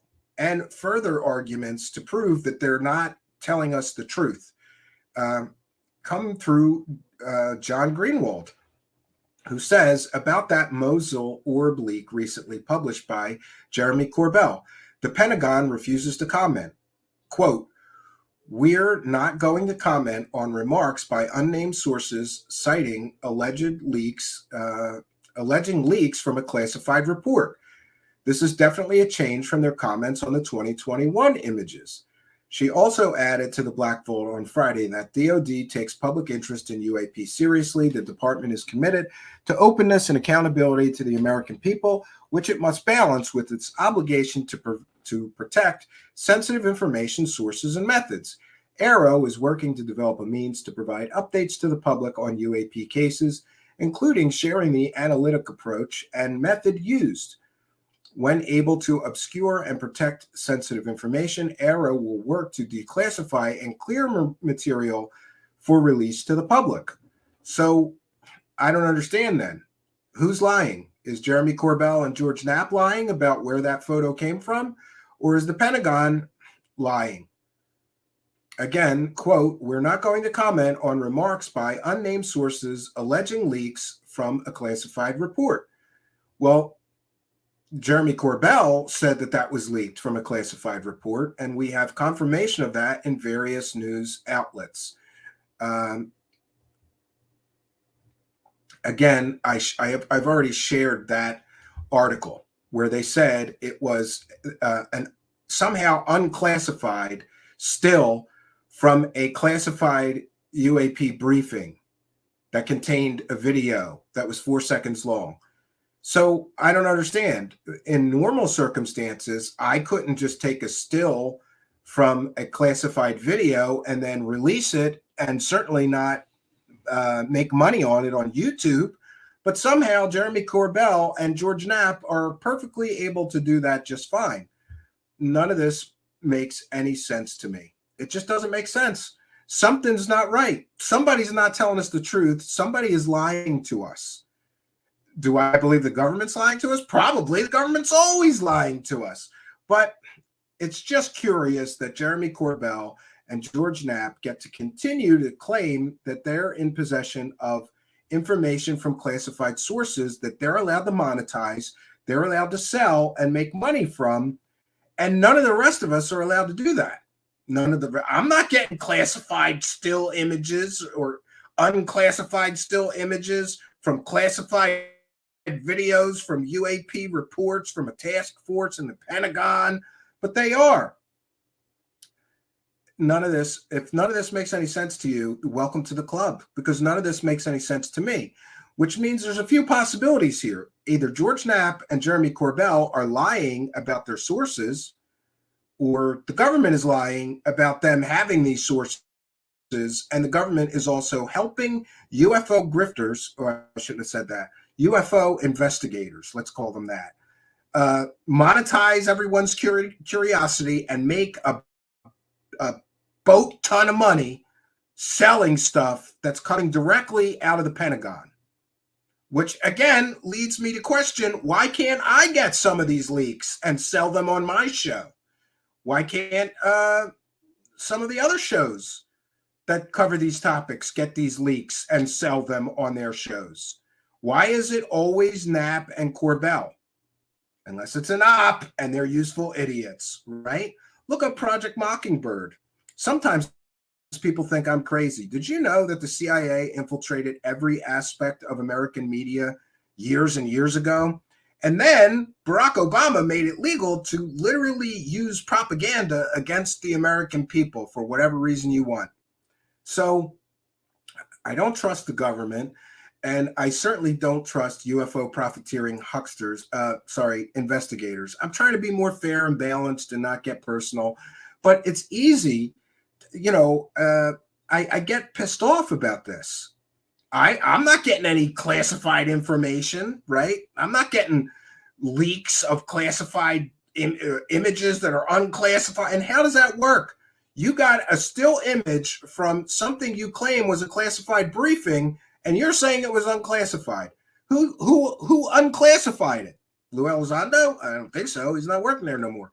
Like, this is the minutia that they don't want you to think about. These are those little things that they don't want you to ask questions about. But we have to ask these questions because none of this makes any sense. And if I'm confused or unable to reach a reasonable, determination about something being truthful or not, I ask questions. That's natural. And all of us should ask questions. Everything here is muddying the waters. And we can talk for a moment about Elizondo, George Knapp, and Jeremy Corbell muddying the waters, right?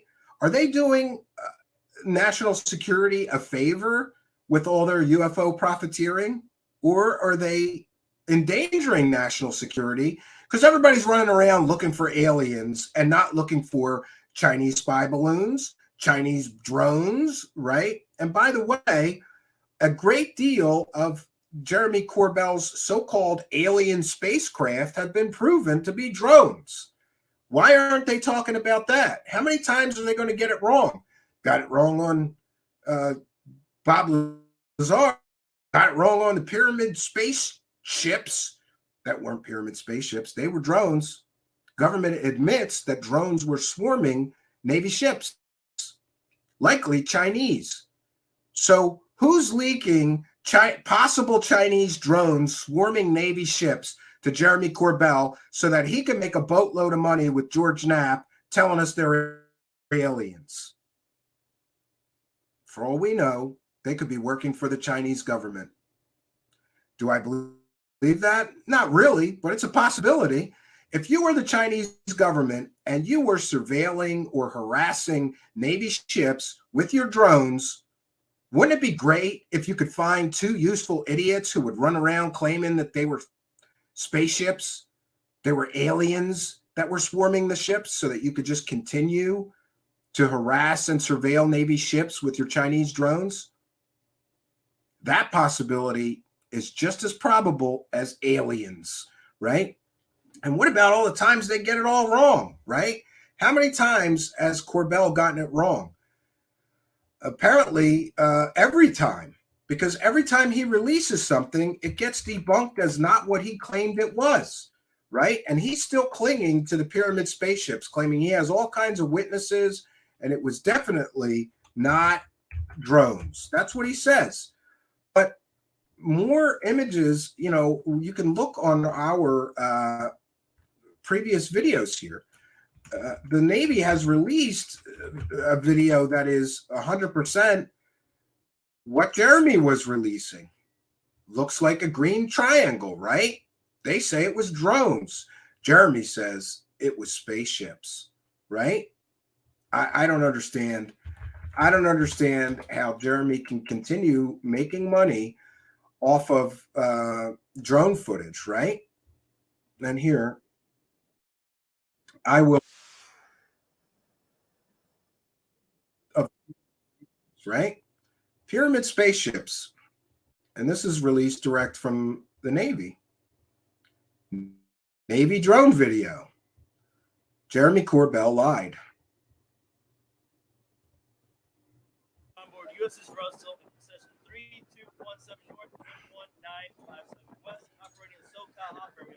Of course, 270 true, speeds 59, at time 04240 Zulu. We have visual of 4 probable unidentified drones. Unidentified drones. And by the way, do you notice how this one has the audio?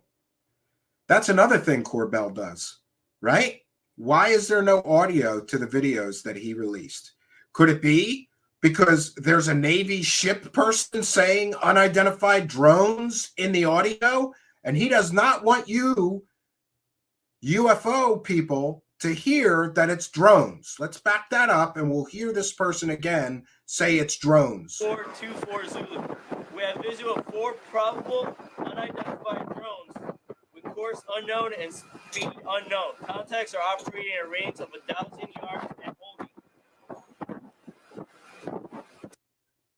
The person taking this film clearly stating that these are unidentified, but they're drones. Corbell stripped his video of the audio. The lie by omission, right? In order to sell the story, you can't have a guy in there saying it's drones. That'll ruin the whole alien story and the pyramid spaceships. If there's a Navy person taking the film saying it's drones, it was drones. Tail numbers are unknown.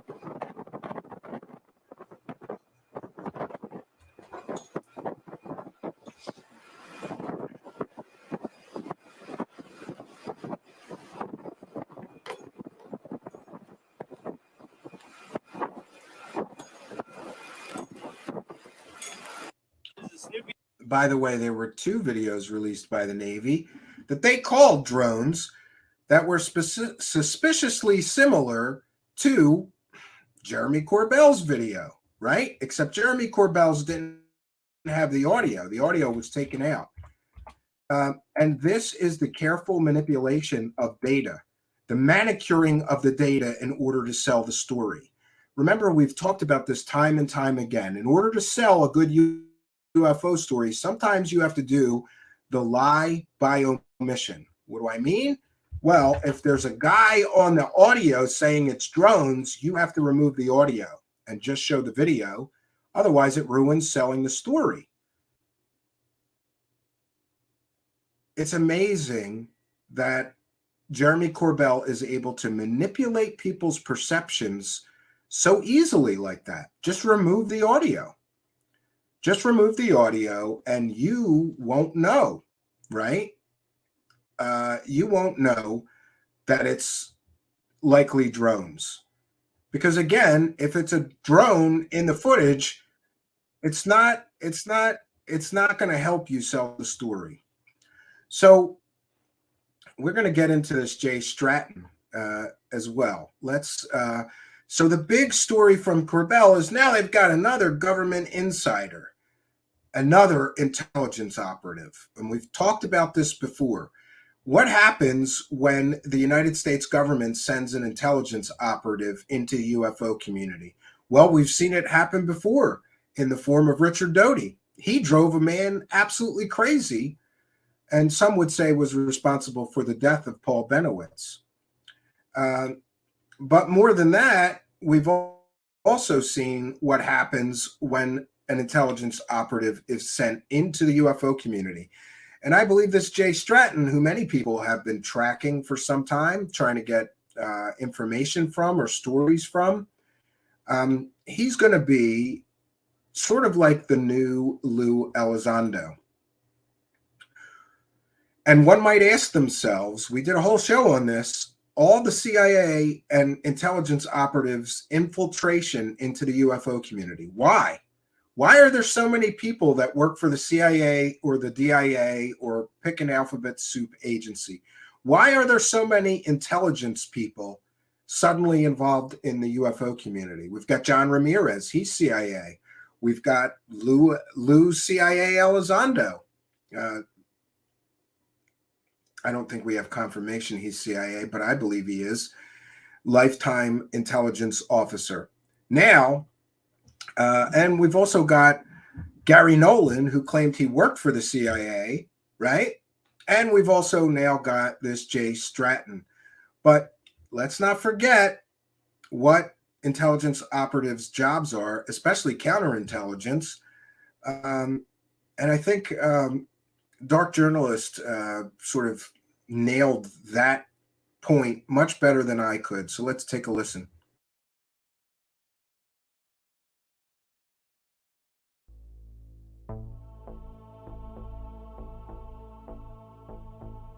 It's about truth. It's about disclosure. It's about transparency. And if it means that I don't get my day in the spotlight, then that's okay, because it's not about that. It never was about that. I didn't leave the Department of Defense because I wanted my day in the spotlight. I left the Department of Defense, ironically enough, to finish the very mission they gave me in the first place. I didn't ask for it.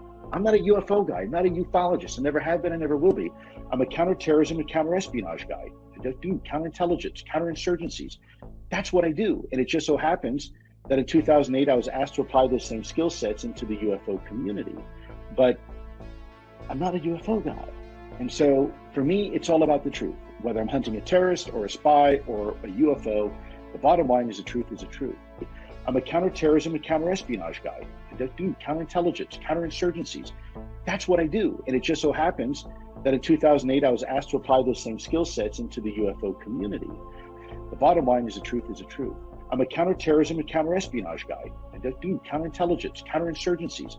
That's what I do. And it just so happens that in 2008, I was asked to apply those same skill sets into the UFO community. The bottom line is the truth is the truth. It just so happens that in 2008, I was asked to apply those same skill sets into the UFO community. The bottom line is the truth is the truth. I'm a counterterrorism and counterespionage guy. I do counterintelligence, counterinsurgencies. That's what I do. The bottom line is the truth is the truth.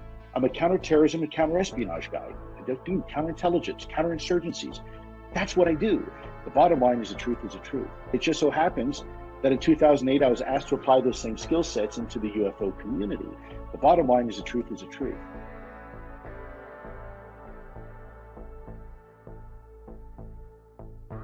The Central Intelligence Agency is set up to deceive. That's what their job is, in fact. Counterintelligence, Lou, counterintelligence means I have to lie. That's my job. So what is counterintelligence? What are some of the methods? That's something that the UFO field could study instead of people going off about, did Lou make a comment? That doesn't go anywhere. What is that going to do for you? Who cares about Lou Elizondo ultimately, except as a pawn of the CIA threat motion? Otherwise, it's just drivel, right? So, and how, it could be anybody. They could have gotten someone else instead in that program and dressed them up for the part. I don't think, it's not a special kind of assignment that they got for Lou. I just think that he kind of fit what they were doing, and they felt this is a guy who can pull it off. He's done a lot of counterintelligence. But I think what's important is, what is counterintelligence? Just in a nutshell, I need to deceive another country about what my activities are, militarily, espionage-wise, etc. And I need them to believe that something is happening that's totally different from what is actually happening. So I need to create a counter narrative to the truth. That's counterintelligence. I need to lie to get people to believe. So therefore, Elizondo has a lot of experience. He's a professional liar. That's just a fact. And expecting the truth from people like that, or the Central Intelligence Agency, counterintelligence agents in general, is craziness. Whoever thought of such a thing? And so the way they've rolled it out and packaged it up and put a lot of money behind it and the media behind it, yes. But I think we've come past a phase, we are all kind of graduating in our own awareness, and this is pretty obvious. So this one is getting pretty wobbly. Yeah, this one's getting pretty wobbly. And do you know what else is getting pretty wobbly? The continued infiltration into the UFO community of intelligence assets. That's what I'll call them, intelligence assets. John Ramirez, he's an intelligence asset. Gary Nolan, by his own admission, worked for the CIA. He must be an intelligence asset.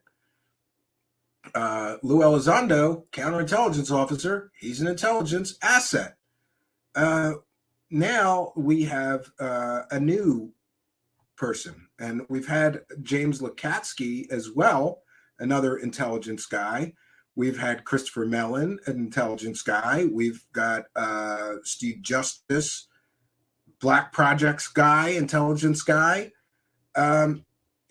Things are getting really, really crazy, if you ask me. And I'll share my screen here. This is the CV or resume of this Jay Stratton. Office of Naval Intelligence, Senior Analyst, Nimitz Operational Intelligence Center. So he was involved directly with the Nimitz. Mr. Stratton entered senior executive service in September 2018. He has accumulated over 32 years of experience in progressively responsible positions with the United States Army, United States Air Force Reserve, and the U.S. Federal Civil Service. Mr. Stratton is currently the Senior Analyst, Nimitz Operational Intelligence Center, Office of Naval Intelligence. He has since been hired in the private sector by Radiance Technologies, right? And we'll get into that. It's another rabbit hole. As the center senior analyst, he is responsible for delivering comprehensive intelligence to Navy leadership and representing the Navy as a senior member of the intelligence community. Prior to his appointment, Mr. Stratton served as the Director of Intelligence with the Joint Warfare Analysis Center, Deputy Director, Executive Support with the Office of Deputy Chief of Naval Operations for Information Warfare. This man is a specialist in information warfare. And now we're seeing him rolled into the UFO community. He's the guy who's going to tell us the truth about those UFOs. Do you see the problem here? How many times are they going to send an information warfare specialist into the UFO community? But we're all supposed to be thankful that George Knapp has got an interview. Jeremy Corbell and George Knapp have an interview with a literal information warfare specialist who's going to tell us the truth about UFOs, right? Great. Aerospace engineer with ONI, aerospace engineer flight test with Naval Air Systems Command. I do have to say, this man's resume is much more impressive than Lou Elizondo. Lou Elizondo was a desk jockey joke compared to this guy.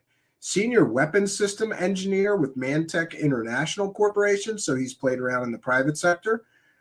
A variety of active and reserve positions as an intelligence officer and foreign area officer with Air Force Reserve, including senior intelligence officer, air refueling wing, chief space technology with Defense Security Administration, Office of the Secretary of Defense for Policy, chief intelligence of the 459th Air Refueling Wing, detachment commander. This guy is steeped in intelligence operations. He holds a Bachelor of Science from Embry-Riddle Aeronautical University, Masters of Military Operational Art and Science from the Air Force University. Mr. Stratton holds IC Joint Duty Officer designation, formerly the IC Officer designation. He is a veteran of Operations Desert Shield, Desert Storm, Joint Endeavor, Deny Flight, Deliberate Force, Allied Force, Southern Watch, Deny Flight, Iraqi Freedom, Enduring Freedom, and Noble Eagle. His personal military decorations include the Meritorious Service Medal, 2 awards, and Joint Commendations Medal, the Air Force Commendation Medal, 2 awards, and Air Force Achievement Medal. He has been awarded numerous joint and service unit commendations, both combat and garrison. He has had several expeditionary and campaign medals from his deployments. He was also awarded the DIA Director's Award and DIA Expeditionary Medal, Navy Meritorious Civilian Service Award, Central Intelligence Agency Meritorious Unit Commendation. There we have it. This man worked with and for the CIA. So we've got another spook infiltrating the UFO community. And who's helping him do that?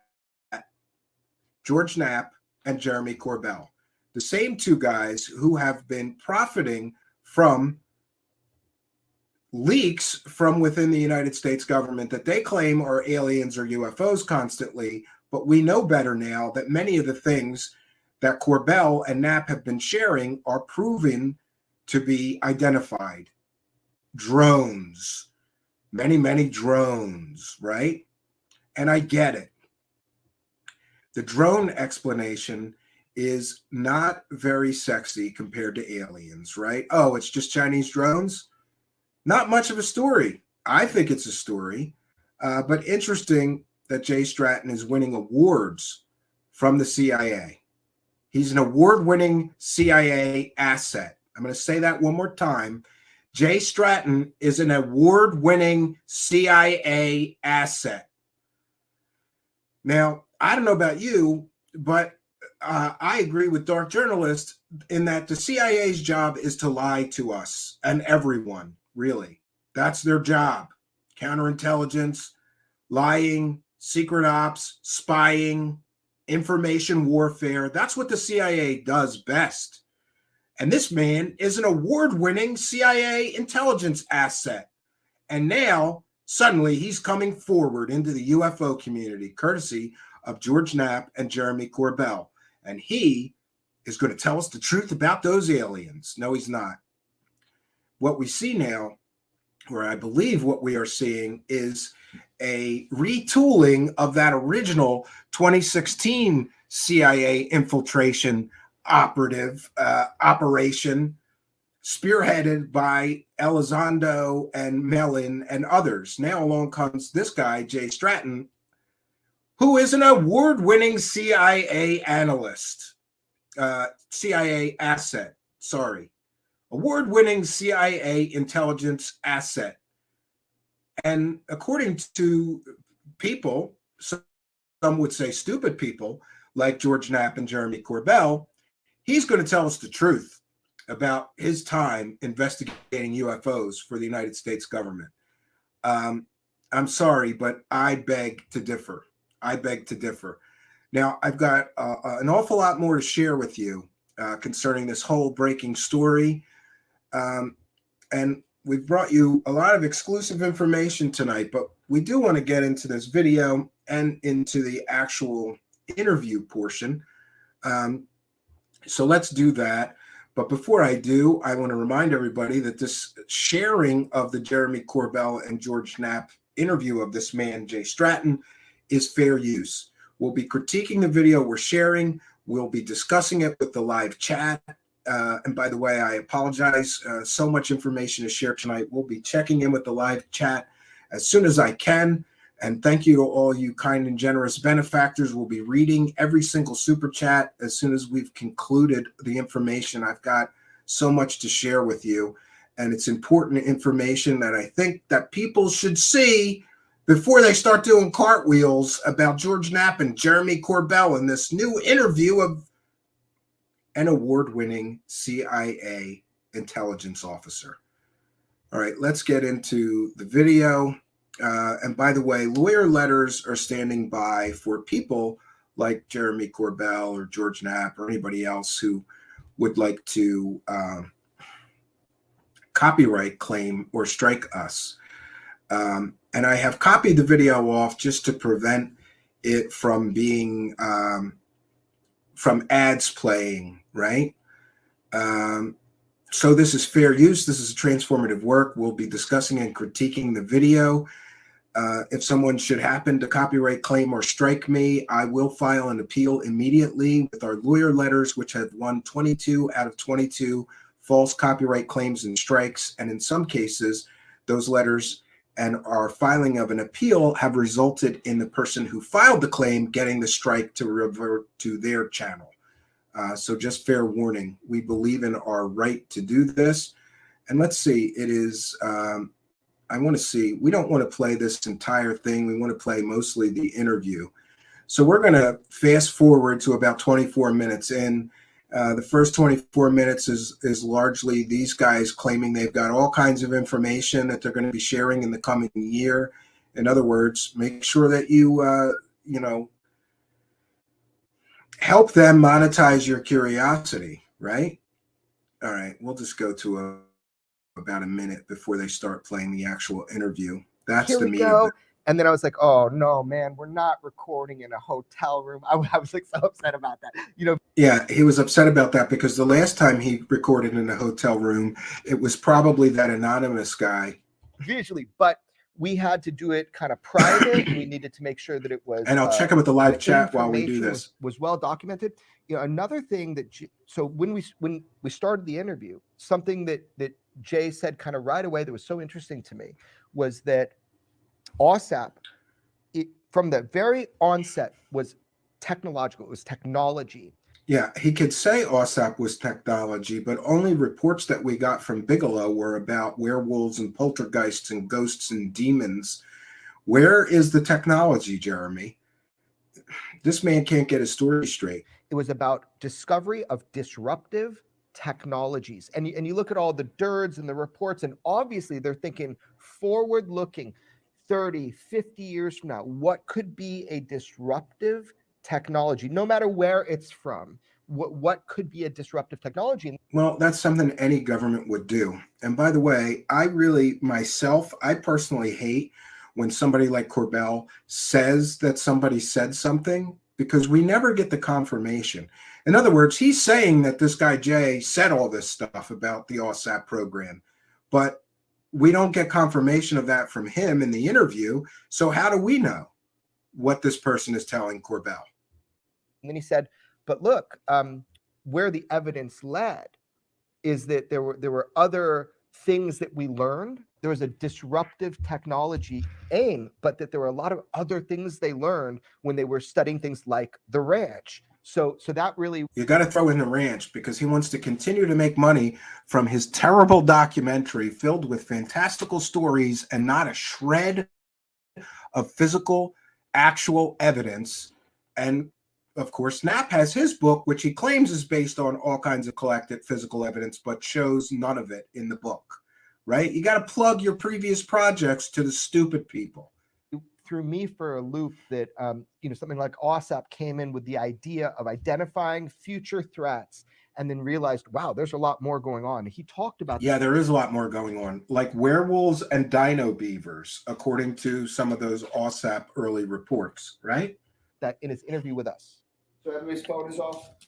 That's just as far as ringer? Yeah. Oh, yeah. Yeah, mine's off. And alarms are off? The cameras are on. I'm just giving this little AB comment marker. I love how Corbell always acts like everything's so official. He's just in a motel room with this guy filming, right? But he's going to make a big production out of it. Jay, have you done an on-camera interview before? Have you done interviews before?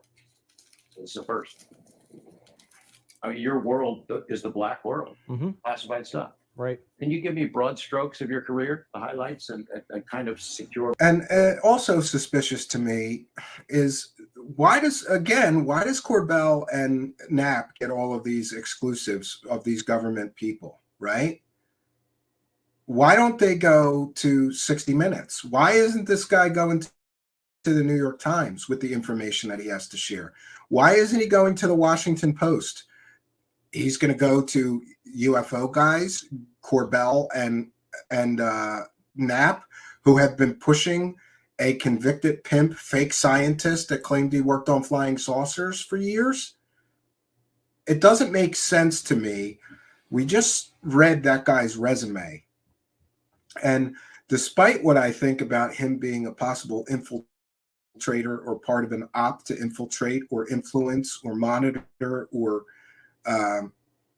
some might say weaponize the UFO community, he has an incredibly impressive past and resume.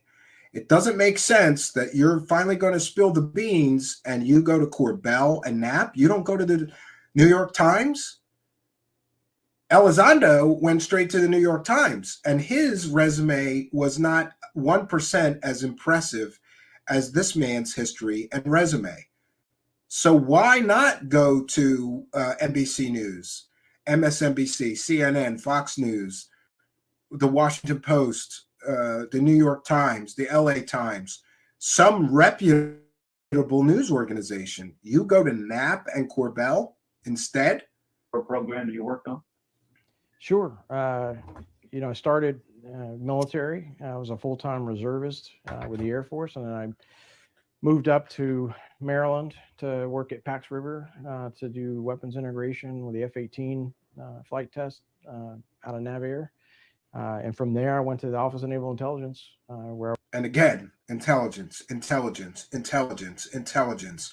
Why are so many intelligence officers infiltrating or being pushed into the UFO community? It's very, very suspicious to me. I was recruited to be an aerospace engineer, working with them to look at, really apply the blue knowledge, as we call it, and apply it to the red and potential adversaries, and write up reports on what I think foreign capabilities can do or not do. Right? In a sense, reverse engineering. Absolutely. And you take that into the DIA. I went over to the Defense Intelligence Agency to work in the Defense Warning Office. So then he goes from naval intelligence to the Defense Intelligence Agency. Again, this guy is steeped a lifelong history of intelligence agencies that he has worked for. It would be very fair to call him an intelligence specialist. Where I was applying the same. And Moody Mongol is very upset that Corbell has been sick for your benefit, right? He's been sick for his wallet's benefit, Moody Mongol. So, I really don't get it, right? Stratton looks like he missed nap time, low energy. Yeah, he's not quite as, I'll give him this. Elizondo is much more charismatic, but remember, Elizondo in early appearances was awkward and low energy and not very charismatic. Maybe this guy will get better at these media appearances as we go. And let me know, what do you think in the live chat? Is this guy going to go do 300 friendly UFO podcasts next? Maybe. Same knowledge, but at a higher level. And more kind of orchestrating the intel community at that point. There's a term we use, validation, whereas if you're building an CIA teddy building bear, a joint strike fighter, you're really kind of designing that to counter a potential threat, and that potential threat needs to be a validated threat, because what we can't have happen is a Lockheed Martin or a Boeing. Corbell strap Lazar to the bed in the motel room. Of money against a threat that they say exists, where the government needs to say it exists. So it's kind of a contractual thing of you're building to the validated threat, and that's what I did at the Defense Intelligence. Yeah, and by the way, there's a very troubling quote that he gives in this. I saved a quote that he gave. In this interview, he says, quote, "If the Air Force really wants a program, they might go to NASIC and say, we really need a threat to drive that program," unquote. That means that he's essentially admitting that parts of the United States government need a threat in order to get funding to drive a program. Does that sound familiar? Sounds familiar to me. It's called Elizondo. Driving a threat. Oh, we've got to find out what this threat is in our skies. Suddenly, after the Elizondo CIA op, there's billions of dollars in funding being thrown around for UFO research within the United States government. Again, here's the quote from Jay Stratton. "If the Air Force really wants a program, they might go to NASIC and say, we really need a threat to drive that program." Agency, along with also having a science and technical intelligence hat with the Defense Warning Office to look across the spectrum at technologies, specifically air and space, that are leading edge, things that could be disruptive and challenge us in the future. We're looking 10, 20, and sometimes 50 years out, depending on the topic, and trying to provide the Department of Defense and again, here he's talking about foreign threats and adversaries. This is where UFO people get tripped up. He's not talking about aliens. He's talking about foreign threats, technological advancements of our enemy countries like China and Russia. He's not talking about alien threats. And across the intel community, a better understanding of some of those potential disruptive threats so that we could get ahead of the game and counter them. And when you're at DIA, I'm ignorant of this stuff, but you were a Navy guy who then goes to work for DIA. Does that mean you're a Navy guy within DIA, or you're always a Navy guy? So when I transitioned to Office of Naval Intelligence, I became civil service. So I'm a Navy employee with the national intel community, So your service centers, Office of Naval Intelligence, NASIC, National Air and Space Intel Center, the Missile and Space Intel Center is a subcomponent of the DIA. These guys love alphabet soups and alphabet soup agencies, and they love acronyms. I don't know why, but they all love acronyms. That's here in Huntsville. And then you have the MCIA, which is the Marine Corps Intelligence Activity, and then finally the National Ground Intel Center at Charlottesville. Those are the four what we call service centers, and now you're going to have one for the Space Force, co-located at Wright-Patterson Air Force Base. Oh, that's interesting. The Space Force Intelligence Center is going to be where? Wright-Patterson Air Force Base. I wonder if it's going to be in Hangar 18, right? Just an interesting side note. There's so many mythologies and stories coming out of Hangar 18. And here's another one. Space Force's intelligence services will be located at Wright-Patterson Air Force Base. Those are service centers that support the analysis that supports the Navy or supports the Marine Corps, supports the Army. But in reality, they are all funded by the Director of National Intelligence now, the ODNI, as National Intel funded billets that are able to support. So, people refer to ONI, the Office of Naval Intelligence, as the Navy's Intel Center. The reality is it's the National Maritime Intel Center, where we are the threat at the maritime. And when you think of Navy too, right, you got to remember. Yeah, and one thing that struck me about this interview is not very much UFO information, but an awful lot of background and stuff. They're going to try to string this guy out.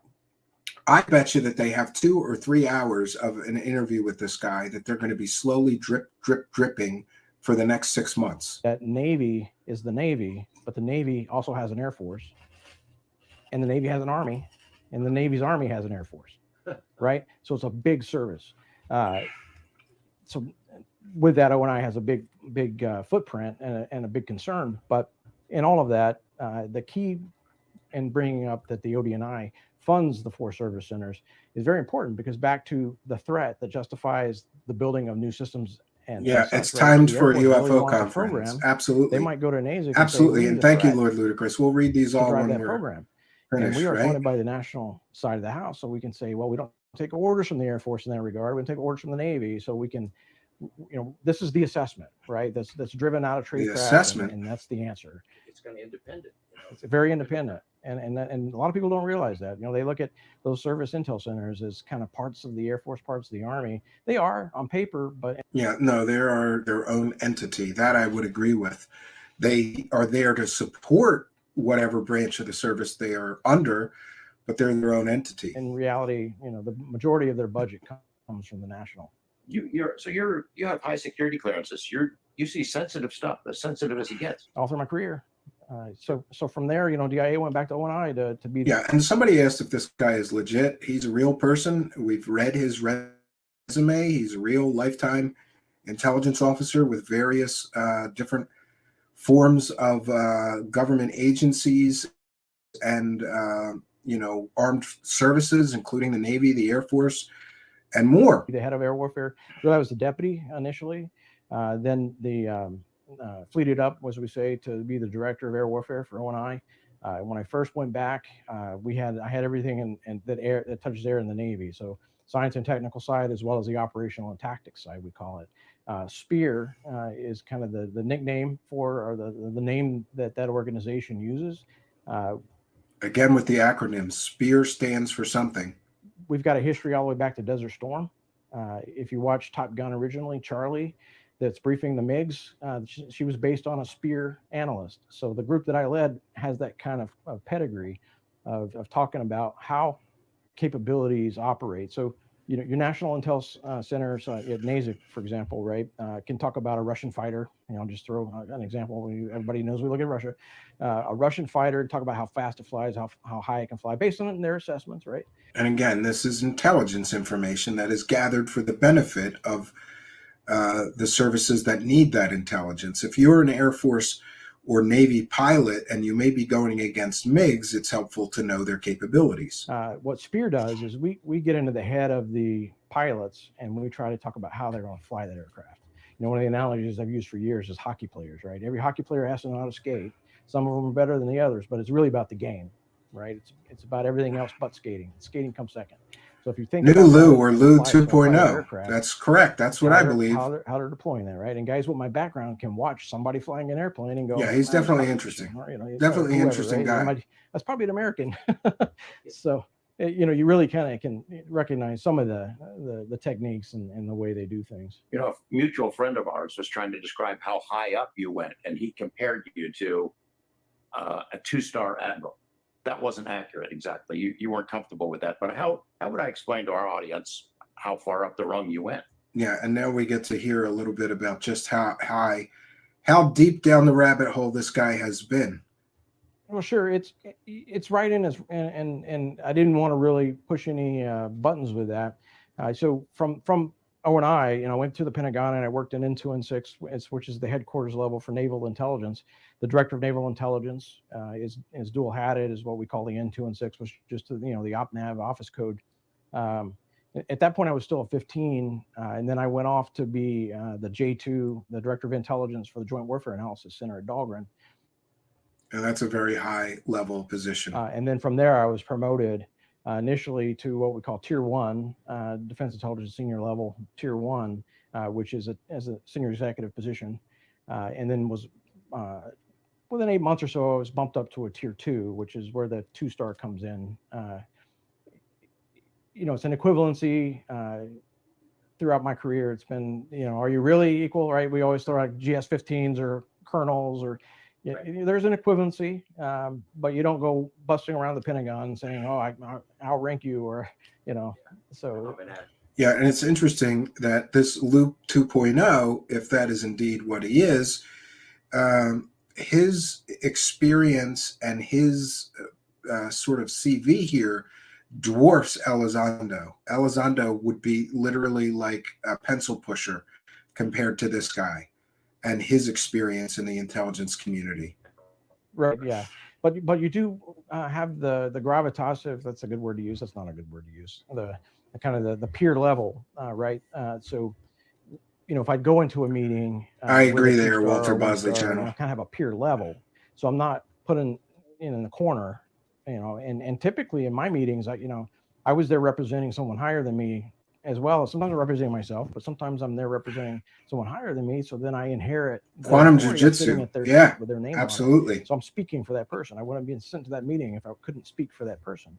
And a lot of that in the Pentagon is resource sponsoring. So, you know, I said in many that he's mentioned the Pentagon and working within the Pentagon multiple times. Again, this man's resume dwarfs Lou Elizondo's. Tables where I was representing the resource sponsor, and that gets attention because acquisition programs at your NAVAIR, your NAVC, your Air Force Materiel Command, those are all built on requirements. Back to the threat, right? And those requirements are paid for by resource sponsors. So the resource sponsor says we need a new jammer, and from that resource sponsor, requirements are driven, and then capabilities are built. And they go to whoever can build that capability, whether that's NAVAIR or that's you know, whoever that might be, right? So yeah, interesting. So you need a threat to drive the funding. Again, and he mentioned it earlier in the interview with the quote that they needed a threat to drive the program.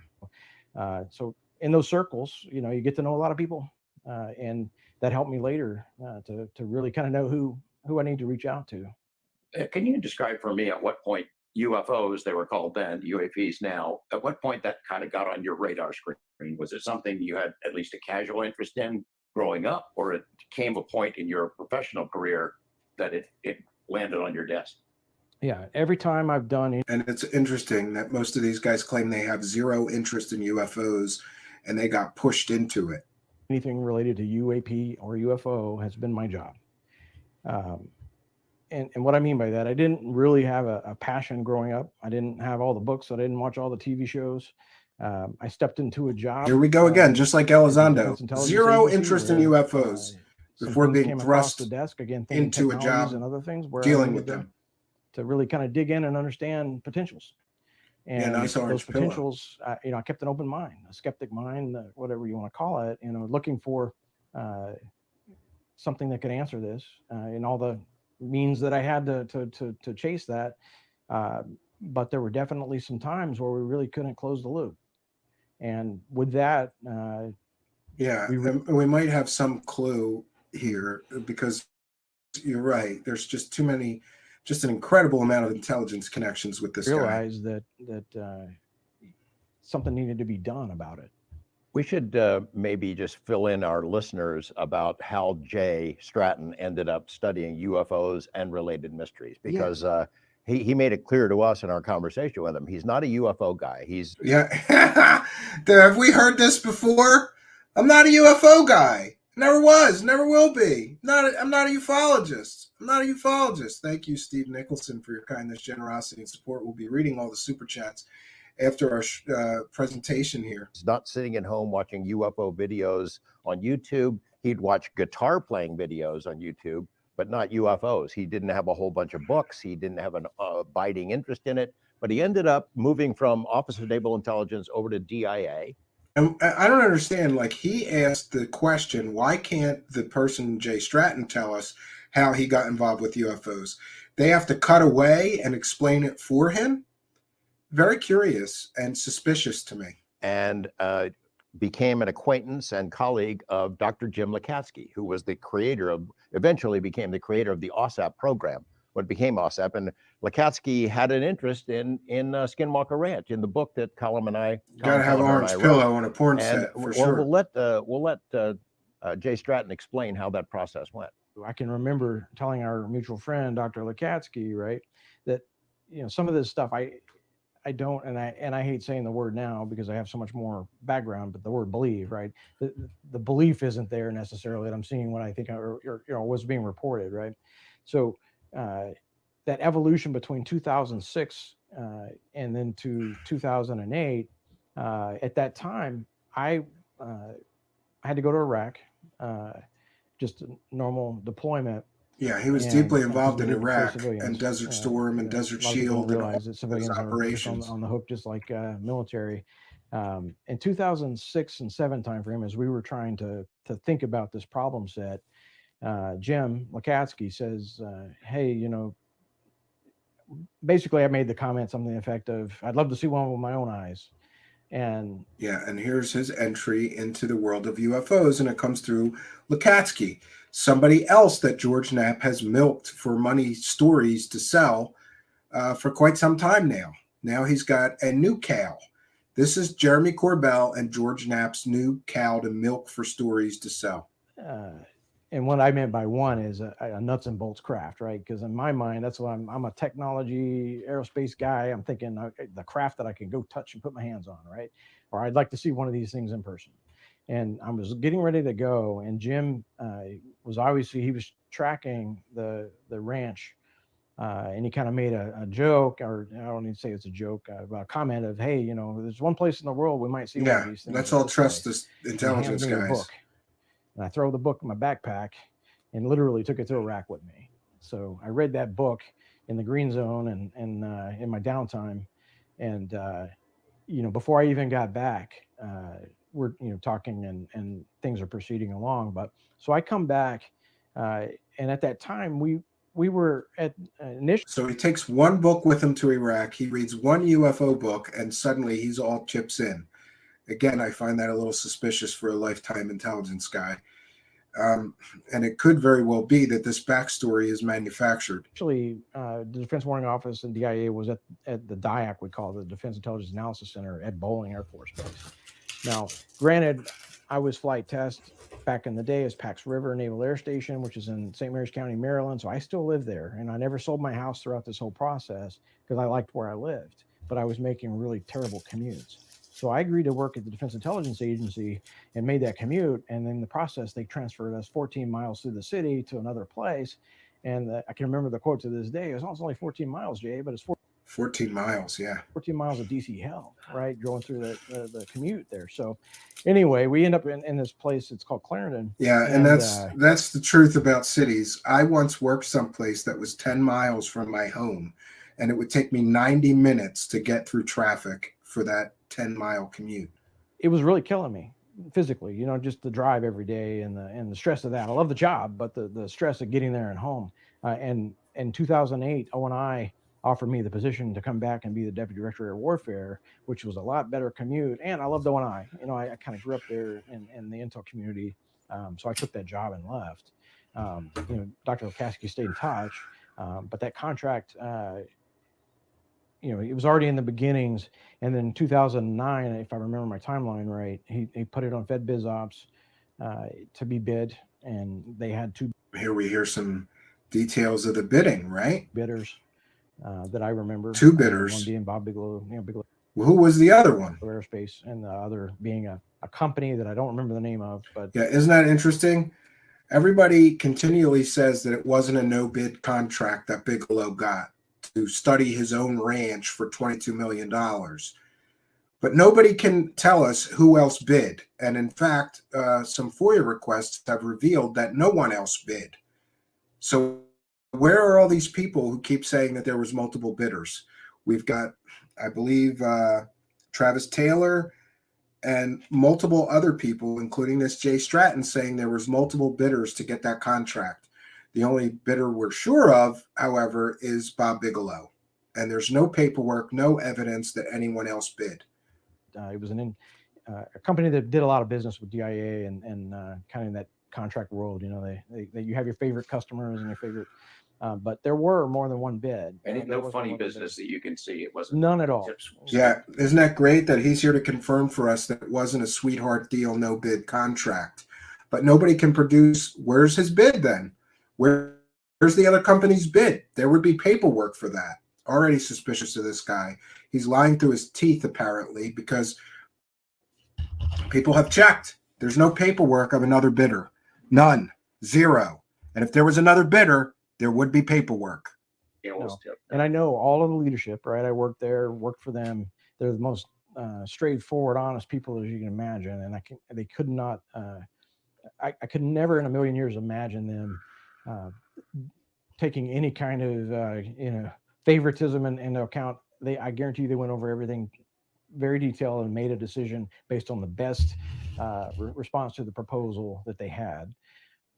They fire up this program. Bigelow's organization springs in action. They create these 38 papers. We've heard. Yeah, we get a whole 38 papers for $22 million.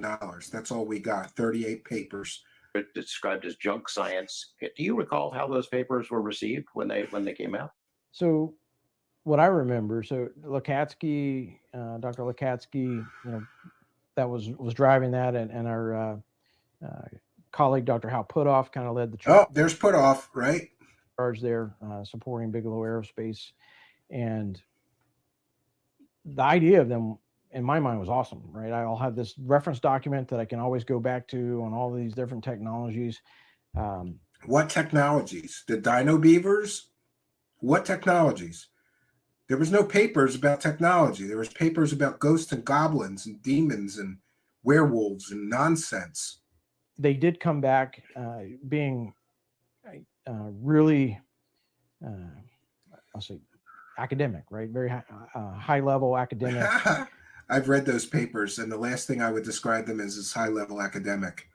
Whereas we're dealing with the Defense Intelligence Agency, that predominance is a liberal arts degree, and their war on terrorism was hot and heavy, right? We're hiring people who are experts in that culture, and hiring some people just because they speak Arabic, and all these things. We weren't hiring the best and brightest engineers at the time because it wasn't the need of the DIA. So the DIA just wants to hire people with liberal arts degrees who speak Arabic. I guess it makes sense if you're trying to take over the Arabic world. So if you take all of that into context and you realize your average DIA analyst is going to look at that with their, poli-sci or history background and go, what is this, right? Whereas other folks out AFRL and folks, people with the educational background will look at it and go, oh, this is interesting. But they may say some of it is junk science because it is bleeding edge, and that's what we wanted. We wanted to know. I wouldn't describe it as bleeding edge. Pardon me. What they thought as the leading expert on a potential technology, what would be pushing the edge of that envelope? Because I needed something to point back to. He keeps talking about potential technology, but those reports were garbage. There was, I don't understand his continual talk about technology. If I saw something in any kind of reporting, I could say, look, based on Dr. XYZ that wrote this report, that's significant. Yeah, based on doctors like Hal Puthoff, the Scientologist who believes in Xenu, right? And psychic powers, the guy who wasted how much time and how much money declaring Uri Geller a real and true superpowered psychic when he was using magic tricks. Hal Puthoff is an idiot. Seen what else was produced by OSAP over the 27 months. I mean, it's a lot of stuff, but a lot of it is, some of it is pretty weird. I mean, the Skinwalker angle. I've heard it said now, people who want to denigrate the program, that it was nonsense. It got off on all this weird paranormal stuff. And it did get off on all this weird paranormal stuff. And it was largely nonsense. That's what we got for a $22 million. And we saw Stephen Greenstreet even highlight that people were getting drunk and faxing Bigelow fake stories about paranormal events on the ranch that never took place. Some of that stuff ended up in these reports. That was never what it was supposed to be. And it was a waste of money. And that's why it was canceled, because it got into these weird topics that are just too far out. In general, can you address the work that was done by the reports that you've read? They're asking him to defend his buddy's program that bilked the American taxpayers out of $22 million for nonsense, just so we're all clear. That haven't been made public, whether it was worthwhile or not. So were those worthwhile? I don't think so. I'm back at O&I at this point, right? So my day-to-day interaction with the contract and with Bass was not there. I didn't have that day-to-day. However, Dr. Lukatsky and I, again, he wants to pick my brain on things that are being seen, and I'm still in a role where I'm concerned about threats to aviation and those types of things, right? So it's good to keep me and the team that I had and my larger Rolodex of experts across the intel community. Remains to be seen. So it's good to keep me up to speed.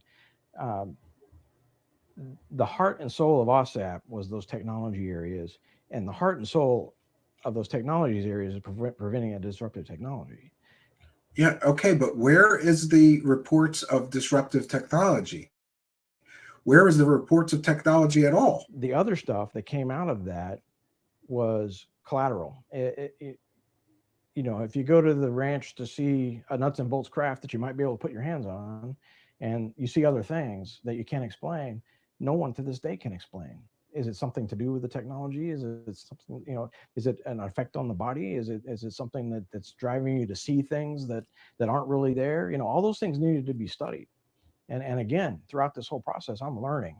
Yeah, and he's saying that the technology component of this program was the most important. But why do we not see any paperwork about the technology element of this program?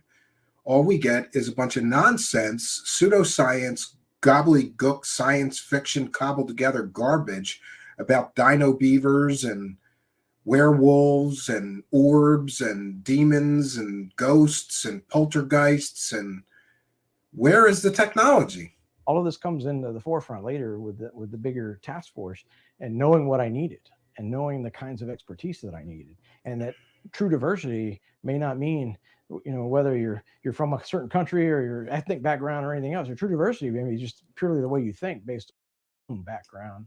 That is kind of an asymmetric approach. Asymmetric approach, spoken like a true intelligence officer. To the technology area, right? For example, hiring a biologist to look at the terrorist network and the thread of radical Islam and how it spreads like a virus, right? You take that same mindset to other things, and I mean, I guess that's a valid argument, but I don't get. I think that the United States government wastes all kinds of money, and I think the United States government wasted $22 million giving a sweetheart deal to Bob Bigelow to study his own ranch, right? Can I get $22 million to study my house? I think it's on it. The various phenomenon that we're seeing. It's important to bring in that kind of diversity. It's just purely the way they think. And I always like to bring in folks with that kind of background that didn't have a military background, because now they're not in this box, in this viewpoint that they're always trying to mold things into. They're coming at you with, well, have you thought about this, right? And that I mean, that I'll agree with him on. It's always good to bring in people with other viewpoints. other belief systems if you're trying to solve a mystery. Is where the power of those papers come from too, because then you've got to be something to point back to say, hey, take a look at this. What do you think? Right? To another academic, or and how can you how could you see that applied? So Yeah. So what we get is, for all the hype, we get a 2-minute video on KLS, George Knapp's local Las Vegas news station. And then we get like not even 20 minutes of an actual interview, half of which is this guy's history in intelligence agencies, very little to do with actual UFOs or anything else. But Knapp and Corbell are going to spin this into this big groundbreaking interview, right? Jay Stratton is not a UFO guy. He's and again, not a UFO guy. We just heard Lou Elizondo claiming he was not a UFO guy, right? This is a big problem, right? Almost as if they've got a set script and they're sticking to it. Is this Lou Elizondo 2.0? I don't know if you say a career intelligence officer, but ONI to DIA, the UFO thing hits at him and he realizes there's a void there. We need to do this right. There are potential threats. Does any of this sound familiar? This is the exact narrative pushed by supporters of Lou Elizondo. Oh, Lou Elizondo was never a UFO guy, but he saw that there was a real threat and it wasn't being taken seriously. Now we've got Corbell and Knapp repeating the same script, but for a different intelligence officer who's going to tell us the truth about these things now, right? Kind of like Lou did. All Lou did is fill his pockets of UFO dollars and run, right? We don't know where they're coming from. So I'm going to create the UAP task force. And we're going to. Well, now we find out that we do know where a lot of those UFOs were coming from. They were coming from China, right? But Corbell and Knapp didn't even assess that possibility or bring it up because Chinese spy balloons and Chinese drones don't sell quite as good as aliens sell, right? Look at this in a badass way. And we're going to be clear with the American public. He also made sure to put that in. We're going to be clear with the American public. He did that for a while, and then he had a break, right? It wasn't his job, and during a time he was doing intelligence in another field. Are we up to that point in the story? So the public. I love these guys explaining their new intelligence asset that they're going to milk for UFO dollars, right? Where's the UFOs? This guy barely mentioned UFOs during this 20-minute interview. They are going to drip, drip, drip out little bits from this guy for the next 6 months. Mark my words. The UFO public is aware of the programs that Jay Stratton was involved in. We've mentioned the names of those. What they don't know is they're already familiar with some of his work. For example, in 2018, I released through KLAS and Mystery Wire a 13-page report about the Tic Tac incident. Tic Tac occurred. Yeah, and he was an intelligence officer on the Nimitz, so he would have been directly involved in that and had direct knowledge. Why didn't he ask him, what was the Tic Tac? What was your assessment? No, we get, for 12 minutes, we get to hear about this guy's history in the intelligence community and all the promotions that he got and how bad his commute in was. 2004, your friend Commander Dave Fravor is the aviator for the Navy that had the direct encounter with this strange object. 5 years later, when OSAP is born, the first case they start looking at is Tic Tac. And the person they came to rely on to write the first report and investigate a report on Tic Tac was Jay Stratton. I released that report in 2018. Yeah, interesting. He has been intertwined with many of these things, including OSAP and James Lukatsky and Hal Puthoff and the Nimitz encounter. And interesting that he does have those connections, right? 18. It had no insignia on it. It wasn't signed. It doesn't say who wrote it, but we could say now he's the guy who wrote it. And it was great work. He talked to all these aviators and different people who are involved in it. It is one report that then became a much bigger report that has not been made public, but eventually will be someday. So that's one bit of work that he did. Second thing that the So the report's not been made public, but George Knapp again has it, right? He knows it'll be released someday. public would know about is the DIRDs. There are 38 of these DIRDs. Defense Intelligence Reference Documents that's the acronym, what it means. And 38 of those reports were prepared for the OSAP program. And as Jay explained to us when we met with him, it was meant to be a baseline to establish what our baseline is for science and technology. If that's their baseline, it's terrible in specific work. kinds of categories, and to project what it might be 50 years from now. And I remember when I made some of those, when you and I released some of those reports, people were griping and moaning, "Oh, this is sci-fi, it's nonsense, it's garbage science." Well, it's not. It is garbage science. It's not. Show it to a scientist, George Knapp.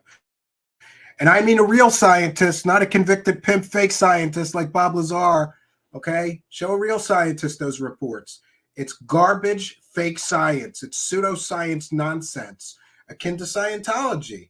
And who was heavily involved in those? Hal Puthoff, lifelong high-ranking Scientology member. That's not how it was received by the defense industry. They loved those reports because it was really good work, and they needed a baseline. Oh yeah, we love these reports about dino beavers and poltergeists at Skinwalker Ranch that we spent $22 million on. Come on, George Knapp. It's getting a little deep in here. I need waders. Which they could compare when they had UFO cases to analyze. Is this ours? Could it be ours? Could we duplicate that 50 years from now? And many times the answer was no. Yeah. And again, we get the stories. George Knapp, king of stories. I have a few more things to share because Jay Stratton is not just a lifelong intelligence officer. He's also now working for the private sector. And here is a clickbait garbage article written by George Knapp. Is this company working with alien technology in Nevada? Radiance Technologies. It'd be interesting to let you know that Radiance Technologies is rapidly trying to hire back engineering engineers. Why would they be doing that? I don't know, but it's somewhat probably related to this whole narrative that has been pushed by people like George Knapp, Jeremy Corbell, and Ross Coulthard, and others that are all UFO profiteers making lots of money telling people that there are back engineering programs to back engineer alien technology. And this is a perfect example of George clickbait Knapp. Is this company working with alien technology in Nevada? The short answer, no. But they would if they got asked to. So that makes this clickbait just perfectly okay. But if somebody possessed a UFO and asked scientists from Radiance to take it apart to figure out how it works, would they take that contract? Tim Tinsley, president of Radiance Technology, says yes. Why not? I'm waiting for one of those. That's the whole impetus of the article. That this person at Radiance Technology, by the way, Radiance Technology have also hired Travis Taylor of Skinwalker and Ancient Aliens fame. And they hired John or Jay Stratton, who we just saw this interview from. And Radiance Technology has just been awarded a $4 billion with a B, contract. Interesting. For more than 3 decades, Nellis Air Force Base has been rumored to be the home of mysterious materials of unknown origin. The story, dismissed as folklore by military agencies and defense contractor, goes that super secret program housed in or near Nevada's Area 51 military base has been attempting to reverse engineer alien technology. Yeah, he knows all about that story. It was brought to us by a fake convicted pimp, fake scientist, who was never a scientist, who had absolutely no evidence or no proof of his claims. And George Knapp and Jeremy Corbell made millions of dollars pushing that fake story. Now it seems there may be some truth to the folklore, as key congressional committee have received closed-door briefings alleging the rumors are true. And again, what congressional committees have received closed-door briefings alleging that the rumors are true? And again, all of these UFO profiteering hucksters and UFO celebrities back each other up. Who else said that? Dr. Eric Davis, maybe Hal Puthoff, right? Why can't I interview those people to confirm that they're hearing what George Knapp is stating as fact? Could it be because this comes from the land of make-believe? Maybe. And by the way, just to be clear, do I believe that the government may be in possession of recovered technology? Absolutely. Do I believe it's alien? That's a lot more of a maybe from me. The government recovers things all the time. They have a foreign technology division at Wright-Patterson Air Force Base, whose sole job it is to analyze foreign technology. So sure, we have recovery programs, but is it alien technology or foreign adversary technology? That's the big question. Radiance Technology isn't able to confirm the allegations, but the company has positioned itself just in case. Months ago, it announced the hiring of a reverse engineering specialist, longtime Navy intelligence official Jay Stratton, who was formerly the head of the Pentagon's Unidentified Aerial Phenomenon, or UAP task force. Stratton urged Radiance, and see, this is where it's all connected. Stratton urged Radiance to hire Dr. Travis Taylor, who worked with him as a chief scientist for the UAP task force. When Radiance announced the hiring of 2 veterans of UFO research, the news releases didn't hide the connection, pointedly mentioning their UFO credentials. But is this company worried about the perception they might be reverse engineering UFOs? No, we provide customer solutions, Tinsley explains. Whatever our customers want us to work on and support, that's what we'll do. And by the way, they were just awarded a $4 billion with a B, back in August. This Radiance Technology, who employs this Jay Stratton and Dr. Travis Taylor, was awarded a $4 billion defense contract. Taylor, for his part, isn't saying what he and Stratton are working on, but he makes it clear that they're hoping to tackle. Jay and I are working on growing the capabilities, doing reverse engineering of foreign materials, Taylor explains. If we were to get something to reverse engineer, we would absolutely want to do that. Again, I just don't see that this is proof of anything. This narrative of alien crash retrievals has been pushed for the past year or two very heavily by a lot of UFO celebrities, all of which make money pushing that narrative, all of which have yet to provide a single shred of actual evidence that that is indeed taking place. Do I believe that it may be? Sure. And I hope that it would. I hope that it is, because that would be awesome. If we are in possession of, if we are in possession of alien technology and we are back engineering it, that would be awesome. But do I believe people like convicted pimp, fake scientist Bob Lazar and Jeremy Corbell and George Knapp about their claims? No. And why? Because they have no evidence. They've made millions of dollars pushing these stories, and they have no evidence to support the stories. They've got tantalizing maybe evidence, but they have certainly have no smoking gun evidence. Now, there's a few more things I have to share, then we'll get into the super chats, read every single one of them. Thank you guys for your patience. This is a very data-rich show for once, right? Okay. Now, I just want to mention to you all of the things that Jeremy Corbell and George Knapp got wrong, and all of the things that they failed to do as so-called journalists or researchers. Here's one article. Swarmed Navy destroyer had its bridge illuminated by mysterious drones. Again, drones.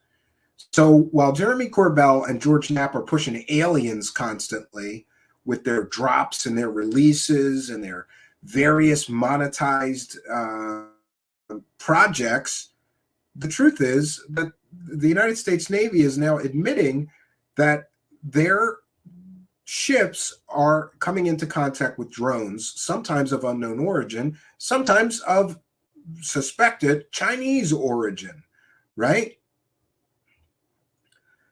Paul Hamilton observed 4 UASs, unidentified aerial systems, with a CPA, closest point of approach, of approximately 200 yards off the bow, port, and starboard beams. And for those not familiar, that would be the front, the left, and the right sides of the ship.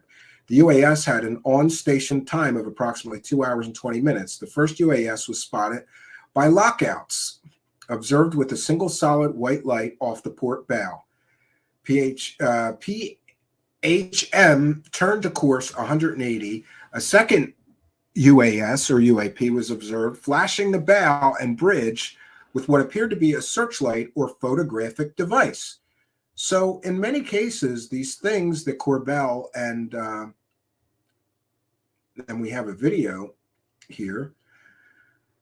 I don't know if we could play that here. Here is a video of one of the drones. I'm surprised Corbell didn't post this and try to make some money off of it, right? Interestingly, they jump right to the aliens, right? Yeah, and the Navy has recently released video from, here, I'm going to share my screen and we'll wrap things up here. Navy releases video from mysterious drone swarms around warships off of California. Remember, this is the video we played earlier. 3217 north, 11957 west, operating in SoCal hot area. With course 270 true, speeds 59. At time 0424 Zulu. We have visual of 4 probable unidentified drones with course unknown. 4 probable unidentified drones with course unknown. And here are all the drones and the location of the ship. This information is out there. But why would you go to the real explanation of some of these events? There's no money in that, as evidenced, by anybody who does go and give you the truth. There's much more money in aliens. There's much more money in these are spaceships swarming the Navy vessels. And what about Corbell claiming that we're shooting at them as early every day, as recently as last Friday? Where's the proof of that? Where's the evidence of that? Where's the evidence after millions of dollars made off of Bob Lazar, millions of dollars made off of Skinwalker Ranch? These two have a terrible track record of giving everybody fantastical stories, but not giving anybody the evidence or proof they're true. And by the way, if these two guys want to make money selling stories, that's fine, but mark them as fiction. Don't pretend that these are true stories when they clearly are not. How much of the Corbell crap that he pushed, videos that he put out, images that he put out, are actually these Navy releases proving that they're drones, proving that they're not alien spacecraft. See, that's the problem. The problem is these guys jump to the aliens because that's where the money is. And part of me doesn't blame them because, quite honestly, the truth will set you free, but first it will make you broke as a content creator. And if I were to just sit here and do the see, there's things you have to do, though, ethically that I'm not prepared to do, that Corbell and Knapp and many of these other content creators, we'll call them content creators, are willing to do. One of them is the lie by omission. Like, in order to sell the Bob Lazar story, they had to leave out an incredible amount of information. Like, did you know that George Knapp was called on the phone the date of the second? The Bob Lazar story first broke in, what was it, 88 or 89. And at first he was blacked out and they used a voice disguiser or something, right? I don't even think they used a voice disguiser, but they put him in shadow. The second report where Bob Lazar outed himself, did you know that a real and verifiable Area 51 security guard called up George Knapp and said, you might want to be careful pushing this guy who claims he worked at Area 51 because I work at Area 51 and you can check my credentials and I'm in security here. We checked all the logs. No Bob Lazar flew in or out of Area 51 ever. So you might want to be careful, George Knapp, in pushing this guy. What did George Knapp do? Thank you very much. Hung up on the guy, and he never told his audience that. We did. We told the audience the truth, but not Knapp and not Corbell. Because in order to make the story sellable, you have to do the lie by omission. Did you know that people who were supervisors of Bob Lazar at Los Alamos have come out and said Bob Lazar was never a scientist here? He was a low-level technician, the kind of guy who gets you a new keyboard or mouse for the lab computer when you spill your coffee on it. A low-level technician.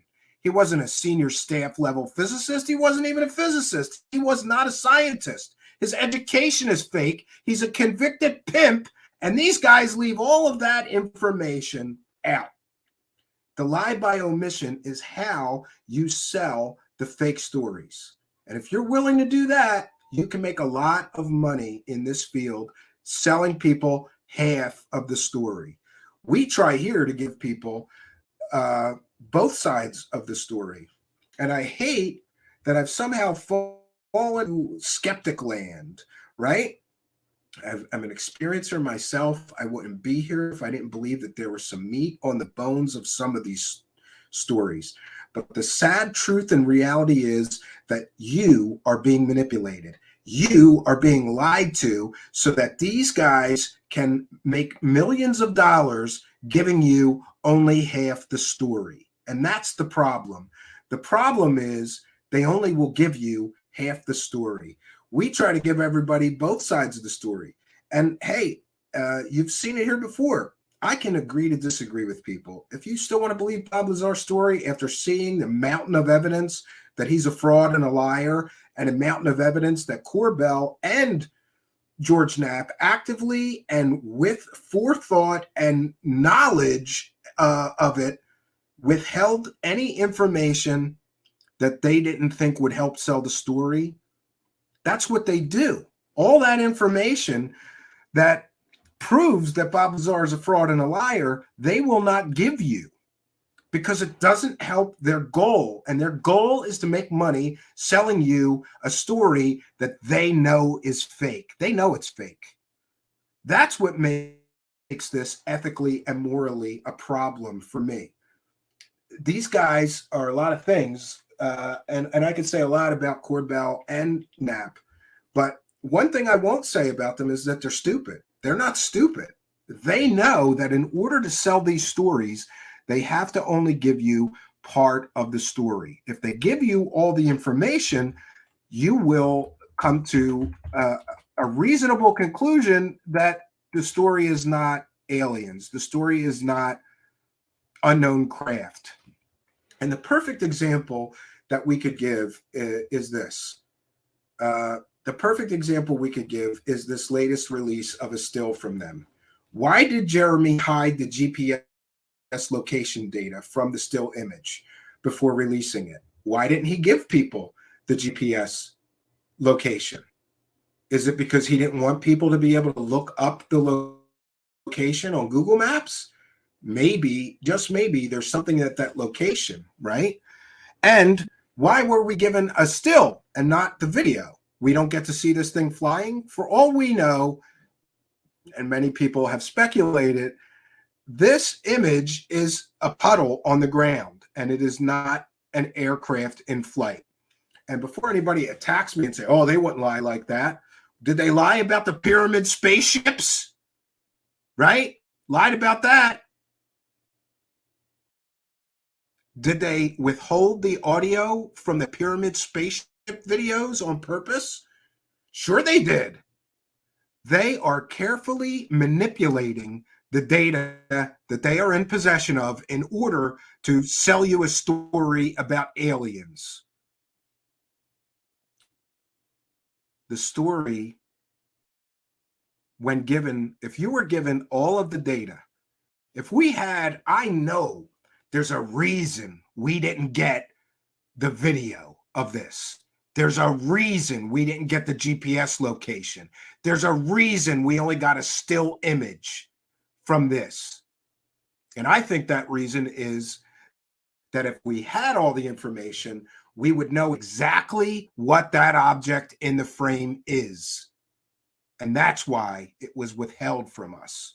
But now what we get is two people who have proven that they don't give us the whole story. Time and time again, we can prove they withhold information, they manipulate the data available in order to sell their story. Time and time and time again, they straight lie to us. George Knapp, this book is based on the mountains of physical evidence that we've amassed over the years. Where's the evidence, George Knapp? You don't have any evidence. You were asked straight out, where's it? Well, we don't have we don't have any evidence.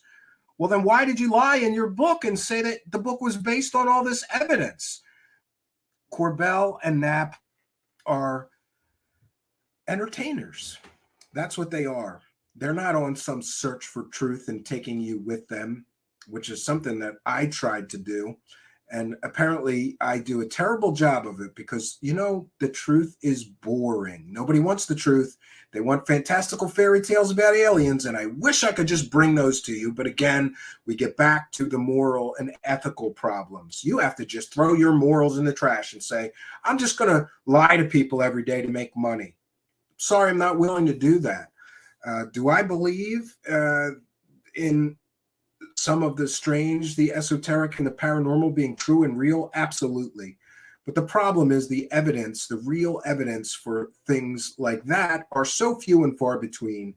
And the hunger for that evidence, for that information, for those stories to be real is so strong that profiteering hucksters rush in to fill the void when there is not evidence available. They manipulate the data. They manipulate the stories. They are manipulating you. When you click on their videos, they laugh at you. We got them again, right? It's unfortunate, but it's true. And I am reminded that we didn't get to the super chats yet. We're going to do that next. But before I do, let me remind you that we're a viewer-supported show. And if you want to support a show host who, and content creator who will give you the whole story, by the way, all we can do is the best that I can do. Every time that we cover a story, we do our best to show you both sides.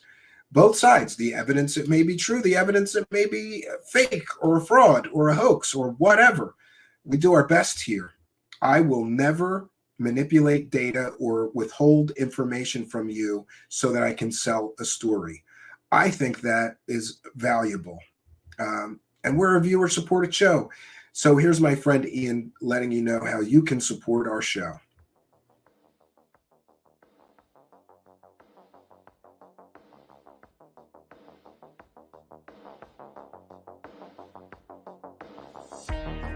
Truth Seekers is a viewer-supported show. Wonderful people like you who enjoy this show send pledges in the form of super chats, super stickers, super thanks, PayPal, or Cash App. Instructions for how to help are in the description. You can also join our Patreon, and for as little as $1 a month, you can get extra content. Patreon supporters get a backstage pass, early access to all our production videos before they are distributed publicly, Stephen Campion's music, private writings, a monthly show journal, and more. You can also become a YouTube channel member for $5 a month. A YouTube membership includes all of the Patreon benefits, plus a special members badge, priority reply to video comments, and the live chat, plus a monthly members-only video. We thank you all, kind and generous benefactors, for supporting Truth Seekers. Thank you for your generosity and support.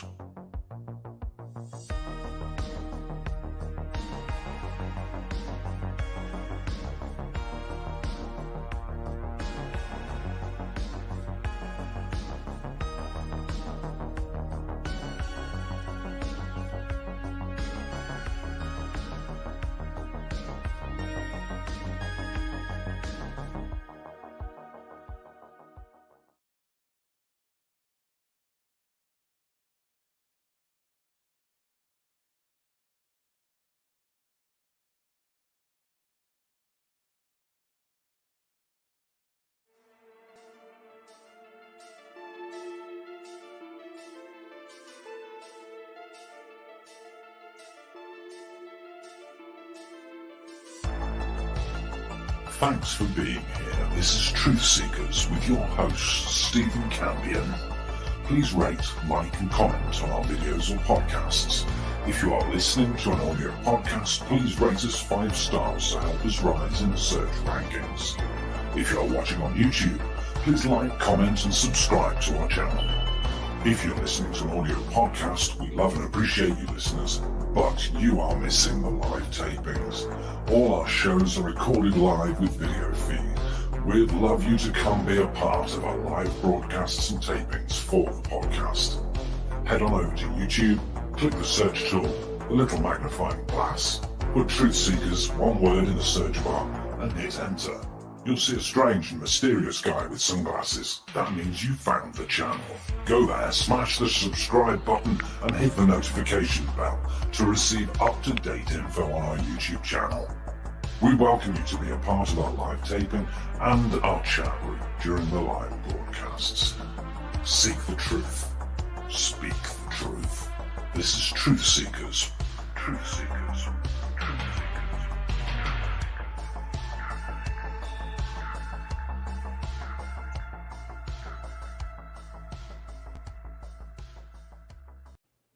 Greetings and salutations, friends. So Jeremy Corbell is back with more claims of having video of an extraordinary craft.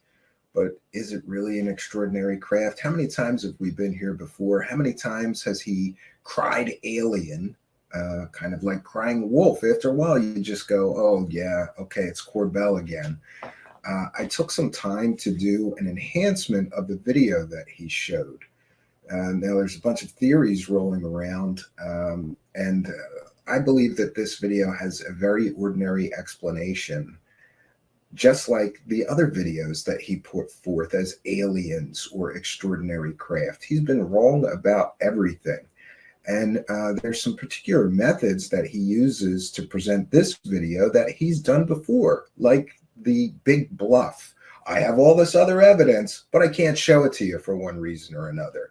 He claims he has more video, and in that, the craft goes under the ocean or water for 17 minutes, and then it pops back up through the ocean surface and does 90-degree turns, but we can't see that video. I also believe that he is conflating 2 separate videos in this presentation. The objects look similar, but nowhere near exact. Even and under the zooms that I applied, you can tell that these 2 videos don't appear to be the same actual object. Now, there's a great deal of debate going on right now, but I believe that this one will be shown to be a very ordinary object or have an ordinary explanation. But don't let that get in the way of a good story that you could sell. I will be back tonight at 9 p.m. Eastern Standard Time, and we'll have, by then, hopefully we'll have a little more to share with you on this video, but I wanted to present my enhanced version of the video and ask you, what do you think it is? Party balloons? Is this just a splotch on the protective outer coating of a camera, the glass dome? Some people believe that it could just be bird shit on a camera dome and not an actual object. Now, I've been led to believe that that's possible, but not probable, because the object seems to be in focus. And if it was just a smudge on a camera lens or a protective glass camera housing, it would not be as clear. So let me know what you think in the comments. Is this really an alien spacecraft or an extraordinary craft? Let's just call it extraordinary craft, like Jeremy Corbell claims. Or is this going to turn out to be like all the other videos that he has put forth, making huge claims that turned out to be ordinary objects like balloons or flares or, you know, camera aperture artifacts? Let me know what you think in the comments. This is just a quick one just to present my enhanced version of his footage. By the way, why can't he enhance it? You know, there seems to be a purposeful attempt to obscure data in this presentation. The object is cropped, data is purposefully being excluded, and of course, he's got anonymous sources telling him incredible things, but nobody's allowed to see those people or interview them. this whole story is just another whopper, I think, from Mr. Corbell. I think this one's going to come crashing down, but I wanted to do the enhancement and give everybody the opportunity to see what they think. Let me know what you think in the comments, and please join me tonight, 9 p.m. Eastern Standard Time, where hopefully we'll have some more information on this story to bring you.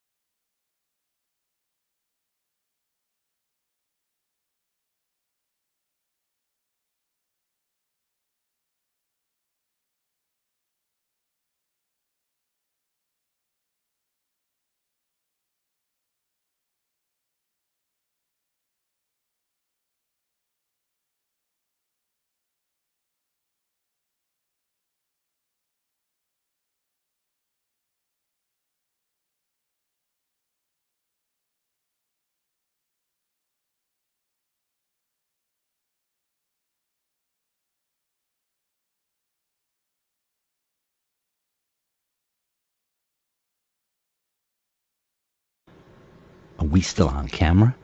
No. Good. Aren't they suckers?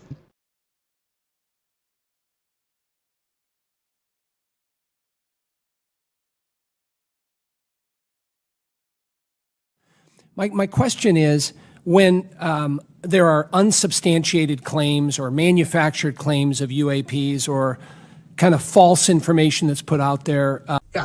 I have seen the logs. I have seen the videos.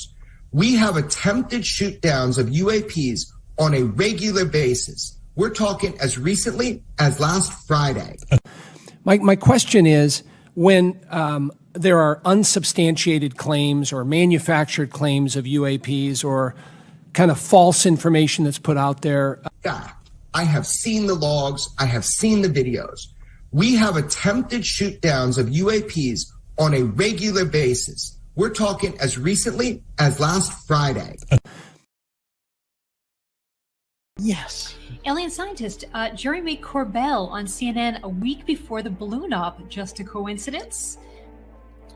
Well, Corbell is like, he's like the clown. He's like the circus clown. And he needs to kind of come out and do the clown bit. What happens with somebody like that is, they go on Fox News, they go on CNN, and they say UFO expert. Okay, so first of all, how do you even become a UFO expert? This guy made a film about Bob Lazar, and before that, he was a condo guy. He ran a condo. So he's not a UFO expert. He's probably somebody who is a UFO enthusiast. And so he got on this thing with George Knapp, and George Knapp, it's tough to look at his career because he brought forward things in the 90s and in the 2000s. And then he got involved with Bigelow and TTSA and Elizondo and DeLong. And, it's all CIA wash. So I don't know. I don't even know how to comment on somebody like Knapp. But now that he's wrapped up with Corbell, forget it. And they were there at CNN's, saying, "Oh, CNN wants to get to the bottom of this, and that damn government better give us the truth." When all the people around them feeding them this false information are all government people. Elizondo's government, Gary Nolan is CIA, over a decade of CIA. I mean, come on, these are government people. So that damn government, this whole thing, Elizondo is an ex-Pentagon fighter, he never left the Pentagon. He's not ex-anything. So it's a joke. That was a narrative. And so some people in the media, let's say there are good people in the media. Let's say even Megyn Kelly and Tucker Carlson were trying to do something, and they're like, we're covering UFOs and stuff. And they bring in all these CIA people to talk about the subject. That's the problem that I have with it. They do not have the background and the information on it.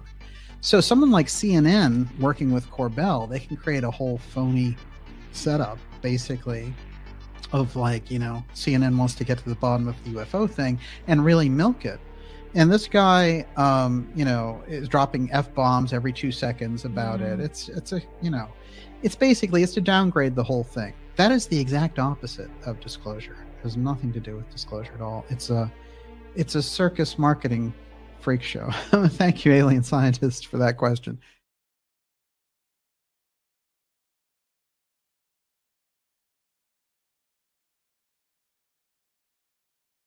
So on this podcast, it's fair to say we're going to talk a lot about UFOs. Full-time into UFOs. Over 100 UFOs. The UFO world came to my door. There's UFO sightings and more. Okay, this is really interesting. What is your best piece of evidence that UFOs are real? Show it to me. Show it to me. Put it in my hands. The sexual things that aliens had done. Fuck this. Yeah. This field is a mess. This topic is an absolute disaster. All this shit about UFOs. UFOs may not be extraterrestrial. Hi, my name is Jeremy Corbell. I'm really into this, but I'm not a crazy person. I really want to know the truth. And I've got a few things that I've been doing. The hell was that? UFOs. UFOs every day.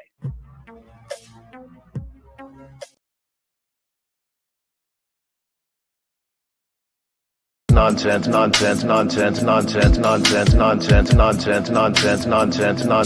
garbage science. Nonsense.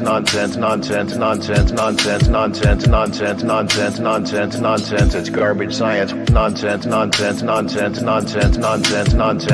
It's garbage science. Nonsense. Spheres. We have no evidence. Pyramids. We have no evidence. Cubes. We have no evidence. And cigars. We have no evidence. Spheres. We have no evidence. Pyramids. We have no evidence. Cubes. We have no evidence. And cigars. We have no evidence. Spheres. We have no evidence. Pyramids. We have no evidence. Cubes. We have no evidence. And cigars. We have no evidence. Spheres. We have no evidence. Pyramids. We have no evidence. Cubes. We have no evidence. And cigars. We have no evidence. We have no evidence. We have no evidence. We have no evidence. We have no evidence. We have no evidence. We have no evidence. We have no evidence. We have no evidence.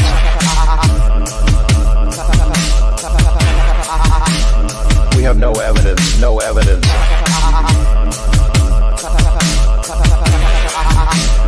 We have no evidence, no evidence, no evidence, no evidence, evidence, evidence, evidence, evidence, evidence, evidence, evidence, evidence, evidence, evidence, evidence,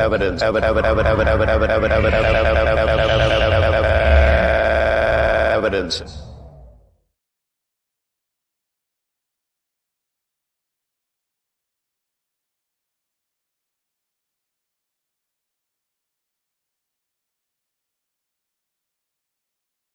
What do you have to say to people who say, well, if this is leaked footage, you know, this is people trying to get out their own agenda. This isn't necessarily credible. What do you have to say to people who say, well, if this is leaked footage, you know, this is people trying to get out their own agenda. This isn't necessarily credible.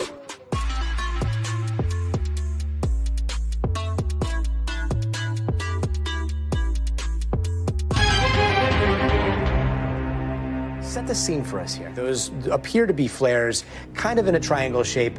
Do you think that that could be what these Marines saw? Set the scene for us here. From the Marines, did they ever try to file a report with the government? Real quick, set the scene for us here. Yeah, so this happened back in 2021, and of course, I thought it was flares. Jeremy Corbell. Hey, man, great to see you. Thank you.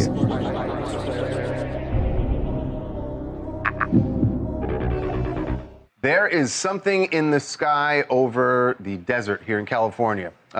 Something, again, I guess you have to call it a UFO. Because I don't know what this is we're looking at. It is definitely weird, but earlier this week, Jeremy Corbell, who we've had on the show, where he's going to be joining us in just a moment. And George Knapp. From the Marines, did they ever try to file a report with the government? Yes, that was the problem. We weren't getting information. Truth seekers, seek of truth. A truth so bold it's hard to hold. Truth seekers, yeah. Place the cash, place the cash.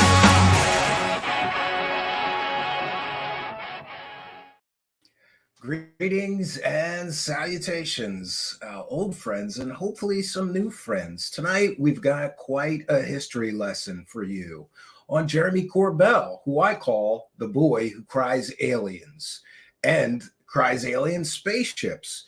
And of course, this is a takeoff of the old saying, the boy who cried wolf, an old wives' tale, but I think a very wise one. After all, how many times could that boy falsely cry wolf before no one cared when he cried wolf? And that, my friends, is the situation that we find ourselves in with one Jeremy Corbell, who it's very clear has an incredible bias and a slant. And every video that he sees that's a little strange or at first unexplained or unexplainable, he sees alien spaceships.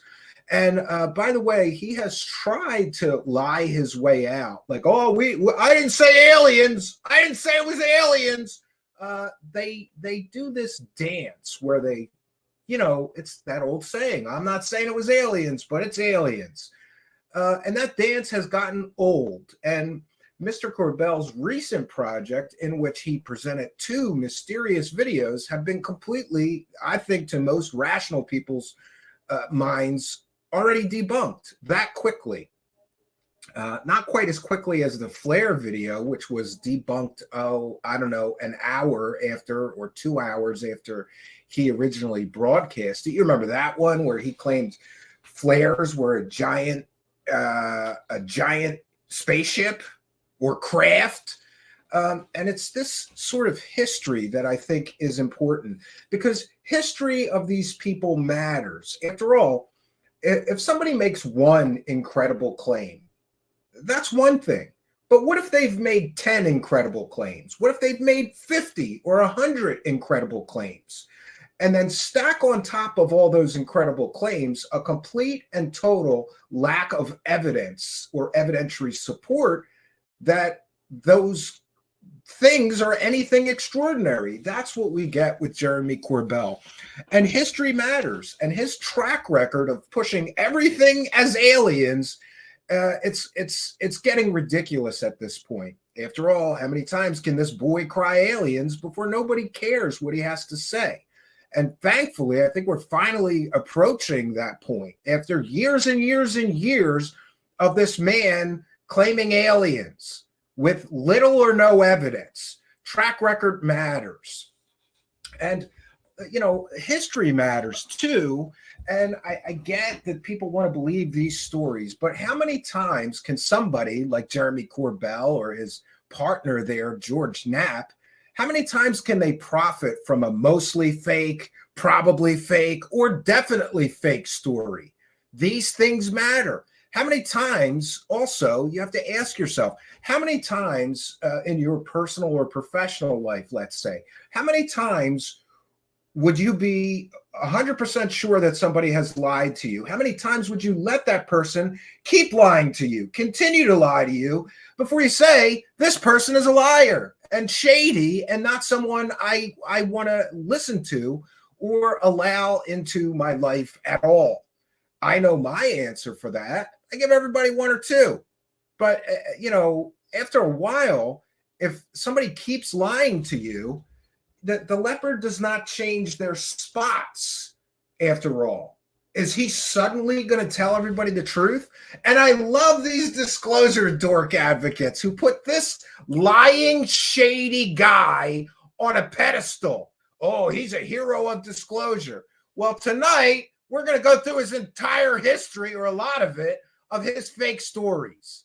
And then you can decide whether this man belongs on a pedestal or if he should be banned from this whole thing. How many times is he going to make money selling a completely and totally fake story before we say, that's it, you've done it enough times, you're done here, get out, Mr. Shady, from the Shady bunch? Now, I know from my experience and my few years of doing this that people would much rather believe the pretty lie than to accept the ugly truth. But even when the truth is ugly, it's worth having, my friends. So tonight we're going to bring you the ugly truth about Jeremy Corbell, his bad standards of evidence, the way that he deceptively manipulates and edits his stories to sell them as something mysterious, when quite often they're not anything mysterious. And now he has a proven track record of over and over and over again pushing something that's not mysterious as something mysterious. And the reason he does that is because he collects millions of dollars doing this. And we know that because he just purchased, a $1.8 million property, right? And there are some people claiming that he's walking around with a $75,000 watch on, all while creating a docu-series complaining that he doesn't get paid for UFOs while he's walking by a homeless man, and just after he gets out of a reported $135,000 SUV. And he has 3 film deals with Orchard, a monetized podcast, speaking fees. Hey, boy, for not getting paid for UFOs, he certainly is involved in a lot of commercial UFO-related projects and products. Are we all supposed to believe? Are we all supposed to be that dumb that he's going to publicly say in his own docuseries he doesn't get paid for UFOs? Hey, Jeremy, how much did TMZ pay you for that docuseries that you say you don't get paid for UFOs in? The level of arrogance of this man and the denial of reality that you have to live in to believe that he's going to tell you the truth. A guy that's, how many times has he been caught lying? Just the I don't get paid for UFOs lie should be enough that no one would believe anything he ever says anymore. It's public record. Go Google Orchard film deal, Jeremy Corbell. You'll find a 3-film deal that he got. All 3 of those films are about UFOs and aliens, right? But he doesn't get paid for UFOs. How many times are we going to let this guy lie to us before we say no more? No more, friends. We've had enough.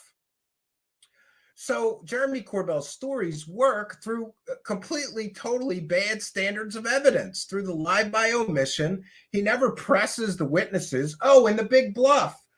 Several times now, he's claimed he has all these witnesses that refute the debunks, right? Oh, can't be flares. I've got 100 witnesses that are all military experts that say they're not flares.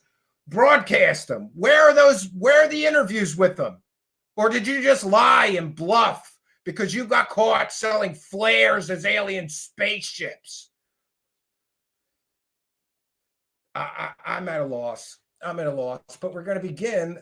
We're going to begin tonight with we're going to begin with the lie and the pretending that he doesn't claim that they're craft or alien spacecraft. Yes, he does.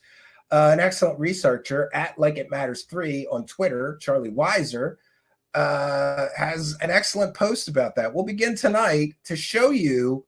Let's peel back some layers of deception, right? Where he says, "Oh, we didn't say it was spaceships. We never said spaceships." Well, you said craft 16 times, right? And that's another thing. Interestingly, in our conversation with Brian Dunning from Skeptoid, he was absolutely right in a specific point that he made. In the history, 70 years of people claiming that something is an extraordinary craft or mysterious, out of the ordinary, couldn't be human craft, or whatever you want to say, in the entire history of all of this, do you know how many times anybody has proved it? Never once. Never once. So Mr. Corbell can say whatever he wants. I believe that he purposefully misleads the audience to believe, it's like I said, the old saying, I'm not saying it was aliens, but it was aliens. We're going to put our fair use banner up. And by the way, I just want to mention everything we share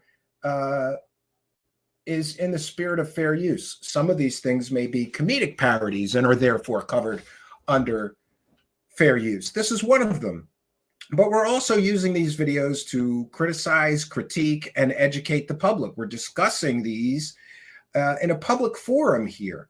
This is certainly allowable by law and covered under fair use. So let's get into one of the things I have to share tonight. By the way, we've got a very data-rich stream tonight. And most of the sources that I'll be sharing are in the description of this video or podcast. But before we begin, let me also remind you that we are now broadcasting live with a new distribution partner, and that would be Instagram. And they have fixed the glitch or error that previously only allowed us to broadcast the first hour of our broadcasts. Now we can broadcast the entire thing. So be sure to follow me on Instagram. It's at Truth Seeker Show on Instagram. I will be broadcasting every show on Instagram going forward, and we'll be using that account to share some imagery. So anything related to the show will be on Instagram at Truth Seeker Show. So let's get into Jeremy Corbell. This is a great video by Charlie Weiser, which displays the point that these guys they always try to weasel out of it. Like, we never said it was aliens. Yeah, you pretty much did. You implied. You did the dance, we're not saying it's aliens, but it can't be human craft. Oh, it can't be flares, can't be this, can't be that, can't be drones. And it always turns out to be that. Balloons, drones.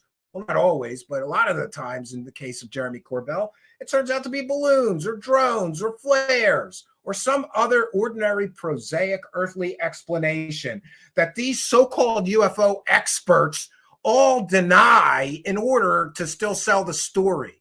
Now, one can ask themselves, are they purposefully lying to everybody? Or are they just the dumbest, laziest UFO experts on planet Earth? You be the judge, friends. How many times have they been caught doing this so far?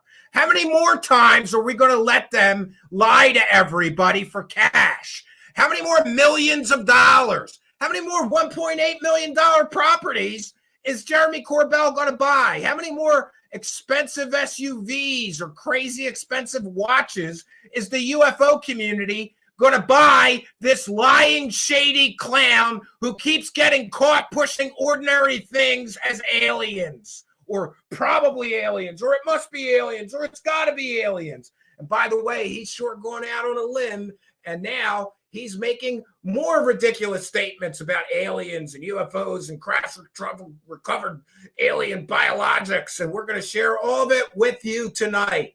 So strap yourself in. This is going to be a banger tonight. I've had it with this guy. You remember last week in that show where we declared our belief that this is an alien spaceship, an emissary from the planet Kondak, right? How might it react if it's intelligently controlled? Was it you who said that? I'm definitely saying that we have a spaceship. No, I fucking didn't say that. I was very clear. This this was an object. The object was sitting there. So I'm not going to say object anymore. It was a craft. It was a craft. It was a craft. Here, the $1 million UFO expert who gets paid millions of dollars for his work in UFOs, which, by the way, he claims in his own docuseries he doesn't get paid for. Yeah, it's great. It's great, right? He's calling flares a craft here. This multi-million-dollar UFO expert. It's a craft. It was a craft. This is something Arrow should know about. My mom. This craft, right on top of this craft that was there to illuminate this craft and what this string of lights on a craft looked like. So this was not flares, not flares, not flares. The craft was sitting there, and while the craft is stationary, not and flares, you could see the shape of the craft. As it's getting close to that craft, the entire craft disappeared. So this was not flares, not flares, not flares. My mom. This is something that was a mass sighting of a UFO, an incursion over a military base. This was a craft. This was a craft. This was a craft. My mom. If there is an incursion of an unknown craft of unknown origin that can hover like that with zero sound. No, I fucking didn't say that. My mom reads UFO Twitter and sends me really mean stuff that people say. Yeah. So he never said spacecraft. He just said craft 27 times.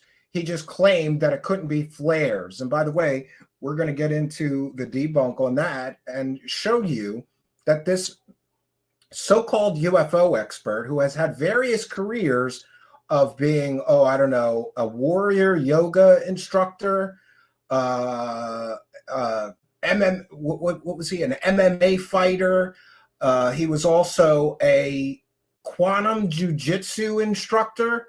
Go ask anybody that is actually a jujitsu instructor what quantum jujitsu is.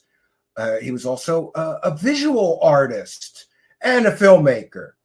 All the careers of some guy that's never worked a day in his life, if you ask me. How much of all of that did your parents bankroll for you, Mr. Corbell, before you finally learned to cash in on just lying to people about aliens and UFOs, or at the very least, playing extremely fast and loose with available evidence, doing things like denying things that flares over a military exercise could possibly be flares, right? It's ridiculous that this guy is making this kind of money. And just to be clear, occasionally I'll get some nasty message like, oh, you're just jealous because he's making more money than you.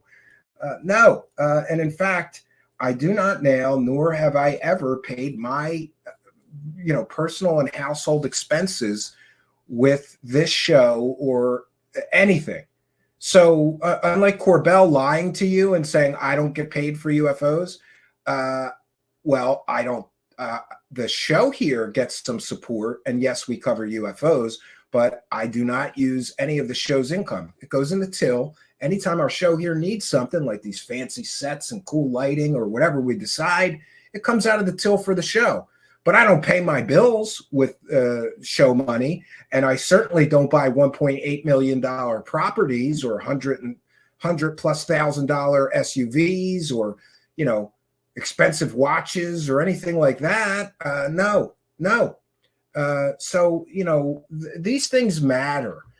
I don't know what it is with him. I think that he has, perhaps maybe he does have, people are arguing with me that he doesn't have a conscience, or he wouldn't keep lying to everybody and keep getting caught with all these fake stories if he actually had a conscience. But there's some reason that he wants people to think he's a working class hero.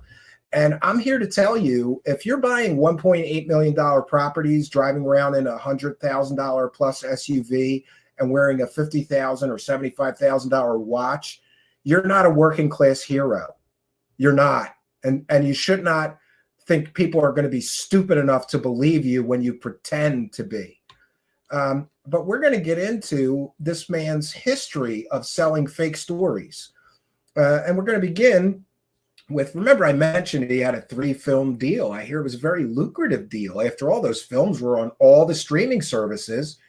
But according to Corbell, he doesn't get paid for UFOs. I guess he just did all of that out of the goodness of his own heart? Like, can we see the contracts where you accepted no money for those 3 UFO related films?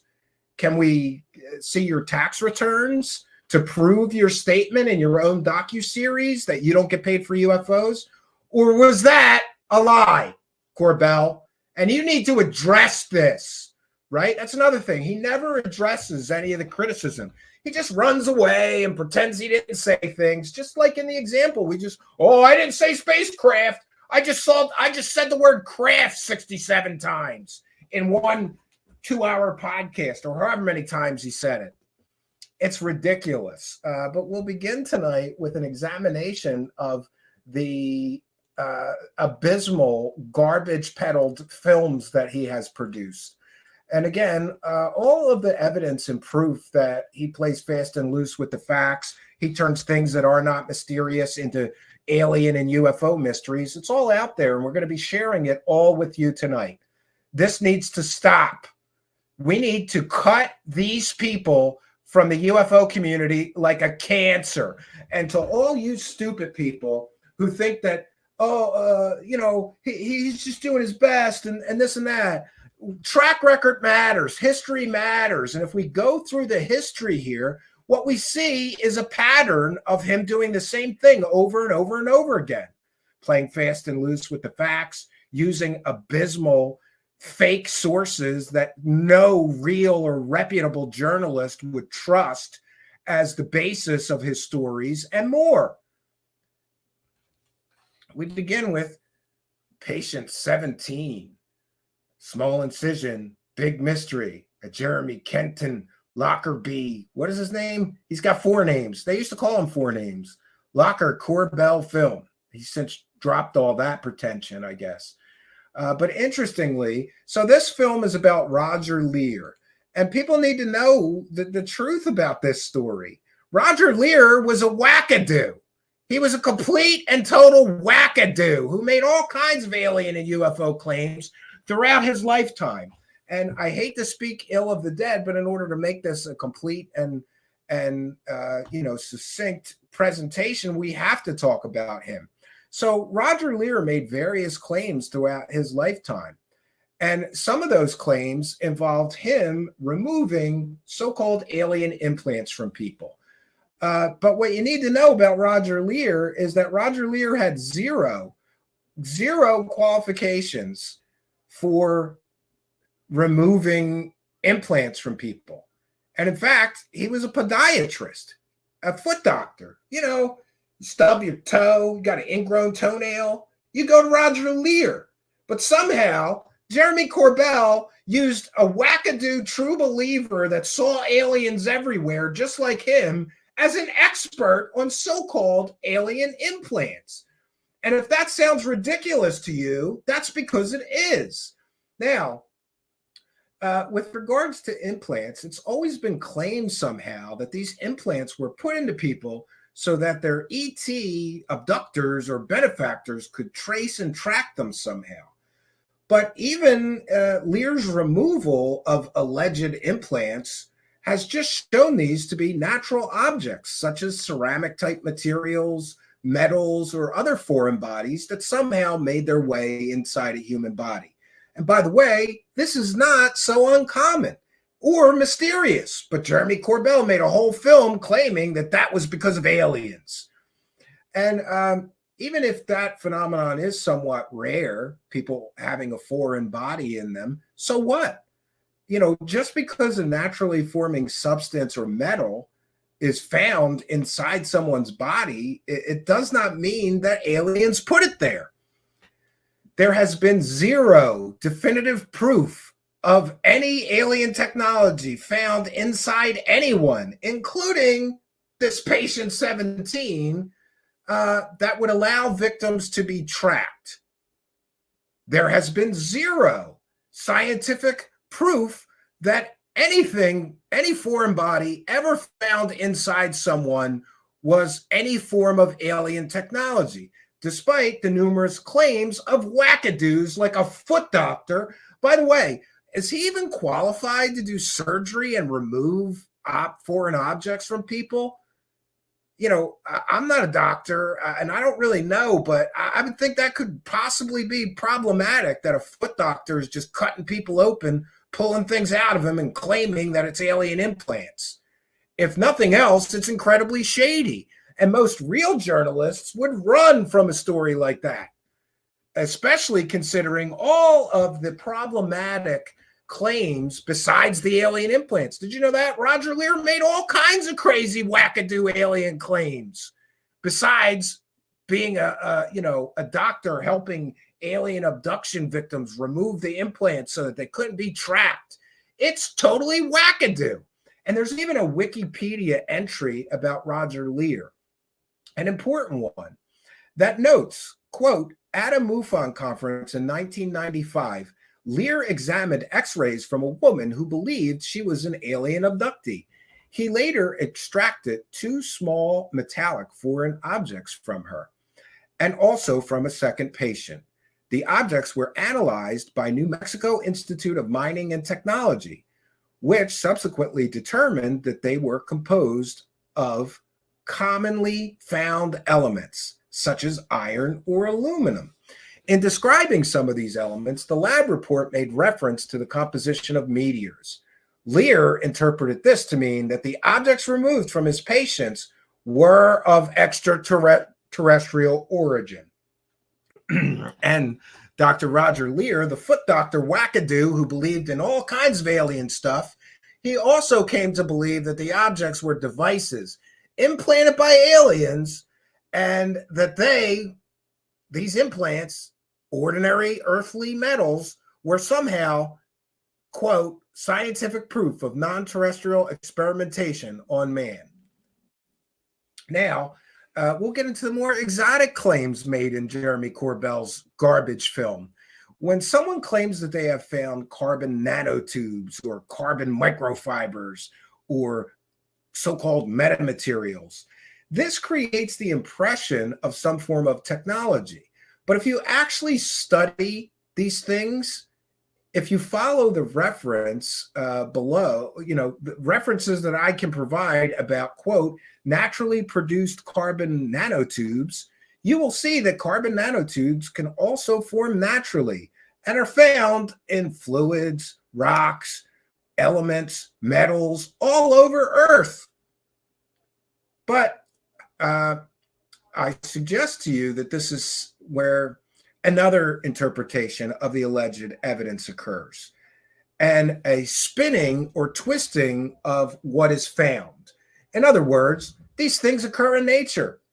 They're not proof that of some sort of technological device inside someone. They occur in nature. And people make these fantastic claims. Oh, there's carbon nanotubes we put under a microscope. It's got to be alien implants. No.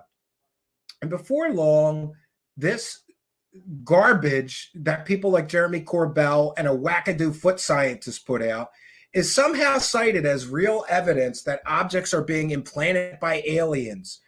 And these stories certainly get picked up by the media and film companies that want sensational films that they can sell stupid people, because this form of garbage journalism, clickbait, sensationalized garbage, sells very well. And, I could go on for, we were going to try to keep my presentation as brief as possible. So that's the first film. And let's go on to the second film, The Hunt for Skinwalker, which was based on, this film was based on George Knapp's book. And you remember that story. George Knapp claimed in his book that all the stories were based on mountains of evidence from years of collecting evidence. But in a Joe Rogan podcast, Mr. George Knapp, who this film is based on his book, Mr. George Knapp on an episode of Joe Rogan had to admit that he has no evidence for the stories, even though his book claims that there's evidence for these stories. So, after a while, you have to ask yourself, like, what's going on here? Like, these guys are putting out books and films claiming that their stories are based on reams of evidence. But then when confronted, when asked point blank, where's the evidence on a podcast with Joe Rogan, George Knapp has to essentially do a dance. We're like, there's really no evidence, which is, it's kind of laughable that that's what we get. If the stories have evidence, I have no problem with people selling them. But when you get into this situation that we're in with these two guys, we quickly see that this is ridiculous.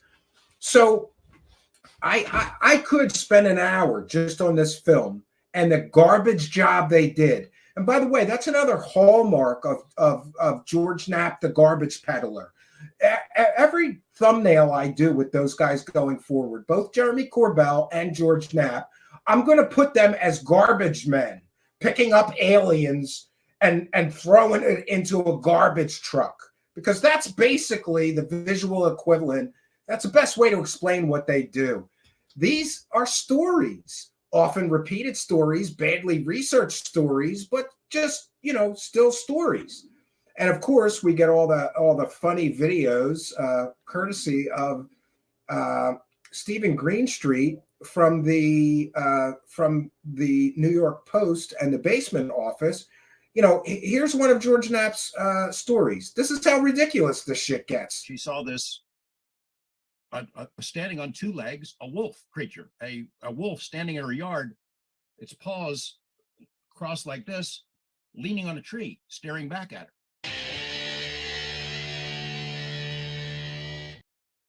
Sounds like a totally true story to me. Here's another one. Come down this dirt road one night, and they see two figures, humanoid-looking figures, standing up with their backs to the road, and looked like they were smoking cigarettes. They had trench coats on, smoking cigarettes, standing out on the road. These guys figure, what are these fellas up to? So they're pulling up, and they shining their lights on the guys, and they turn around, and they were dogs. So the stories are basically, somebody told me a story, so it must be true. Let's put it in the book and claim we have all kinds of evidence. Let's have my protege here, Jeremy Corbell, who is so fond of saying, my mentor, George Knapp, my mentor, George Knapp. You know what, George? You're to blame. You helped create this monster that is just shoveling bullshit into the world. Congratulations. You made this monster called Jeremy Corbell. You could, with your knowledge, and by the way, there are some things that George Knapp did great work on. So I know he's capable of good journalistic integrity and ethics. He just chooses the cheap and easy route because that's where he gets paid, right? He's got a young, hot wife. She loves money. You gotta make sure you have plenty of money. If you're some old, kind of skeevy dude with a young hot wife, what are you gonna do? You gotta make the UFO dollars then. So George Knapp could have mentored somebody the right way and taught them about things like standards of evidence, correcting your mistakes. By the way, they talk about correcting their mistakes. We're gonna get into it all. I'm just getting started on these two clowns, right? So Knapp could have mentored Corbell to do things the right way. There were some stories about organized crime in the Las Vegas area that George Knapp nailed. He knocked some of those stories out of the park. He's capable of great work. But when it comes to UFOs and aliens, I think he just sees dollar signs. He gets blinded by it. So yeah, he mentored this clown Corbell, and he taught him exactly how you deceptively edit, leave out, information, do the lie by omission, pretend it's something mysterious, even if you're pretty sure you have a great idea what this probably is about. And so the Skinwalker story is filled with people telling stories. It's like modern mythology. We've got dino beavers, werewolves, smoking dogs, wolf creatures, and yes, UFOs, as well as poltergeists. It's a one-stop shop for mystery stories. So no wonder guys like this got into it.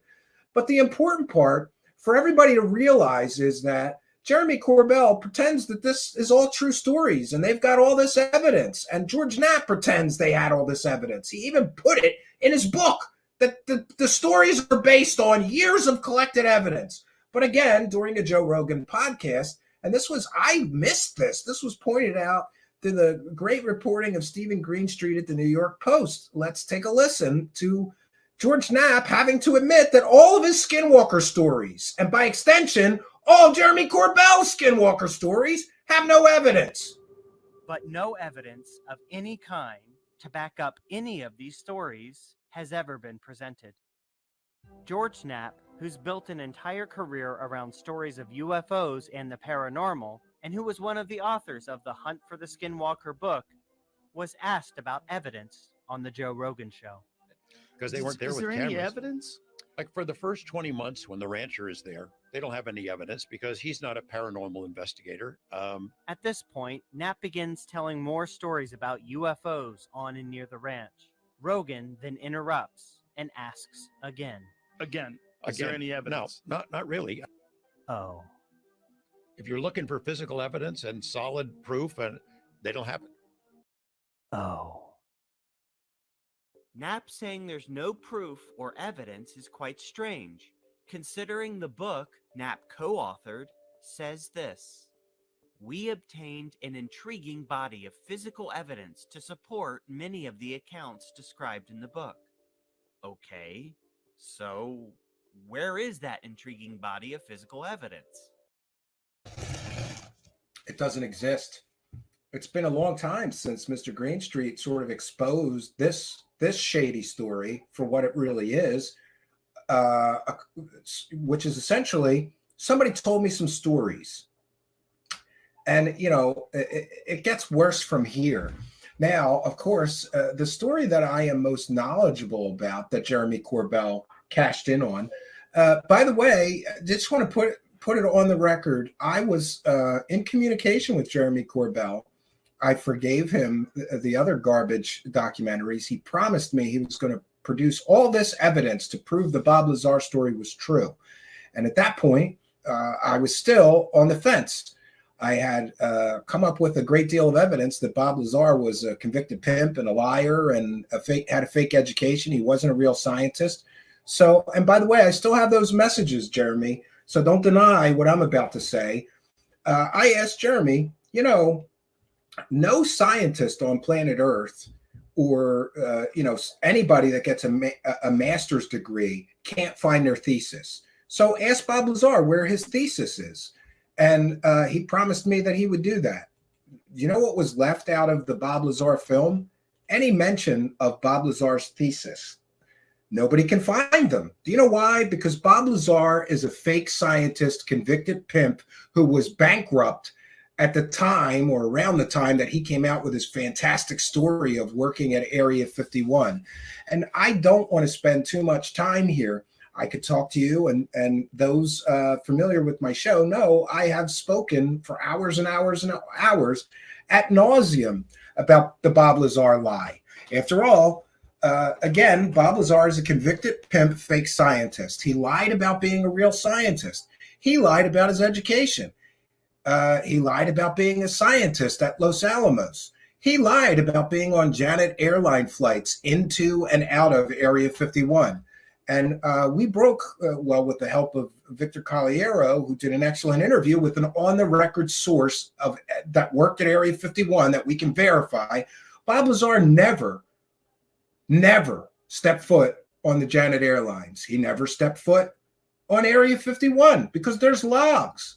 And a verified real source who worked there at the time checked. No Bob Lazar. He even called George Knapp and said, you may want to be careful with this guy claiming that he flew in and out of Area 51. I'm a security guard at Area 51. Here's my CV. Here's all my credentials. You could verify I really worked there. Bob Lazar never stepped foot on the Janet Airlines. Now, I know people get mad at me. Oh, he never said he worked at Area 51. He worked at S4. S4 doesn't exist. And that same on-the-record source verified that there's nothing at the mythical S4 site. And that was right at the time that George Knapp first broadcast the story of Bob Lazar in 1989, right? So I guess the government just disappeared an entire base with 9 hangar bay doors built into the side of a mountain, just disappeared all those roads and guard shacks and everything that Bob Lazar described. He lied. Bob Lazar lied about being on Janet airline flights into and out of Area 51. So let's be clear. Bob Lazar never stepped foot on Area 51, and he claimed that he got on Janet Airlines, he flew into Area 51, and then they bussed him, what was it, 10 miles to the mythical S4 site. And by the way, in a bus where there's no roads, you try taking a bus through 10 miles of desert with no roads. Let me know how far you get. The whole story falls apart under scrutiny. And the major problem I had, even though I was willing to give him the benefit of the doubt, the major problem that I have with George Knapp and Jeremy Corbell is they do the lie by omission. They leave out all the information that we share freely here. And by the way, in the description of this video is an exhaustive list of sources that proves that the whole Bob Lazar story is one big lie after another lie. The only reason it works is because the people selling you the story lie to you, and they leave out all of the information that proves that Bob Lazar was a fraud and a liar. So just to summarize, this man lied about everything. He lied about his eligibility to even get clearance to ever step foot on Area 51. And a brilliant researcher named Signals Intelligence, cited in the description of this video, found out a great deal of information. First of all, being that Bob Lazar lied about being a scientist at Los Alamos. Yes, he worked there. He was a low-level electronics technician, which would be appropriate considering his only education was one electronics course at a local community college. Bob Lazar lied about being a scientist. Every time you see anybody use the term former government scientist when talking about Bob Lazar, they're already lying to you. There's zero evidence or proof that Bob Lazar worked for the government. There's zero evidence or proof that Bob Lazar was ever a scientist. But there is overwhelming evidence and proof that he lied about being a scientist. There is overwhelming evidence and proof that he lied about his entire education, or almost all of it. And here's another point. Bob Lazar could never have gotten admitted to MIT or to Caltech, because in court documents that we showed here on previous episodes here, he said his undergraduate degree came from Pacifica University, which was a fake degree mill. You know, one of those places you just buy a degree. Are we supposed to believe that prestigious organizations like Caltech and MIT don't check on someone's undergraduate degree before allowing them into a master's degree program? Now, I know that Bob Lazar and his supporters always have some kind of excuse for why, the government covered it up. That story falls apart because Michael Schratt, excellent researcher, he went and got all the yearbooks from Caltech and MIT for a period, I think, of 5 years, a window where Bob Lazar claimed to be at those schools. No mention of Bob Lazar anywhere in any of those yearbooks, which would mean if the government cover-up story was true, then the Men in Black would have had to crawl into every dusty basement, dusty attic, garage, storage space, whatever, steal out all those yearbooks, sanitize them of any mention of Bob Lazar, and then put them back in everybody's houses. No, the story falls apart. His education was fake. So he lied about being a real scientist, lied about his education, lied about being a scientist at Los Alamos. Researchers found his original supervisors at Los Alamos. Multiple of them confirmed that Bob Lazar was never a physicist, let alone a senior staff level physicist.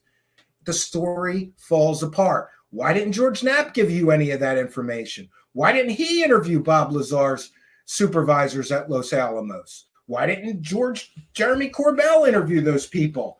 Other people were able to find them and confirm that Bob Lazar lied about his education, lied about being a scientist. Why did these people leave that out of the story? Well, maybe, just maybe, they did it on purpose. The lie by omission. It's how many of these mystery stories work. Now, also, Signals Intelligence was also able to determine that Bob Lazar's wife at the time was a convicted murderer with super strong ties to organized crime. And the murder she took place in was also the other people convicted were Hell's Angels, who she had strong ties and associations with. In 1989, it was the height of the Cold War.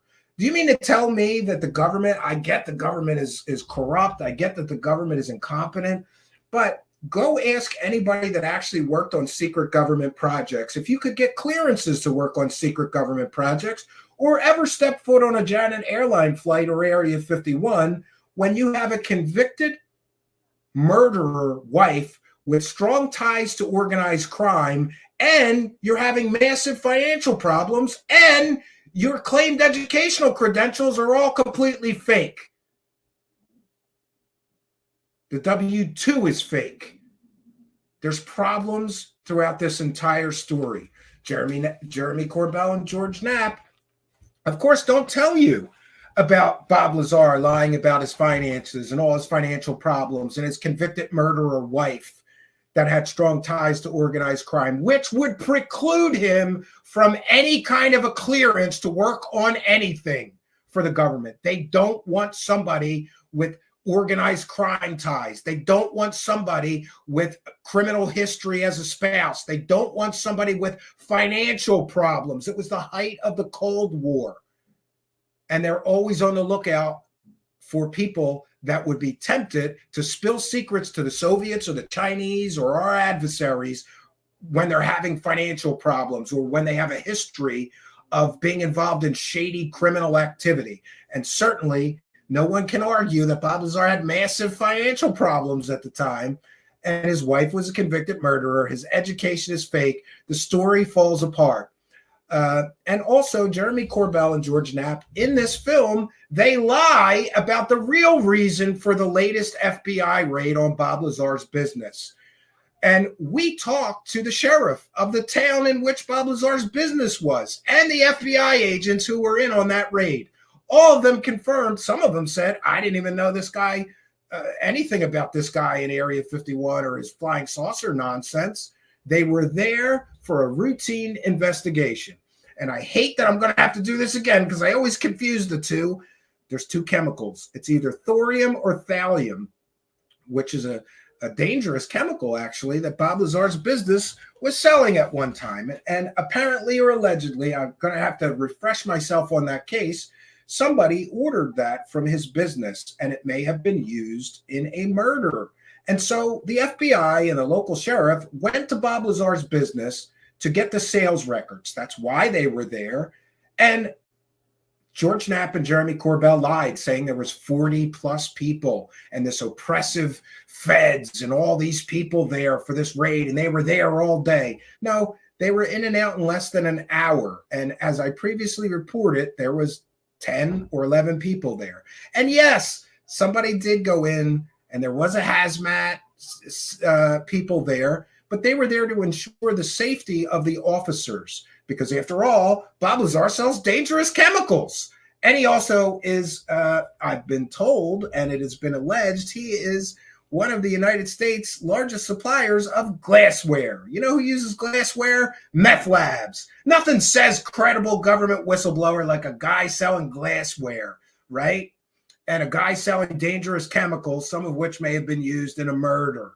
So the twisting of reality in order to make this story, oh, the FBI raided them. It must be because they're looking for that element 115, right?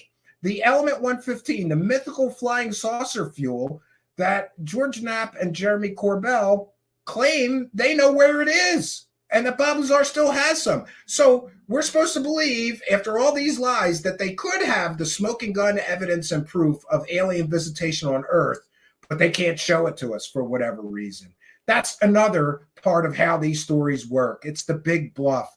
And here's George Knapp claiming he knows exactly where the smoking gun evidence and proof of the Bob Lazar story is, but he can't show it to us. And folks are doing, and anti-gravity propulsion is something they want very badly. Bob said that the key to it was this element 115. He had a piece of it. I saw it. In fact, he had a little experiment they did with what's called a cloud chamber, where they had, it looked to me like light They had a piece of this 115 in this chamber. They put some smoke in it, and it seemed, and then had a beam of light through it, and the light bent. Bob, at one point, when he thought he was going to die, had this piece of 115 in it was in a lead casing, in a disc-shaped casing, and he had it in front of a particle accelerator at his house, and he had the accelerator on, and all he had to do was flip a button. If this stuff was real, as he described it, flipping that button would hit it with, I don't know, it's protons or electrons, whatever it was, that would make it explode, an annihilation that would have left a great big hole in Las Vegas. And he had that piece. I saw the experiment. What happened to it, that's a story for another time.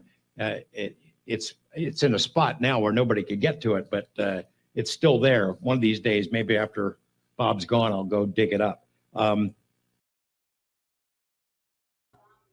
Great. So he has the smoking gun evidence or proof that would 100% prove that Bob Lazar's story is real, but somehow he can't give it to us. No, that's called the big bluff, right? And by the way, George Knapp, I got money for a goddamn plane ticket, and I got some shovels. I will personally come with you and dig that up if it exists. So far, George Knapp won't return my calls. I even try to send him pictures and stuff. Like I got like a spelunking kit, and I got like a little pickaxe and some shovels and stuff. We'll make a day of it. We'll have some cocktails, and we'll dig up the smoking gun evidence and proof that Bob Lazar's not a liar. George Knapp, why would you not want to do that? Why would you not want to prove all these debunkers and naysayers and noisy negatives? Why would you not want to prove us all wrong and shut us all up? But you never do, and they never will. Here's another point. Jeremy Corbell was the only person in history ever given the kind of access he was given. He got to interview Bob Lazar's mother, Bob Lazar's sister. Why wouldn't you ask them if they attended Bob Lazar's MIT graduation? Why wouldn't you ask them if they attended his Caltech graduation? Seemed to be an important part of Bob's life, getting a master's degree at those schools. Surely his mother and his sister would have attended those schools, but he didn't. And by the way, someday I'll find the clip again on a podcast. He got so pissed because I made this point. How do you know what I asked them? Well, then why didn't you put it in the film? Could it be because they never went to his Caltech graduation? They never went to his MIT graduation because he never went to those schools. The Bob Lazar lie falls apart under scrutiny. What we've got is, and by the way, here's another distinction between me and clowns that sell these fake stories. We have on the record named sources. We have their names. We verify who they were. Signals Intelligence did a great job talking to Bob Lazar's Los Alamos supervisors. All of them said he lied about being a scientist there. And those are on the record real sources that anybody can go check in with. We have an on the record real Area 51 security guard who's named, and we know he was an Area 51 security guard because he's named in court documents. He was one of the people suing the government for those Area 51 burn pits. We know he's a real source. We have real sources to show you that Bob Lazar lies and lies and lies and lies and lies. And what they do is the bluff. How many times have we heard Knapp or Corbell say, well, I've verified parts of Bob's story with people that really worked at Area 51. Well, then put their names out. Put up or shut up, right? I'm not going to get into a pissing match with people with a bunch of anonymous sources that keep getting caught lying over and over and over and over and over again. Keep getting caught doing the Cosmic Con shuffle and the swindle act here. It's ridiculous. Real sources trump all of their fake sources that they won't name. There's a reason they won't name them, because it's a bluff.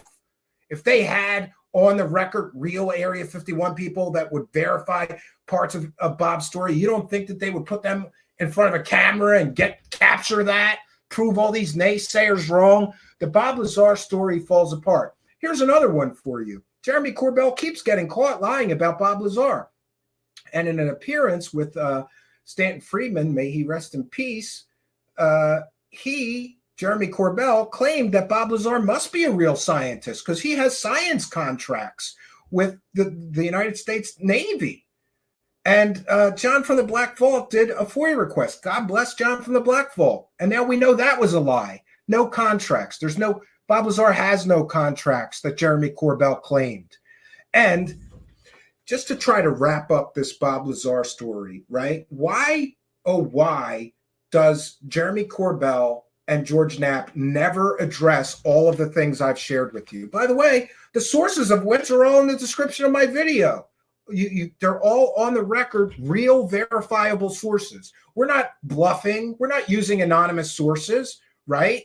Why don't they go through each of these points and prove me wrong? Why don't they address getting caught lying about Bob Lazar having Navy contracts? Why don't they address my on-the-record sources which refute the fake story they told about the FBI raid? Why don't they refute Signals Intelligence and all those supervisors at Los Alamos that say Bob Lazar lied about being a scientist? Why don't they refute the people at MIT or the yearbooks or the educational claims? To be fair, George Knapp all but admits that Bob Lazar lied about his education.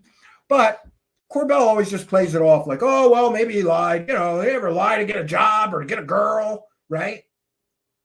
If the man, Bob Lazar, would lie to you about something ordinary and earthly, you know, something like where he went to school or being a scientist at a prestigious lab that he never was, then why on earth would you believe that he would tell you the truth about aliens and UFOs? A liar is a liar is a liar. How many times do we have to prove that Bob Lazar lied before the story falls apart, even for people that want to believe? And just to put it on the record, people know this about me. This is the story that got me stuck in the UFO and aliens rabbit hole. Had an experience as of my own as a child. And then shortly after my experience, I think it was a few years after that, Bob Lazar hit the scene. And I took it as confirmation. It's all true. The government has scientists and the government's working on alien technology. And maybe what I saw was alien technology. No, maybe what I saw was simply something that I couldn't explain. And I would love to believe it was an alien spacecraft. But I live in the world of reality, right? And reality comes with facts and evidence. And this is what we don't get from these two. Instead, what we get is they purposefully lied to everyone. Why didn't they tell you all these things that I'm telling you tonight in their films or in their various for-profit driven pieces promoting the Bob Lazar lies? Why don't they tell you that? And by the way, we've talked about this on our show before with Bob Kiviat, who was the producer of was the producer of the Alien Autopsy Fox special. And he commented on the fact that he went out of his way to get skeptical people to look at that film. I have no problem with people doing it the right way, which is to tell the whole story. But when you purposefully, deceptively construct a narrative and you throw a whole lot of evidence out in order to sell the mystery, you're not being genuine. You're not a real journalist. You're not a real researcher. You are a garbage peddler. And that's what these two are, and that's what they did. And I will openly debate any of them on any podcast, in any platform, anywhere. They won't do it because they're intellectual weaklings and cowards, and they know they've been caught selling a lie. In the case of George Knapp, he's been selling a lie for 30 plus years. How many years is Jeremy Corbell going to sell the Bob Lazar lie? Oh, Bob Lazar makes an appearance in his new docu-series, right? Like, oh, here's a convicted pimp fake scientist telling me how to get to the truth about aliens and UFOs.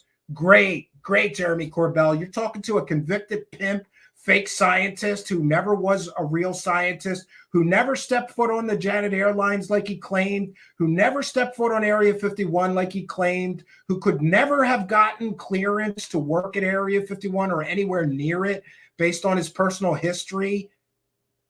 That's your expert in your docu-series. You see, my friends, once we remove from them the ability to do the lie by omission, once we remove from them their ability to deceptively edit, that's what it is. We've got, let's say this, we've got two sides to the story, right? And one of them is this guy may be telling the truth. That's the side they give you. All of this over here, which I have just tried my best to quickly run through, I could do this for 3 hours about Bob Lazar. But all of this evidence over here that proves that Bob Lazar was a convicted pimp, fake scientist who lied about his education, who lied about being a scientist at Los Alamos, who conveniently didn't tell anybody he was bankrupt and having major financial problems at the time he came out with the story, right? All of this evidence, the evidence that Bob Lazar got all of the Billy Meyer material from John Lear right before he came out with the story, and his spaceship just happens to look exactly like Billy Meyer's beam ship, right? All of this evidence, they just throw it. They throw it to the side and they just give you this. If they won't give you the whole story, they are not being honest with you. I've done my best to be honest about the Bob Lazar story. They never will. All right. I did my best with this one. We want to take a moment to recognize and thank the live chat. We've got an incredible audience here tonight, and we'll take a moment to recognize, for those unaware, I haven't been playing the begging bumpers because honestly, I don't like interrupting the show so much. But for those unaware, we read every single super chat. We thank every single person that sends support to us, whether you become a Patreon supporter, if you become a channel member during the live broadcast, we give you a shout out and a thank you. If you send a super chat, we read every single one. So just be aware of that. And we thank you all for your kindness, generosity, and support. We've got Gunslinger with a kind and generous $6.99 Canadian. Says Bob worked on the DT60 dose meter. So have I, and it's very basic skill, taking 12 seconds of training. No physics. You said physicalcs. I think you mean physics required. Yeah, thank you. And Gunslinger throwing in an extra. No physics required is what I meant. Well, thanks, and we appreciate the extra couple of bucks. Thank you for your kindness, generosity, and support. We've got Keith Gardeck, who says, Spaceman, you have to do a show exclusively on Peter Levenda, a genuine master of bullshito. Yeah. And what people don't realize is that Peter Levenda, he's the one who faked the Necronomicon. Did you know that in the 80s, the Necronomicon got big, largely due to H.P. Lovecraft's resurgence because of Metallica writing albums about, Call of Cthulhu, Master of Puppets. All that was about H.P. Lovecraft stories. So everybody's running around wondering if the Necronomicon stories are real and true. Suddenly, Peter Levenda finds a manuscript, and he made a lot of money selling I believe, a completely and totally fake book based on nonsense. But it is what it is, right? We thank you, both of you guys, for your kindness, your generosity, and support. Thanks to both of you for helping us to praise the cash.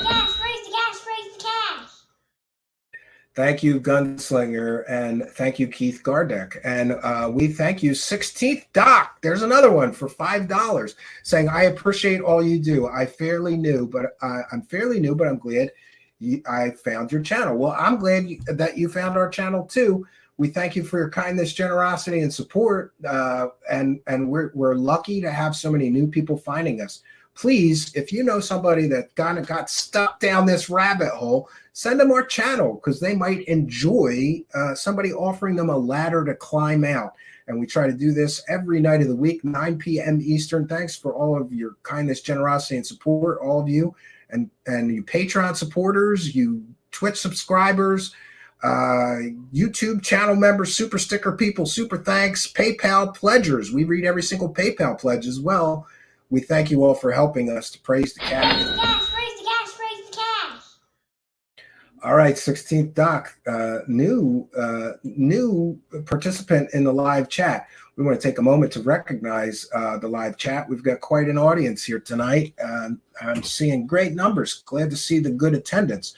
So next we're going to get into the videos. But before we do that, I got some things that we have to share. So I'm trying to purge myself of all of the thoughts and feelings that I have about these, mostly Jeremy Corbell, but you got Knapp in the mix as well.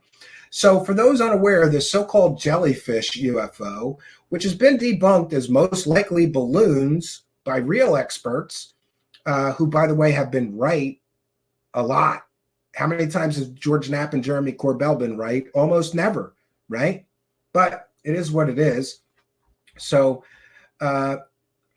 one thing I want to make the point about the money situation again. We're going to do this one more time.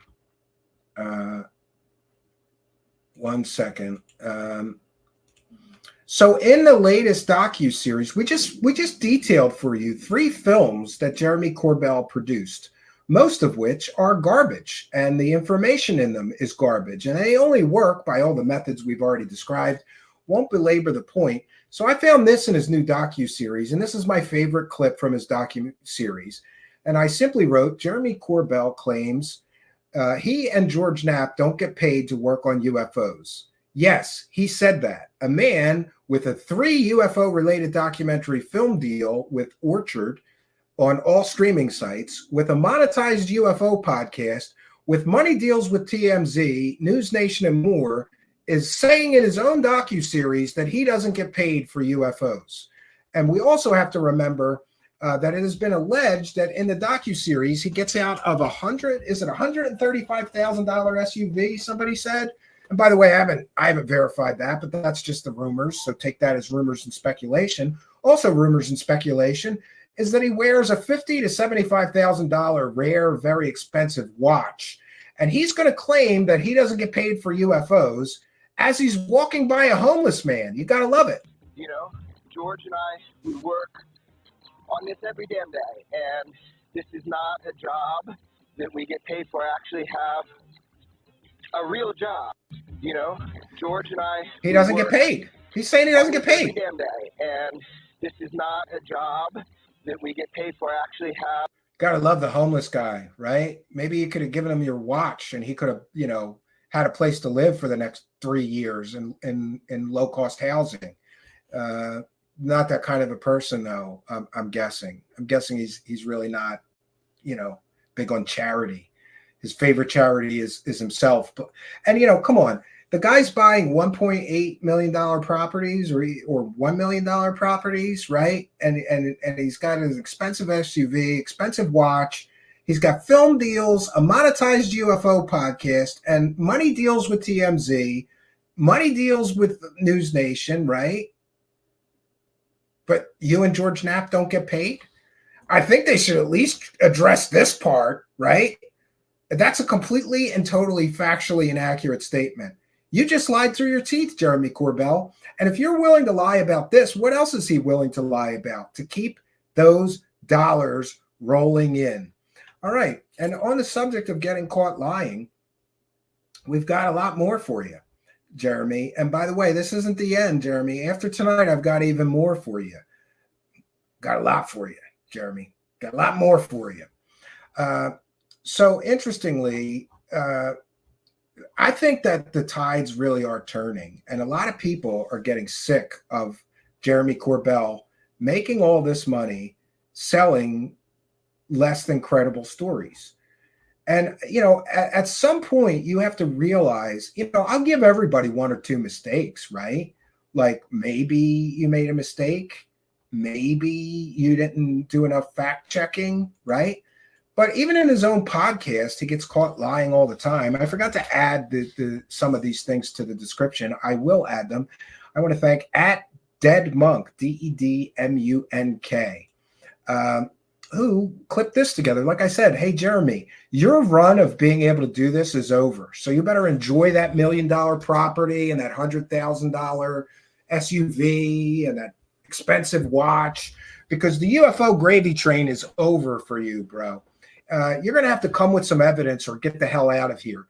People have had enough of it, and they're sick of you profiting and you lying through your teeth all the time. How many times we got to show you Jeremy Corbell lying to us? He lied about Bob Lazar having Navy contracts. He lied about the FBI raid of Bob Lazar's compound, right? His business. He lied about not getting paid for UFOs, and here he is lying again. Oh, and we showed at the beginning of the broadcast, him lying, saying that the United States government has shot down UAPs as recently as last Friday. Well, if that's not a lie, then it's a completely and totally factually inaccurate, unproven story. But that's what we get from Jeremy Corbell. He is a master of deceptive editing and really the big bluff. Even his own guests contradict his statements. I don't know, I'm going to use the wrong word, but like the base commander, like, you know, one of the top dogs, not only rolls up, but rolls up with two armed Marines that were coming to confiscate the footage. So Jeremy Corbell is claiming that the jellyfish UFO footage was confiscated by the Marines. And you know, Jeremy, are you this stupid? Like, I get that you have to bluff to make your fake stories work, but maybe you should think about the bluffs and how ridiculous they sound.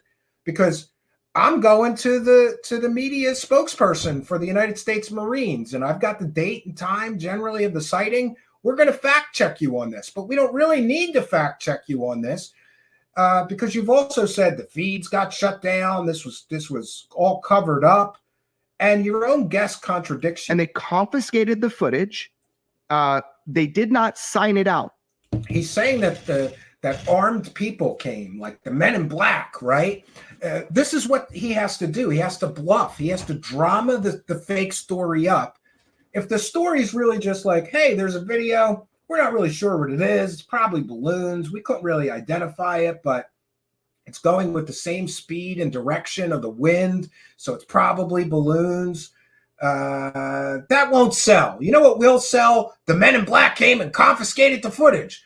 Well, if the men in black came and confiscated the footage, then how did your own podcast guest get to see the footage after they confiscated it?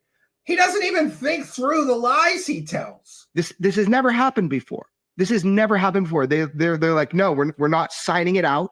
This never happened. You may never talk about it. The next day, everybody involved, and even if they weren't involved, they were questioned. They had to sign specific NDAs for that event. Now, remember, they already signed NDAs just to be there. These are our top dog intelligence officers. So they cut off the feeds. They can't see it on night vision. They roll up with armed guards. They confiscate the footage, the original footage. They confiscate it. So if they confiscated the original footage, then wouldn't it end up in some, pardon the pun, John Greenwald, wouldn't it end up in some black vault and nobody would ever see it and you wouldn't be able to make money off of it? But other people have seen that footage. How did they see it if your men in black confiscated it? None of this makes any sense unless you realize that he just bluffed and made this whole story up to help sell his fake nonsense. And they have everybody sign NDAs for this singular event. Now, that has never happened.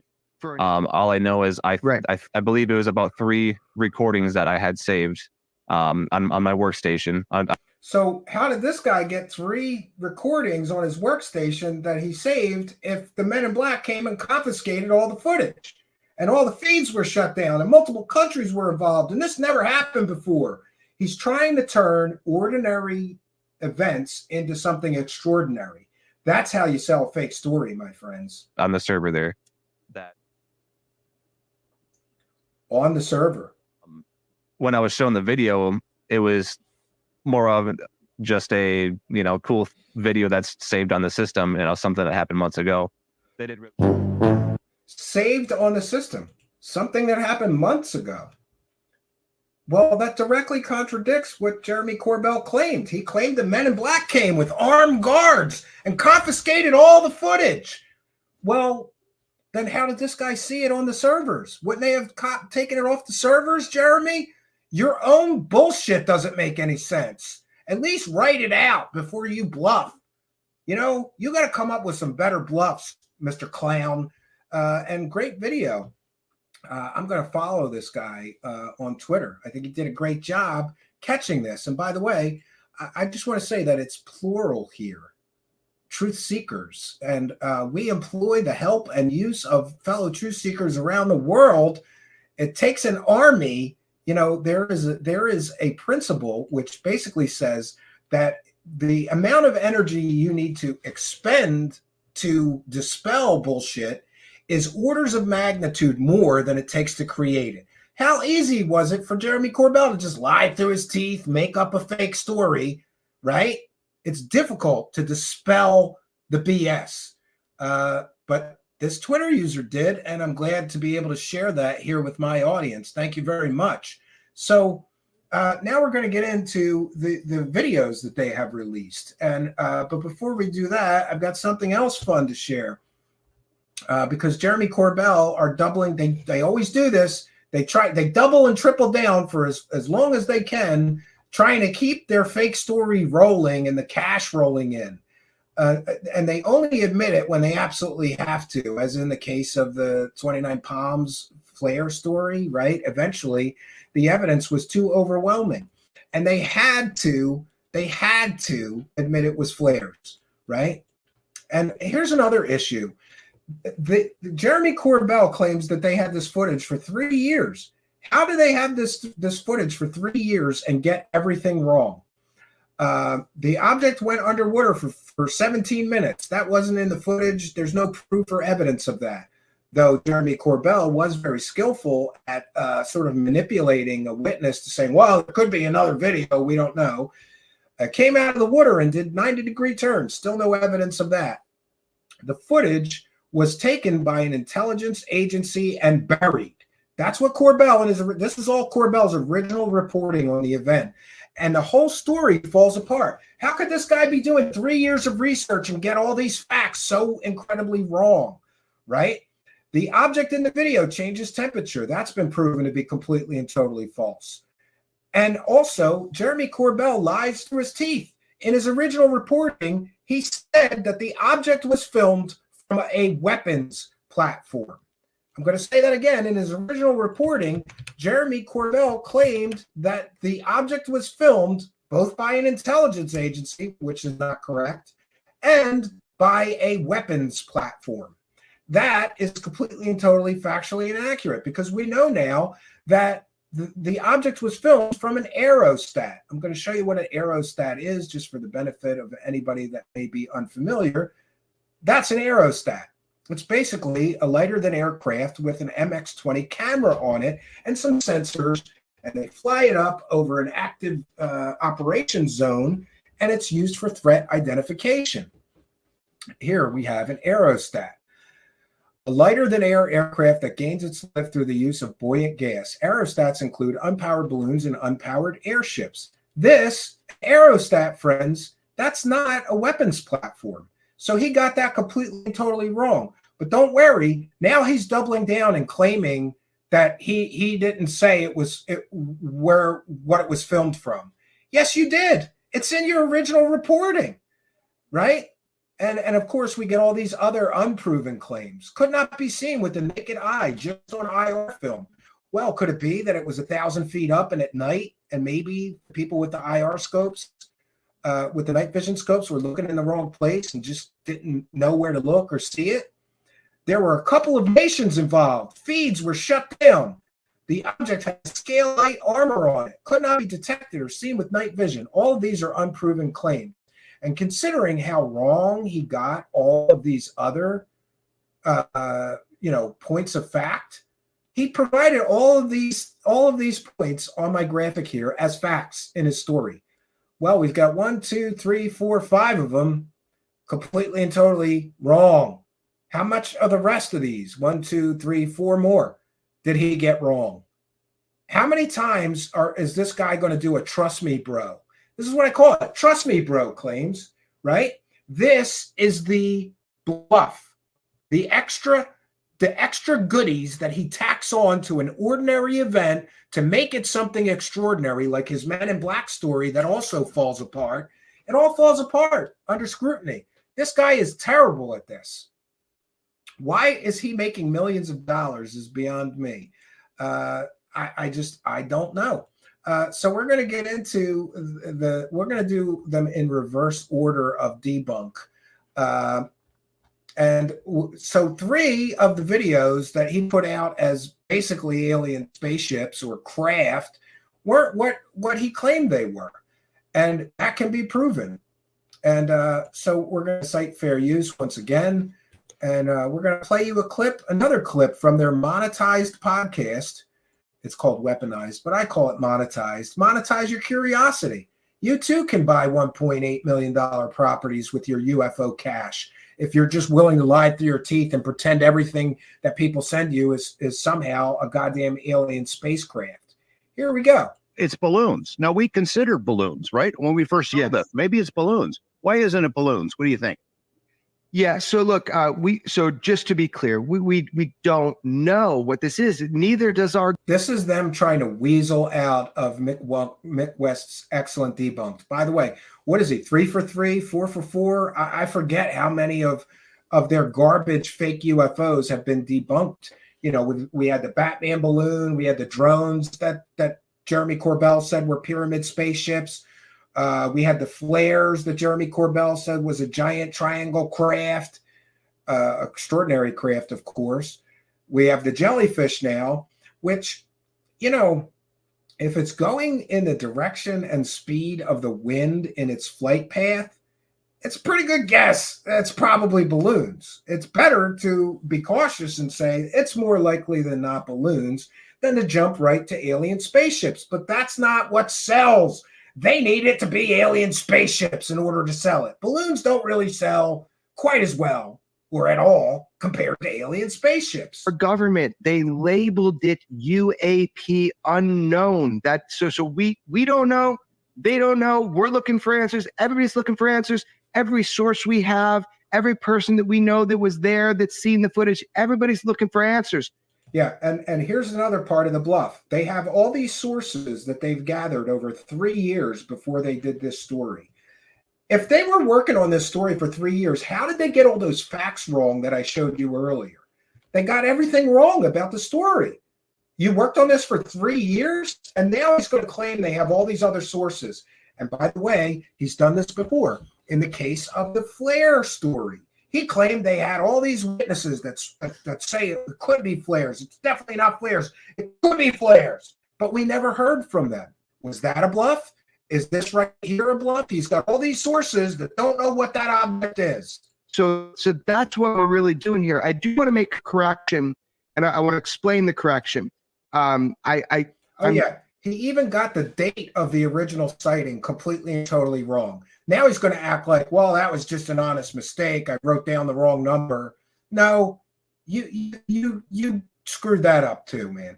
I'm alone. I don't have an army of people. Well, apparently you have millions of dollars. Why don't you hire a staff since you're so piss poor at doing research, dude? Hire somebody so that you don't keep looking like the clown of the UFO world. Every time you put out a story, it gets debunked as not what you said it is in days. I'm typing shit out. I'm looking at my notes of the last 3.5 years. We have Hear that? He's been investigating this story for 3.5 years. Then how did you get so many of the principal facts of the story wrong? You said it was filmed by an intelligence agency. You said it was filmed from a weapons platform. You said all of these things, including the date and time of the sighting, that you got completely and totally wrong. How did you investigate this story for 3.5 years and get all of those important, some would say pivotal facts of the case completely and totally wrong? Witnesses that have seen it for many years. And here's the bluff. Oh, we've got all these witnesses that saw this for many years, multiple locations at multiple times. Great. Where are they at? Interview them. Can I interview them, or do they not exist? He could very well be bluffing. And given Jeremy Corbell's proven track record of lying to audiences, I don't trust him when he says he has all these sources until I speak to them and verify those sources even exist. Now, to be clear, I'm not accusing him of inventing sources, but he has done this before in the case of the 29 Palms flare story. He said he had all these witnesses that would testify that it couldn't be flares, and then we never heard from them. Is this a prover maneuver? Is this a big bluff? I think so. And that's my opinion, and I'm entitled to it. You can't trust a guy that keeps getting caught lying to his teeth. The guy can't even tell the truth about getting paid for UFOs. In his own docuseries, he's lying, saying he doesn't get paid. I don't trust this proven liar when he says he has all these sources that dispute what the noisy negative debunkers are saying. Because this thing has been kind of been the ghost story, the spaghetti monster, at the base. So as I'm cumulatively going through it. Oh yeah, he got that wrong. It wasn't called the jellyfish UFO by any of the people who saw it. It was called the spaghetti monster. Another fact he got wrong. Everything, because it's not one source. It's not one time we were sent this video or these videos. So what's happened? But wait a minute. How are multiple people here? Let's tie it back to what he got caught lying about earlier. How are multiple people sending him a video that the Men in Black came and confiscated? He can't even keep his own lies straight.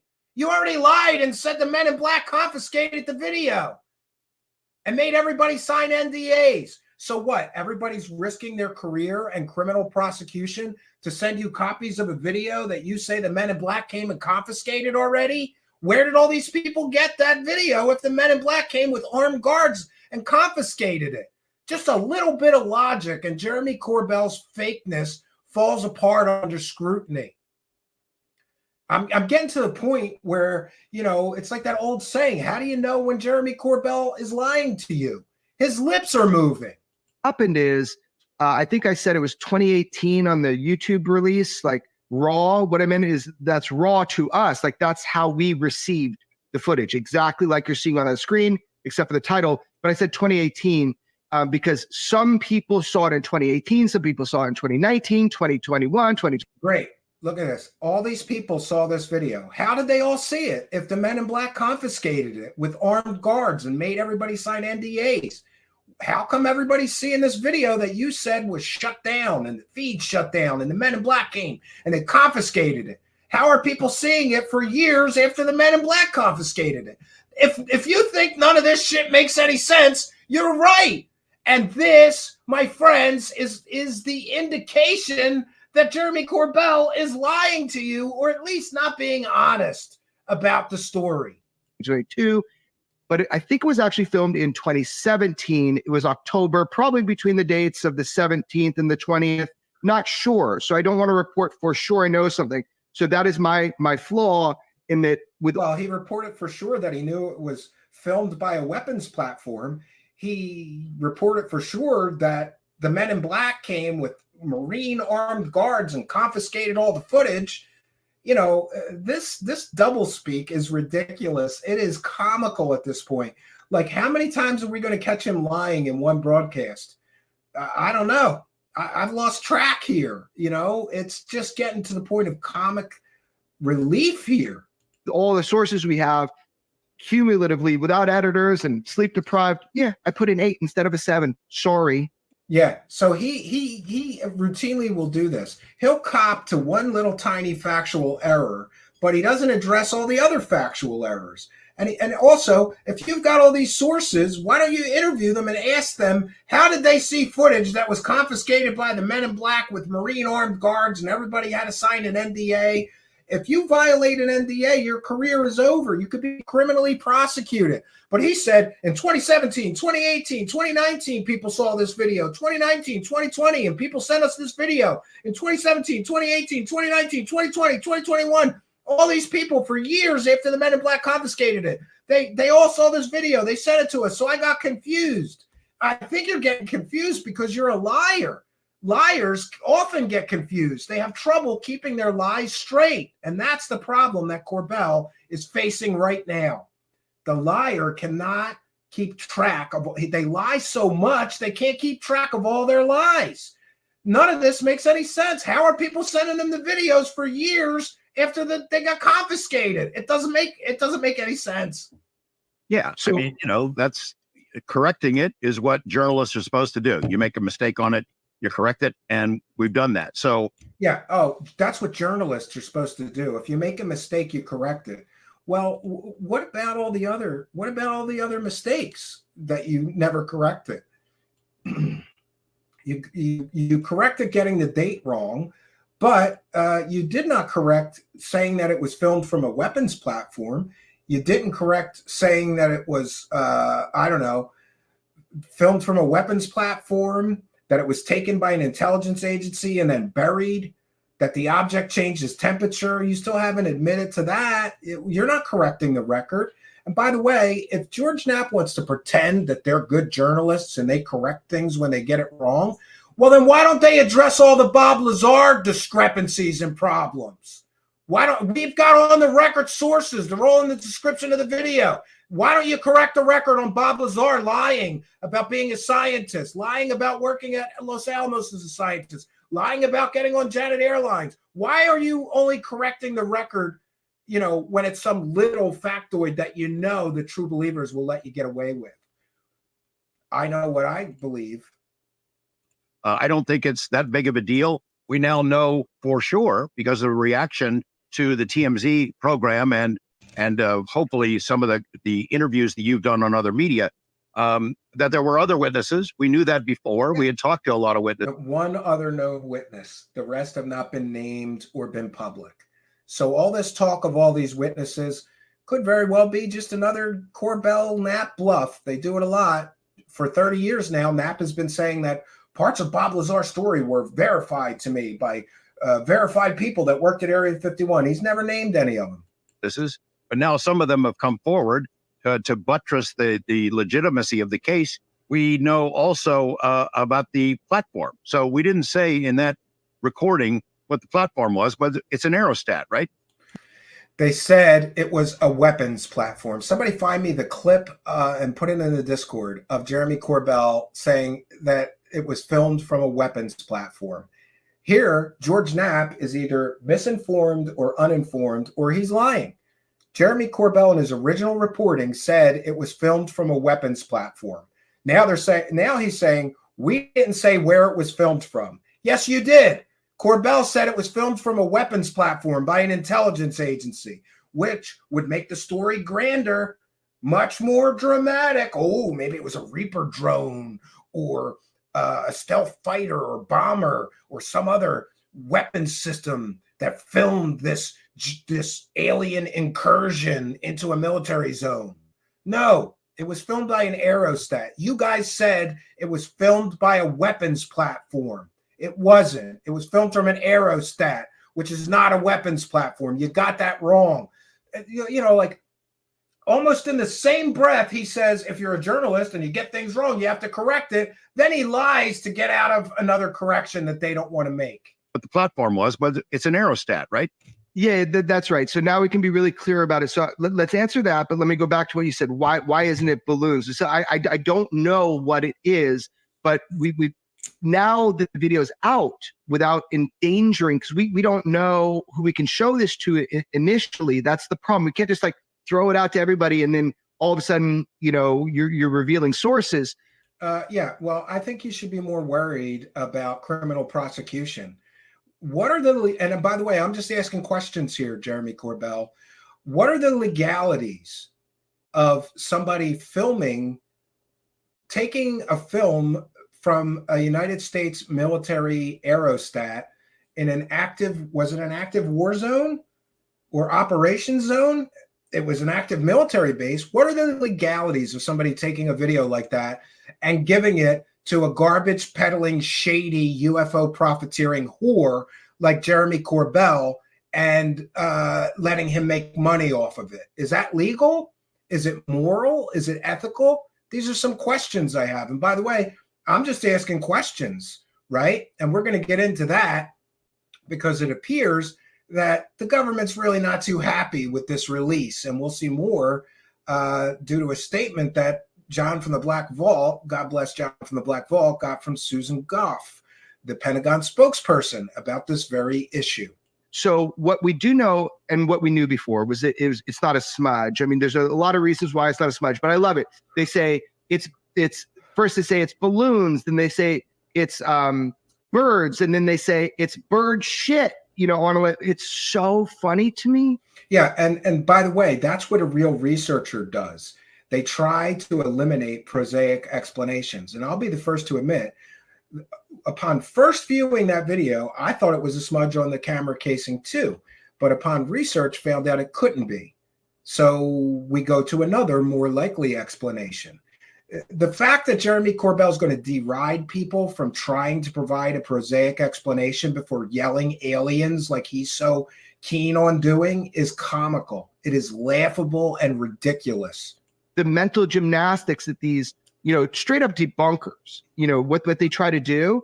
But let's talk about that. So we know it's not a smudge on the lens because the infrared would look right through it when it's looking at a distance because of the field of view. Yeah, and guess who he got that from? Mick West.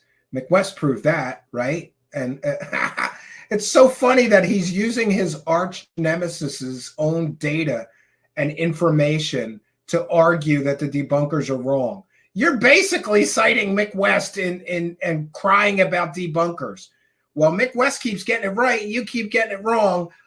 So I'll side with Mick West and believe him. And by the way, Mick West, to my knowledge, has never been caught lying like you have so many times. So now I'm not an expert in this, but not only was that obvious to me, so it's disingenuous for people to say that, but it was obvious to me, but also there's a guy online and he did this kind of time lapse that you sent me, George. It was on Twitter, I think. Again, I don't click on Twitter. Also posted on Mick West's Metabunk, right? Where did he get that? Right? Except when you guys send me links. And so funny, he's so upset about the debunkers and he's using all the stuff from Metabunk to say, oh, couldn't be this, couldn't be that. And by the way, Metabunk does a great job of eliminating what it could be. You can see it clearly rotating as a three-dimensional object. So that was cool. So that kind of immediately debunked the debunkers on their initial things. Now, yeah, and by the way, it's perfectly okay to be wrong on a gut reaction. And I'll be clear, my gut reaction was it was a smudge on the camera at first. But upon educating myself, I realized it couldn't be. So then we eliminate that. That's called good journalism or good research, Jeremy. Something that you didn't do. Why didn't you explain any of this shit before the debunkers pointed it all out to you? Now, why isn't it balloons? This is important. Like, I would be very surprised if it was balloons because... Well, you better get your surprise face ready because it's most likely balloons, Jeremy. These operators are highly trained. I've actually... And here's another bluff. Training material would, by definition, be sensitive or classified material that you're not allowed to share with civilians. And right now, how many times has Jeremy Corbell bluffed that he had access to classified information, right? And now he's going to bluff again, claiming that he's seen all the training materials. Well, who showed you that? Because they would be criminally prosecuted for showing you the training materials for these surveillance platforms. And by the way, I got that from a real military source. I called and tried to check, can you just show training materials to journalists for the... No, because then it could get out to the enemy or our adversaries. So that would be the training material for these surveillance platforms would be highly restricted material. He's going to claim he saw the training material. You're going to have a lot of explaining to do to the Pentagon, bro. Good luck. Good luck bluffing your way out of this bluff. I've seen myself the training slides and the information that these guys go through to operate the aerostat, which is the question you had of the platform. So he claims he saw the training material. Great. He's also previously claimed to see the logs that prove that the government was shooting down UAP and UFOs on a weekly basis as recently as last Friday. That would also be classified material. How many times is Jeremy Corbell allowed to bluff that he's seeing classified material that would likely be illegal for him to even see or be in possession of or be sent before we call his bluff, before the Pentagon calls his bluff? There's a reason he suddenly declared himself a journalist, and it's not because he always wanted to be a journalist. You're at this base in Iraq. It's a base within a base, and now it's publicly, said. So I'm going to say it. As the Habaniya Lake, it was the base is right by that lake. What we know is that they are trained, literally. And again, here's another bluff. We have highly trained operators of these surveillance platforms that are going to tell you this can't be balloons. This is a prove or maneuver bluff. Provide the source. Interview anybody with verified credentials, an operator of an aerostat that will look at your data and say it cannot be balloons. I'm calling his bluff, and you should too. This man has bluffed enough. How many times is he going to bluff about seeing classified information? Bunch of balloons. Here Now he's got operators that are going to tell him it can't be balloons, but we don't get to see them. We don't get to talk to them. We don't get to hear from them. Kind of like all of those claimed sources that verify parts of Bob Lazar's stories. Here's what it looks like through the MX-20 camera off of the aerostat, right? And this is the Persistent Threat Detection Program, I think is the name of the aerostat. It's made by Lockheed Martin. And there's a couple, I believe there's a couple. Yeah, and you know, Lockheed Martin and the military always just let garbage peddling UFO hucksters see the training materials for their highly advanced surveillance platforms, because that wouldn't be a threat to national security at all if those training materials got in the hands of, oh, I don't know, Al Qaeda or the Houthi rebels or any adversarial country, right? You know, even just a little bit of logic rips Jeremy Corbell to shreds with some of his likely false statements. Cameras and I think seven sensor systems on this unit. And so they're trained to know before they ever start operating the machinery. Yes, all of these mystery anonymous sources who told him this, right? And we're not allowed to see them, talk to them, know their names, vet them as real and verifiable sources. You wouldn't be just bluffing here because you got caught selling balloons again as alien spaceships. How many times are you going to get caught selling something as, quote, extraordinary craft before no one listens to you anymore? This is what balloons are like. This is what they look like. This is how you can get confused by balloons. This is what a plastic bag in the wind or debris looks like. I have seen the briefing materials. I have talked to numerous people. Again, he saw the briefing materials. So did you just say that you're in possession of very sensitive military information that might be classified? Did you just admit that or say that on a public live stream? Great. Then post it. Share your screen. Show us the training materials that you're in possession of, that you've seen, if you've indeed seen that. No, just another bluff from a bluffer. That operate this system, and all of them say, we are trained on that. This is not that. All of them. Great. So you're going to line them all up and you're going to put them on your podcast. All verified sources whose DD-214, whose military credentials you've checked, and they've operated these systems, and you're going to line them up on your podcast and put them all up one by one. All of them said it can't be balloons. Why aren't you putting them on your podcast? Prove that you're not lying here. Prove that you're not bluffing. The time that you were able to bluff fake information is over, Jeremy Corbell. You are not going to be allowed to bluff like this going forward any longer. That time is over. Enjoy all that money you made with the big bluffs. No more big bluffs from you, Corbell. So from my understanding, and a lot more information. And a lot more information that he won't show you. Yeah, that's pretty much why we know that this was designated UAP, is because they excluded those very prosaic and simple answers to those questions of what it's not. And there we have it. Jeremy Corbell with some big bluffs. He's seeing he's got classified information being sent to him. And he's getting this video sent to him over and over and over again, even after the Men in Black confiscated it with Marine armed guards and made everybody sign NDAs. Everybody's risking their careers, their pension, and criminal prosecution to send him the video they signed an NDA about anyway.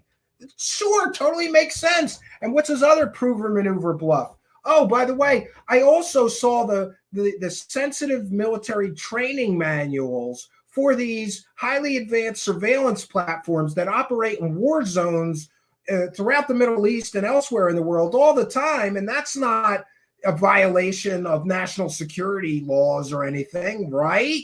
Right? I'm totally allowed to see sensitive military training manuals for surveillance platforms, including threat identification systems. This all makes sense, right? Or maybe, just maybe, he's trying to bluff his way out of this one, just like he tried to bluff his way out of the 29 Palms flare story.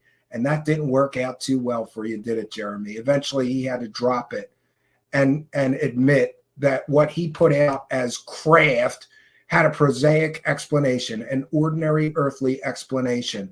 And that explanation, my friends, was it was flares over a military training exercise where flares were dropped. And he worked on that story for 3 years too, right? Or 2 years. And he had all this help from all these investigative journalists. And somehow the multimillionaire UFO expert somehow excluded flares as a likely or possible explanation, right? Very convenient. Wow. It's very convenient that if we say it's flares, we won't make any money. And very conveniently, if we say it's not flares and it could be flares and we bluff all these witnesses that will agree with us that it definitely can't be flares, we'll make tons of money. Very convenient. Wow. He's the luckiest guy, right? And we're going to go on over to Mick West's channel. And I highly recommend that in the description of the video, we're going to go with the jellyfish UFO analysis first, which will pretty much solve the mystery. And by the way, in case you're keeping track, I don't know, are we playing Mick West, Jeremy Corbell, tic-tac-toe? Because if we are, I'm pretty sure that Mick West just won the game of tic-tac-toe, because he's 3 for 3 being correct and being right. And Jeremy Corbell's 3 for 3 with promoting a fake mystery and being completely and totally wrong. But hey, track record shouldn't matter, right? Because I want to hear alien stories, right? We'll just let this guy keep lying to us and keep selling us these fake manufactured mysteries that aren't mysteries, right? This video, called Jellyfish, came out a few days ago. It shows an object seeming to fly over a US military base in Iraq. I initially noted that it looked a bit like some bird poop on a window, but that seemed unlikely as it would not be in focus with the long focal length of the camera. Also, there's more video. Yeah, and by the way, did you hear that? Jeremy Corbell's making fun of the debunkers. Mick West gives you all the information. I initially thought it might have been bird poop or something on the window. He's mocking somebody for doing a real analysis and doing real research. He's mocking real research as he jumps straight to aliens. Where it's further away. So the next obvious possibility is some balloons, perhaps with parallax from the moving plane or drone, which is creating the illusion of motion. But then after the video location was found and a witness familiar with the situation came forward, it became clear that this was recorded from a surveillance balloon, a stationary camera, so the object was actually moving. The building configurations in the base have changed quite a bit over the last 6 years, but what matches is from 2017, which also matches. Yeah, and look at the level of detail and research that Mick West was able to do in just a couple of days, right? Jeremy Corbell has this video for 3 years. He's got all these witnesses and he gets it all wrong, including the date that the original video was recorded. And Mick West does real research and he finds a date range that most likely this is when the video was recorded by doing real research. Jeremy Corbell does not do real research and he mocks people who do. That'll tell you everything you need to know about Mr. Corbell's ethics and morality when it comes to how he approaches these stories. It's what the witness said, even though the video description said 2018. We can use the matching buildings for a quick line of sight analysis. The surveillance balloon's location can be seen in Google Earth. This is the base of the balloon's tether. The balloon itself moves around a bit with the wind, but it's near this location. To calculate its altitude, I adjusted that altitude to match the roofline angle of this building. It looked right at about 750 meters, or around 2,500 feet. I put the camera at that altitude over the balloon tether in sitrec, and then added a ground track from the start to the end positions of the object. By the way, why didn't Jeremy Corbell do a real analysis like this and eliminate earthly or ordinary explanations? Or with all his millions of dollars he's allegedly or apparently making off of UFOs while lying through his teeth and saying he doesn't get paid for UFOs in his own docuseries, why didn't he hire somebody to do an analysis like this? And by the way, I'm not the first to suggest that maybe he should hire Mick West, right? Because Mick West keeps getting it right and Jeremy Corbell keeps getting it wrong. Based on the video and the geolocated buildings. Then I set up a straight line traversal, and it's a pretty good match. I have to use more recent imagery, but the remaining buildings match up. You see the speed and altitude in these graphs. We can increase the distance and the speed increases, but the size will decrease. Or we can decrease the distance and the object's speed decreases, but the size needs to increase. So, fiddling around with this, we can see that something drifting a 10-mile-per-hour wind at around 1,800 feet would be about right. Yeah, and by the way, you can check meteorological records and determine the wind speed. So what we've got is an object traveling at the direction of the wind and the speed of the wind, exactly like balloons would. Are alien spacecraft just operating exactly how a balloon would from a physics perspective? Right? Ooh, maybe they're trying to do that for stealth so people don't know it's aliens. They'll think we're a cluster of balloons instead of an alien jelly spaceship. It's so ridiculous. Now, the object does not move much. It looks very static, but that's expected for something over 1,000 feet in the air that's not rising or falling. It just moves with the air. So there's no turbulent forces acting on it that would make it move around. In the video, we briefly see a flag fluttering in the wind. Isolating it, we can see that it is blowing to the left, to the west, in the same direction the object is traveling, consistent with that object being a balloon. Oh, so isn't that just, it's just a coincidence that alien spaceship travel exactly in the same direction that the wind is blowing a flag in the same video. You know, this is a real analysis. And what we get from Jeremy Corbell is jumping straight to aliens and not doing any work or research. It's ridiculous. Some people noted that the object seems to get hotter and colder, darker and lighter in the infrared. Yeah, that's But if you wrong. look at the background, you'll see that that changes in sync with the object, which means it's just the camera adjusting the exposure and not actually a temperature change. And by the way, that has been confirmed by multiple operators of this very surveillance platform and camera, the MX-20. Multiple people that we can verify operated this exact camera have agreed that Mick West is correct. The object does not change temperature. So Jeremy Corbell got that completely and totally wrong too, after 3 years of research. Why couldn't he find those experts? Right? He claimed just in the video we just showed, he's got all these experts. He's even got the training manual for that surveillance platform. So wouldn't he know if he had the training manual for the surveillance platform that it wasn't changing temperature and that Mick West nailed it? There are also reports that it was only visible to the thermal sensor and was not visible to the naked eye. But then it was dark and over 1,000 feet up, so that's hardly surprising. Can you even see balloons in thermal footage? Yes, you can. Latex balloons are somewhat transparent close up, but a bunch would be visible, especially with some decorations. Mylar balloons reflect the cold sky, but are also always visible.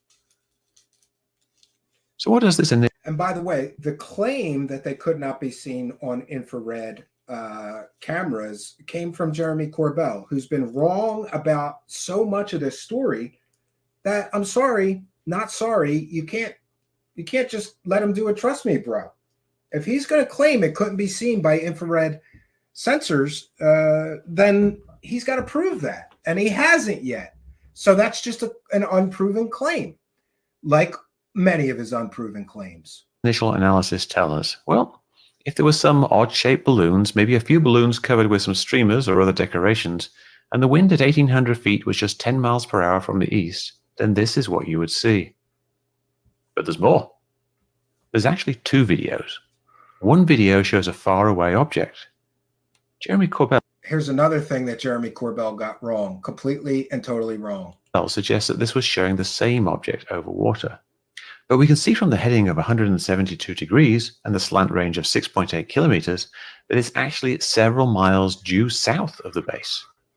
Jeremy Corbell's original reporting, another thing he got wrong. Oh, this went over water. No. Mick West just proved with science and math it wasn't over water at all. Jeremy Corbell got that completely and totally wrong. We can also see some power lines and roads, so we can do a rough geolocation. Again, it's just moving in a straight line in the direction of the wind at about wind speed, consistent with a balloon. But is it the same balloon? We see this second video has different colored text on screen. This suggests a different camera, or maybe just a different time. There's only one aerostat camera on the base, and this video is consistent with that location, so it could be a different balloon-like object filmed at a different time, but with similar wind. So are we just looking at two different bunches of balloons? We can't be sure. It might be a new form of life, an ultra-terrestrial non-human intelligence jellyfish-like creature, or even an interdimensional probe. Yeah, that just so happens to move at the same speed and direction of the wind in a straight line with the speed and direction of the wind. But those things are pretty extraordinary, and we don't even know if they exist. We do know that ordinary balloons are a very common source of airborne clutter. These objects move like balloons, and they're balloon-sized. So despite the odd appearance, I think that what we are looking at here is something like two bunches of balloons, miles apart, drifting in the wind. And there we have it. So, and that's another thing. There's no proof that these two objects are the same object filmed at the same time. And you can't trust a peddler of fantastical fake stories like Jeremy Corbell to tell you the truth about those things. So let's get into the next one that Jeremy Corbell, the chandelier. This is another great one. Jeremy Corbell gets it completely wrong again. And Mick West, who, by the way, I always try to say this. All you people that hate on Mick West, you know, maybe your hatred and your anger is misplaced. And instead of being angry at the guy who tells you the truth about what that object in the UFO documentary really is, maybe you should get mad at the person who lied to you about it being, you know, probably alien or probably some extraordinary craft. The anger with people like Mick West is completely, it just escapes me. Like, do you just want to live in a fantasy world where everything's jellyfish alien spaceship when it's balloons? And here's another one. This still image of a spiky UFO was released by Jeremy Corbell. It's called Chandelier because apparently this is what a chandelier looks like if you lay on a table and look up at one. When I first saw it, I recognized it looked rather like a diffraction artifact. Bright lights or heat sources often have a star-shaped diffraction pattern around them. This can vary a lot by camera, lighting conditions, and the settings, but generally depends on the shape of the aperture and the configuration of support vanes in a compound mirror telescope. On Metabunk, Flarkey. By the way, this is another one that Jeremy Corbell claims to have been working on for how long? How long did Jeremy Corbell work on this? Why couldn't he do a real analysis? Or pay somebody that's a military expert familiar with these things that could, you know, solve the mystery. Could it possibly be that he doesn't want to solve mysteries? He wants to sell mysteries. I'm going to say that one more time. Could it possibly be that Jeremy Corbell does not want to solve the mysteries? He wants to sell the mystery. He recognized the camera as a Raytheon MTS-B, and we see that does indeed have the support vanes in the main camera. There's not a lot of sample footage, but we do see diffraction spikes. But what are these weird club or arrow-shaped spikes? They do look odd. Within a video about the MQ-9 Reaper with a similar camera, I noticed a diffraction pattern that also had clubbed spikes. We also see from the lens flare that it has a square or diamond-shaped aperture, which is probably related. Then, John Phil published an analysis on Metabunk. Using the Maskulator software, he used images of the camera to create an input mask, which is then used to calculate the expected diffraction pattern. Yeah, and I just want to say that Metabunk is an excellent resource. If you actually want to know the truth of these things and not buy the lie from the garbage peddlers pushing the lies, it's metabunk.org. And Mick and like-minded people from around the world get together and they actually solve these mysteries. Imagine that, instead of just jumping straight to selling the mystery and claiming alien spaceships. John also noticed a crucial point. The veins on the MTSB are apodizing, meaning they are a bit wavy. Putting that info into the masculator gives a diffraction pattern that has the odd club or arrow shapes. It was lacking the horizontal and vertical spikes, but those are a consequence of a square aperture. If we calculate that diffraction pattern and then add them together, we get something that looks very much like the chandelier. These results were also roughly replicated by Adams AT using a different program. So what we've got is multiple independent researchers who are experts in these surveillance systems, essentially concurring that this is nothing extraordinary.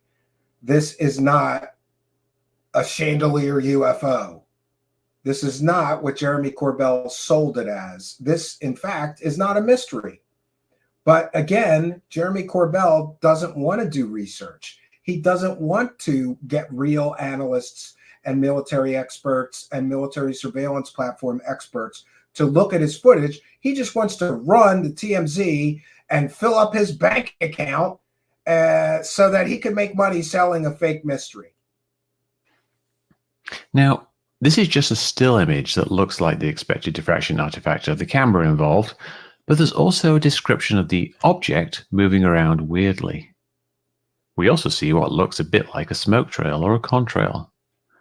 And by the way, the person making all of these wild, out-of-this-world claims, like nobody in the intelligence community, remember how this was sold.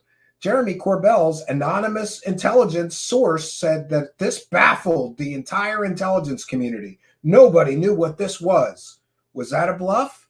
Because how come civilian experts on these matters can identify it in minutes, you know, using actual math and research? And his military expert said that it baffled the entire intelligence community. Maybe that was a bluff. Who knows? Fits all of these observations? Hard to say without seeing the video, but since this is thermal footage, we are looking at something hot, maybe an explosion. But if it actually moves around, then maybe an engine or a rocket motor, possibly even a reflection of the sun. So it could be a missile or an aircraft in the distance flying away. The hot engine or rocket motor gives the bright diffraction artifact. Perspective compression makes the smoke trail look more dramatic than it actually was, and this could also give the illusion that the object is just moving up, down, left, and right when it's really flying away at high speed along a slightly irregular path. Or it's an alien spaceship from the planet Xanadu and Dimension X, right? Again, and again, I get it. Jeremy Corbell always pulls the bluff. Oh, I'm not saying it was aliens, but this baffled the entire intelligence community. Nobody knew what this object was. Okay, great. Hard to say without the video. But from this photo matching... Yeah, and there could be a reason that we only get the still. That's part of the lie by omission. He tries to give as little data as he can. And we saw in that other example that the heads-up display was purposefully cropped out of the so-called jellyfish UFO video, because that would include longitudinal and latitudinal information, geolocation information, and other information that could help solve the mystery. And again, Corbell doesn't want to solve mysteries. He wants to sell mysteries. In the diffraction pattern of the MTSB camera, there's really no reason to suspect that this is the actual shape of the craft or that it's non-human technology. Cool story, but as in so many cases, the physical evidence points towards the mundane. Yeah, so there we have it. Another excellent breakdown by Mr. Mick West of metabunk.org. By the way, I asked Mick West if anybody else knows, is there a way to donate money to Metabunk or to Mick West? I know he's a busy guy, so I asked him, and he didn't get back to me. So if somebody knows, please do let me know. I'd like to put my money where my mouth is and give the people telling me the truth about these strange and mysterious UFO videos and objects and information. I'd like to give them a couple bucks. I'd like to reward the people who are telling me the truth and not the people who are lying to us. And just one more. because we can complete the three shot set, and there's more that are likely fake that Corbell has put out and ordinary explanations. After all, we've got, right? What about the one video that turns out it was likely a radar reflector or a radar target? We've got another one that's likely a rocket or a missile. But before I forget, I want to make sure that I put on the record and ask this question. Where is Jeremy Corbell getting all of these sensitive military videos taken over, in some cases, active war zones or operation zones? And is it really legal for him to slap his trademark or whatever copyright on these videos and profit from them if they're taxpayer-funded videos? These are questions that Mr. Corbell should answer. My favorite is the triangle spaceships. And that one, even NASA agreed with Mr. Mick West's excellent debunk. This is a little bit older now, but in this one, Jeremy Corbell claimed that these were alien pyramid spaceships and they couldn't be drones or anything ordinary. This UFO video does not show a pyramid. By the way, just to really make the point, this was another one where Jeremy Corbell bluffed and said, no, we've got all these witnesses. It couldn't be drones. It couldn't be misidentification. It couldn't be. It's some kind of extraordinary craft, pyramid spaceships, right? We never heard from any of those witnesses. And by the way, I think that this video, which by the way was released in its full form, was purposefully manipulated, because there exists a video where somebody on the deck is talking about a drone sighting while this video is playing. And that audio was just conveniently left out of Jeremy Corbell's, right? Why? Because selling a drone video isn't going to make you very much money, where there's a guy on the video saying it's a drone sighting. But if you cut that audio out and say it's a pyramid spaceship, you could likely make a hell of a lot more money, right? There's a triangle shape, but that looks exactly like an effect caused by a bright light being out of focus and a night vision camera with a triangular iris, like this one. Or a triangular lens cover, like this one. This effect is known as bokeh. It's also probably a plane because it blinks in the same pattern as a Boeing 737, and the ship, the USS Russell, was directly under the route for planes flying into Los Angeles from Hawaii and Asia. Yeah, so according to Jeremy Corbell, alien spaceships blink at the very same rate as, airline lights from a regular human airline. Apparently, alien spaceships, I guess to cloak themselves so we don't think they're alien spaceships, have the very same blink pattern as commercial aircraft. Yeah, not suspicious at all. There are a couple more triangles in the scene. Those are probably stars, because they look exactly like stars taken with a night vision camera out of focus with a triangular iris. There's some bright lights at the start of the pyramid UFO video. That's probably Jupiter and some stars, because it matches exactly where Jupiter and some stars were on that day.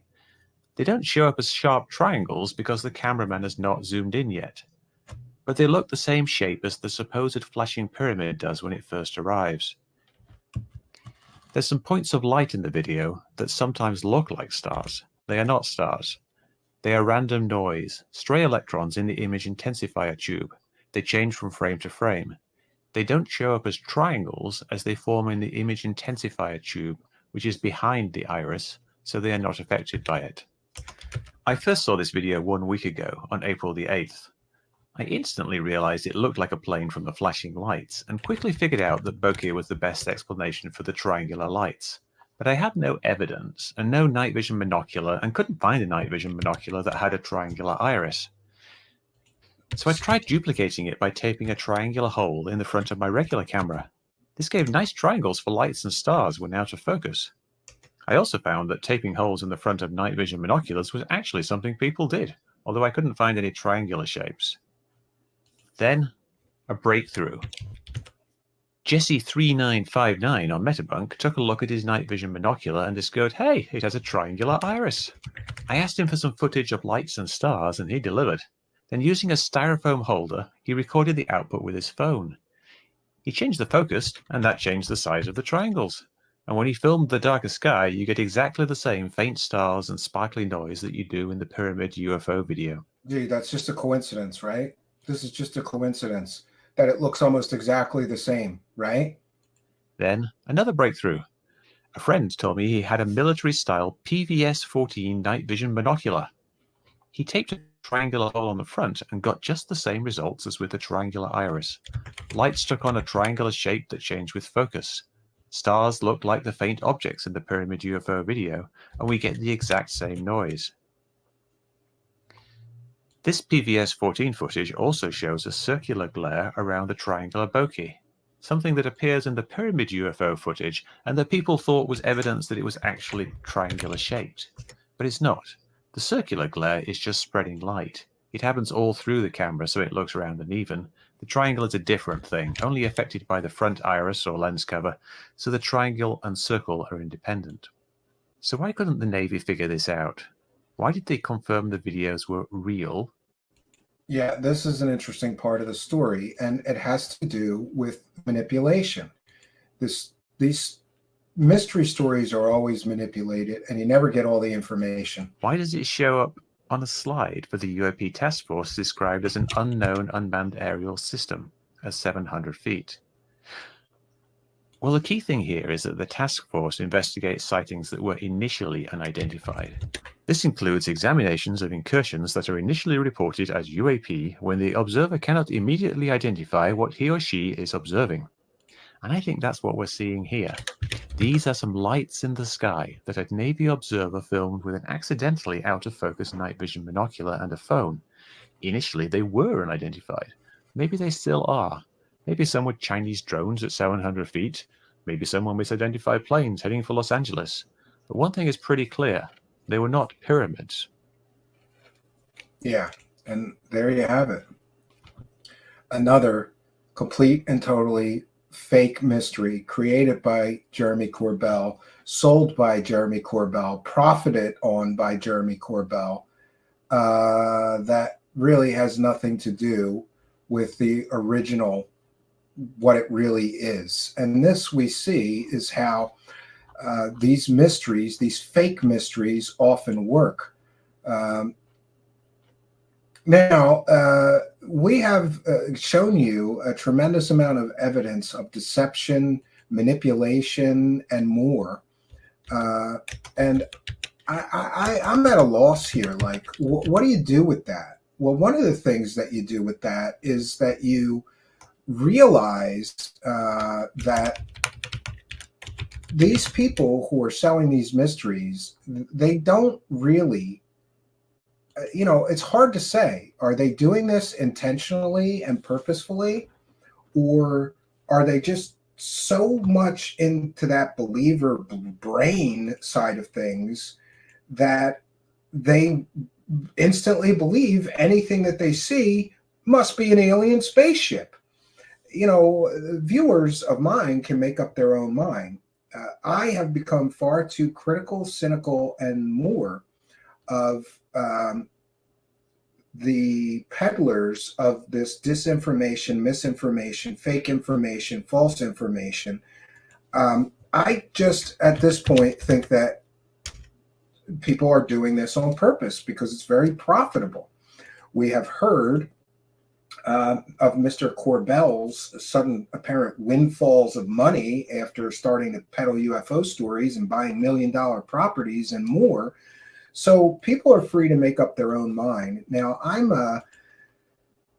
was going to show one more piece, which is the pyramid spaceship video. I'm sure that I posted the released version of it from the government, which includes the audio. If somebody could scrub through our videos, not live, but our videos, to maybe find that. I'm having a real tough time finding it. I don't know. I tried with keyword searches here while we were listening to McWest's excellent breakdown. It's in our video section. I thought it was titled something like, oh no, I got it. Navy drone video. Jeremy Corbell lied. Yeah, I found it. Isn't it interesting that the manipulation that takes place, it's part of what interests me in some of these fake stories. You know, occasionally somebody will say, why do you spend so much time on fake stories? It's kind of interesting to me to peel back those layers of deception and see how these fake stories are manipulated, how they are generated. And this is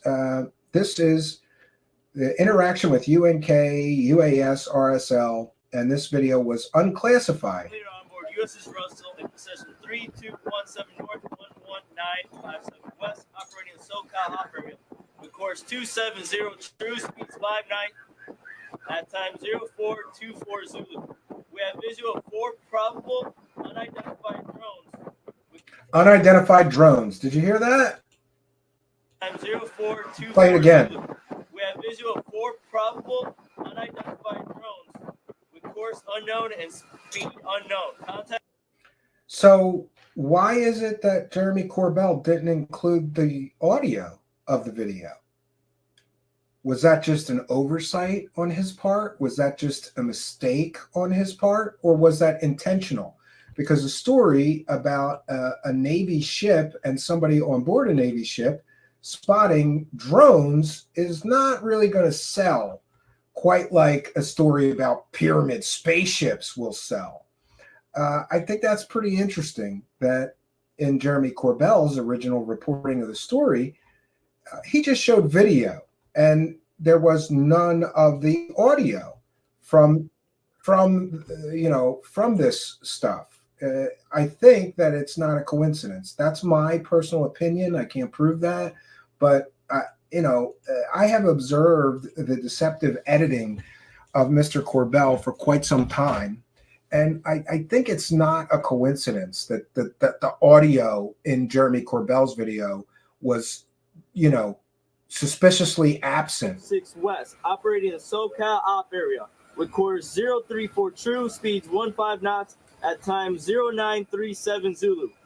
We have visual of 1 possible UAS with course 034 true, contacts operating at a range of 4,000 yards. Flashing red. UAS. He says UAS here. This is unmanned aerial system. 7 Zulu. We have visual of 1 possible UAS with course 034 true, contacts operating at a range of 4,000 yards. Flashing red, green, and white solid lights seen. And what are the FTC lights? Flashing exactly what he said. Flashing lights that just so happen to correspond with FAA required lighting systems on all commercial or private aircraft.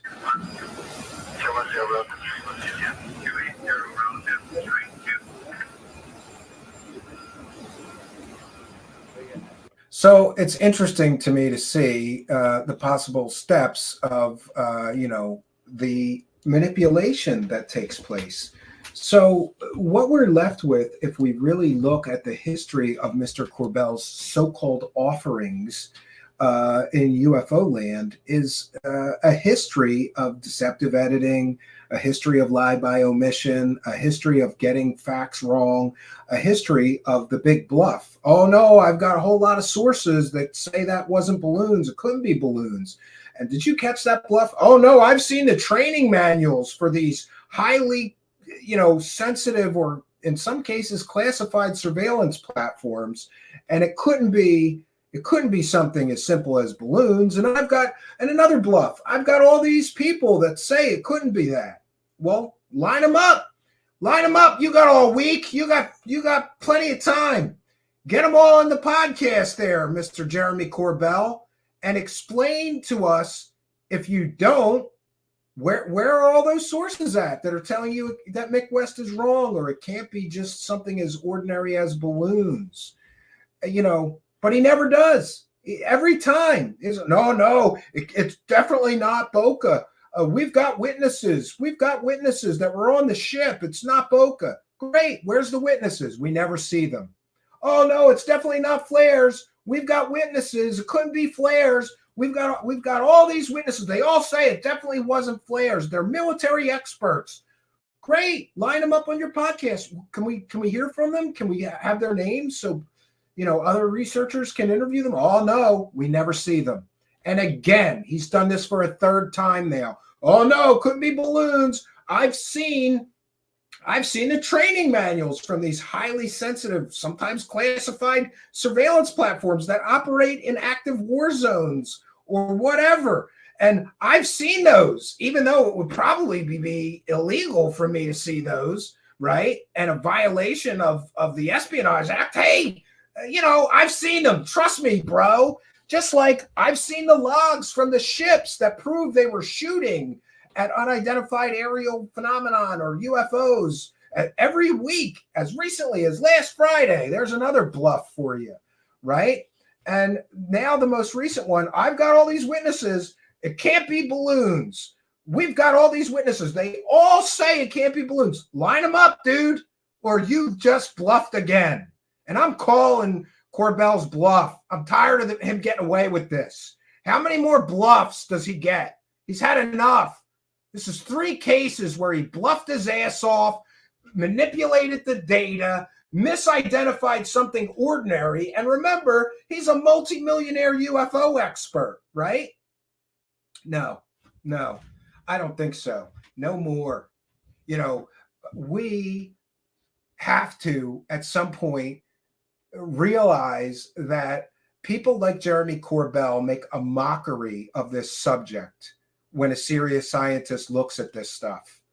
People like Jeremy Corbell, and to a lesser but still somewhat significant, level, George Knapp, they make this thing a mockery.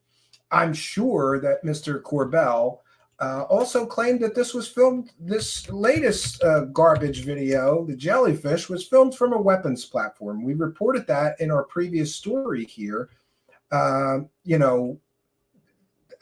don't understand how they could sit there with straight faces and say, we didn't say what it was filmed from, but now we can. Yes, because the noisy negativist showed you, right, what it was and where it was filmed from.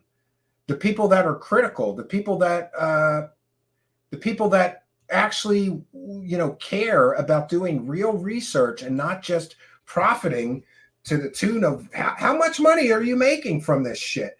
And by the way, I'm going to push that point again. Why does Jeremy Corbell get all these government leaks and get to become a millionaire by slapping his copyright and selling footage to TMZ, selling footage to, these are taxpayer funded videos. He doesn't own them. He doesn't have the right to claim them as his, to the best of my knowledge of these things.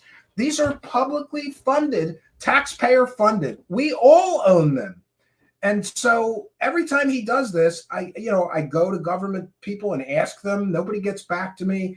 But we may have a remedy for that situation because,